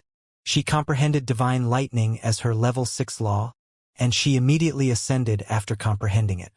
In fact, Sarah was the first of everyone that ascended. From what I know, she isn't even 100,000 years old. Gravis nodded. Now everything made sense. Sarah had embraced being a beast, but with that also came the beast mindset. Gravis still remembered how difficult it had been for the three of them to stop raising their realm. Back in the middle world, Gravis had informed the three of them that they should spend more time in their realm to comprehend more laws to increase their battle strength. Back then, the three of them felt that doing something like this was unnatural. Xianxia had no problem accepting Gravis' advice. Eris had had some issues, but they got resolved in the higher world. Sadly, Sarah had embraced being a beast, which meant she chased the next realm. After all, beasts were supposed to act as tempering for humans. If every beast spent more time to increase their battle strength, they would kill more humans, defeating the very purpose of their existence. Azure, Steer, and Ferris had also immediately ascended as soon as they comprehended their level 3 laws back then. The reason why they were more powerful than Sarah was that they had all waited for each other. They waited until every one of the group became able to ascend, which meant that everyone had time to comprehend more laws. Steer had been the last one that comprehended a level 6 law, which meant that he was also the weakest of the group. However, he knew several other laws due to his surroundings and resources. After all, he had been the leader of a powerful tribe, which meant that he had consumed many resources that increased his power. That was why he had been more powerful than Sarah. Sarah was someone that acted alone, even more so than normal beasts. Why? It was precisely because of her past inner conflicts. When someone had an inner conflict about something, as soon as they made their decision, they often resented the other side since it had been a source of negativity in their life. So, when Sarah had discarded her humanity, she started to resent the aspects of humanity that separated it from beasts. She thought these emotions of love, empathy, and companionship as weakness and refused to feel anything remotely similar to them. Because of that, Sarah had fought everything and everyone on her own. She probably became the target of several tribes, forcing her to increase her realm to resist the ever-growing power of her hunters. That's how and why Sarah had become a peak immortal emperor so quickly. Sadly, it meant that her battle strength was only slightly above average and also only because she was a black demon. If she were no black demon, her battle strength would be very average, maybe even a bit below average. She was a beast, and beasts were supposed to be weaker than humans. These things only changed when beasts reached the star god realm and received their spirit. Before that, they would all be bound by the beast's philosophy. Gravis still remembered how the black magnate had resurrected his mate and had killed her to show how nothing had any value anymore. If the black magnate hadn't held deep feelings for his mate, he wouldn't have used her as proof. After all, to make the demonstration as effective as possible, he would have summoned the thing that had been the most important thing in his past. If he hadn't cared deeply for his mate, he wouldn't have summoned her. "Where is she?" Gravis asked. "She left after the tournament," Eris said. "She is somewhere in the world, trying to become more powerful. I think she will join an organization that's more on her level and will remain there until she either dies or becomes the leader of said organization. If she manages to become a star god, she might return. I don't know to what extent becoming a star god will change beasts, but there has to be some change. Sadly, I'm not sure if she will ever manage to reach the star god realm. Right now, her power isn't enough. I'm also unsure if she is willing to use the wealth of her enemies to further her own strength by exchanging said wealth for resources with humans. Beasts from natural worlds rarely trade since it's more of a human thing. Sarah might also believe that trading for something is somehow not pure enough for her," Eris explained. Gravis sighed and rubbed his forehead in worry. Eris had stopped being the problem child, but the position had been replaced with Sarah. Sadly, there wasn't much he could do. He could ask his father to tell him where Sarah is, but that won't change anything. Meeting her might even make things worse. Sarah might believe that Gravis would want to convert her to humanity, which would not only strengthen her resentment towards humanity, but it would also build resentment towards Gravis, making it even harder for him to help her in the future. The only thing Gravis could do right now was to let Sarah walk her path alone until she became a star god. Yet, the chances were not very high for her to reach the star god realm. Right now, Gravis felt an intense feeling of conflict inside of himself. He wanted to help Sarah, but helping Sarah meant not helping Sarah. Both choices were bad. One choice would push Sarah further away, and the other one would make Gravis feel guilty. Of course, Gravis chose to trust Sarah and wait for her, even if that made him feel guilty. As long as Sarah was fine, he was willing to bear the guilt. Even if she didn't care for him, he still cared for her. The atmosphere had been somewhat ruined by bringing up Sarah, but Gravis did his best to act as if he wasn't constantly worried for her. Gravis felt like he had to do something for his daughter, but he couldn't do anything. He felt like it was his obligation to support his daughter.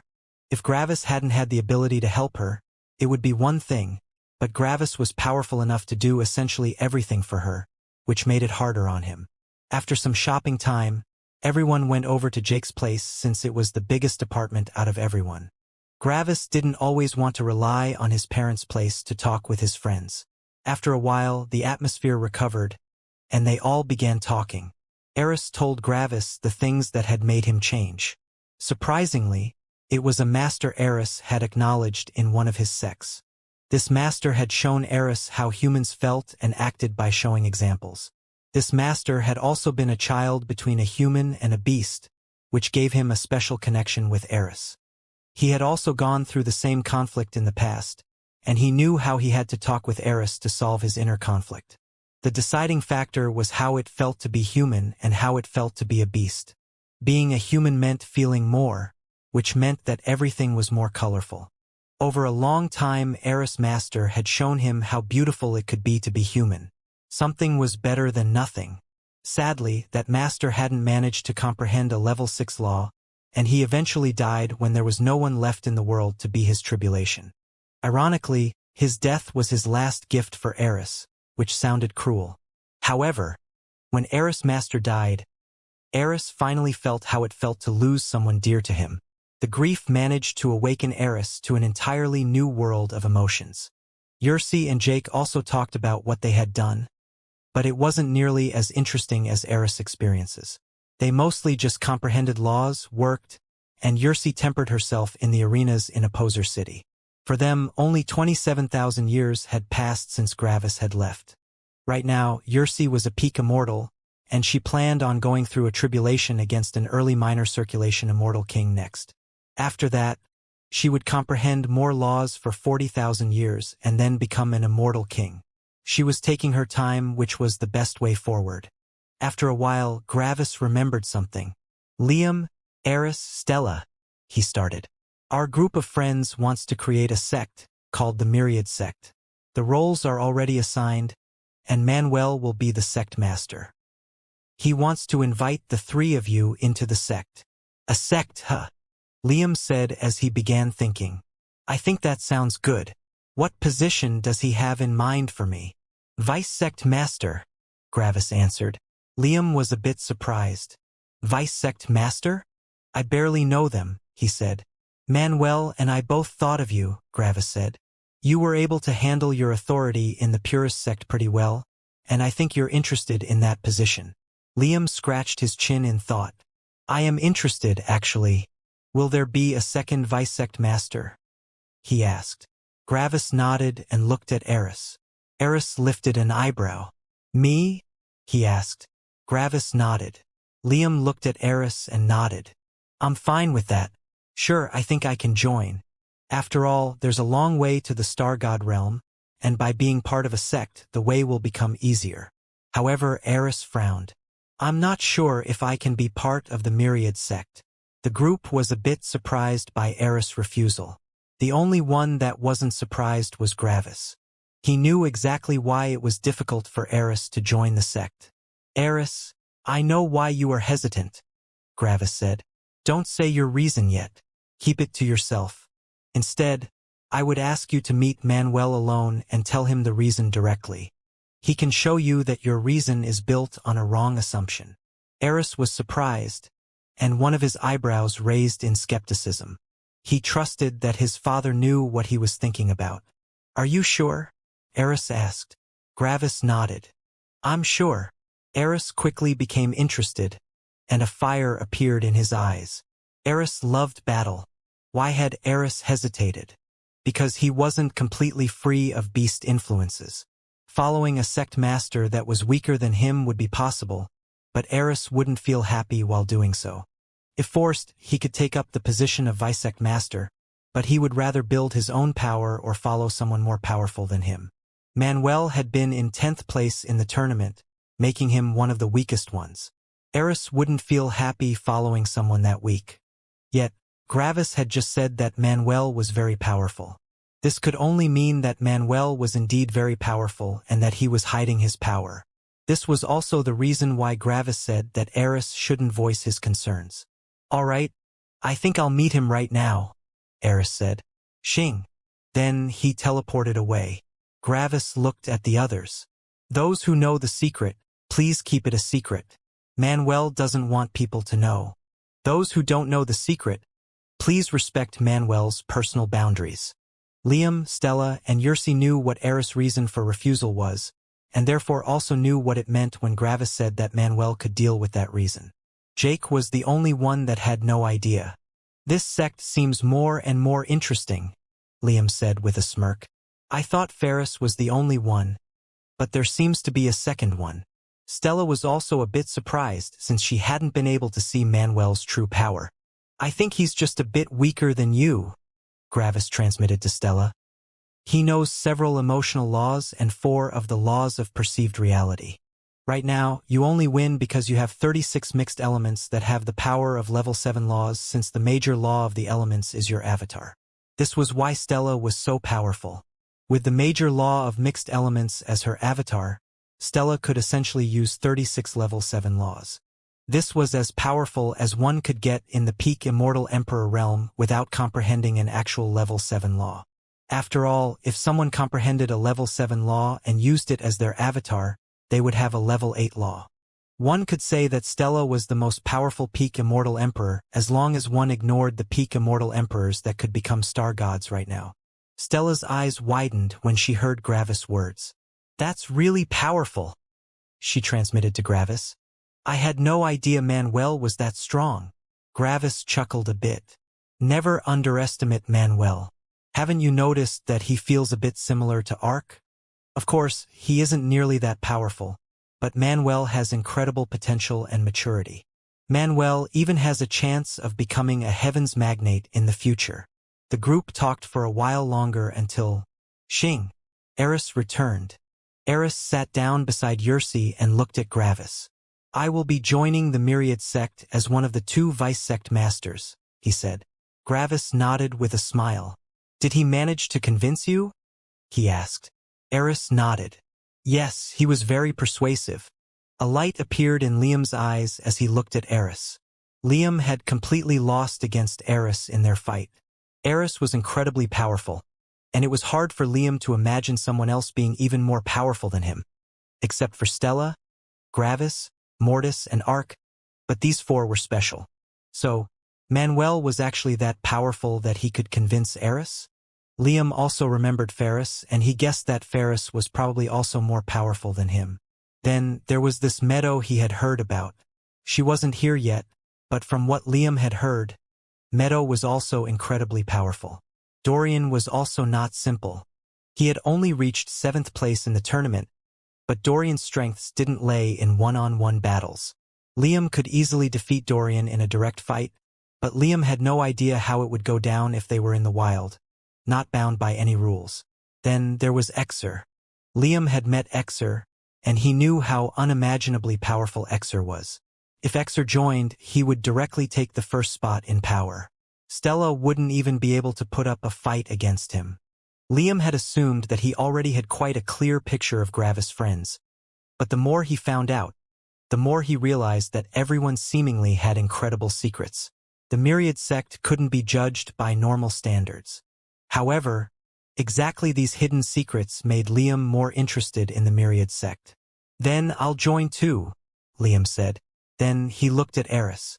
Happy to be working with you in the future. Eris nodded at Liam. Likewise, I respect your power. Eris had won against Liam, but Liam had shown that he was also very powerful. This won Liam Eris respect. I'll also join, Stella said with a smile. Becoming some form of support allows me to interact with everyone, and I'm not bound by any specific duties. It sounds just perfect for me. Obviously, Gravis had already told Stella about her future job, assuming she agreed. Sounds great. So, the Myriad sect now has 11 members. That's definitely enough to take care of all the different administrative work. However, you guys need to be careful. I don't know what kind of policies Manuel will implement, but there is a chance that new members might challenge you for your current spot, Gravis said. Everyone nodded. I wouldn't have it any other way. Eris said as he drank some wine. I also want to join, Yersi said with a pout. Gravis stroked Yersi's hair with love. I'm not sure if the Myriad sect will fit you right now, Gravis said. Why? Yersi asked as she pouted at her father. Gravis laughed a bit at Yersi's cute expression. Because I don't know what kind of sect Manuel wants to create. If he wants to create a big sect, it shouldn't be a problem for you to join as a peak immortal.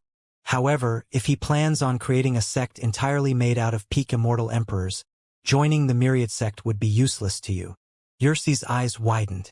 A sect made up of only peak immortal emperors? How would the hierarchy even work? The peak immortal emperor realm has the greatest gulf of battle strength between cultivators out of every realm. We have peak immortal emperors that only know one level 6 law, but we also have peak immortal emperors that know over 10 level 6 laws. The difference in battle strength is vast due to the stringent requirement to become a star god. Peak immortal emperors with only one level 6 law could be the normal members. If someone knows 2 of them, they could become leaders of a squad or something. It takes a long time and lots of tempering for normal cultivators to comprehend another level 6 law. The gulfs of power and the necessary time to advance make it possible to divide the ranks of a sect in such a way. From what I've heard, there are so incredibly many peak immortal emperors that it's ridiculous, Gravis explained. You have to keep in mind that all the ascenders from all the worlds reach this world at that level, and they will stay at that level for a very long time. In fact, the number of peak immortal emperors could even be higher than the number of immortal kings in the highest world. After all, there are no ascenders below the peak immortal emperor realm in this world. Yersi looked upward as she scratched her chin in thought. At first, Gravis' words sounded ridiculous. After all, how could there be more peak immortal emperors than immortal kings? That made no sense. Yet, there were so incredibly many ascenders. Additionally, cultivators would stay at the peak immortal emperors for a very long time. Comprehending a level 7 law was ridiculously hard. There were a lot of ascenders that had already gone through a tribulation in the immortal emperor realm in their higher world just to gain enough time to comprehend a single level 6 law. What about a level 7 law? They would probably need to comprehend a level 6 law for about 100,000 years and then fight a life and death battle to comprehend it fully. After that, they might need to do the same thing again. At that point, the cultivator would have enough experience to comprehend level 6 laws without tempering. Then, after they had comprehended a couple more laws, their experience might finally be sufficient to attempt a level 7 law, but that would require at least one more life and death battle. Honestly, if the rules of longevity and tribulations had not changed, probably not even 100 out of all the peak immortal emperors would reach the star god realm. This was how hard it was to become a star god. The star god was the biggest divide. A star god was a god. Everything below a star god was not a god. In the peak immortal emperor realm, one would be part of the upper half of mediocrity in the highest world. Everyone only counted as above average. Only when one became a star god would one count as truly powerful. A star god could even take up a leadership position in the research institute, the place that had sent Gravis to the lower world. All the clerks in the research institute were peak immortal emperors. Yet, Orpheus, who had been a star god back then, had led an entire department. Peak immortal emperors were the guards of the city. Yet, star gods were the captains. Peak immortal emperors ran big shops in Opposer City. Yet, star gods owned these shops and several more shops on top of that. One was a good job. One was a job with real power. Yersi sighed. Yeah, I hadn't thought about it that much, she said. I totally forgot how many peak immortal emperors there are. Creating a sect only made up of peak immortal emperors sounds feasible. Sadly, I would only be a burden if I joined such a sect. Gravis pulled Yersi closer. Hey, you can join a different sect if you want. You've only been tempering yourself in the arena. One-on-one fights are deadly, but they're missing the unknown dangers of outside. Do you still remember how you left the secure area for the young beasts when you were in the peak energy gathering realm? Yersi thought back and nodded. You were the weakest out of you 3 back then, but after you went and came back from the wilds, you've become the most powerful out of your siblings. The unforeseen danger has forced you to comprehend things you wouldn't be able to comprehend by only fighting one-on-one battles all the time. Gravis looked at Jake. I hope you can confirm my words. Jake didn't feel good right now. Going outside and joining the real wars was far more dangerous and uncontrollable than going to an arena. The chances of Xianxia dying would become far higher. Yet, Jake sighed and nodded. Jake didn't want to push Xianxia into danger, but he knew that this was the best way for her to become powerful. This was for their future. Jake didn't want to stop at the peak Immortal Emperor realm. He wanted to become a star god. Sadly, if only he became a star god, he would lose Xianxia way too soon. Time would pass faster and faster for him. Jake didn't want to see Xianxia die to a tribulation while Jake had been busy comprehending a level 7 law. I agree, Jake said. Xianxia shot Jake a loving gaze and then looked at Gravis again. Sure, but not right now. Right now, I'm fine with just sitting here and talking, she said. Gravis laughed as he hugged his daughter. Sure. After a couple of days, everyone had basically already finished saying whatever they wanted to say. Jake went back to work, and Xianxia went back to comprehending her laws. Liam and Eris went to the Myriad sect and talked things over. Now only Gravis and Stella were left. Gravis rented an apartment in Opposer City, something that didn't even cost a single godstone. With his current wealth, renting an apartment basically cost nothing. Gravis and Stella only lay on a beautiful beach in their new apartment, simply looking at the world in front of them. At least Gravis was looking forward. Stella was looking at Gravis as she hugged him. I was so afraid, Stella said. I was scared that you wouldn't return. Gravis also pulled Stella closer. I know, and I'm sorry. The gate of death had been really dangerous, and I might have died if the old Mortis hadn't decided to stop resisting death. It pains to me to say, but Mortis depression saved my life. It feels completely wrong to say something like that. After all, Mortis is one of my closest friends, and I'm essentially saying that I benefited from his misery. Yet, even if I don't say it, it doesn't change reality. Was he a martyr? Gravis asked. In terms of action, yes. In terms of intent, no. However, Mortis had also known that he couldn't survive without me. So, I think he would have sacrificed himself regardless. The only difference would be that he would have asked me to resurrect him. It feels shitty and scummy when I think about it.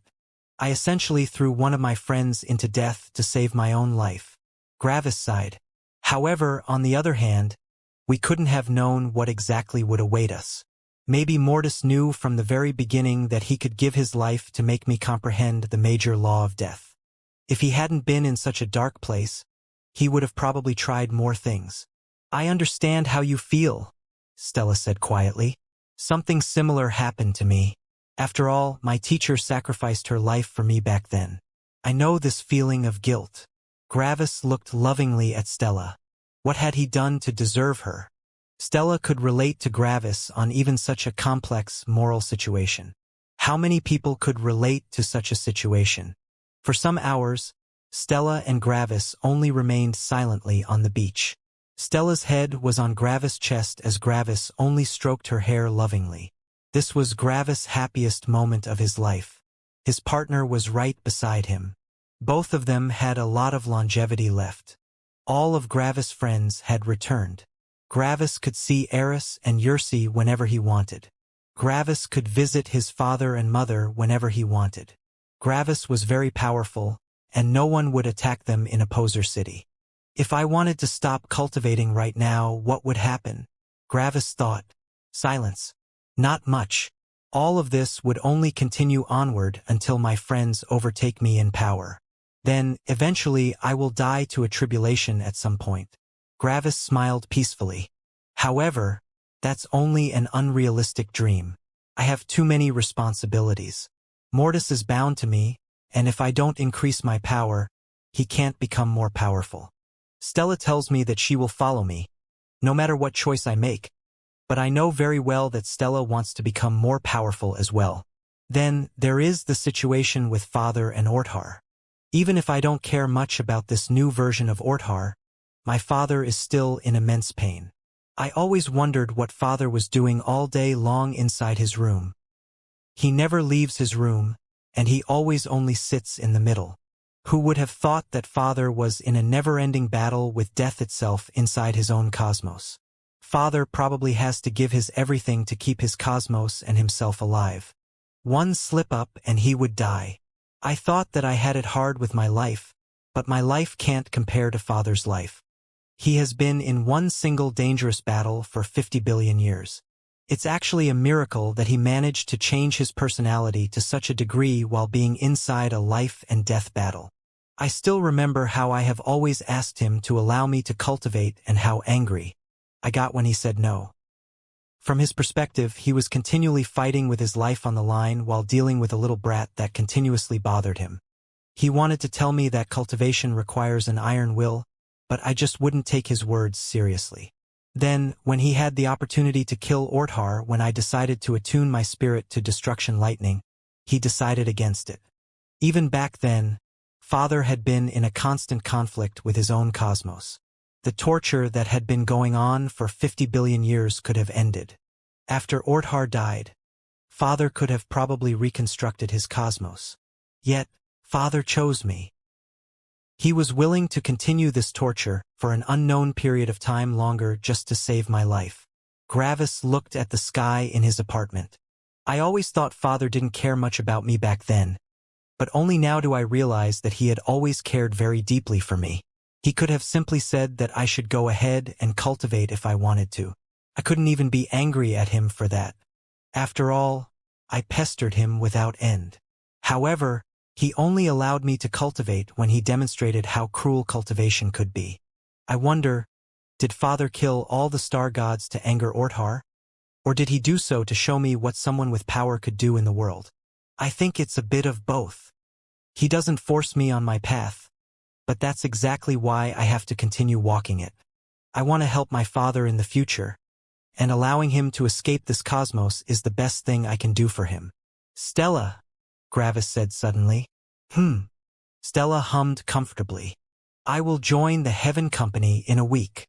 Stella moved her head so that she could see Gravis' eyes, her chin now resting on his chest. How come?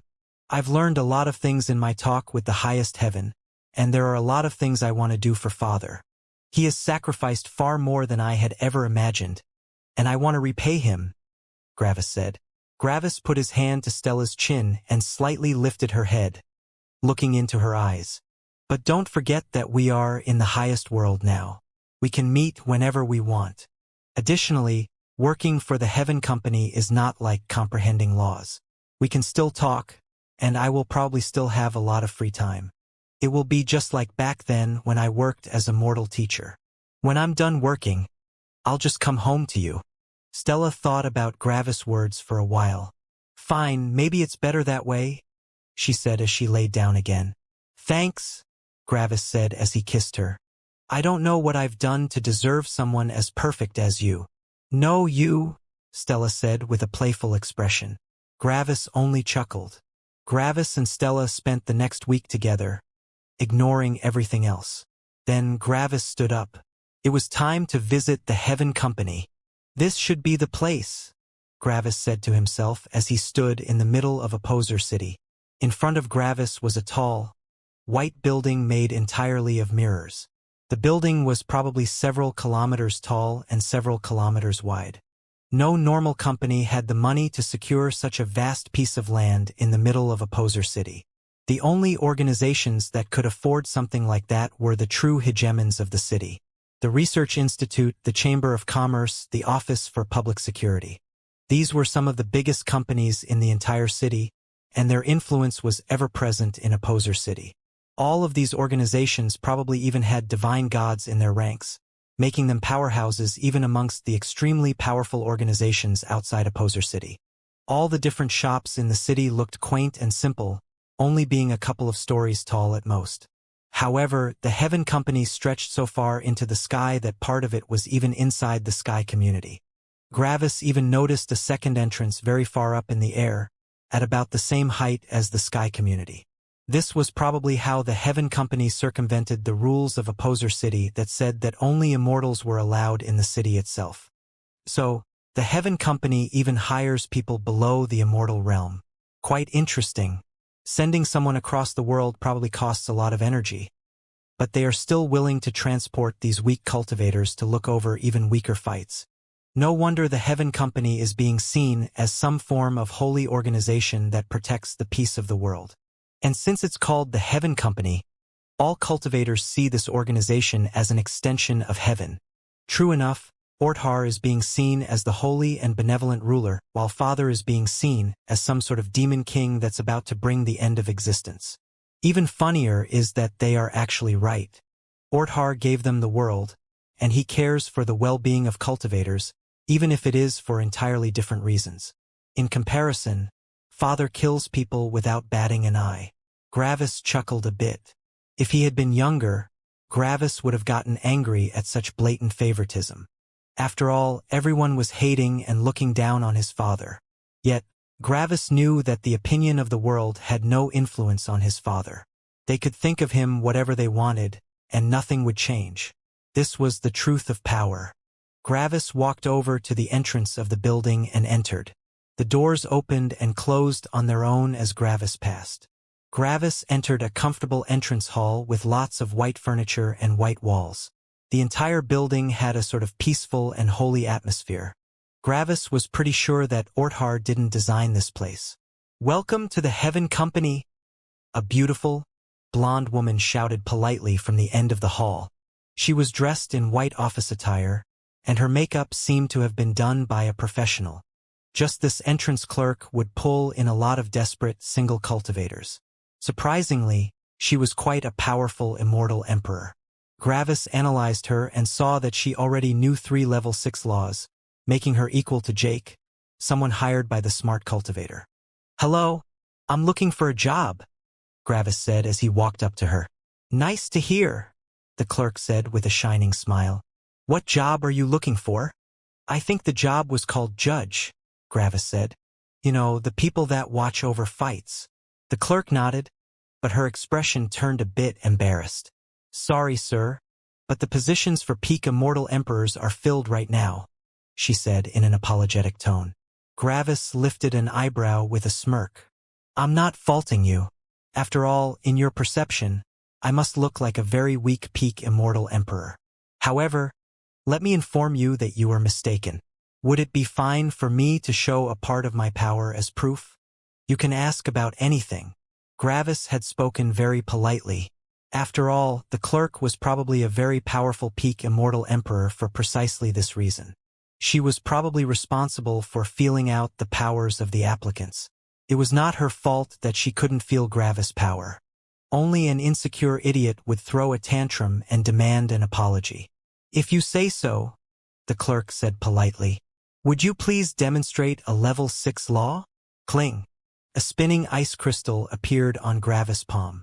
"I'm sorry, sir, but that's the level 5 law of Blizzard," she said professionally. Gravis only smirked. "How powerful does it feel?" he asked. The clerk raised one eyebrow. She had been polite all this time, but this applicant just continued to be insistent. Yet it was her job to judge the power of applicants. She looked a bit closer at the ice crystal and frowned. "Yes, this law of Blizzard is on the power of a level 6 law, but it could be your avatar. Please demonstrate a different law." Gravis chuckled a bit. "You didn't notice it?" For the first time, the clerk started to frown in displeasure. Shing, shing, shing, shing. Suddenly, 36 balls of different elements appeared around Gravis. All of them were the level 5 mixed elements. Even more, all of them had the power of a level 6 law. The clerk's eyes widened as she saw that all of them had incredible power. She wasn't dumb. She immediately knew what law Gravis was demonstrating. "I beg your forgiveness, sir," she said with a polite bow. "I hadn't realized that you knew the major law of mixed elements." Gravis dispelled the elements and waved her off. "It's not a big deal. You were only doing your job." The clerk released a sigh of relief. "Thank you for overlooking this matter, sir. I had already sent you away, and that would have been a loss for the Heaven Company.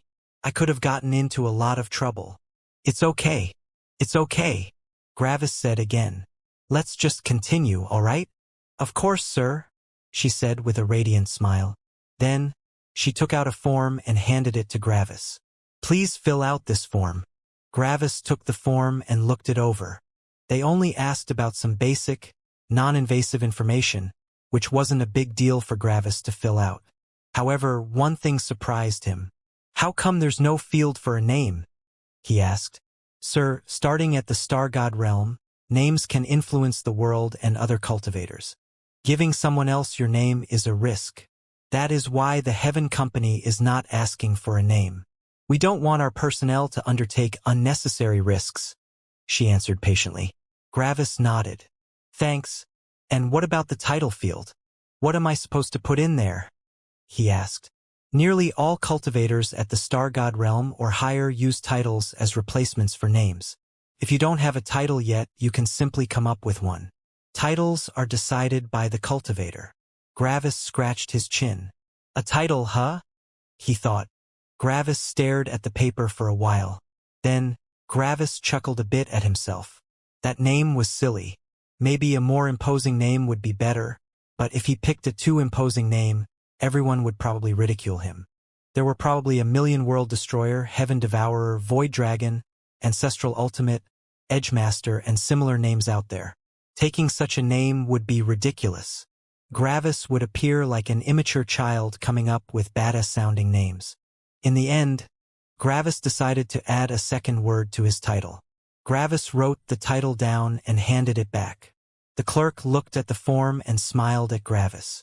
"The instructor will call for you shortly to test your capabilities, Black Sentry." Gravis had to hold back a laugh as he heard the title. It sounded normal and a bit imposing, but the story behind the title was a joke. Gravis had thought about his most powerful law, Heavenly Lightning. However, Mortis was more of a lightning guy than himself, and Gravis decided to leave that for Mortis. So, Gravis thought of the next most powerful law he knew, the law of sentience. Gravis had played around with the word Sentei, he had thought with a chuckle. "Oh, Sentry," he thought after that. Sentry was simply the cute, short version of sentience with an added R. Sentei sounded stupid, so Gravis went with Sentry. And since Gravis also had the body of a black demon, he added the word black. So, Black Sentry it was. Gravis was amused when he heard his own title. Everyone else thought that it was a normal, good-sounding title, but he would be the only one that knew the truth of his title. In his ears, it sounded silly. "Hee Sentei." Gravis waited for a couple of minutes, feeling quite funny. "Black Sentry, please proceed to the room that has been opened to you," the clerk said politely. Gravis checked the building, and a room had appeared inside his spirit sense. One had to say that the Heaven Company was quite impressive. Gravis couldn't see a single room that he wasn't allowed to see, even though his law of freedom essentially had the power of a level 8 law. Gravis nodded. "Thanks, Xing." Gravis teleported to the room. It was a 1-kilometer wide, empty hall with several vases surrounding the middle of the hall in a circle. A blue-haired woman sat on a pillow at the edge of the hall, her eyes closed. Gravis couldn't feel her power, which meant that she was at least an ancestral god. This was the first time Gravis had ever seen an ancestral god with his own eyes. Even the old owner of the building that housed the Gravitas had never appeared in front of Gravis directly. They had always only communicated from a distance. "Protect the vases from the attacks," the ancestral god said with a calm tone. "I will summon 2 balls of ice, which will represent the fighting cultivators. You are not allowed to interfere in their battle, and you must not stop them. Your job is to protect all the vases, which represent the onlookers, for as long as you can." Gravis nodded politely. "Thank you. You can start." Gravis focused on the middle of the room. Xing, Xing. 2 small ice crystals appeared in the middle of the room. Bang, bang, bang. Several different elements were unleashed as the ice crystals attacked each other. The ice crystals closed in on each other and started to use their long, icy spikes to attack each other with a lot of force. Whoop, whoop, whoop. All the shockwaves of the attacks were absorbed by a barrier that surrounded them. This was Gravis doing. The fight continued for a while, and a minute later, the ice crystals started to move around the room like they were chasing each other. Gravis barrier followed them. Then they split apart with the vases being between them.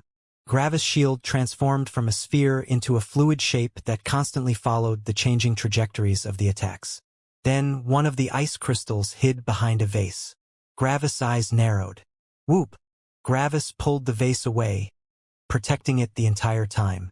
The ice crystal hidden behind the vase had to sacrifice a ton of energy to block the attack from the other ice crystal. This demonstration was terrifyingly lifelike. Gravis could already see the personalities of the two cultivators that the ice crystals reflected. Xing! Xing! Two more ice crystals appeared on the edge of the hall, and they charged towards the middle. Gravis glanced at them. Bang! The ice crystals were reflected. No one was allowed to interfere. The ice crystals on the edge seemingly glanced at Gravis and then continued attacking Gravis' shield wildly. Now, Gravis had to protect his own shield from an external barrage and still protect the vases from the internal fight of the other ice crystals. Gravis' shield never cracked. After some seconds, the ice crystals on the side stopped attacking Gravis' shield and attacked him directly. Bang! Bang! Gravis swung his finger twice using his form law. Gravis didn't need to use his saber to unleash his form law, but unleashing his form law this way would weaken it by a level. However, it was still enough to destroy both ice crystals. The instructor didn't react. Bang! Bang! Bang! Suddenly, the intensity of the attacks became more powerful. The ice crystals fighting each other were now unleashing level 6 laws with the power of level 7 laws. This was the true test. The fight continued for another 5 minutes, and Gravis' shield never cracked. Xing! Xing! Xing! 10 ice crystals appeared, and they all attacked Gravis' shield together. Gravis narrowed his eyes as he used a ton of different laws to cancel out the attacks. The fight had become far more draining than before. After some seconds, the new arrivals also attacked Gravis. Gravis took out his saber and unleashed a weak lightning crescent filled with divine lightning. Boom! The entire room, except for the battlefield itself, was bathed in lightning. The new arrivals had vanished. For the first time, the instructor opened her eyes with interest. Bang! Bang! Bang! The ice crystals in the center became more powerful as they unleashed several different level 6 laws now. They were now in the top 10% of power for peak Immortal Emperors. Gravis felt quite a bit of strain now. However, he could still go on. More ice crystals appeared, and Gravis destroyed them too. By now, the instructor became very interested in Gravis. Bang! Bang! Bang! Suddenly, the ice crystals' power exploded, and they started unleashing 10 different level 6 laws each. These ice crystals represented the most powerful peak Immortal Emperors except for the ones that could reach the Star God realm at this very moment. Gravis' shield broke, but not because of the attacks. Bang! Bang! Bang! The attacks rained on the surroundings, but whenever they came close to a vase, they were blocked. Earlier, Gravis had blocked 100% of the shockwaves, but now he was only protecting the vases. This meant that he was barely blocking 5% of the shockwaves. However, the strain was at about the same intensity as before. After all, the general power of the ice crystals had also increased. This probably symbolized that the ice crystals were now using weapon techniques. 10 different level 6 laws and weapon techniques that could take advantage of all these laws. These ice crystals were truly at the peak of the peak Immortal Emperor realm. Both ice crystals were already about as powerful as Stella. The instructor looked with intensity at Gravis. Protecting the vases was more difficult than directly fighting one of the crystals, which meant that Gravis was more powerful than the strongest peak Immortal Emperors. Xing! Xing! 2 other people appeared in the hall as they watched with interest. Gravis couldn't feel the power of either of them. Gravis noticed the 2 new arrivals and bowed politely in a greeting, which shocked the new arrivals. Gravis had time and concentration left to greet them. The instructor looked at one of the 2 arrivals, a man with gray hair. The man nodded at the instructor. "Be careful," the instructor said to Gravis. This was the first time she had communicated with him during the trial. Boom! Boom! Suddenly, both ice crystals unleashed level 8 laws. This represented peak immortal emperors that had comprehended a level 7 law and used it as their avatar. Bang! Bang! Bang! Gravis took out his saber and unleashed several attacks with his form law. Usually, he wouldn't be fast enough to stop all the shockwaves, but Gravis used the major law of primordial force to slow down the time of the shockwaves, accelerate his own time, and redirect the shockwaves with gravity and space. The form law took care of the remaining shockwaves. The eyes of the onlookers widened in shock. How?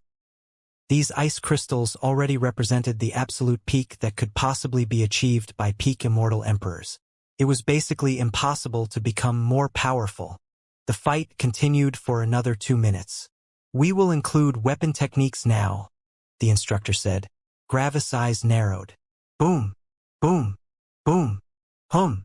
The jaws of the onlookers nearly fell to the ground as Gravis unleashed his will aura and law of suppression. The attacks were now even weaker than they had been previously. The fight continued for 5 minutes as the ice crystals charged around violently in the hall with insane speeds. It was a truly brutal battle between them. Shock waves were reflected by the hall, meeting again at the middle. It truly represented two peak geniuses fighting with their lives on the line. I will include stealth laws now, the instructor said. Suddenly, several of the attacks started to disappear. Some of them were hidden by space, some of them teleported, sometimes the crystals vanished and reappeared somewhere else. Illusions appeared that tried to influence Gravis. For Gravis, the difficulty hadn't changed. He knew these laws, and nothing could be hidden in front of his law of sentience. The fight continued for more minutes, the entire hall seemingly falling into chaos. Can you go on? The instructor asked. I have one more trick up my sleeve, Gravis said. All right. The crystals will now reach the star god realm, the instructor said. Gravis nodded. Bang! Bang! Suddenly, 2 tiny stars appeared beside the ice crystals. Reality began to warp as it seemingly broke down. All ice laws were suppressed as they seemingly vanished out of existence as one of the stars burned with ferocity. Reality seemingly solidified at the same time as all ethereal laws seemingly became impossible to use. These laws included laws like the law of perceived reality, the wood element, and the laws of emotion. The attacks became many times stronger, and Gravis realized that he couldn't possibly protect the vases under the onslaught. He would have no problem in fighting against both of the ice crystals at once, but he couldn't interfere and had to stop the destruction, which was many times harder. Gray. The entire world around Gravis and the vases turned utterly gray. The world lost its color. It lost its magic. It lost its laws. This was an incomplete world, a world of nothingness. Life didn't prosper in this world. Gravis had unleashed his law of sentience, and everything related to laws vanished as it touched Gravis' domain. As long as the opponent didn't unleash a level 9 law, nothing could get through the domain. The eyes of the onlookers nearly fell out of their skull. What was that? What kind of law was that? They looked at each other in shock. Xing. Another person appeared, this one being a young man with violet hair. He looked with narrowed eyes at Gravis' domain. This was one of the leaders of the Heaven Company, a divine god. He knew about the law of sentience, and he was shocked beyond belief to see that law being used by a peak immortal emperor. Increase the power to level 2 star gods and make them attack him, the person said. The instructor looked with shock at her superior, but she complied. Even if she wanted to kill Gravis, under the eyes of her superior, she couldn't accomplish that. She did as instructed. Suddenly, the 2 ice crystals attacked Gravis. Gravis' law of danger screamed at him. These attacks could kill him. Gravis immediately realized that there were 4 levels of power between a peak immortal emperor and a star god, and that was only considering the increased energy, spirit, and physical power. Right now, both of the crystals were 5 levels above him. However, Gravis could still deal with 5 levels. Gravis took out his saber, loaded it with heavenly lightning, and added the major law of death. Then, he released all his power in a lightning crescent. Boom! The onlookers felt the unfamiliar power in the lightning crescent and became shocked. Not even the leader knew what it was that he was feeling. What was this black force that seemingly devoured all energy? When the lightning vanished, only half of each crystal remained. Boom! Gravis retrieved his preloaded lightning crescent and unleashed it. Gravis had used up 100% of his resources, but he had destroyed both crystals. Silence. The onlookers couldn't comprehend what they had just witnessed. A peak immortal emperor had killed 2 level 2-star gods. That was absolute insanity. No one would believe anything even remotely like this. I'm spent, Gravis said as he turned to them. I used everything I had. Silence. Silence. So, how did I do? Gravis asked with a polite smile. The 4 of them looked at Gravis with different expressions. The initial 3 looked at him with shock while the latest visitor looked at him with intense eyes. This peak immortal emperor had already overcome the biggest hurdle in reaching the legendary Heaven's Magnate realm. The divine god in the group knew that. The law of perceived reality was, by far, the hardest to comprehend, quickly followed by the law of emotions. The law of life was also hard to comprehend, but one could watch and study that law. This, at least, gave one the ability to make steady progress. Right now, the divine god of the group knew that there was a high likelihood that this peak immortal emperor would reach this legendary level. You did very well, the young man with purple hair said. Naturally, we can give you the job of judge. Sadly, there are 2 issues we have to deal with first, he said. What issues? Gravis asked. The other 3 people didn't interrupt the young man and kept silent. This was one of the really powerful people of the Heaven Company. Whatever he said was how it would go. The first issue is your battle strength, the young man said. What? Is it too low? Gravis asked with a smirk. Of course not, the young man answered with a slight smile. It's the opposite. It's too high. How can it be too high? Gravis asked with a lifted eyebrow. Xing. Xing.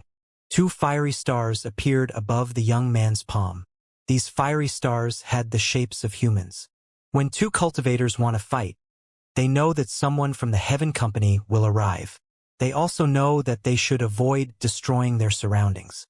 They don't exactly know that they shouldn't destroy the surroundings, but they will infer that by knowing about the mandatory presence of judges during these fights. After all, if the surroundings didn't matter, the Heaven Company wouldn't spend so much money on keeping the surroundings safe. Just by the title alone, these 2 cultivators will also connect the Heaven Company with Heaven. Therefore, they would feel like that there might be a possibility of angering Heaven if they destroyed the surroundings. Under normal circumstances, that worry is unwarranted. After all, the Heaven Company always sends a judge that is more powerful than all the combatants combined. In that case, the 2 cultivators can fight all out without having to think about anything else. Such a mindset also brings with it the greatest achievable chance of comprehending a law during the fight. Xing. Another star appeared, but this one was far smaller than the other 2. If the judge of the Heaven Company appears too weak, the 2 combatants might become distracted and nervous. Bang! Bang! Bang! The 2 stars fought with each other, but they were obviously not going all out. There were no shockwaves unleashed, and they didn't put their all into the fight. Boom! One of the 2 stars was destroyed. The Kinder cultivator that cares more for the surroundings will be the one that will die first. The priorities of both cultivators start to shift as their life gets threatened more and more. At one point, one of the 2 will unleash an attack without care for the surroundings, taking the other one by surprise. When that happens, strength and talent won't decide the outcome of the fight but the mindset. If this mindset were conducive to becoming powerful in the future, we wouldn't mind, but this mindset has not been proven to be effective on one's way to power.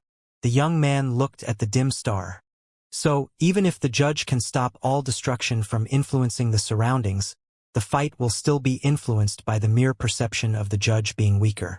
You should know a lot about perception and different realities. Gravis nodded. This is where the problem lies, the young man said. Your battle strength is so overwhelmingly powerful that not even the most powerful peak immortal emperors can feel your battle strength. Even if you are not weak, they will perceive you to be weak, which will make it difficult for them to have a fair and neutral fight. Gravis nodded again. Everything the young man said made sense. Xing. The destroyed star reappeared. Additionally, the young man said, it is not forbidden to attack the judges of the Heaven Company. The two bigger stars seemingly interacted with each other and attacked the weaker star. Boom! The weaker star exploded in power and destroyed the other two stars. These two deaths weren't necessary, the young man said. The small star has gotten no tempering, and the hypothetical victor of the fight would have died for no reason. We exist to protect the surroundings and to allow the cultivators to fight without any distractions. We are not allowed to influence the fights in any way. Gravis nodded again. Do you have a solution for that? Xing. A white emblem with a solitary cloud on it appeared over the young man's hand. Every judge needs to wear such an emblem to show their identity. However, a normal emblem wouldn't cut it in your case. I modified this one for you. Pack. The man threw it over and Gravis inspected it. He saw many complex laws and formation arrays inside the emblem. Gravis could feel some familiar fluctuations, but their level was simply too far above him. Keep a small thread of energy attached to the emblem, the young man said. As long as you infuse a bit of energy into it, it will cloud you in an aura that will simulate a false level of battle strength. Everyone that sees you will either feel a battle strength that is exactly at the maximum of what they can perceive or your actual battle strength, whichever is lower. Weak peak immortal emperors will perceive you as one of the most powerful peak immortal emperors in existence. Truly powerful peak immortal emperors will perceive you as a very weak star god. In that case, no cultivator in the peak immortal emperor realm will think about attacking you since you will appear as an invincible existence to them. Gravis nodded again as he looked at the emblem. This was a pretty good solution to the problem. Ironically, appearing weaker would make Gravis appear more powerful. Thank you, Gravis said politely as he put the emblem onto his shirt. You are only allowed to wear your emblem when you're on duty, the young man commented.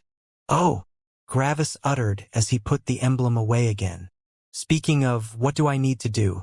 How do I get my tasks? The young man looked at the old man in the group, who hadn't said a word in a while. Give him peak immortal emperor black 6 authority. Assign him to red 4 to 6 and black 4 to 6. You can take William off the roster. He's been asking for a law comprehension break for a long time, and I'm sure that he will feel delighted to finally get his request granted. Yes, sir, the old man said with respect. Gravis raised an eyebrow as he noticed something. I know what you want to ask, the young man said. This is where the second problem comes into play. I can't allow you to overlook fights between star gods. Gravis frowned. He didn't like what he had just heard for several reasons. First of all, he knew that the Heaven Company paid their personnel according to their power. Gravis obviously had the power to even overlook fights between level 2 star gods, but he was stuck with peak immortal emperors. The difference in pay had to be absolutely massive. One person was a peak immortal emperor, of which there was a ridiculous amount, and the other one would overlook the currently most powerful fights in the star god realm. Even more, the personnel able to overlook fights between level 2 star gods were probably all ancestral gods, and using ancestral gods for a fight of such a level would be a huge waste for the Heaven Company. They were essentially killing a fly with a war hammer. This meant that the people able to overlook such fights were worth far more. The economy was dictated by supply and demand. The demand for people of such a level wasn't very high, but the supply was many times below even that, essentially making such people incredibly valuable. The Heaven Company was probably willing to pay an insane amount of money for such people. Another reason why Gravis didn't like that was the fact that he had been tested against level 2 star gods earlier. If they couldn't use him against level 2 star gods due to a particular reason, why did they even test him? He had also obviously passed the test. Why? Gravis asked. He wanted to hear the reason first. If one didn't pay attention, one wouldn't notice how weird this interaction actually was. In all the previous worlds Gravis had been to, his question and direct responses would have been seen as incredibly disrespectful. The person in front of Gravis was akin to a mighty sect leader of an outstanding sect, while Gravis was only a mere peak immortal emperor. However, this world was different from all the previous worlds Gravis had been to. This wasn't a sect. It was a company. Loyalty and respect were not that important in a company. After all, it was simply an exchange of service for money. Because of that, even bosses and employees could talk to each other on the same level. Gravis wasn't under some threat of eradication because of his direct questions. It was within his right to refuse employment. That was why there was no asymmetric power dynamic between him and the divine god. There are two reasons, the young man answered. First of all, perception is based on battle strength, not on realm. I presume that you can probably jump 6 levels in the peak Immortal Emperor realm. If someone were at the peak Star God realm but had only the laws of a peak Immortal Emperor, they still wouldn't be able to feel your power. You should have noticed that by now. Gravis nodded. Gravis remembered his fight with Aaron, the space cultivator. Back then, Gravis had jumped 5 levels for the first time. He had been just as powerful as Aaron back then.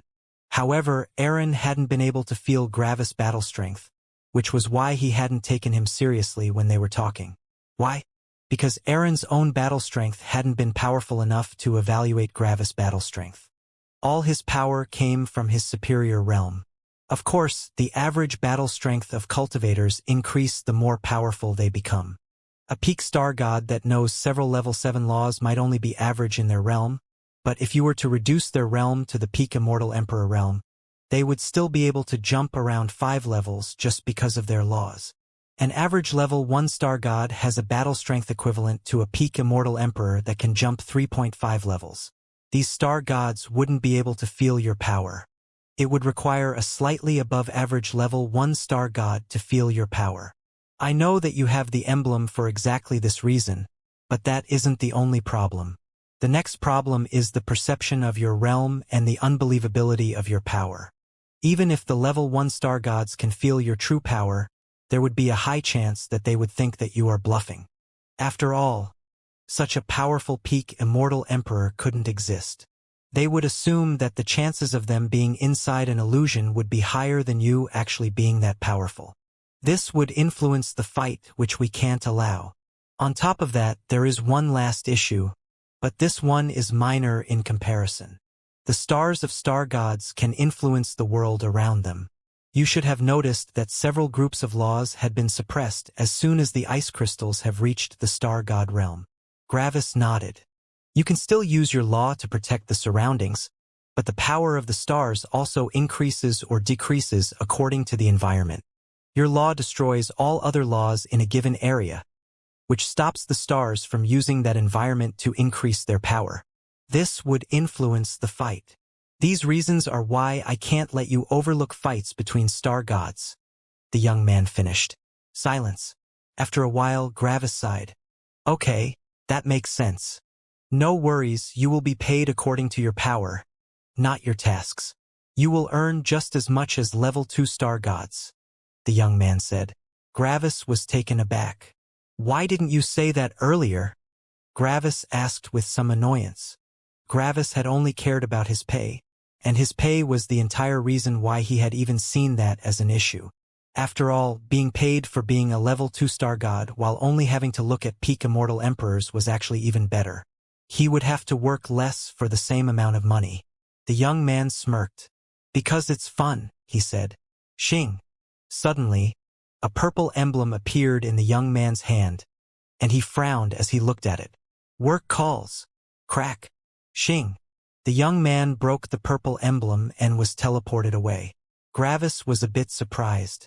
That was an awkward end to their conversation. Eve, would you please show him around? The old man said to the instructor. Xing.